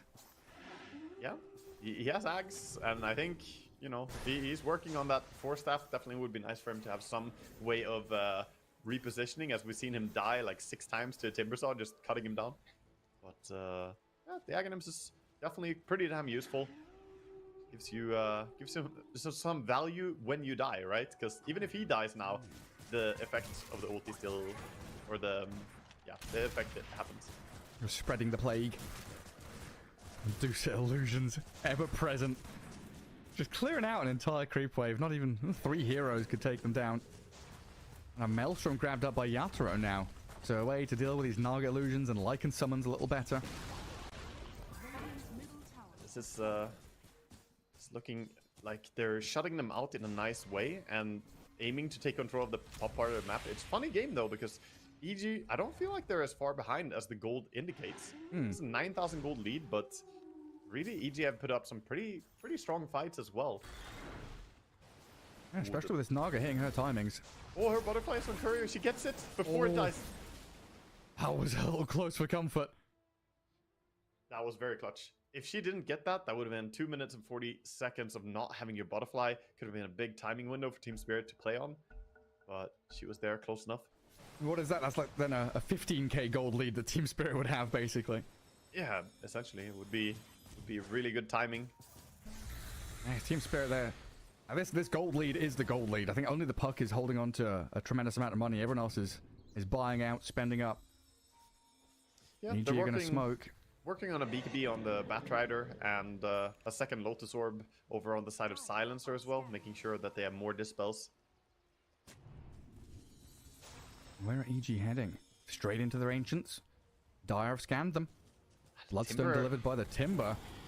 They're going on him? Oh, he jumped away. He's already chained out of there. Who can they chase now? Rod of Atos, a Cookie, catching Yatoro a little bit. Chuck a Gale at the Timber on the right-hand side as they do blow up Miposhka in the back lines. This Lycan making life a living hell for Spirit supports. But with their front line still tanking through everything, Collapse and Yatoro just stand there fighting.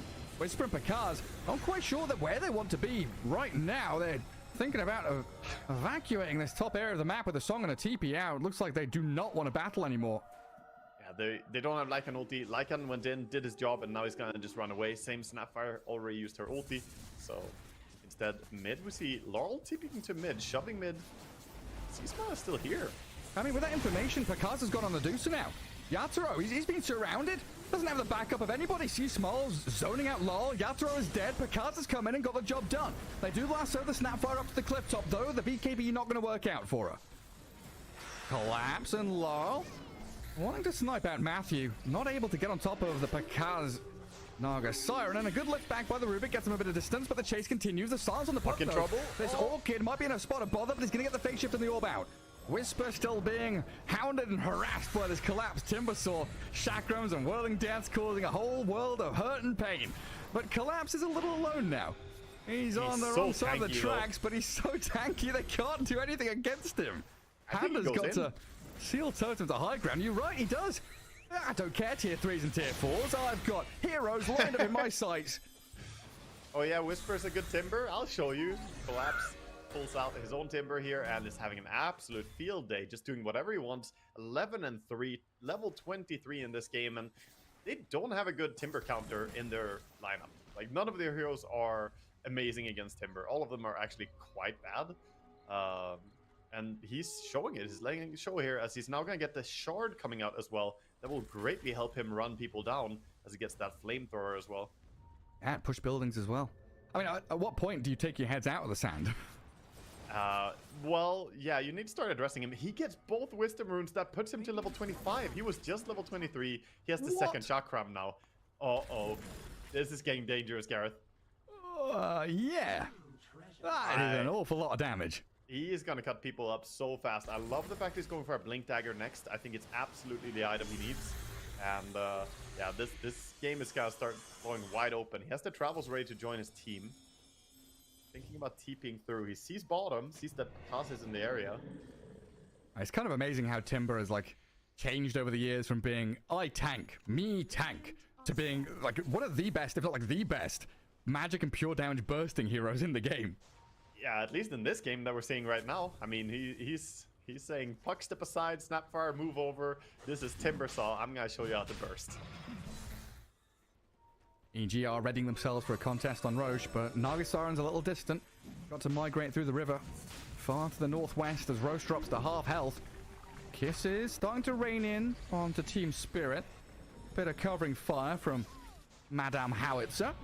Lars looking for the jump. They do see the Rubik. Looking for the quick snipe onto Matthew and should get the job quickly done. Lasso on the snap as well. Mira found a secondary target. Sea-Smile in trouble. Nagasaren trying to loop in behind them as Sea-Smile TP's away. Where's the rest of EG? They're lurking, hiding in the trees. Whisper is in the tree lines. Picard is trying to steal Roshan. He might get it done. He songs up. Roche close to death. Can they finish it off before the song ends? The Aegis is in hand and he's TPing home. And he stuns and he catch nothing to stop him. Wow. Wow, wow, wow. What? That was a really clutch move. Holy. I was watching Naga on the map and wondering, what the hell is he doing? Holy, that was a really clutch move. That was a terrible fight overall. And he managed to spin it around to have a good ending. That was absolutely crucial. He didn't get the cheese though, so he only gets 1 star. Sorry, could have been better. Only took the Aegis. Left the cheese. Yeah. It's a tip for the enemy for the hard work they did, you know, bringing down Roche solo. Have you seen what Collapse has got as his neutral item? He's going to show Sea-Smile what it is. Timeless Relic burning through the Snapfire. He's in a 1v4 situation, but he kills off Sea-Smile, takes down the Lycan. The puck is joined in to help him out and bring the numbers up as Collapse. Oh yeah, he regens up a ton of mana. I think he ate a Lotus there to chase into the tier 3s and get on top of Panda. Shadow Amulet time for the Venomancer. Hide away, don't play the game, please leave me alone. Collapse, he's taking a little bit of chip damage, but I just don't think he's bothered at all. Panda's the one taking the brunt of the damage, dies in the end, pops his ulti as the Nagasaren gets lassoed back into them. Yes, you've got Aegis, but you could die twice here potentially. Flame Break and the Global Silence giving coverage, but Mira BKB slips away from the Naga's damage. Now with a slow, the Skadi keeping tabs on Pakaz. Collapse, he eats up the cheese. The Snapfire buying back to try and fight. Slow to the Chakrams as the Puck and Timber keep on chasing. Shadow Amulet's there, but Pakaz on the right side, we see her. Nagasaren slow to a crawl, TPing out, again successful with a lack of stuns, but EG is still being run over, dived by their tier 4s. This Timbersaw is untouchable. Absolutely amazing for him. He can do whatever he wants. They went on him. They thought that maybe we can kill him. Pakaz has to be careful stepping up here. But you see how easily they reinforce. They have that Global Silence always ready. They have the Travels on the puck, and people just reinforce so easily. And you do not bring down Timber fast. 4.5k HP, you don't need Aghanims if you're this tanky. Yeah, Panda getting coiled up and slammed by the Chakrams. My god. Collapse with his damage. Bloodstone's up, permanent mana regen. And the barracks starting to get taken down by Team Spirit. Look at Mira coming in. Yeah, lasso on to Sea-Smile. I mean, he bought back previously, so a death here means he's gone for 100 seconds. Pakaz's on an island. Stranded here. He's got no one to play with. Body blocked into death, and that might be it. No buybacks for EG, and their base is crumbling. It's all falling apart. This Timber is doing absolutely whatever he wants. He wants another kill, gets another kill. Level 27. I can ultis to run back into his fountain, but not really much more he can do here. He has Hex, but Lincoln's is ready on the puck.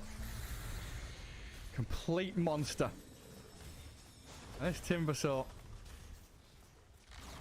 Straight onto the tier 4s. And Panda and Whisper. Oh, you just don't last long.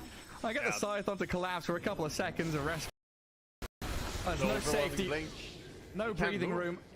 Too long of a slow just can't really get away, and the chakrams eventually will find you. Still refusing to tap out here. They do not want to call it, but I don't think you have a choice. This game is over. Lycan doesn't have ulti. They're just gonna watch as their throne gets brought down here. Team Spirit going for a little bit of a dive before the game is over. Classic Team Spirit faction as well, right? Lose game 1, a little bit of sloppiness. EG look very good. Game 2, they come out swinging. Collapse Timbersaw. Beautiful like stuff. If this was a 3-game series and we would see game 3 here, I think Team Spirit with them again. And that's the thing. That's what I don't like about Team Spirit, honestly, is that game 1, they tend to have this weakness, and then they look like a completely different team in game 2. I do want to say shout out to Whisper on you know, the effort that he did here, because this might be 9, 1, and 10 on Lycan in a game where you lost. So definitely, you know, did the most that he could here. He got a lot of kills. He ran down the silencer a lot, but ultimately the hero didn't address the Medusa, the Timbersaw, the Puck. These heroes, that's the problem with the Lycan pick. He kills supports, but you don't kill the Timber and the Medusa here, surely. Yeah, Collapse completely unanswered in this game. Really, just running in 1v5 in a lot of these fights to start things off. Break vision, get a kill, get the numbers advantage, and then these boots of travel come into play from Team Spirit. EG here, we see them, you know, fighting back, but whenever they got a team fight win, it was always on the back foot, like on their doorstep. Yeah, they get a couple of kills. They rebuffed Team Spirit for a while. A good steal on an Aegis later on down the line as well is like a silver lining, you know, making an awful situation a little bit sweeter. It just was never a resounding victory in any of these actual engagements. Yeah, no, it was very, very difficult. The fights that they did win was when Team Spirit kind of overstayed or split up, like when Medusa stayed top after a team fight win and they traveled the Puck mid. Medusa should probably not have stayed, or Puck should not have traveled. Doesn't really matter who's in the wrong. The team was in the wrong, right? They split up a bit too much and then they lost extra resources. But overall, this game looked very controlled from Team Spirit from the start to finish, I want to say. EG did have some moments of hope. They, you know, did have stuff going for them, but ultimately, I'm not too sure about the post 5 Venomancer being reliable. I'm also not really happy with the way they picked Lycan into those heroes, even though he got a lot of kills. He didn't seem like he solved the existing problem of the Timbersaw, of the Medusa. And ultimately, Team Spirit, they round out the series here, 1-1. Yeah, good stuff. Yeah, another one of those drafts where, you know, EG trying to do these bait and switches, moving heroes around into different positions, kind of trying to unsettle them, but a really good showing just in the draft in general from Team Spirit to, you know, solidify their own game plan, what they want to do rather than trying to mitigate their opponents or meet and match what's going on there. And like you said, 1 apiece, rounding out this best of 2 in the group stage for the Riyadh Masters. And I think we've got about a 20 or 30 minute break until our next series, which is going to be Tundra against Talon. So we'll see you then.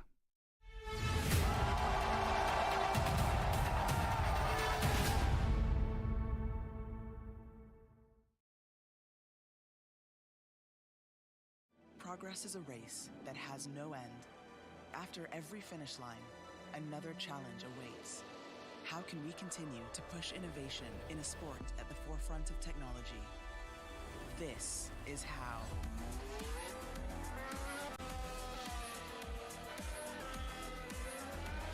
Discover how Aramco and the Aston Martin Formula One team aim to meet Formula One's sustainable fuel targets. Aramco, powered by How.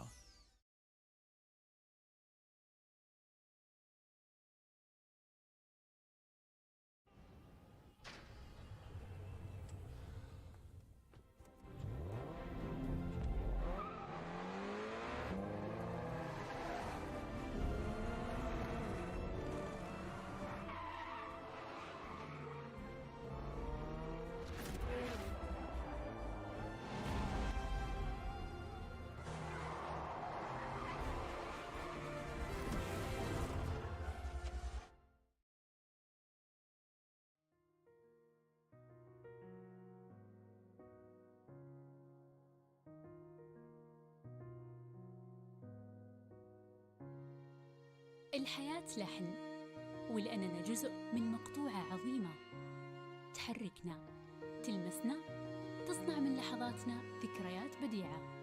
لأن الوجبة، التجربة، المغامرة، حياتك بعد جديد في هيلتون الرياض.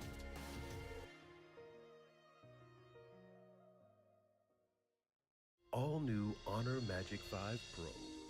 Freeze even fleeting emotions in just milliseconds. Take marvelous night shots with lightning-fast exposure. The display reveals more details in bright areas with an astonishingly long battery life that just keeps going. The latest flagship chipset brings you exceptional performance. Unleash the power of magic. Honor Magic 5 Pro.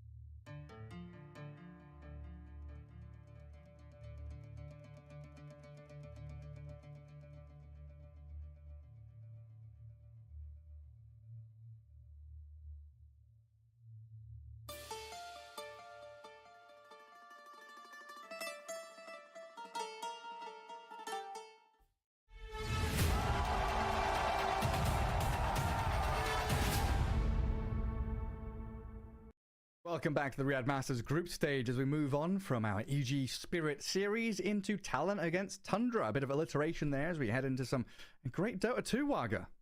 Yeah, this should be very exciting here as we get to see Tundra, of course, very capable of doing a lot of different strategies and different gameplay, top level team going up against Talon, who also have some great players on their sides, and this should be a good battle here. I'm excited to see what both teams are going to bring to the table. Are we going to see 9 mixed up with some of the mid heroes? Are we going to see some experimenting?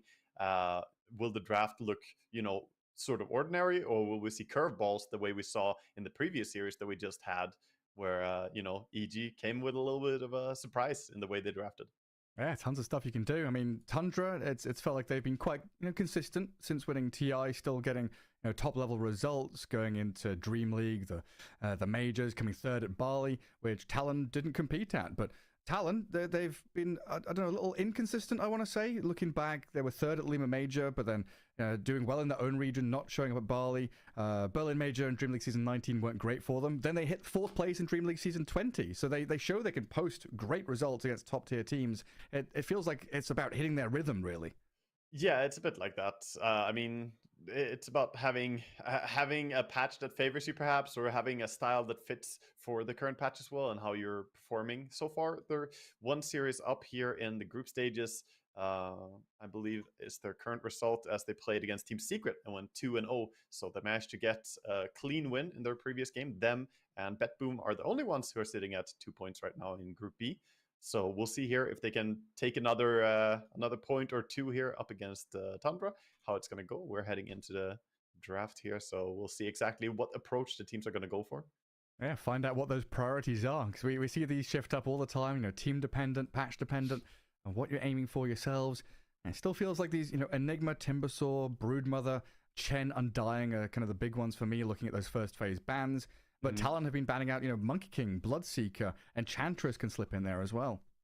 Yeah, it's, going to be a Darkseer as well, first phase ban here. Definitely a hero that 33 can be quite obnoxious if he gets his hands on. I always feel like 33 and Saksa, they have such a strong offlane duo. The two of them really know how to pester the enemy safe laner as much as possible, and that's usually a feeling you have. If you play against an opponent in Dota and they're annoying you, then you know they're playing good Dota. That's basically high praise, like an annoying player. A lot of players in interviews will say this too, like, I hate playing against that guy. He's just annoying. He does little things. It's like no matter what we pick, how we play, it's just there's no solution to this irritants constantly coming our way. Yeah, I mean, I remember a Skitter interview talking about Saxa as well. He's getting a little upset that Saxa's stealing all of his heroes. This position 4 Saxa guy, he's taking up, Slark and stuff like that. Ember Spirit, Batride, all these kind of wonky position 4s that really are very annoying in the laning stage. Yeah, he likes playing heroes that can high harass in laning stage usually. We see the target bans here on 33, quite common against Tundra. A lot of teams do this. They're banning out the Doom as well as the Darkseer. So we'll see if Tundra decide to go for a first phase pick for 33. A lot of times they don't. A lot of times they wait to the second phase still, letting teams keep exhausting their bans against him. Yeah, I was gonna say Saksa, his laning heroes that he plays, tons of them are just so high harassed. Like, you play those Hoodwinks, the Miranas, the Techies. Techies, of course. I guess everyone hopped on that after a while, though. I guess Techies hit a little bit with a nerf stick. Not as popular as he was just a month ago. We'll see where they head. And yeah, you're right. We could see like an Enigma first pick here that, Tundra flex later on for a 3-3 grab later on down the line. But then we could also see these Visage and Lycans be literally last picked for them. As it is Talon to first pick with Undying in the pool. That could be a solid option, but it's Enigma that is the first pick. Okay, so open up with the Enigma. Definitely a hero that a lot of teams are prioritizing very highly. Wouldn't be surprised to see Tundra respond with the Undying still into that, since Undying pairs pretty well against Enigma. You can get the Shard, and then you can save someone during Black Hole even with the Tombstone grab. And Tombstone in general does pretty well against the Eidolons and Enigmas. Overall positioning is hard to get a blink off when the zombies are on you. Give me that gyro again. Give me the old Parker gyro we saw the other day. Oh, wouldn't surprise me, actually. I mean, Tundra definitely have run carry gyro in the past. It's certainly a hero that we might see here, as Skeeter plays a very good gyrocopter. He sure does. Well, Pango, Batrider first up, so this could be the Saxa Bat position 4, could be mid, Pango flexible, keeping things open. But I don't know about you, probably looking at 9 Pango, Saxa Bat. Yeah, most likely. 9 plays a really strong Pango as well, but 9 is also very sneaky of a mid player. He likes, baiting people and then taking something else. So we're gonna see the Queen of Pain here. The Koto Classic, actually. Yeah, one of those heroes you really rose to fame on. Usually a response to the bat mid when you kind of know it's a bat mid, but this keeps their options open, maybe forces that bat into the 4 guaranteed.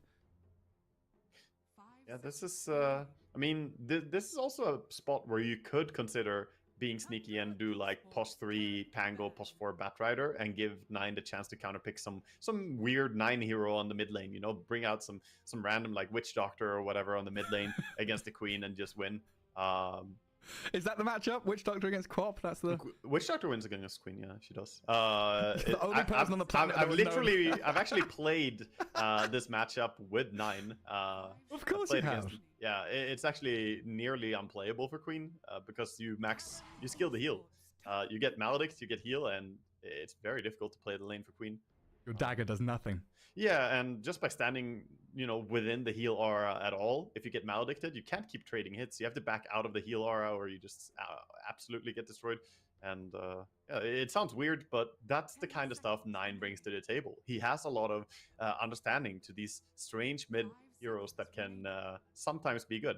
He's played his Caudal mid, was, kind of famous after a while. People started doing it, more people than just him. But he played that. He played Oracle mid. He played, Witch Doctor's mid. He's done a lot of weird stuff. And I'm hoping that we get to see something like that. Queen is punishable. Yeah, the Rubik mid could come out as well. Lots of options. I mean, they're against Enigma, so it would almost be surprising to see Rubik not get banned here in the second phase by Talon. Yeah, having instant disable against Quap, the steal against Enigma, Fade Bolt against Eidolons just in the lane. They banned Silencer and Naga though, so they already covered their bases a bit there. I think Rubik is maybe on the chopping block there for the ban as well. Tundra, on the other hand, going to ban out the Tiny. Also got rid of Morphling. Yeah, I mean, Tiny, one of Q's real prime heroes, and then during the Bali Major, we saw the resurgence of Tiny Enigma lane in particular. Those toss back into Eidolons, very strong lane to play into. Yeah, it's very good. I mean, tossing into Eidolons is good, and then later on you just have so much potential. You can sometimes give a little lift to Enigma to get him closer into the fights, toss him in. You can toss people towards the black hole. There's a lot of nice interactions. I think the two heroes work really well. You also get the one melee, one range, very natural laning stage. And then it can be super annoying playing a Pango into Tiny as well. The avalanche, like multi-stun instances, stopping your roll, gets real irritating. It's all round a good sound ban. And there's the Visage removal. Okay, so they're not getting rid of the Rubik here, prioritizing instead to not play against Visage. So they're really thinking that this is a mid Pango for sure. Not expecting this to be a double offlane possibly from Tundra. I mean, Pango offlane isn't very common. It's definitely not. It can be played, but it's not so oppressive. Yeah, it feels like the only player I've seen in recent times has been Sacred, picking up that offlane Pango, because that was one of his key heroes. Really has been a mid lane special hero for the majority of the past couple of years. He benefits too much from bottle and rune control, is the thing. Yeah. He has so much mana requirements, so playing him on offlane is very complicated, since you can get Vanguard for sustainability, but if you don't have mana to keep spamming spells, what point is it to have a Vanguard, and why not just be an Axe or something else at that point? Oh, this looks familiar. We've got Bat, Timber, and Pango. Our last series was full of these heroes being very annoying to deal with. Definitely, we saw what the monster of collapsed Timber. He just we looked at the stats after the game. He actually did more damage than the entire enemy core trio combined. That was a fantastic game of Timber. We'll see if Talon have a better reaction to it here, if they can counter it a little bit nicer. I mean, maybe not as a freer game as that last one. He's against Quap and Enigma with some pure damage, quite a lot of burst. True. Both heroes adding pure damage is really key. Having the capability to burst them, and there we go. They respond a little bit more with Monkey King, a hero that does well against Timber. It doesn't automatically win or anything. You can still just avoid skilling up your E on Timber and go for a max QW build and burst the monkey. But it's a good matchup nonetheless. 10 seconds. Yeah, and in your mind, does this now move Enigma into the position 3 role, or are you happy with Enigma Monkey King against the Timber Bat? I think you can play Enigma Monkey for sure. If that's what they prefer to do, they can definitely go for it here. I think you can throw it towards the offlane as well. It comes down a little bit towards what they want to pick as their fourth hero here. I assume they're going to pick their pos 4 hero. Yeah. Well, I mean, that looks really good with Enigma, though. You could do Enigma Spirit Breaker on the offlane, but ultimately the question is, are they going to last pick a pos 5 here, or is it going to be a last pick for the offlane? And Jab's going to pick up a carry. Yeah, I'm so happy to see this Spirit Breaker too. The Spirit Breaker against Batrider is very good. Good against Timbersaw, good against Pango. This is a great Spirit Breaker game, and I think that hero is still very good, even though teams are not rating him as highly anymore. I believe a lot of that comes down to the mid to late game where people just learned to buy Nullifier against this hero. Get rid of Bulldoze, get rid of the possibility for him to save himself, and you just slow him with every auto attack. It's one of the big reasons why the hero is not as popular. Yeah, and potentially giving even more credence to that Rubik pick we talked about. Good against Enigma, got instant lift against the charge. And Batrider has a bit of a way to play around with that Flame Break to push Spirit Breaker away, but yeah, you're right. The Nether Strike into Pango and Timbersaw really can hurt Tundra here.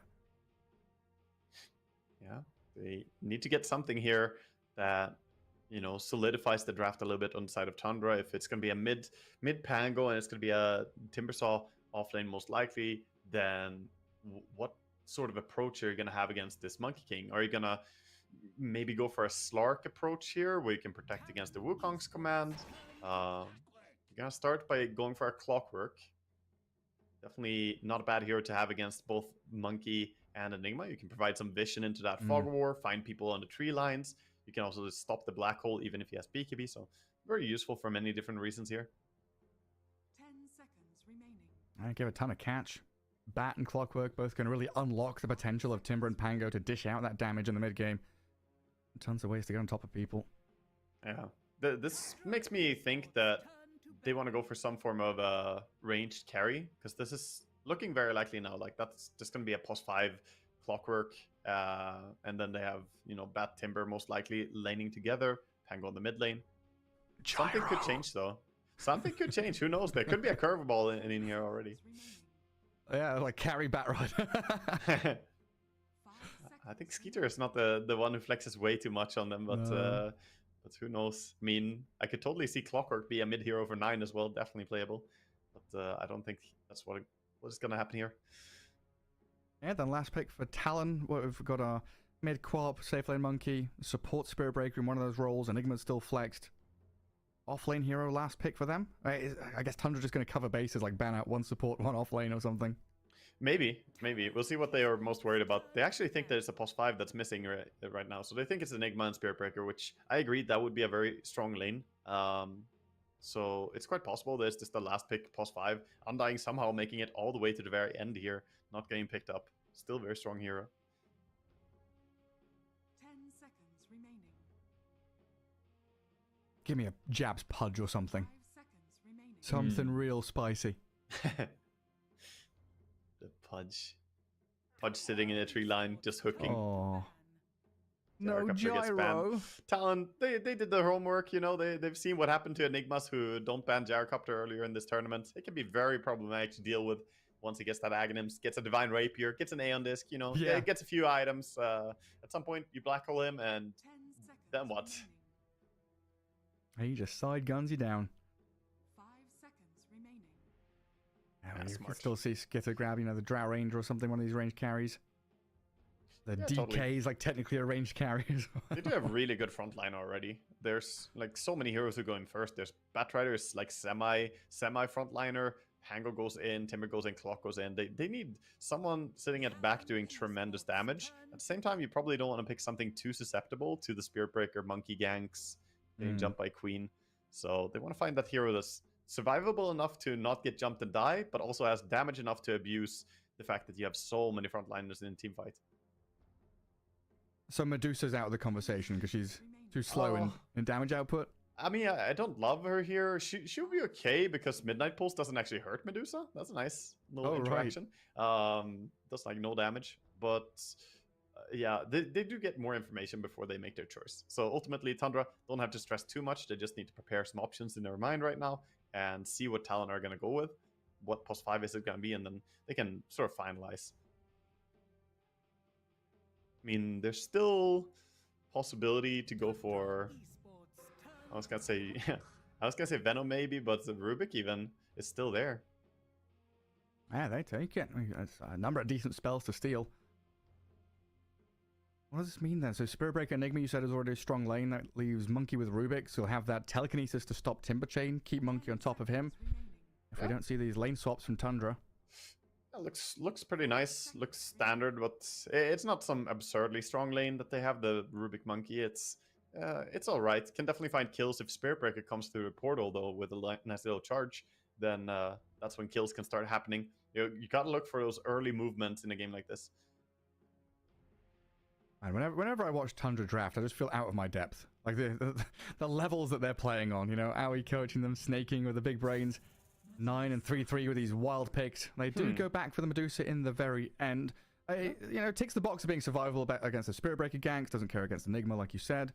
Yeah, she can just itemize really aggressively as well and get tons of damage built. Like, it's not like Medusa can't deal very high damage. If you go for the Manta into Butterfly build, he can then even think, I mean, obviously you want to go for an Eye of Skadi, but you can think to go towards something like a Nullifier against the Monkey King and the Spirit Breaker as well, to just be able to dispel them.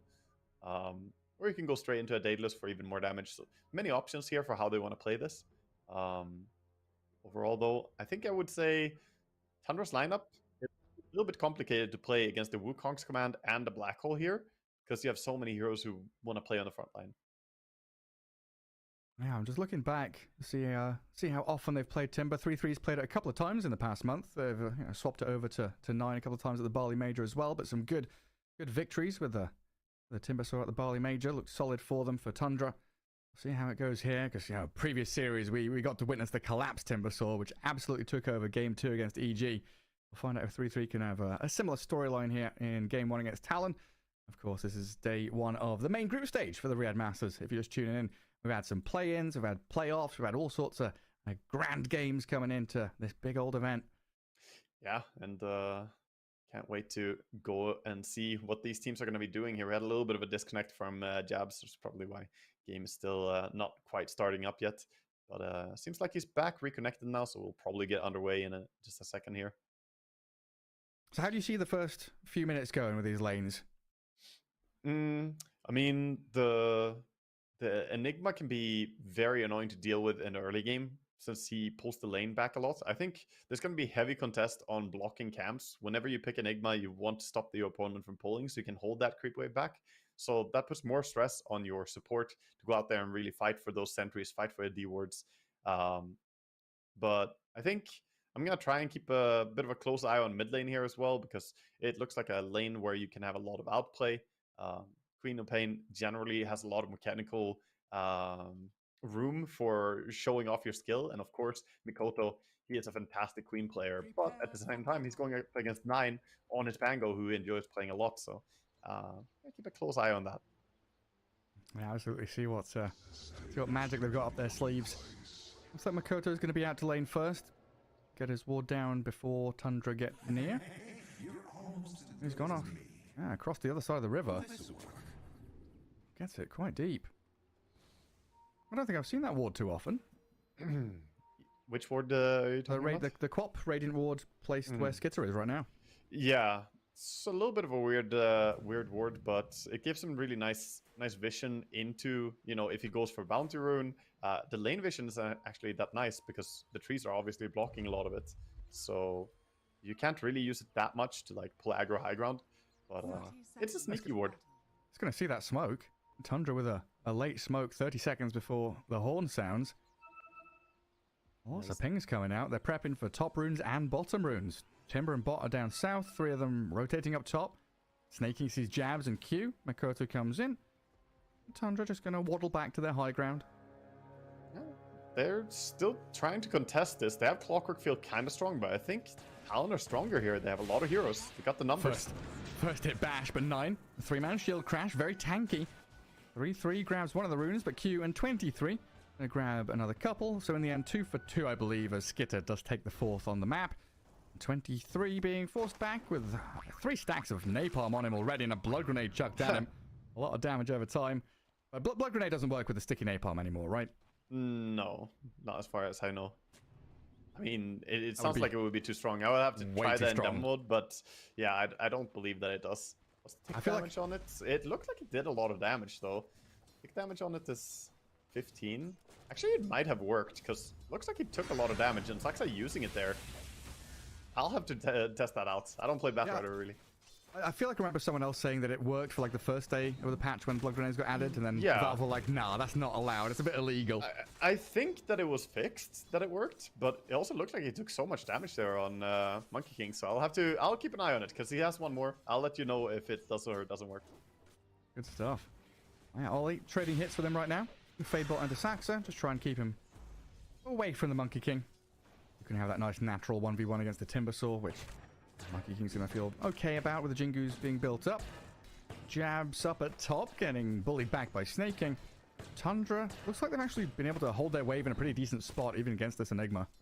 Yeah, for now lane is in a nice position, but they do have those extra creeps, so it is going to push in, especially with the extra Eidolons coming in here. So eventually lane is going to start to push, but they haven't gone the D-ward yet on their pull camp. Looking towards Clockwork, he is not buying a sentry either, so they're not going to have their pull on top. And that, against Enigma, is a pretty worrisome thing for me. I think that sets up Talon to have a pretty good time on top lane.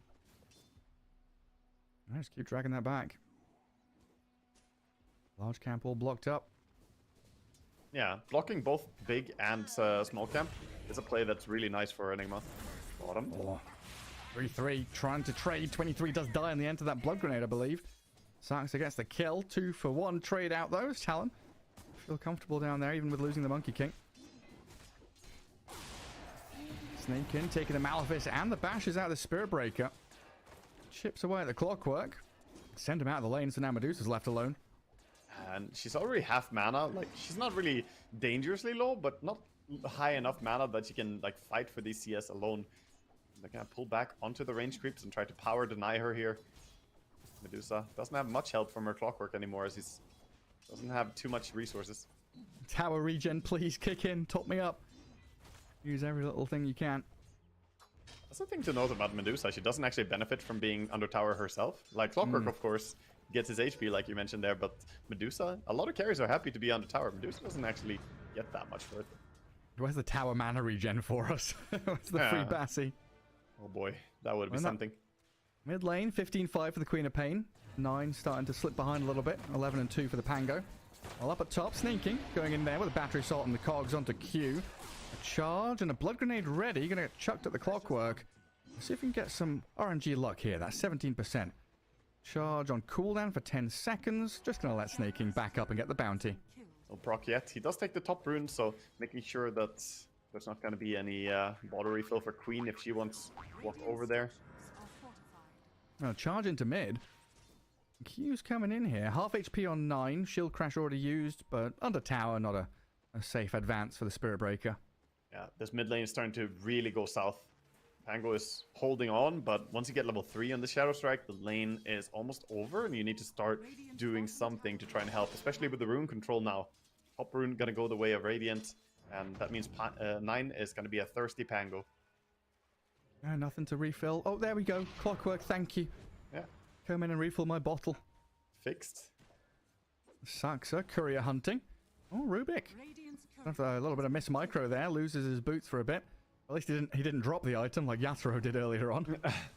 Yeah, he seemed to get rid of it. Blades of Attack got denied out. Oof. That is costly. 9 crashing into Makoto. Trying to trade back with a swashbuckle. Every time he moves forward, he's taking so much damage, and now they know Swash and Crash on cooldown. This opens things up for Oli to rotate in, lift him up, force the Fairy Fire. One more touch, he's bottling through with the tower regen on him. He's surviving through the Shadow Strike. Wait, Spirit Breaker charging him from across the map. Here he comes. Oh boy. A big mad cow. He's on your tail. 9. Oh, he's TP only from level Saxa. 2 though. I don't think he has this. Oh, Flame Brick's there to cancel him, stop him in his tracks. Under tier 2, he's going to get burnt down and killed. 9 swipes in with a swashbuckle. Good read coming in. I think the reward may have seen the Spirit Breaker, but it doesn't provide that much high vision. I'm not sure it saw him. I think that was just a read. They knew that it was coming. Yeah, Skitzer or Snaking making the call. Spirit Breaker's missing. Little pull there from the Clockwork. Dragged away by the Enigma. 22 and 12 for jabs. And in fact, top 3 last hitters, all Talon heroes. Laning stage going very well for them. You add in the denies as well. An oppressive start from them, so we need these rotations from 9 at level 5 to come into this bottom lane. Found a strike out from 23, but they've claimed it. 23 just so close to the tower there, really kind of asking to get ganked. He did have, you know, a friend on his lane, but that friend disappeared, and suddenly you're just way out of position. It does leave mid tower open, and with a little bit of creep manipulation, Mikoto gets the creep wave under tower as early as possible. I don't know, who expects a level 5 Pango to be rotating? Yeah, but that's the thing, against Shadow Strike, a lot of melee heroes do not want to stay mid. Look at this, level 3 Shadow Strike is very, very painful. You can't really do much in that lane. A charge coming top just to bother Medusa here, but bottom? I think he can low. Timbersaw trying to chase him, breaking down some trees. Saxa 3-3, going to drag the wave as Snaking comes through the twin gate. Coming behind this tier 1 tower. And they've got a catapult there as well to play with, so quite a lot of tower damage coming here. Talon, they're the ones being forced to make a move. You know, they've got options. Do we come and defend? Do we just leave it? So nice seeing his courier come through the portal. Clockwork's courier sneaking down there. Off he pops. A bit of a holiday. Yeah, Monkey King just going to keep jumping over the treetops. Doesn't feel comfortable here at all. He's not touching creeps at all, and I think he's out of position now. I think he's going to go down. Yeah, looks like he's probably going to die. Blood grenade, sticky napalm. Tries the bound strike to stop them. But 3 heroes from Tundra all here. We can see on the map, Spirit Breaker was waiting for the Wisdom Rune, so he didn't want to get involved. Now they're relying on this Queen of Pain rotation to get a kill on Snaking, but trading a carry for a pos 5 feels pretty bad when Talon, feeling like they're winning the lanes, but they're the ones reacting to Tundra's moves. Yeah, pretty pretty painful as well to go down there after hiding for so long on Monkey King. That's the thing. You played safe, and then you still died. So he wasn't really farming, wasn't really doing anything, and then he still goes down in the end. That's the worst kind of death as a carry. If you die when you're like being greedy and farming, like his first death, that's fine, you know. At least I got something. But that second one really cost him quite a bit.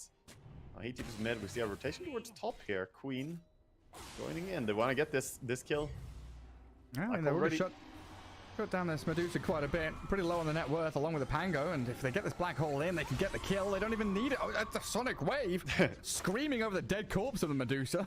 Listen, it's hard to predict if Medusa dies or not when she doesn't have any mana anymore. Because, like, how she's full HP. Yeah, she was dying from Malefice ticks. Like, he wasn't sure that a Malefice tick is going to bring him down there. But, yeah, he was dead.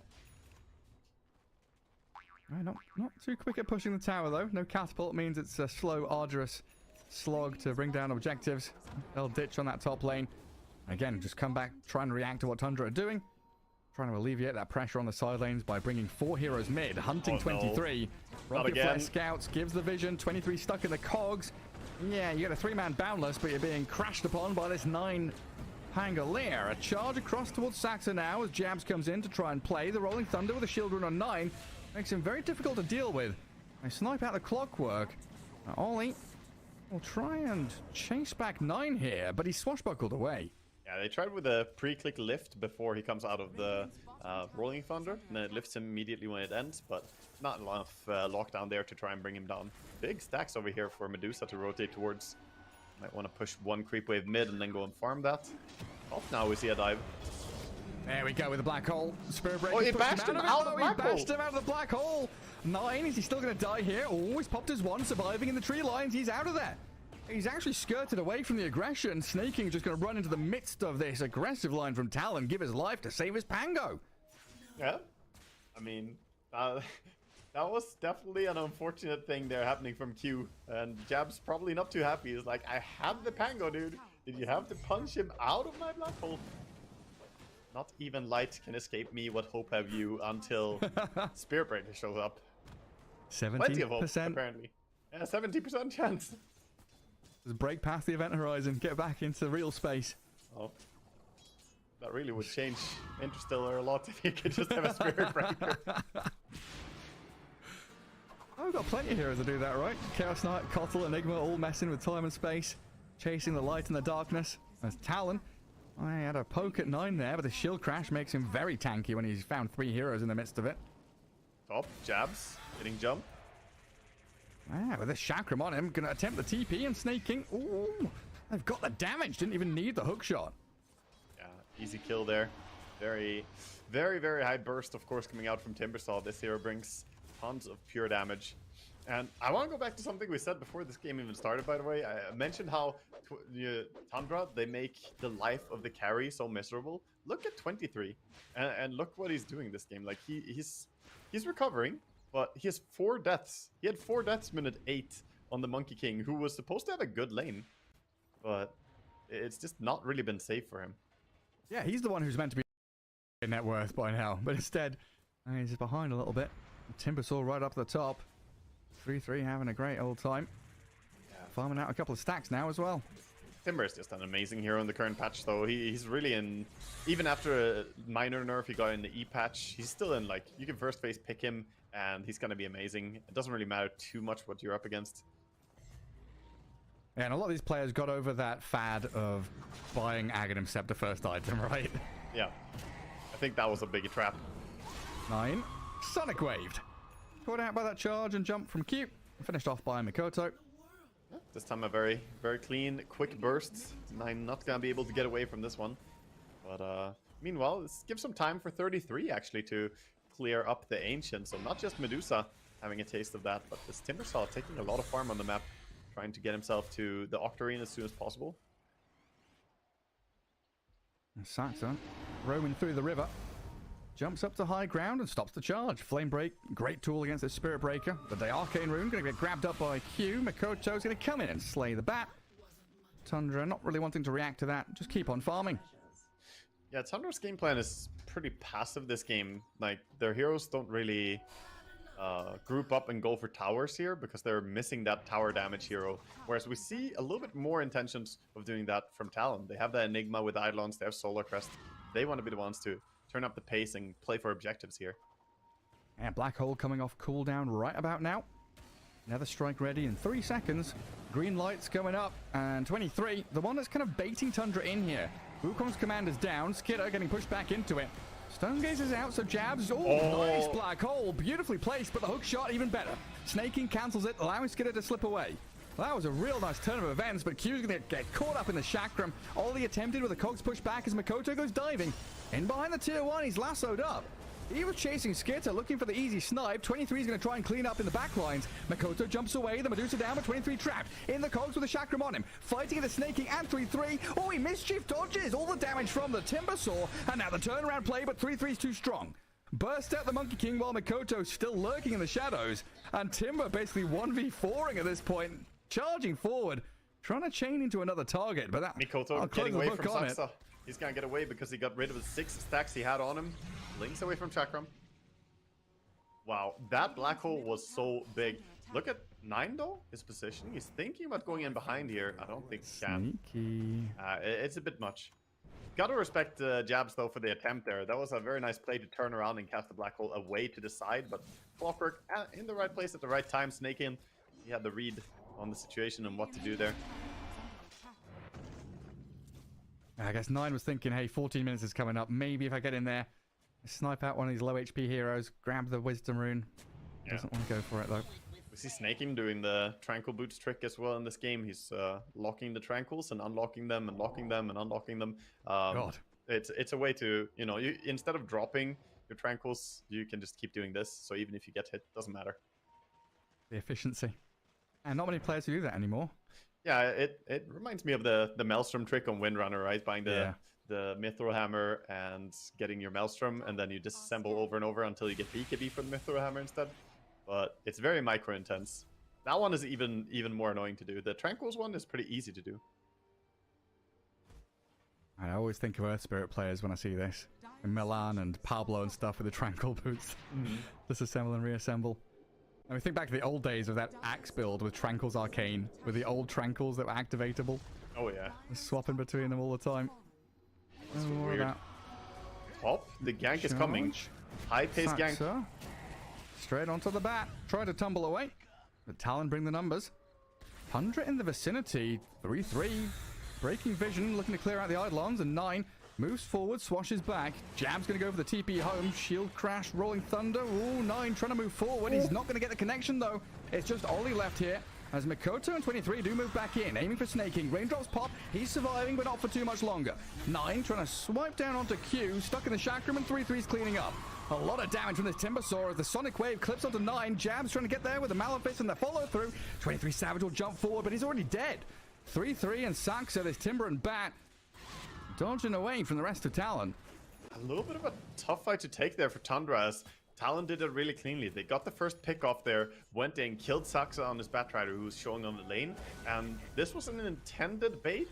They wanted to bait with the Batrider and then punish, but they were too far away, so ended up being a little bit hard to catch Talon. They ran away. Beautiful TP out there by Enigma, using the Malefice to stun the Pango so he can't roll on him. Oh, hello.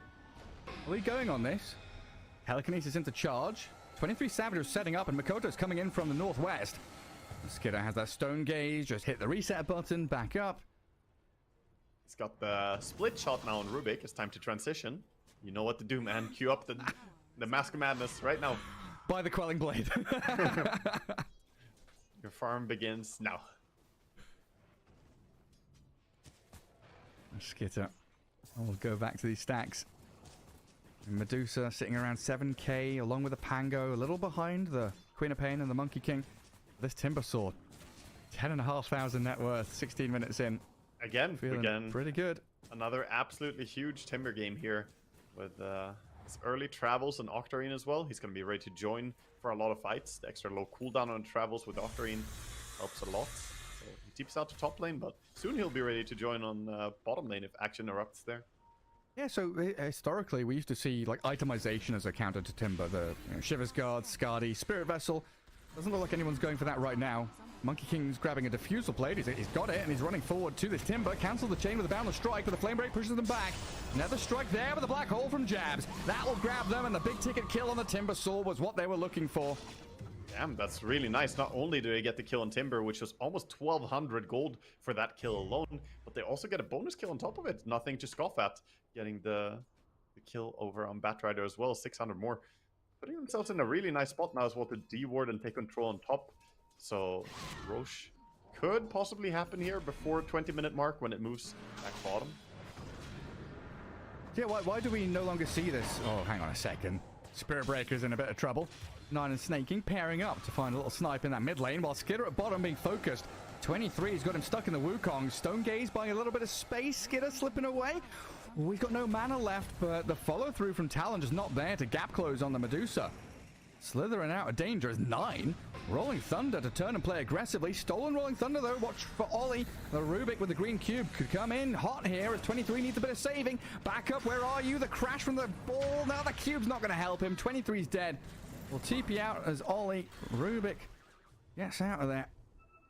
Good punishment there and not losing Skeeter. The fact that he lived there, very important for them. Not going down, and instead you bring down this Monkey King again. And Monkey, 6th time that he dies now, and he's going for a differ build as well, which is attempting to be active early, have a lot of good fights early on, and try to counter the Medusa.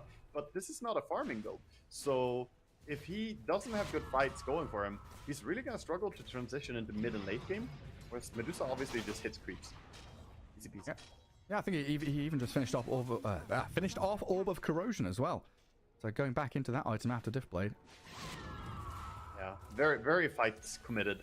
And we'll see if it works. I mean, obviously the big 5-man rotations are really strong from Talon, but these skirmishes, they're still not very clear. Pango is quite strong, the Clockwork does a lot, and Batrider has had really big impact so far, I want to say, on Saxa. Yeah, I mean, Timber Saw just doesn't have any cooldowns to worry about. Any fight is a good fight for him right now. Yeah, why do we no longer see these kind of item counters to Timber Saw? Is it too greedy for supports to be buying Spirit Vessel? The thing is that a lot of the items are just very expensive. Cores don't really want Spirit Vessel because the only one who pretty much enjoys it is like if you play mid Invoker. So most core players don't want to have Urn or Spirit Vessel because it just doesn't fit that well for the hero. And Shivas and Skadi are just very late items to try and get. So the timing, I mean, you can't reasonably have one of those now.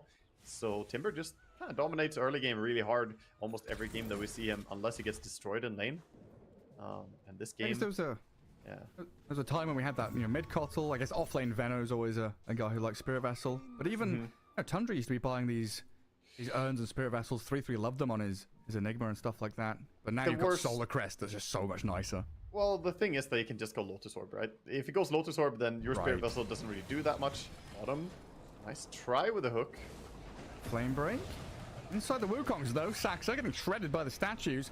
And the wraparound, Spirit Breaker charges in towards the Timber Saw. Nether Strike will bonk him back. In comes 9, the 2 cubes and balls rolling into everybody in the black hole of the Timber Saw. They'll find that kill quite simply. It's 23, and Ollie will pair up to take him down. 9's Pango trying to get out of here, but Makoto has the gap closed for days. Spirit Breaker keeps tabs on him. Pango's dead, and Snake King still being hunted. Boundless Strike into the jump forward. 23. Diff Blade slow inhibits the movement of the Clockwork. Malefice and another charge coming in a second. They should be able to follow through on this. No matter the battery assault, they'll swipe into him. Verdurous Dale on the floor as well. I don't know who that belongs to, but it doesn't do anything. That was a nice play. The Spirit Breaker cancel his charge at first there instead of, well, cancel his cast of the charge. Walk closer so that he could stand in melee range to the Clockwork. Then he can charge him if the bash guaranteed.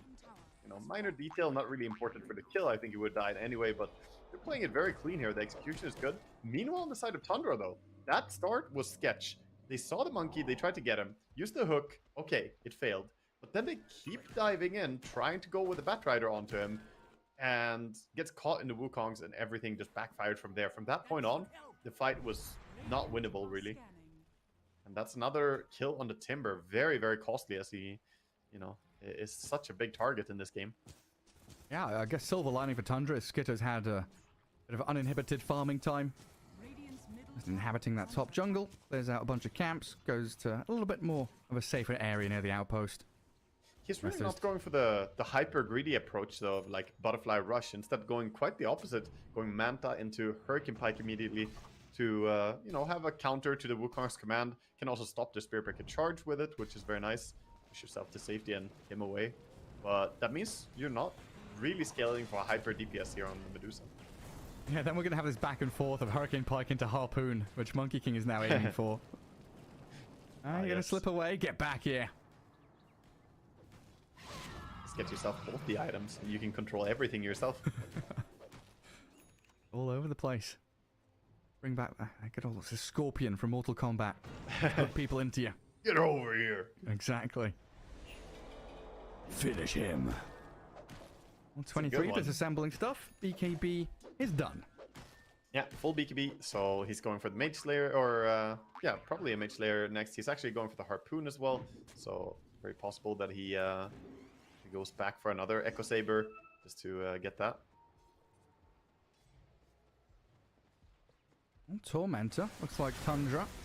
For the Chakrams, we'll make short work of it. Get a shard for Saxa. Not the best one for a position 4 Bat Rider.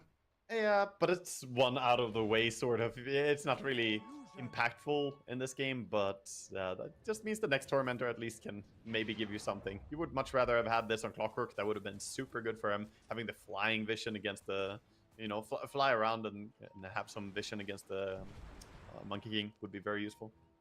And it's like next time it's going to go on Pango or Clock or Timbersaw. There's some like real big shards for them still to grab. Queen full Aetherlands plus Aghanims now, so he has that extra range as well to easily apply the Shadow Strike to a lot of heroes. Tundra all smoked up here though. Looking for a way in. Bat Rider no blink, Aetherlands and Windlay, so pretty speedy with a long range lasso. Yeah.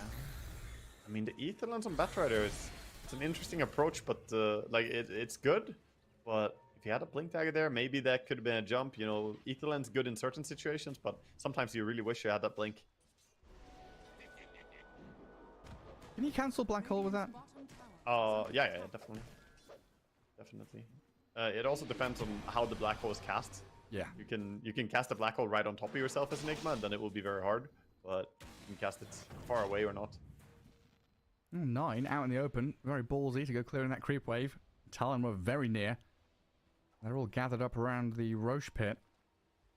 10 seconds till nighttime, so we will start wandering up through the Twin Gate, and Talon in position, ready to take it. Probably want to fight first, though, with this Black Hole, Wukong, Sonic Wave, tons of ways to battle in these small choke point areas. So game is in a bit of a lull right now, so let's look at item timesing a bit and see what we have here. Top, of course, Roche is going to be started now, but we've got BKB coming in for Enigma. He's very close to it. Only needs about 150 extra gold here. Queen Pain obviously just finished up the Aetherlands with the Aghanims, so nothing new there. Glimmer Cape soon on the Rubik with his 4-staff. Ooh, they're charging in on Bat. They want to get a pick off before, or charging on Clock, sorry. Yeah, they see snaking. Chain stuns. Slow him down. He'll pop the cogs.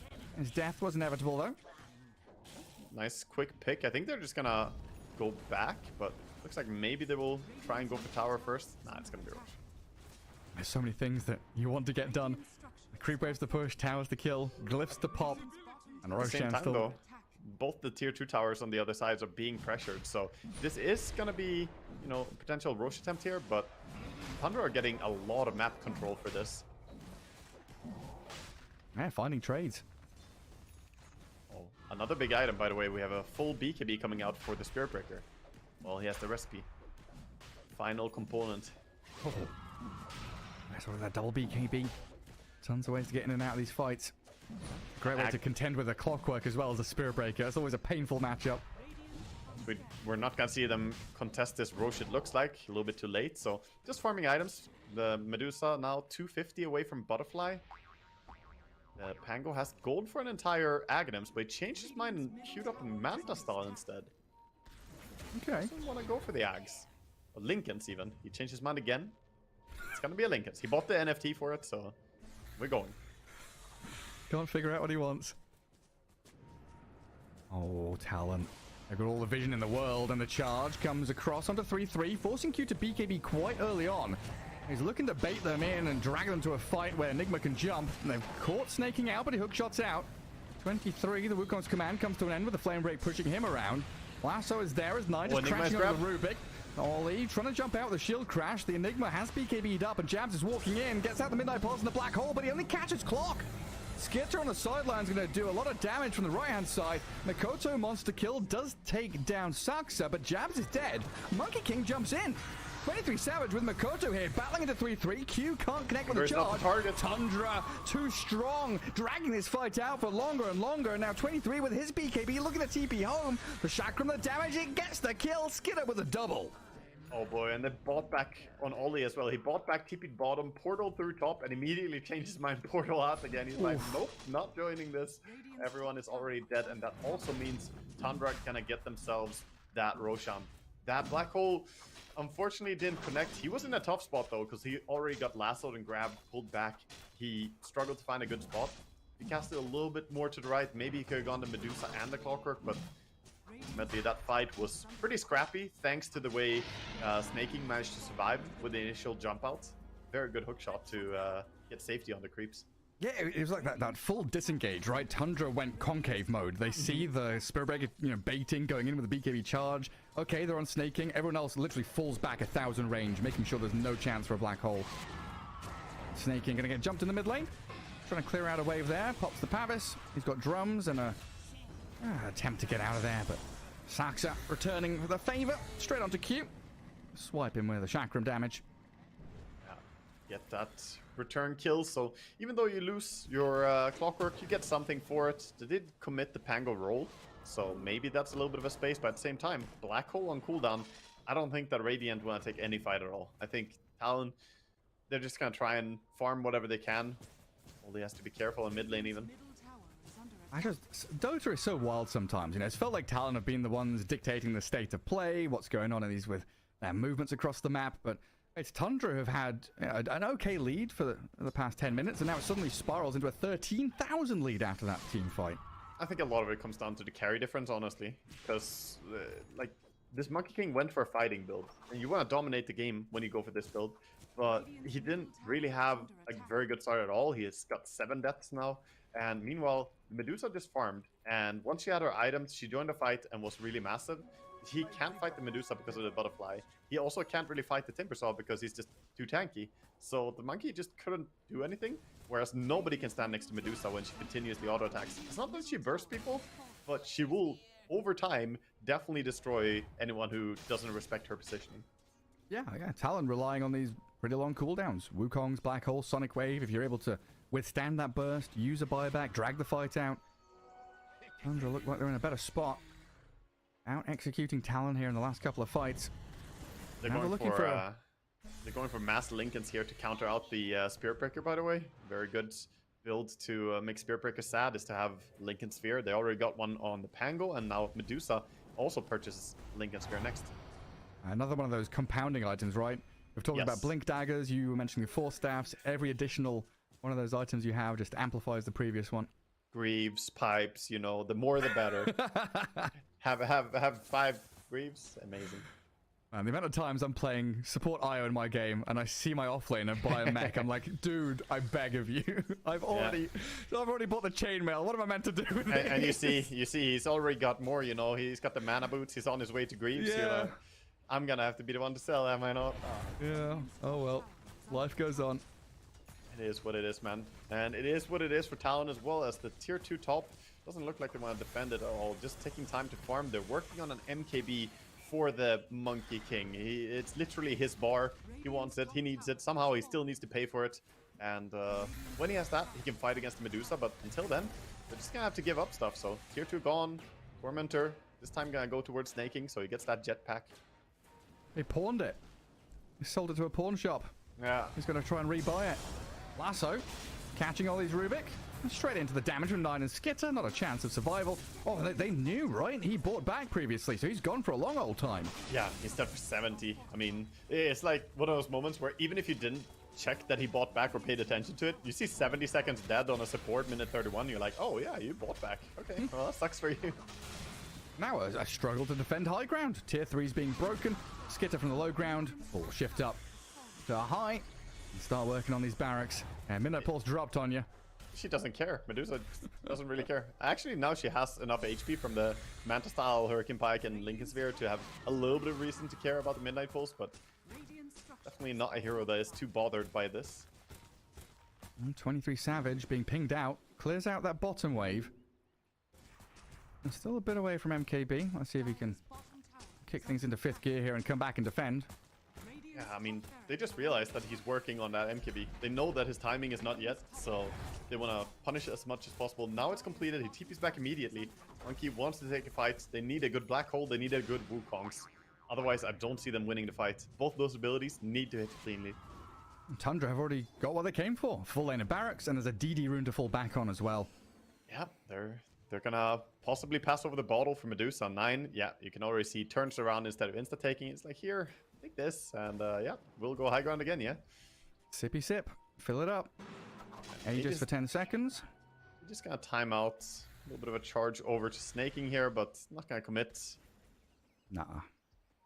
They're smoking out. Lanes are okay, but it's gonna get suspicious very quickly as no hero is showing anywhere. You don't have a Manta hero to push side lanes. You don't have Chen creeps or anything. Tundra already know. Look at them.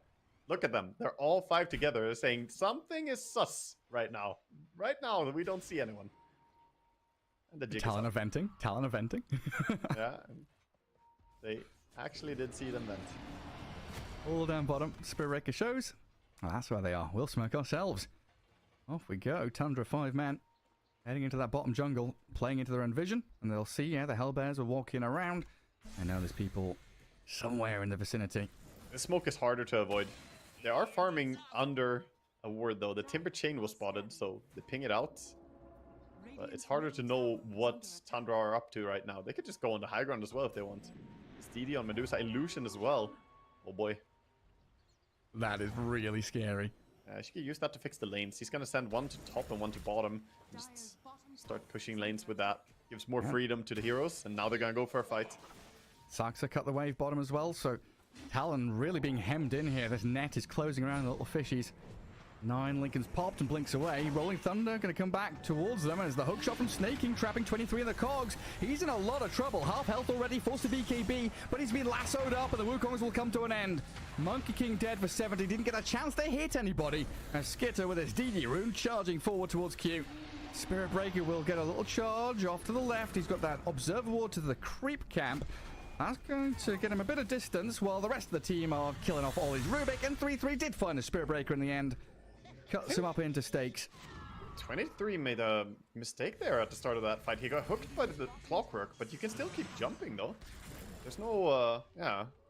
You could just keep jumping away, but instead he jumped down, trying to go for a BKB plus ulti, but he got bursted way too quick there. Just gets brought down. I'm not sure why he didn't just keep using tree dance, unless I'm mistaken here. I just got shocked and surprised. Oh god, yeah. what's that? Didn't have time to react, huh? That's meaning Tundra now plenty of time to get back to another lane of barracks. Top lane is pushed in naturally from the creep wave, so Talon have to defend top. They've got to figure out how they want to fight Tundra right now. Pretty massive lead for this Western European squad, and they're just breaking high ground. More stuff coming in as well. We have a full Hex now on the Medusa. Well, I guess she is like a Naga, right? Yeah. But yeah, she got the Hex, so tons more mana and also more control here. Gonna be even harder to go in. Without BKB ready on Enigma, that means it's even more challenging for him to get a black hole off now. What even was her model in Dota 1? Like Slardar was like a Naga Myrmidon? She was a form of Naga, but which one? Naga was Queen, she? Yeah. Queen Vash, something? My memory fails me, man. Yeah, the Queen one, right? The same as the hero that you could buy in the tavern. Yeah, it was Vash with a J at the end. I don't know how to pronounce that. Oh, right. The Dota 1 knowledge still locked deep in my mind palace. The Gorgon. She honestly looked a lot like she does here. It's like very similar. Other than the fact that he has a bunch of cosmetics equipped. Oh, Mikoto.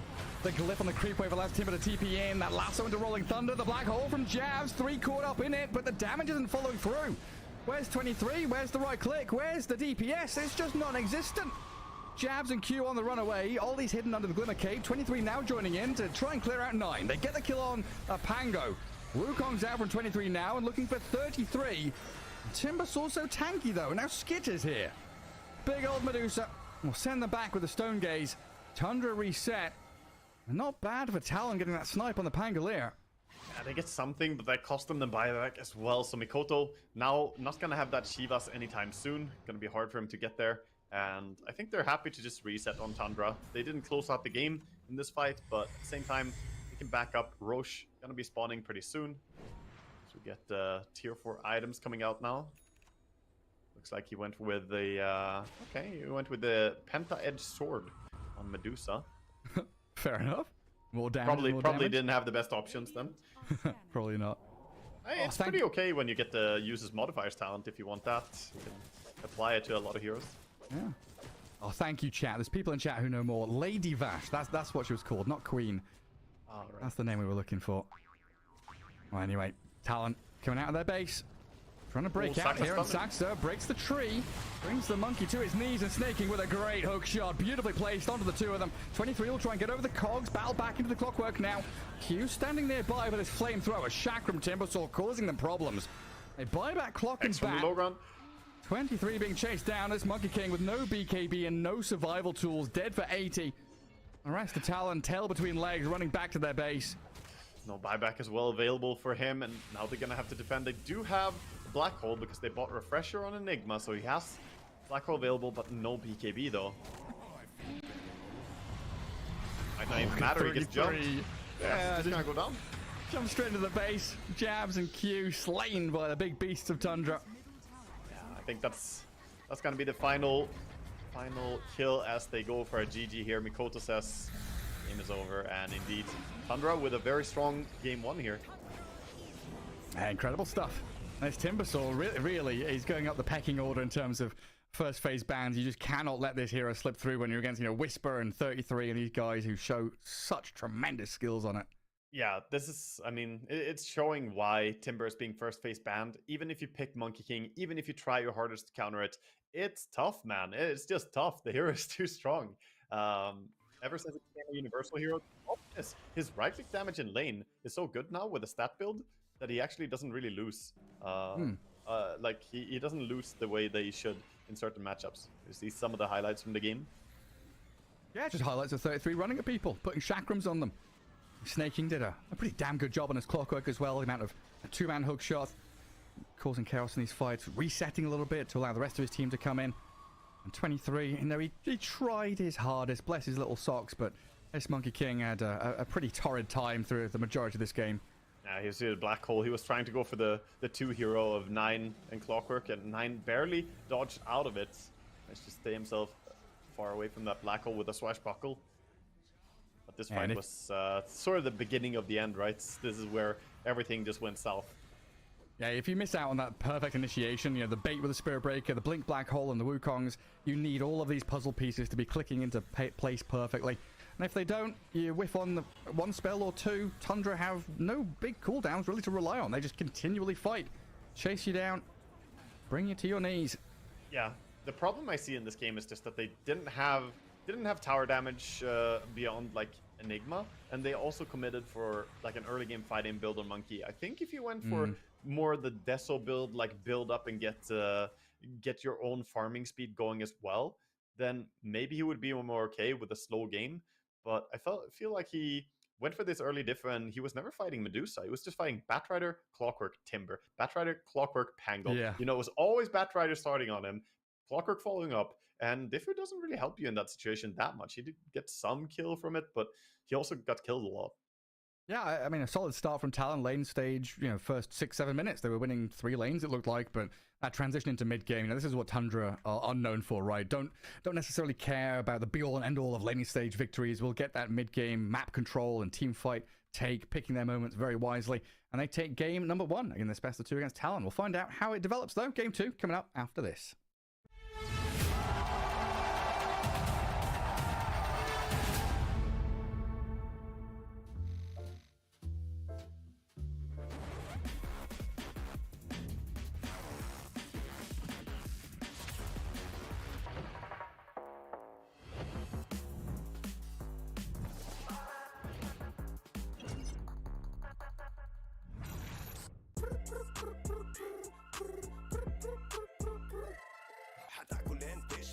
وانت مستمتع وتلاقي الوجبة جاية على الأصول. واو يجيك العيش هش طالع من الأوفن والدجاج يقرمش just the way I love it. وتسوي كده وتسوي كده وتسوي كده مع الحشمة وانت بغراب خفيفة جيب تويستر.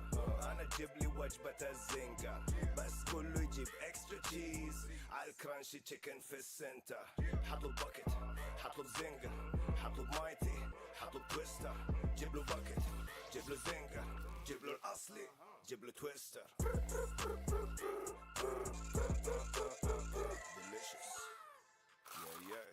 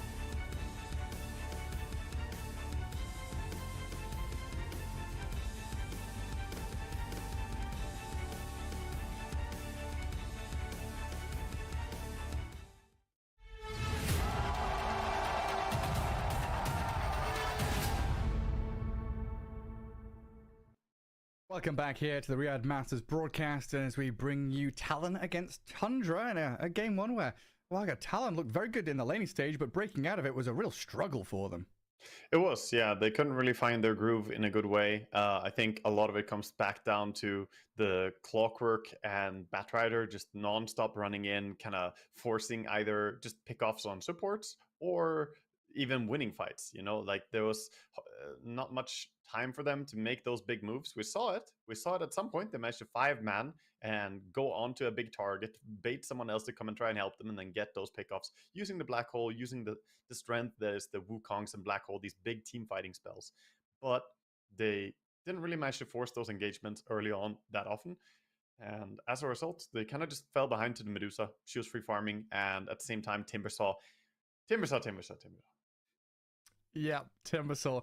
I mean, it's the big topic, right? We see this Enigma first pick. He's seen a lot of priority shifting up to this first phase ban, first phase pick, because he is so flexible.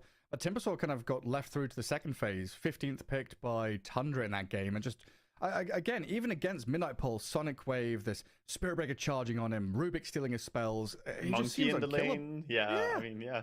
It was on paper, they have the things that you need to shut down a Timbersaw, right? But it's very complicated right now. It's not as simple as just, you know, oh, we have the heroes, we can do it. Because like you alluded to in the game, Timber mainly gets countered by items. You know, there are certain heroes that are very good against him, but generally item counters are big. Once the Shivas comes up, once the Eye of Skadi comes up, if you have a Spirit Vessel, then he cannot heal. That's a really big thing. Orchid or silencing, hexing him, these kind of things are very useful as well.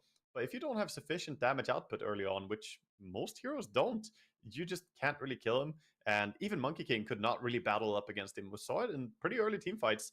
They were auto-attacking into a Timber, trying to bring him down, but just incapable of doing so. So I think that hero should go into first phase ban here for Talon. Go in the bin. Get out of here. Well, I think therein lies one of Tundra's greatest strengths, having a player like 3-3, because you're afraid of his, Lycan, Beastmaster, Visage, Zoo heroes, Enigma scary in his hands. You ban out some of these, you steal them away from him, then he picks Timbersaw, and you're like, oh yeah, he can play that really well as well. It's such a sort of varied play style that he can bring to the table, and this draft becomes much more difficult for Talon to deal with. We'll see, though, how they contend with it here in Game 2. Best of 2s in the group stage, so a chance to even things out and get a draw up against Tundra here. We'll find out how it all pans out for us, though. Yeah, we head into the draft, and Tundra themselves are going to start with banning out the Broodmother here, as they are not wanting to just grab it first pick. They have some other plan in mind. Talon now get the choice. Like you said, banning 33 heroes, usually the approach that most teams have against him. I mean, 33 is just a very, very capable player on many different heroes, so it's a very complicated situation of just pick your poison. But you have to pick a lineup that works well with what he gets. And I think Timbersaw is just so strong that even if you try and pick something that's good against it, it's still very complicated. I would rather just see them get rid of it. They still ban out the Darksteel first, though, so we'll see if they plan on getting rid of it in second phase, or second ban. Yeah, and then the potential flex of 9 being able to play it mid as well, depending on the matchups. It can be a real scary prospect. Brood and Io, the bans coming out from Tundra. Okay, so they get rid of the Enigma here themselves, not wanting to give over the potential for a first pick Enigma for Tundra. But yeah, Wisp being removed kind of signals to me that Tundra, they're worried about some form of Wisp-Lesh combo, or like something that can run away with the game. They want to have a nice and slow game, let Skeeter get really big and let the other 4 heroes, play the regular Dota that they usually do. Just 4 heroes kind of fighting and Skeeter farming is very often the recipe to their success. And they didn't ban it. They didn't ban it, Gareth. Now you have 5 heroes to counter it. Last time you didn't. Now you can. Every single hero that you pick should be a hero that is like, I'm happy to be in a game against you, Timbersaw. Yeah. So we saw the Monkey King attempted. Batrider has always been this historical kind of counter to Timbersaw through magic damage. And I know Tundra are not afraid to first pick this Timber when they've got the potential to pick up the Saxabat as that second pick as well. So it could be a good pick for you and a steal against Tundra. But Talon opting for a Silencer +1. Get Silence is what I was going to say. I was thinking Skywrath, they go Silencer. That's also good. It's a hero that can lane pretty well against him. If you really hate Timber, you can go for a Skywrath on the +4 as well. I think it's overreacting, though. It's better to have different type of annoyances, because if you get 2 heroes like Sky and Silencer, Lotus Sword becomes all that much more valuable. And you'd rather have like a Spear Breaker or something as well, so you can still and lock him down, do something. And they get Storm. Early pickup of the Storm here. Are we going to see possibility for Tundra to react the way we've seen earlier from other teams here, taking a Squadix approach with a tiny reaction to just gank? Because both Silencer and Storm are pretty good targets for a Tiny to jump on. Yeah, that's a good point. Yeah, do well in the lane, just jump and burst them once you get that Blink Dagger. Definitely got the options for it. Yeah, looking back, most often when they first picked this Timbersaw, it's been like a Bat or a Bloodseeker picked up just to try and shore up some of their other lanes or give you that lane partner to go along with the Timber. Yeah, Bloodseeker would also be very nice to grab for Tundra themselves, in the sense that it's a hero that does well against Timber. It's actually one of the better heroes to counter him. So saves you ban in second phase if that's an idea that you have. They're gonna go Doom. Hang on. So this is, this is when Tundra are throwing their curveball. Most likely now, this is 9 on Timbersaw and 33 on Doom. However, Saxa has played support Doom. Yeah. Saxa knows how to play that. He definitely enjoys it. Skitter has played carry Doom as well. Exactly. So there's flexibility on this Doom and minor flexibility on the Timbersaw as well, making it a little bit less obvious for Talon how they want to play this. I mean, sometimes drafting against these guys like Tundra, it's like you're blindfolded, spun around, trying to throw darts at a dartboard when you don't know where it is or what's going on. You're like, hang on, I can't aim at a target. Got no idea what's happening.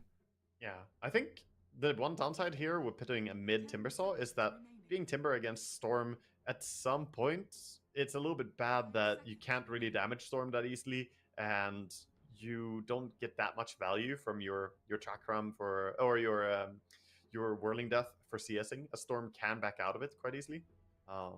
So I like the reaction by Talon, the heroes they grabbed versus Timber. Now we'll see how the second ban phase unfolds here. I mean, there's still the option to go like Undying and stuff here, right? Snaking's hero pool. You can see some of these lane dominators. Still going to remove the Bat Rider though. With that threat of Doom and Timber both being flexible, you don't want to have Saxa having that guaranteed initiation tool, which he showed off tremendously in that first game. Yeah, definitely. I mean, Doom Batrider is a very high kill potential lane as well, especially if you skip Devour a little bit and get some Infernal Blade, get the Blood Grenade, stick a Napalm, Flame Break. Suddenly it's super hard to get away from the Scorched Earth and you just die. So and super nice to have like initial catch onto a Silencer. Like if you find him in the fog, make sure the Global isn't there. Batrider just undoes an entire hero. Yeah, we're gonna see Tundra ban out that Bloodseeker since, like I mentioned, can be a really good option against Timbersaw. Can also lane very nicely against Doom, so it gets removed. We'll see what they want to go for here. It makes me feel like this could be a type of game where you get yourself some nice range damage output. You have the Storm on mid, you have a Silencer support, get yourself a Drow carry, and then some off-lane melee stuff to go in and kind of tank the main hate from the enemy, and you could have a really nice team fight. Who would that melee hero be? Like an Underlord or something? Maybe. Yeah, maybe you go Mars. I'm not sure. Something to kick things off. Front line a little bit. Talon's still afraid. I mean, Tundra played support Visage right at the Barley Major, but I think that was Owie playing it when he was standing in for Saxa. But still this ability to put 9 Timber, position 4 Doom for Saxa. Visage could be there for 3-3. Yep, he definitely enjoys taking it as well on 33. So his Visage, we've seen it time and time again. Many options here. You can't really just all in on the fact that this is going to be an off-lane Doom and just feel fine about that. Whatever hero you pick as a carry should lane well against multiple things. That's why I kind of went towards the Drow, because if you have a double range matchup with Silencer plus Drow or something similar like that, it's very hard to shut it down, no matter what heroes you end up going with here when you have Timber and Doom already picked. Where's our boy Meepo been today? He was looking pretty hot during the play-ins. Not seeing him really contested at all. Is he now kind of a last pick kind of guy? Yeah, I think he will be. I mean, later phases he can be picked. Usually, we used to see a lot of Meepo paired up with Silencer. Used to be a really nice combo. You kind of jump someone with Meepo and then silence. Global Silence comes out and Meepo just makes sure you get number advantage early. But that's like years and years ago that was a popular strat. We could see Talon bring that back though. The old toolbox could open it up and find a meeple. But against Timbersaw, all that pure damage, you don't really want to play meeple. You can right-click the Timber pretty hard, but I mean, at some point his armor just gets too severe to deal with. Too nasty. I do remove the Undying. Now one of Snaking's laning tools gone. Rubik, tons of spells to steal, having that Arcane Supremacy with Scorched Earth, Timbersaw's entire arsenal. Often feels very good. Timber Chain feels amazing. I mean, the mobility and the damage of it's definitely nice, but having Chakram, also a great source of damage, so pretty nice Rubik game, and gets themselves a little bit of lockdown as well. A Silencer only provides that silence, really, right? That's the name of the hero. He doesn't actually give you any stun, so now pairing up a little bit, making a gank trio possible. Rubik, Storm, Sizer could definitely be running around. Then you just need someone who can farm, and then a frontliner who can push lanes. I just had one of those boomer Dota flashbacks, remembering DDC playing Silencer like 7-8 years ago, literally sitting in Fountain against an Enigma, waiting to press R. Yep, that has been gameplay. Yeah. I mean, sometimes your job is very simple. You have one button. Here, monkey, watch screen. If you see this, press this. Okay. Follow the algorithm. I'm a pro player. Yeah. So we've seen we've seen Terrorblade used against Leshrac, and the Skadi Rush come out from Parker as that anti-healing kind of deal. Is that something that Talon... Never mind, they cannot Tundra, be considering that. Yeah, Tundra. Just keep going. Smooth transition here, Garrett. Yeah, so what do you think about this Terrorblade for Tundra Walk? I agree. Very well read that Terrorblade was going to come out here for Tundra. It's obviously great when Storm has non-stop jump around and TB. I don't know, man. They just want to play TB here. It's pretty good against the Rubik and Silencer. They don't really bother him that much, but it's not that good against Storm, to be honest. All the magic damage, Storm's mobility also makes it hard for TB to lock onto him.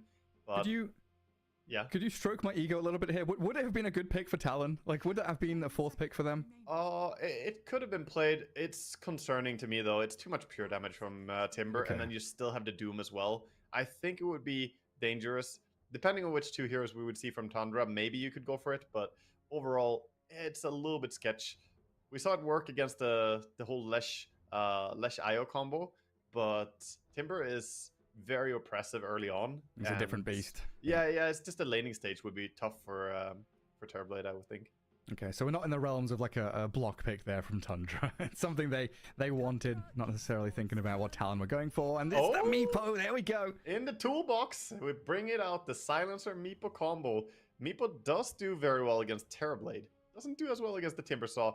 He's decent against the Doom, and he's pretty good against Lion, honestly.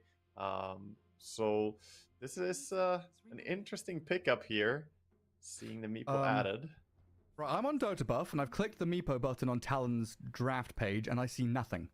Yes, 0 because to 0 out of 0. They've been smurfing, Gareth. They've been practicing in your pubs. You know that Meepo you met, the 23-0 Meepo? Yeah, that was them. All of them. Let's say it's a 23 Meepo, right? It's going to be a carry with the Storm going mid. Or is it offlane? We've seen offlane it can Meepo, be right? offlane. Yeah, exactly. That's why I was thinking more. I think it could very well be an offlane Meepo against the Terrorblade in lane. You have good armor. You're very tanky. You don't care that much about a Lion stun into Terrorblade meta hitting you. Obviously, it hurts, but that's what you have a +4 for as well to come and help you. A little bit of Fade Bolt, you could be fine. I think that's a +3 Meepo is what I would prefer to see. We'll see if that's what they're going to do. Yeah, I mean, just thinking about like the archetype of heroes that the players play, Jabs has always been that one that plays Enigma, Nagasar in offlane, some of these, Zoo heroes. So he's going to be the one more comfortable with microing stuff than 23, I'd imagine. Yeah, maybe. Yeah, I think that adds credence to what you're saying. Beastmaster, Underlord, Elder Titan, all being removed as it looks like Talon thinking this is going to be a snaking hero in the last spot. Yes. We probably need our 23 hero in the last pick for Talon now. Let's see exactly what they want to get rid of. I like the Underlord ban and Beastmaster ban when you have TB in your team, of course. So they think that it's going to be carry Meepo. And maybe that's still the safest way to run it here. Get yourself a real offlaner. That's what Tundra are worried about, at least. Because Meepo can be a bit of a vacuum cleaner, right? Soaking up the entire map of farm. Very often plays like the carry from the mid lane, the carry from the off lane. And Storm can be a little greedy as well. It's like adding another actual carry hero could be a touch too much. Yeah, I think possibly you don't want to go for that. And yeah, at least on his main account, Jabs doesn't have any real Meepo games from what I can see, so very possible that he just doesn't want to be the one playing it. It is the type of hero that you kind of have to be comfortable on. If you're not, then it's very rough. At the same time, though, I don't see that many Meepo games over on 23 either, so... It's going to end up being a support Meepo. If it's 23 Meepo, on his main account he has 16 games with 37% win rates. Okay. Last played in 2020. Oh, that's a while back. Yeah, and his Dota buff is public, so I mean, he has a day ago played Faceless Void and so on showing. So I'm interested about this Meepo. Is this something they've been Smurf practicing, or because must be 16 games, 37% win rate doesn't really sound like let's do it at the biggest tournament that we are ever gonna play in, outside of TI. It's definitely one of those heroes that's been on the rise, right? Through Bali Major, the first couple of days of Riyadh. We've seen Ace pull it out plenty of times for game of Gladiators. Beast Coast, EG, they've grabbed it up a couple of times. Okay, so the last pick Chen there is a good fit. Of course, the Chen Terrorblade, the classic combo. How could we miss that was still there? Banning the ET and the Lich makes sense, but honestly, that's just to protect your Meepo, right? It's just concerns that these heroes destroy Meepo. Oh. All right. So it's going to be Jabs Meepo, hey? Jabs on the Meepo.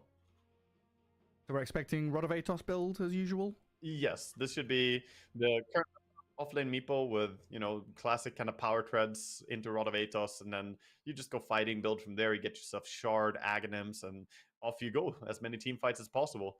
The benefit in this game is that you can't really Doom a target. I think Doom is also one of those things you can save yourself from. They did stop Black Hole and Duel, that he can't Mega Meepo, he can't pull Meepos out of those anymore. And Chrono as well. But Doom, I think you can still save the Meepo who's doomed. Just stack him onto a tower. We good? Yeah, put him on the totem pole, get him out of there. So 3-3 just going to be looking at this Makoto Storm. He is the target. I Doom him only. Yeah, really. I mean, there's Medusa or Meepo. Those heroes are not targets. He could go for the Rubik even if he wants to give some particular hate. Could always be nice to remove him. Yeah. So 9 Timbersaw mid against the Makoto Storm mid.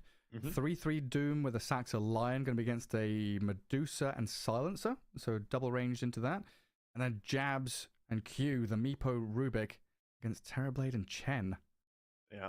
I mean, I still think the Rubik Meepo is pretty potent there, but obviously probably not going to shut down Terrorblade in the early part. But once Meepo is level 4, that's when everything changes. It always is. Meepo needs his buddies. If he has his buddies, then he's strong. But until then, we should see a slight advantage for the TB Chen lane there. Interesting to see how lanes are going to play out, though. 9 on Timbersaw. Going to have a big role here playing the active playmaker as 33 in his Doom.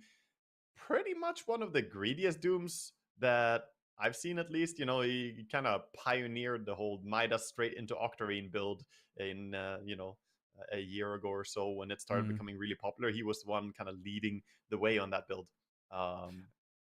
So yeah, we're probably going to see 9 just take the activity. Yeah, you've touched on a word that I wanted to ask you about, greedy, because we talked about this Meepo maybe being that vacuum cleaner sucking up all the farm on the map. Medusa, very greedy. Storm needs quite a bit of farm. On the opposing side, you said it, there's a Doom, there's a TB. They're going to be farming a hell of a lot. Are both of these drafts equally greedy? Does one of them have like a power spike earlier? What kind of timings are we looking at? Both teams can play it extremely greedy, actually. Both are like triple core that wants to farm quite a bit, but the big timings, I mean, probably the biggest one is going to be the like Storm timing when he gets active and starts joining fights, whether it's him just having his Witchblade, Falcon Blade combo and starts running around from lane to lane just fighting. At the same time, though, it comes down a little bit to the rotations from Chen. Honestly, it's not really an item timing, it's more where he wants to put his efforts, where he wants to crack open the map with his creeps, how they're going to position it. Well, I like this from Q already. Early ward down in that southern part of the map. Look out for where the Chen is. I think he blocked one of the camps as well. So he blocks one, sees vision over the other. Yeah. Grab the Watcher as well while he was down there. Gonna head back out. I mean, quite often we see this from Doom players. Get some wards down to see what kind of creeps they'll be able to gather for themselves. As we have got double sentry there for Snaking, already prepared himself to have to deward and get some early vision down. Yeah, and we see the Tundra players doing the Tundra item builds. They've been doing this for over a year now. It's like 2 years going or something. The branch team, they love their branches. They love upgrading Magic Stick and getting branches as well, as TB has to upgrade Magic Wand with 3 branches. Doom has upgraded Magic Wand with 3 branches, so both with the same build. Yeah, first it was Tango and Salve sharing, then it was Mango spamming, now it's wands and branches. They're always finding this little leg up in the laning stage just through supreme itemization and efficiency. Yeah, it's just efficient stats, and getting those Magic Stick charges early really sets you up to outplay your opponent in the lane when you have a big Magic Stick that can maybe surprise the opponent with how hard you are to bring down. And probably see 9 grab one in a little bit as well after his bottle. Talon already starting out here with Ollie just running towards the Timber Saw. Throw a couple of spells on him. Saxa giving it back. And a bit of wave dragging from Medusa, just trying to keep it in front of the tower without putting them in the aggro range. Yeah, for now, top lane, a lot of trading. Actually, it pulls 2 creeps. He didn't really mean to do that on Saxa. This is not going to help him too much, as now Medusa has a lot of creeps high up on the lane, more creeps than you have down far. So this is a very awkward spot for Radiant in particular, even though both teams have to kind of juggle the creep aggro here. He gets away from it though. He's going to force the Medusa under tower. And he does get the D-ward on the large camp. I don't know if Ollie didn't check that the sentry was there for the Lion. He's got a second sentry anyway, so okay. Ollie actually reblocks the camp a second time. There's a lot of expenditure here with the sentry wards being brought out by Snaking, Ollie, Saxa, and really trying to control up these creep camps early on. Yeah, looking at bottom lane a bit, we see the Meeple versus Terrorblade matchup here. TB so far doing really great in last hits. He's got 8 and 1, has 3 more creeps to kill. So far only missing a single CS. Well, there's another one. A little bit of cast a curse. Never hurt. Unlucky. What's the big laning stage timing for Meepo now? Is it level 4? Yeah, level 4. Level 4 is all you're playing for, really. He's got 1 point in Q, 1 point in E. Yeah, put 1 point in Divided Withstand as level 4, and then just skill up the proof as well. That's a little unusual, right? Quite often we see these lanes really pivot from level 2. Yeah. Meepo has a slower power spike than most heroes, but his power spike is around his ulti, which he gets early. But his spells aren't that impressive before he has ulti. Again, fights for the D-wards here on this big camp. Blocked up by Oli, but again D-warded by Saxa as he centered it up. A small camp pull. A couple of creeps coming back into the lane. So 23 should be able to hold this in front of his tier 1 for a little bit. 3, 3, 9, and 1. What kind of skill build is he going for? Going for aggression or going for greed? Oh, he's going Scorched Earth. You can't really go for too much aggression against Medusa with Infernal Blade because she has mana instead of HP, right? So the E isn't that strong. Bottom lane we see now Q actually might go down here.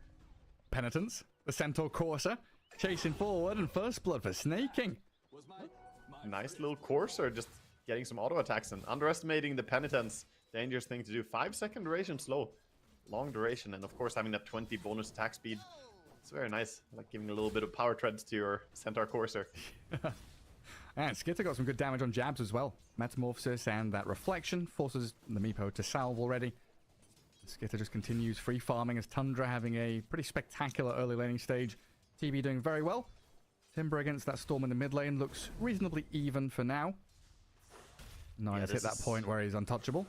Yeah, this is really looking better than expected for the Chen and the TB. I mean, the lane is very strong, but right now the Meeple Rubik, they're not getting anything done. Q looking for a D ward, but doesn't find it as it goes in.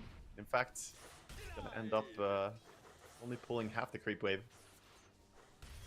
It's so rough trying to move around this lane. Chen, he can play the lane, he can play the jungle, comes out with some creeps, grabs a mud golem for now. This is also a ton of solo experience for the TB, who's already up to level 4. Well ahead of the Meepo, who's still working on it, halfway to level 4.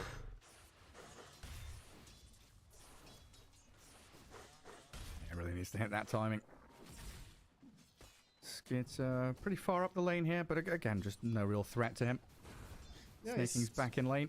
He's feeling safe. That's the downside. I mean, TP doesn't threaten the Meepo too much, but I also feel like the Meepo, you know, can't fight for CS that much because of the illusions here. He's just getting out CS'd, and Rubik is falling back to stack Ancients now. He can't really have positive impact on the lane.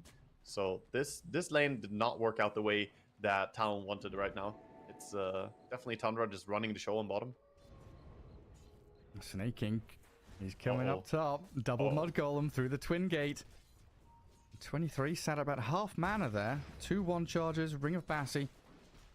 If they can get on top of this Deucer, 23 absolutely could die. Sax is a little deep though. Blood Grenade. Arcane Curse, and the last words on him. Here come the boulders. A bit of heal, but in from the back. The Mud Golems are coming. Ollie, Penitence on him. Shard Golems now arriving with even more pebbles and rocks to throw at the Silencer. A little difficult to chase him down with a hero, though, as Snaking is getting battled by the Rubik and the Medusa. Snaking's dead, and a double kill for 23. Wow, that's not what you expect to happen in laning stage. Medusa getting a double kill, and meanwhile, 33 was nowhere close to this. The creep wave is just really far back, so he didn't want any part in this, and turned out to a really awkward fight, and Rubik finding a way to be useful in the early game. Not helping his Meepo necessarily, but instead coming up here top, gonna get a kill, and that will put him towards his urn that he's actually buying. So they want the Spirit Vessel against Timber this game. I mean, 3-3 just cycling through the trolls he's eating. Grabs one for healing. Grabs one for Mana Aura. He's got his Vanguard ready, so sitting pretty in that top lane. While 9 in the mid.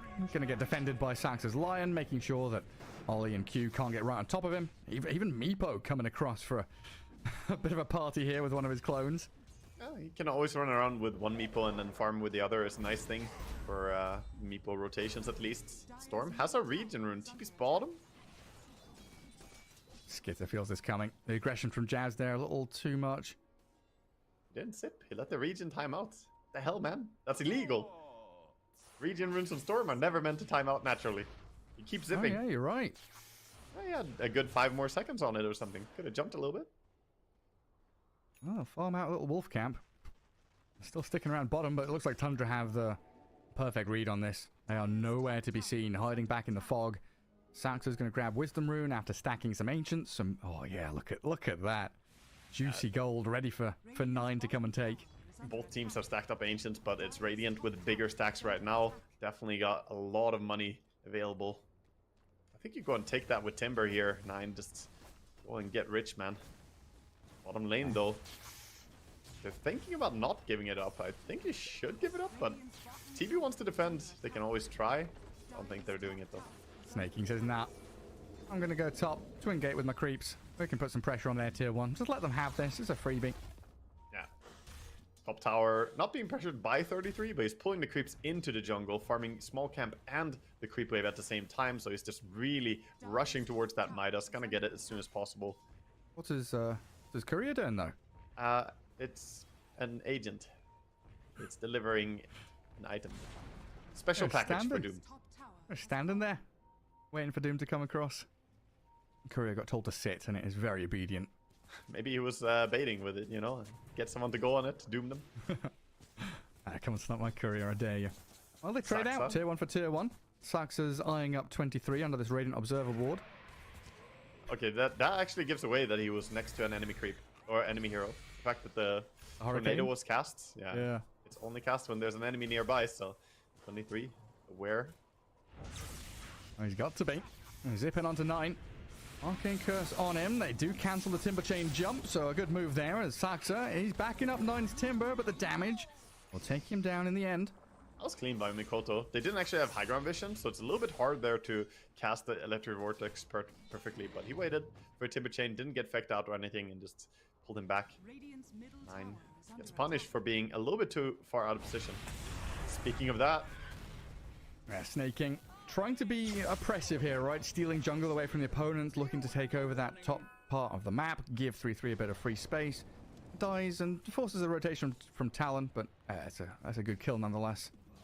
Yeah, it's very nice for them. They get the Bounty Rune as well, both top and bottom at the same time, so things are looking pretty good here. 4 kills for them.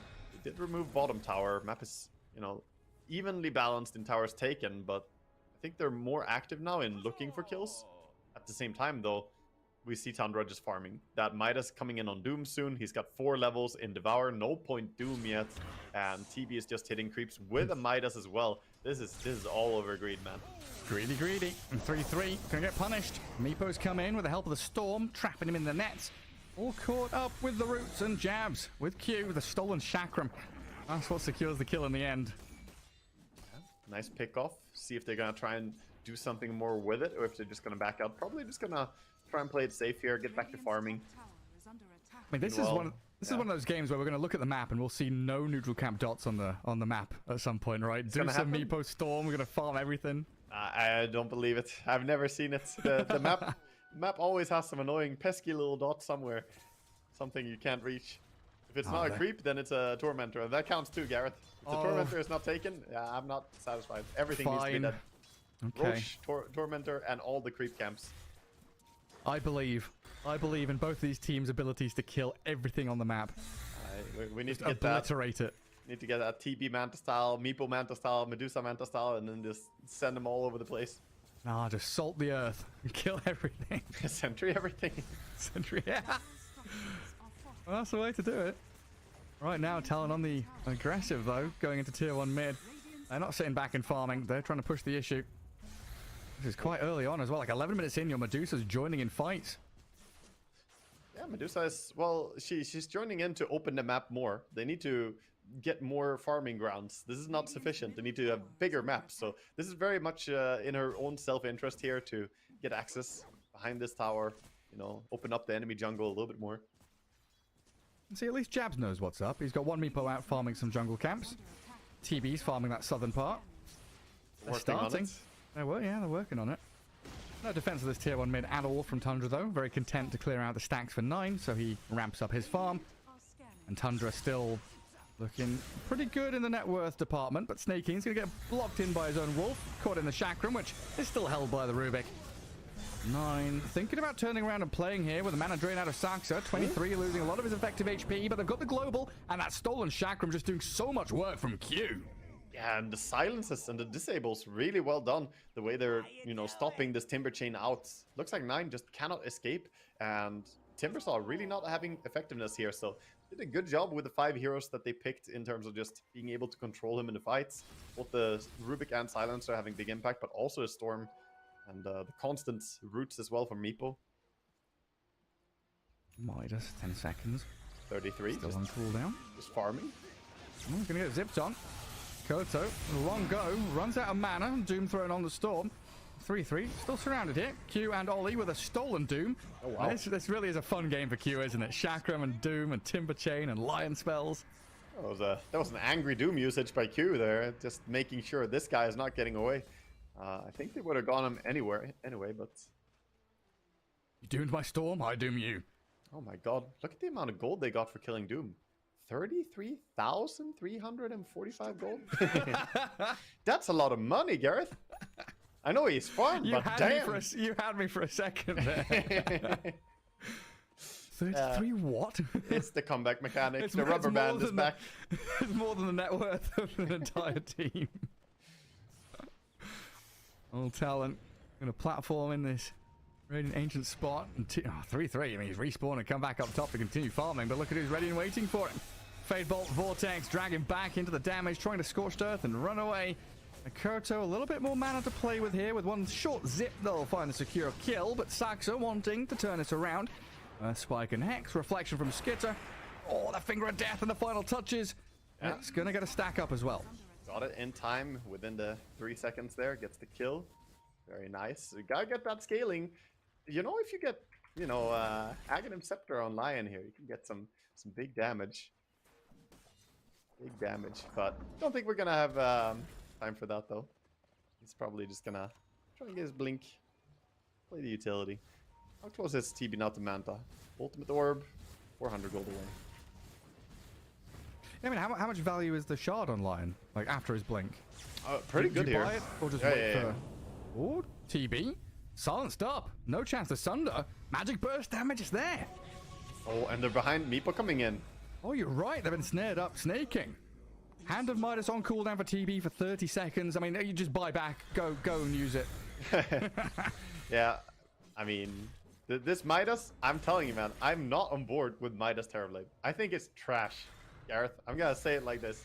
Anyone who buys Midas and Terrorblade, I don't know what the hell they're doing. Why not get the Manta style? He died. You know why he died? Because he was out of position, farming a dangerous area. No one could have farmed that dangerous area. More illusions. Make more illusions, man.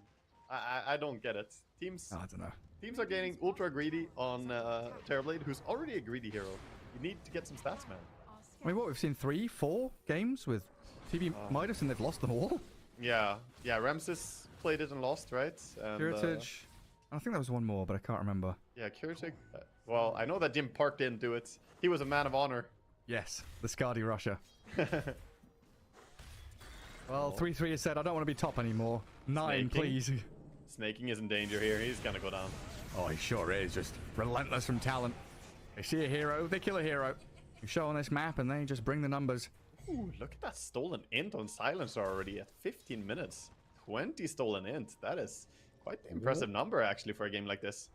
Oh, God, he's 2-0-9. I guess it all kicked off with that double kill top, right? Getting Medusa a double kill and being nearby. Yeah, got going. Actually, this is a game where, as a support Silencer, you can try to just get Hurricane Pike and some Wraith Bands. That's it. He's going for 4 staff now. I actually think he could make that transition, and it's really, really good against Timber. Roleplayer's Enchantress? Yeah, basically. Oh, Oli in danger. Well, he's got raindrops to give a bit of protection, but the Finger of Death from Saxa just bursts through the remaining HP he had. Talon trying for a response. 9 bodyguarding, but 23. He's going to join in, and it's not just 5 heroes from Talon, there's 8 of them. Jabs has brought a whole family to come in and help out, even getting the courier snipe as well. The courier goes down as well. I think Tundra right now, they just don't have anything going for them. They're just trying to farm, and anywhere they don't go, they can be punished. They're chasing now with Rod of Atos Meeple. Yeah, there's the catch, the poof's in. And a global silence, make sure there's no Sunder. He's trying to just physically right-click through the Meepo, the Fade Ball, a bit of control. The Sunder does come into play, and there we go with the Hand of God. They turn around and kill off Jabs. Tundra finally having some answer to this aggression. Yeah, that was a really important turnaround. And this, they could use the meta to go immediately into Roche, get themselves Aegis to protect them from all these pickoffs. But Talon are coming over. They lost Meepo, but he'll be up in time as well. This is a dangerous Roche. They are committing for it. Yeah, they have that penitence. Did he use it? Yeah, there it is. Pop the Lincolns. Use the penitence. This is way too late, though. Coming in, and Ags on Meepo. He's respawning in 10 seconds. 23 straight into the pit with a Stone Gaze. Makoto zips in and out. Focusing Lion. Hexed up for now. 23 is doomed. The Medusa trying to get back up to this little high ground of the Twin Gate. At the very least, they've delayed the Roshan take as Makoto snipes out Sastra in the back. 9 front lining for now, and this Doom is about to wear off. Medusa can still keep slithering forward, doing a bit of chip damage here and there. And 9, he's looking for this kill on Makoto, but he's being kited, controlled. And there's the damage. The high five, not going to come from the opponent. Maybe his teammate will give it to him.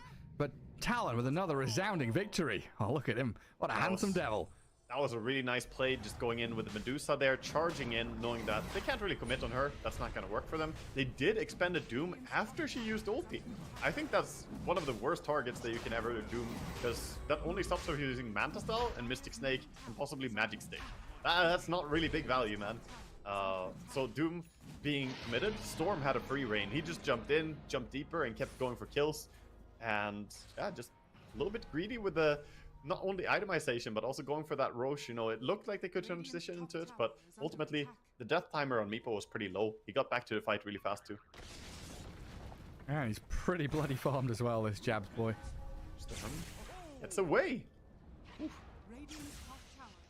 Not caught out. Yeah, Finger Death was ready there, but they didn't really have the damage to bring him down. A little bit too low. And they're just falling back. Thundra can't really get a grasp on this map. 23 stealing their ancient stacks. 9 is going to wander up to high ground and meet the full force of Talon. He can't leave. No, you just can't. You're stuck in the mud. Jabs, gotta take the kill. How are you doing? Jabs is feeling himself now. Very nice rotations overall. Jabs didn't have the best laning stage, but just running at people, kind of finding them, setting up, and waiting for either Storm or Medusa in this case coming in, and his supports as well. They just bring down people. It's not about solo killing. this Meepo. It's all about just setting up, making sure a team has good fights, good vision. Oh, big steal from Rubik. He's got Devour. Oh, yes. How do you play into this? Rubik with Devour. This Meepo with a Jabanim Scepter. It's impossible. Yeah. Rubik, Spirit Vessel, and Ether Lens. And tons of big items here for Talon to play with. And Medusa still up at the top of that net worth. Feeling pretty good about themselves. Yeah, Medusa even hitting high ground here. Probably should be a little bit careful going too far, but really testing the greed level of Tundra here. See if she can just farm. Makoto covered by the global. Q, what's he going to steal now? The Earth Spikes there from Saxa to try and slow down jabs. This Meepo will not stop going though, and snares him up, catches out the lion into the totem pole. Mega Meepo, he's here. Waddling back though, a little escape from jabs for now, just to reset the fight and think about how they re-enter onto 9's Timber. They'll zip in. Spirit Vessel's ready. They've got the catch with the Vortex. 9, a Hand of God buys them a little bit of time, but they're just being chased down relentlessly. 23 with the Stone Gaze and the ensnares are landing. Another net and root onto the TB with a stolen Hex like you called out. This Skitter Terrorblade has to sunder back onto jabs. He's the one with the Aegis though. Even if he dies here, not a big deal for Talon to lose him the one time. And jabs are going to jump straight back in with the additional army. We'll find Skitter in the back. The ensnares, no, he's saved with the Pavis there, and Sax's defense of that tier 2. They get Skitter out of danger, kill the Aegis. Talon still going in. Yes, Blink. He's chasing the Timber. Wants to catch him. Come back. Get over here. Good stun from Saxa. Catches out the Storm. Maybe 9 with a blood grenade from Saxa. They'll try and kill the Storm, but he's alive. Talon just do not lose anybody. Yeah, they lose absolutely nothing. That was also the fight with Meta, and they're still chasing here. Blink from Meepo, chasing up. He knows Saxa wants to portal out. He doesn't have time though. He keeps running. All he can do is try and buy space and time here for his team, as he knows the inevitable is coming. Eventually dies. Yeah, even a little bit of Delta split towards the end there, trying to avoid getting all his Meepos impaled. Limit the end of game damage numbers for Saxa. Yeah, and now Meepo goes top. He doesn't want to give any space for this Radiant team. It's just high tempo Meepo gameplay. Yeah, no breathing room whatsoever. He is everywhere on the map. Skitter, no Sunder on him. Does get back to tier 3, but Jab has found a simpler target to kill. The Chen is gone. And Tormentor is up as well. Easy Tormentor here. Meepo is a fantastic hero to take Tormentor with as well, since he soaks so much of the damage on his clones. Don't really take any damage. Who's getting the shard from this? Oh, yeah. Yeah, let's go. Oh, yeah. The scaling. Yeah. Get that Glimmer Cape out of your quick buy. Yeah, 25 minutes is coming up. Get some Wraith Bands, man. Start putting points in that W. Honestly, though, this shard is really nice for a Silencer, because now he can silence on his auto attacks. So he can add even more silences into that Timber Saw to mess with him. And it's really bothering him, because he doesn't have magic immunity yet. He doesn't have... you know, or debuff immunity, sorry, as it's called now. He doesn't have a BKB, he doesn't have Lotus Orb, he doesn't have a way to deal with getting silenced. He just has to endure it. He has some status resistance, but that's only 12%. Yes, it's been a much calmer game for this Timbersaw in terms of what we've seen previously popping off. Zip in from Mikoto again with his global silence, making sure that the Doom and the Chain cannot defend. I'll come in with a quick snipe. Utilize that global silence ulti, and now Meepo, the second wave of aggression. He gets doomed up on one of them, but 3-3 he's out on an island here. Nobody from Tundra wants to come and fight this. They've dropped both supports. 3-3, I don't know, he's just standing on a cliff hoping that he's going to fall off to some safe straw matting underneath, but... Yes, he chooses where his corpse is going to fall, Gareth. That's about it. Didn't really have authority over anything else. Oh, the mighty have fallen, man. Ruling in hell, too. Yeah, nothing at all. Wow, Meepo's on the Timbersaw. Whirling Death with a stolen Doom. Yeah, and a stolen too, why not? All right, Q, calm down, buddy. Q is styling on them this game as well. This game is just completely Talon all over. Like, look at their stats right now. No death on Storm. 0 deaths, 7 kills, 10 assists. And Medusa didn't die a single time. Both their +1, +2 having a perfect game going. Rubik 7, 2, and 14. Silencer. I mean, all of them are just absolutely owning, because I ultimately don't feel like Tundra are doing anything. They went for this Midas on the off lane, Midas on the safe lane, and then also playing a Timber mid, which is not really the playmaker type hero that you expect it to be. It's not like he can non-stop go and fight. And now they get the bottom Tormentor. Meepo Solons it, so that's going to be Shard over on Rubik as well. And he almost has Aghanims. Jesus Christ, he's farmed. He's massive. Oh my god, I didn't check his items until now, but look at his gold, dude. He's 1,000 behind the Doom, who went Midas Octarine. What? Oh, yeah. Oh, he's involved in 90% of the kills, right? What you said, he's 21 involvement out of 24. Nutty. Absolutely amazing gameplay for him right now, and he is gonna be a big threat this game. Once he gets the Aghanims, having Shard already as well, feels so good. Mikoto found 9. Hello. What are you up to? 9? Farming Ancients, eh? A lot of magic damage coming his way, and look, 23. I mean, he's just joining all these fights. The Medusa is battle ready. Cute to get another kill. I think this is a great reaction to Timbersaw. Rubik and Storm, and then Silencer as well. Like, all of them, the 3 of them, coming back to that, mentioned it before, but they have ways to catch people. Bottom, speaking of catching, 33. Meepo! Right on the Doom. Yeah, why don't you Doom? You know, Rubik will be happy to take Doom again, but... Oh, Saksa, he left base. Oh no, is he in trouble? Oh god. That's a little awkward. Just walk down. I love Meepo's voice lines though. His voice acting is like S tier for me. For crying out loud. They're on the high ground. Glyph utilized here by Tundra just to try and hold them back. Who's out? There's that snaking, farming up near the mines. Yeah, snaking. He recruited a few people to join their cause, but I think they need more than 4 creeps to turn this game around. Mikoto running a little low in resources here. Skitter and 9 trying to rebuff the aggression. 23 Savage there with a Stone Gauge. Just going to reset. Not going to finish off the barracks just yet. Meta immediately pops Stone Gaze, resets. Even though the barracks is really low, they don't want to fight into meta if they can avoid it. And this is very tough now. Smoke up, chase out, find a Strangler. Medusa attempting a TP. A little risky here, but Talon, they get out. They didn't have Lion close enough. Lion doesn't have a blink or anything. He doesn't even have Tranquils, actually. He has Windblaze, but that's it. Pavis, not able to catch that. Yeah, Lincoln's on the Medusa helping too. It's tough as well, because he's the only hero that, you know, you want to send forward to try and catch like that.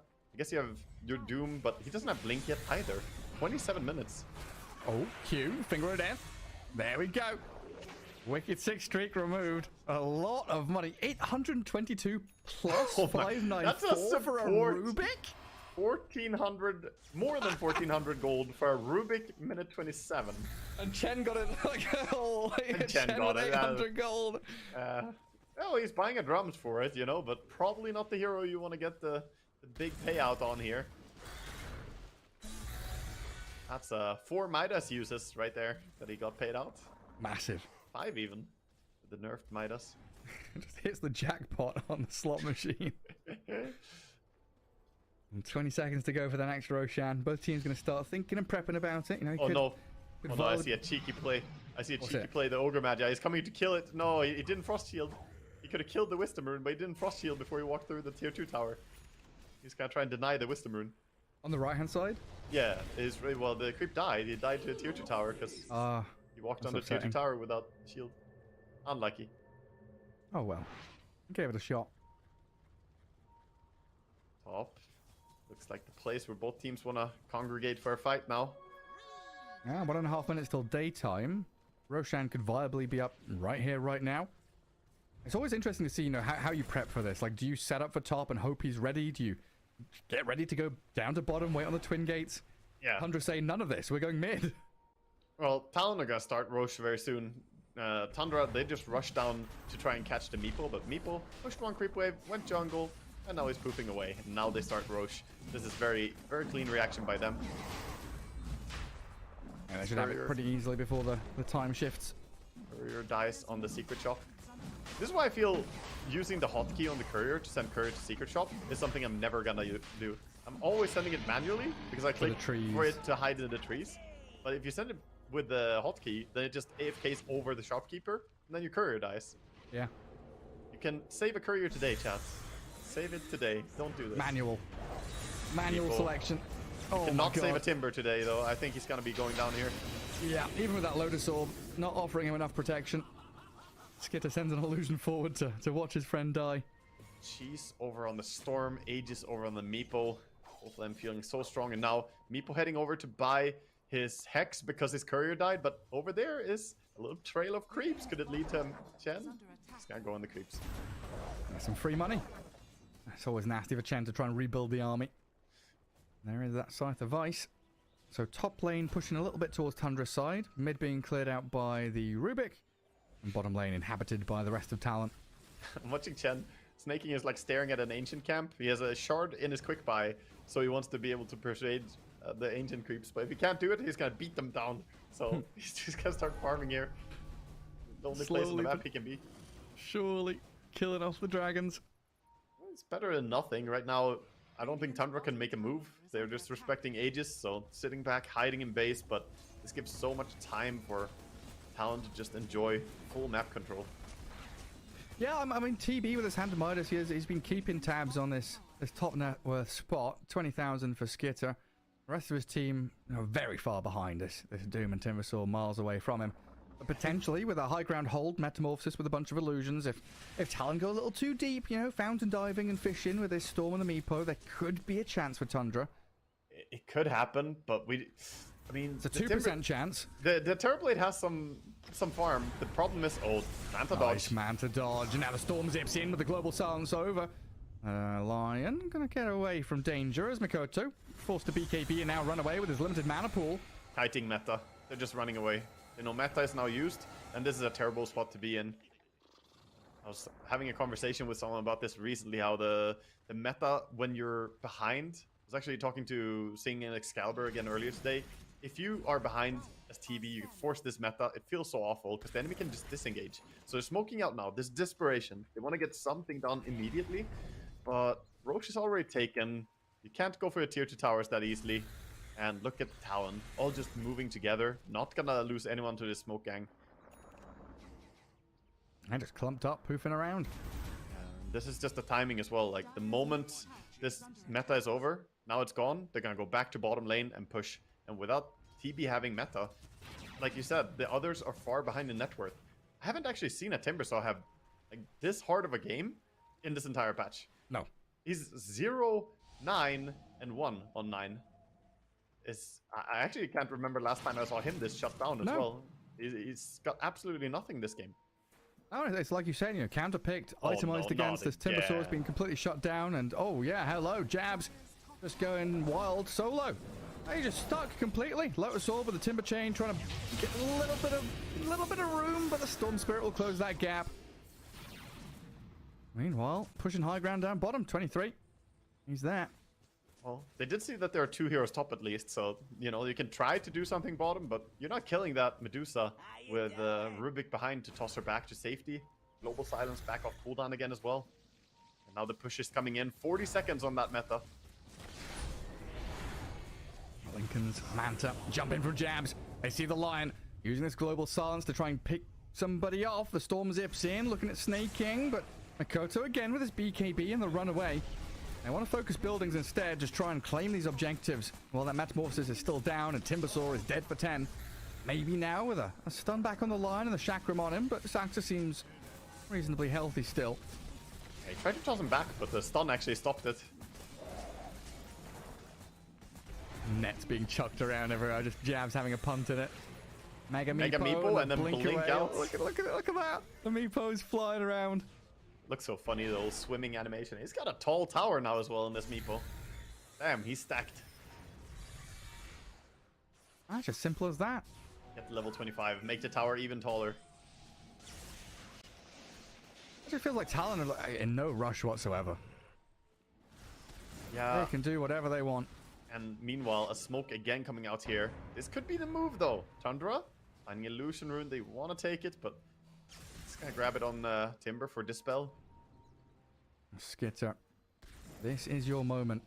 Hand to Midas off cooldown. Very safe positioning here. Talon reading it excellently. Nobody's pushing on the side lanes, just backing out. They know what's happening. They saw the rune get taken. Just hold position. Hold the staircase. Wait to see if someone comes. This is good. Good discipline. They're going to smoke up now. They kind of wanted to take Tormentor there, but they're going to go for a smoke move instead. More important, get kills on the enemy. X9 has showed mid. That gives the opening. Lotus Orb. Preemptive there from 9. Will drag back the Storm with a Vortex and a stun from the Rubik. Getting a bit of chain stun on the Storm, but in the end, Jabs will arrive with a Roots and ensnares. 9 dead for just under a minute. I can see the pings from Q saying next, go another one. Ping the Chen, ping bottom lane, go another target. Let's have it. He's feeling so strong with these spells. Chakram and Impale is like crazy strong power spike. Well, they Doom up one of the Meepos. Yeah, I mean, 3-3's jumped in aggressively on this. The rest of Talon have surrounded him, though. Doom caught in the Chakram, gets back to high ground, but lifted right back into the waiting arms of 23. In the end, he'll fall with no buyback available. Tundra down 2 heroes, and yeah, there we go with the chat wheel lines. Yeah, this is all but over already. I don't know what they can do. They used meta as well. Half duration down on this Metamorphosis. Another zip. Mikoto's in. AoE Vortex. But Jabs and 23 overlaying the damage. Oh my god, it's just not a chance for Tundra to stand in their own base. They just got way too greedy this game. I think maybe they saw this lineup of Storm and thought like, okay, you're playing Storm, you're playing Meepo. You know, it looks greedy. It looks greedy with the. Let's just go triple or double Midas and then Timber as well. And we try and farm here, but I don't know, man. They didn't have anything they were attempting to initiate. The no blink Doom just going for full farm mode, like 33 prefers to do, and then 9 not having a great matchup in lane, getting, you know, the Timber versus Storm is not fantastic, not terrible, but he got shut down way too hard by his support moves. This Rubik, the Silencer, and Storm, they just had his number. It was like Talon had no agency this game. They had no control over their own actions. They can try a little bit of movement here and there, but it's just Talon having this death ball into solo pick-off. They had every element that they needed to control the entire map and push objectives. I love that highlight, the hover over the hand of Midas in that clip. I'm gonna check, man. Yeah, we see replay of the Roche fight. This Doom on Medusa. Suddenly not really doing too much. She just backs out like, okay, walk back in again. Nobody really cared about her anyway. She could probably have just stayed in auto attack, to be honest. But yeah, overall, this game was completely Talon's from start to finish. It looked like a completely different matchup than game 1, where we saw Tundra just look way stronger as a team. Yeah, and now, you know, thinking forward from this series into the group stage and main event, this is something where Talon have showed, you know, offlane Meepo, they can pick it up for Jabs. Potentially, if they've done it before, you know, my data might not be fully correct, but this is something that other teams have now got to start looking at and adding to the ban repertoire against Talon. Yeah, I mean, probably. I'm going to have to go in deep into the files here, Gareth, and have a little look at how many Midas Terrorblades have been successful at the Riyadh Masters, because I don't know, man. I think that this build, it just asks for the opponent to take control of the game. It's way too slow. And I'm glad to see that Talon, they played very active Dota. They had really great moves. And overall, they just completely stopped Tundra in their tracks. The Chen could never get going to facilitate push on any lane because everybody just kept getting picked off. And the Meepo worked out fantastic for them here. Yeah, that rounds it up. I mean, Talon looking like they're pretty damn solid, swinging back into Tundra. And of course, this rounds out the day of group stage here. We've got some highlights, though. Play of the day, as we can take a quick peek at some beautiful action coming in here. Team Liquid against Aster. We're going to see what happened. Okay, so they're Ravage. TA gets bursted. Easy bring down. Sumail Snapfire shredding into people. And Snap and Medusa, just this damage spilling out everywhere. Oh, nice little cookie. The gobble up of the illusion. Yeah, Timber saw. Oh my god, look at that. Yeah, that damage. That was a very clean team fight, actually. The way they fought that, absolutely no way you could fight it. The Aghanim Scepter on the Snapfire there, too. Very interesting. Oh, now the Colonel's Choice, presented by KFC, of course. Celery. Damn. Oh, this is the moment. Yeah. Oh, no. Yeah. Oh, no. Blades of attack. Oh, god. Mm-hmm. Oh, that is a high risk, medium reward play right there. Yeah. Low to medium low. And then the save of the day presented by our favorite Dr. Suleiman Al Habib. the save of the day, bashing the Pango out of the black hole, the 17%. That's a meme save of the day production. That is a meme save of the day. 10 out of 10. A good choice. A good choice. But yeah, that rounds out our day of play here at the Riyadh Masters group stage. Plenty to go. Plenty more days to play through. I think it's like well over a week of gameplay still. But yeah, from Waga and I, that's good night, and we'll see you tomorrow.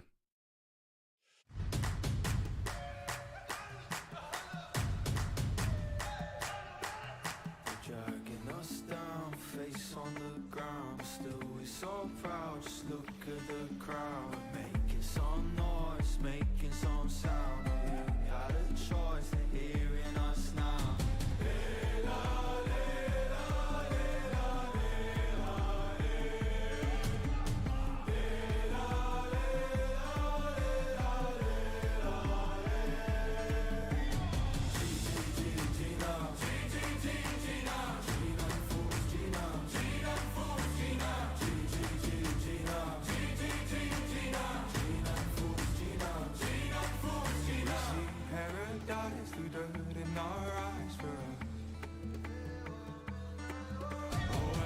I'll try, I'll fight for her.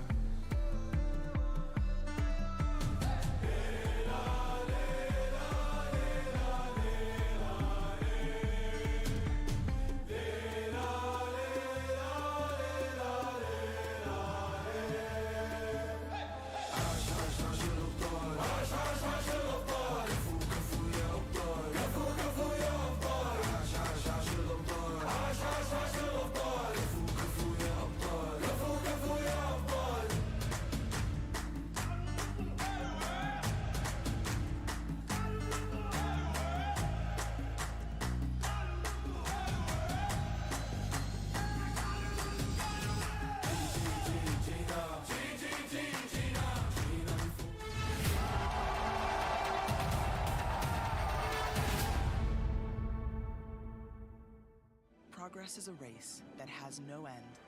After every finish line, another challenge awaits. How can we continue to push innovation in a sport at the forefront of technology? This is how.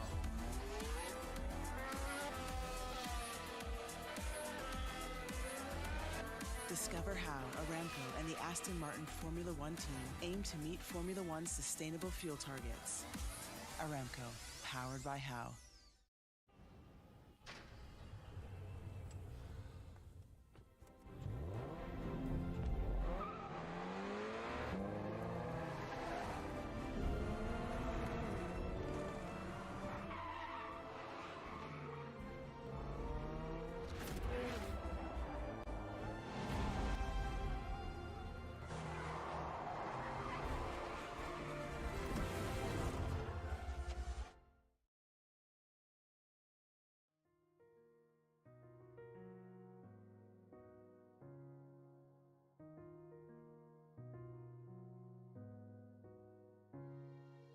الحياة لحن، ولأننا جزء من مقطوعة عظيمة تحركنا، تلمسنا، تصنع من لحظاتنا ذكريات بديعة.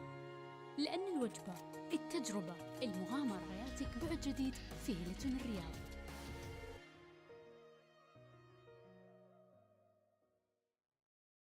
All new Honor Magic 5 Pro. Freeze even fleeting emotions in just milliseconds. Take marvelous night shots with lightning-fast exposure.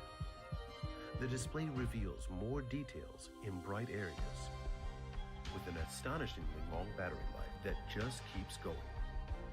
The latest flagship chipset brings you exceptional performance. Unleash the power of magic. Honor Magic 5 Pro.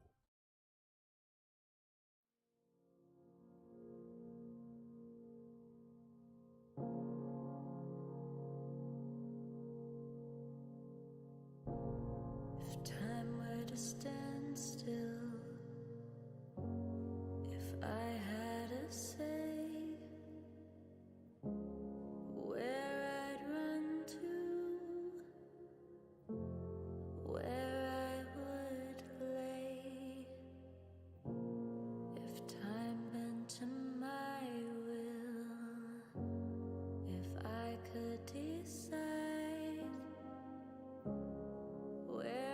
Shudder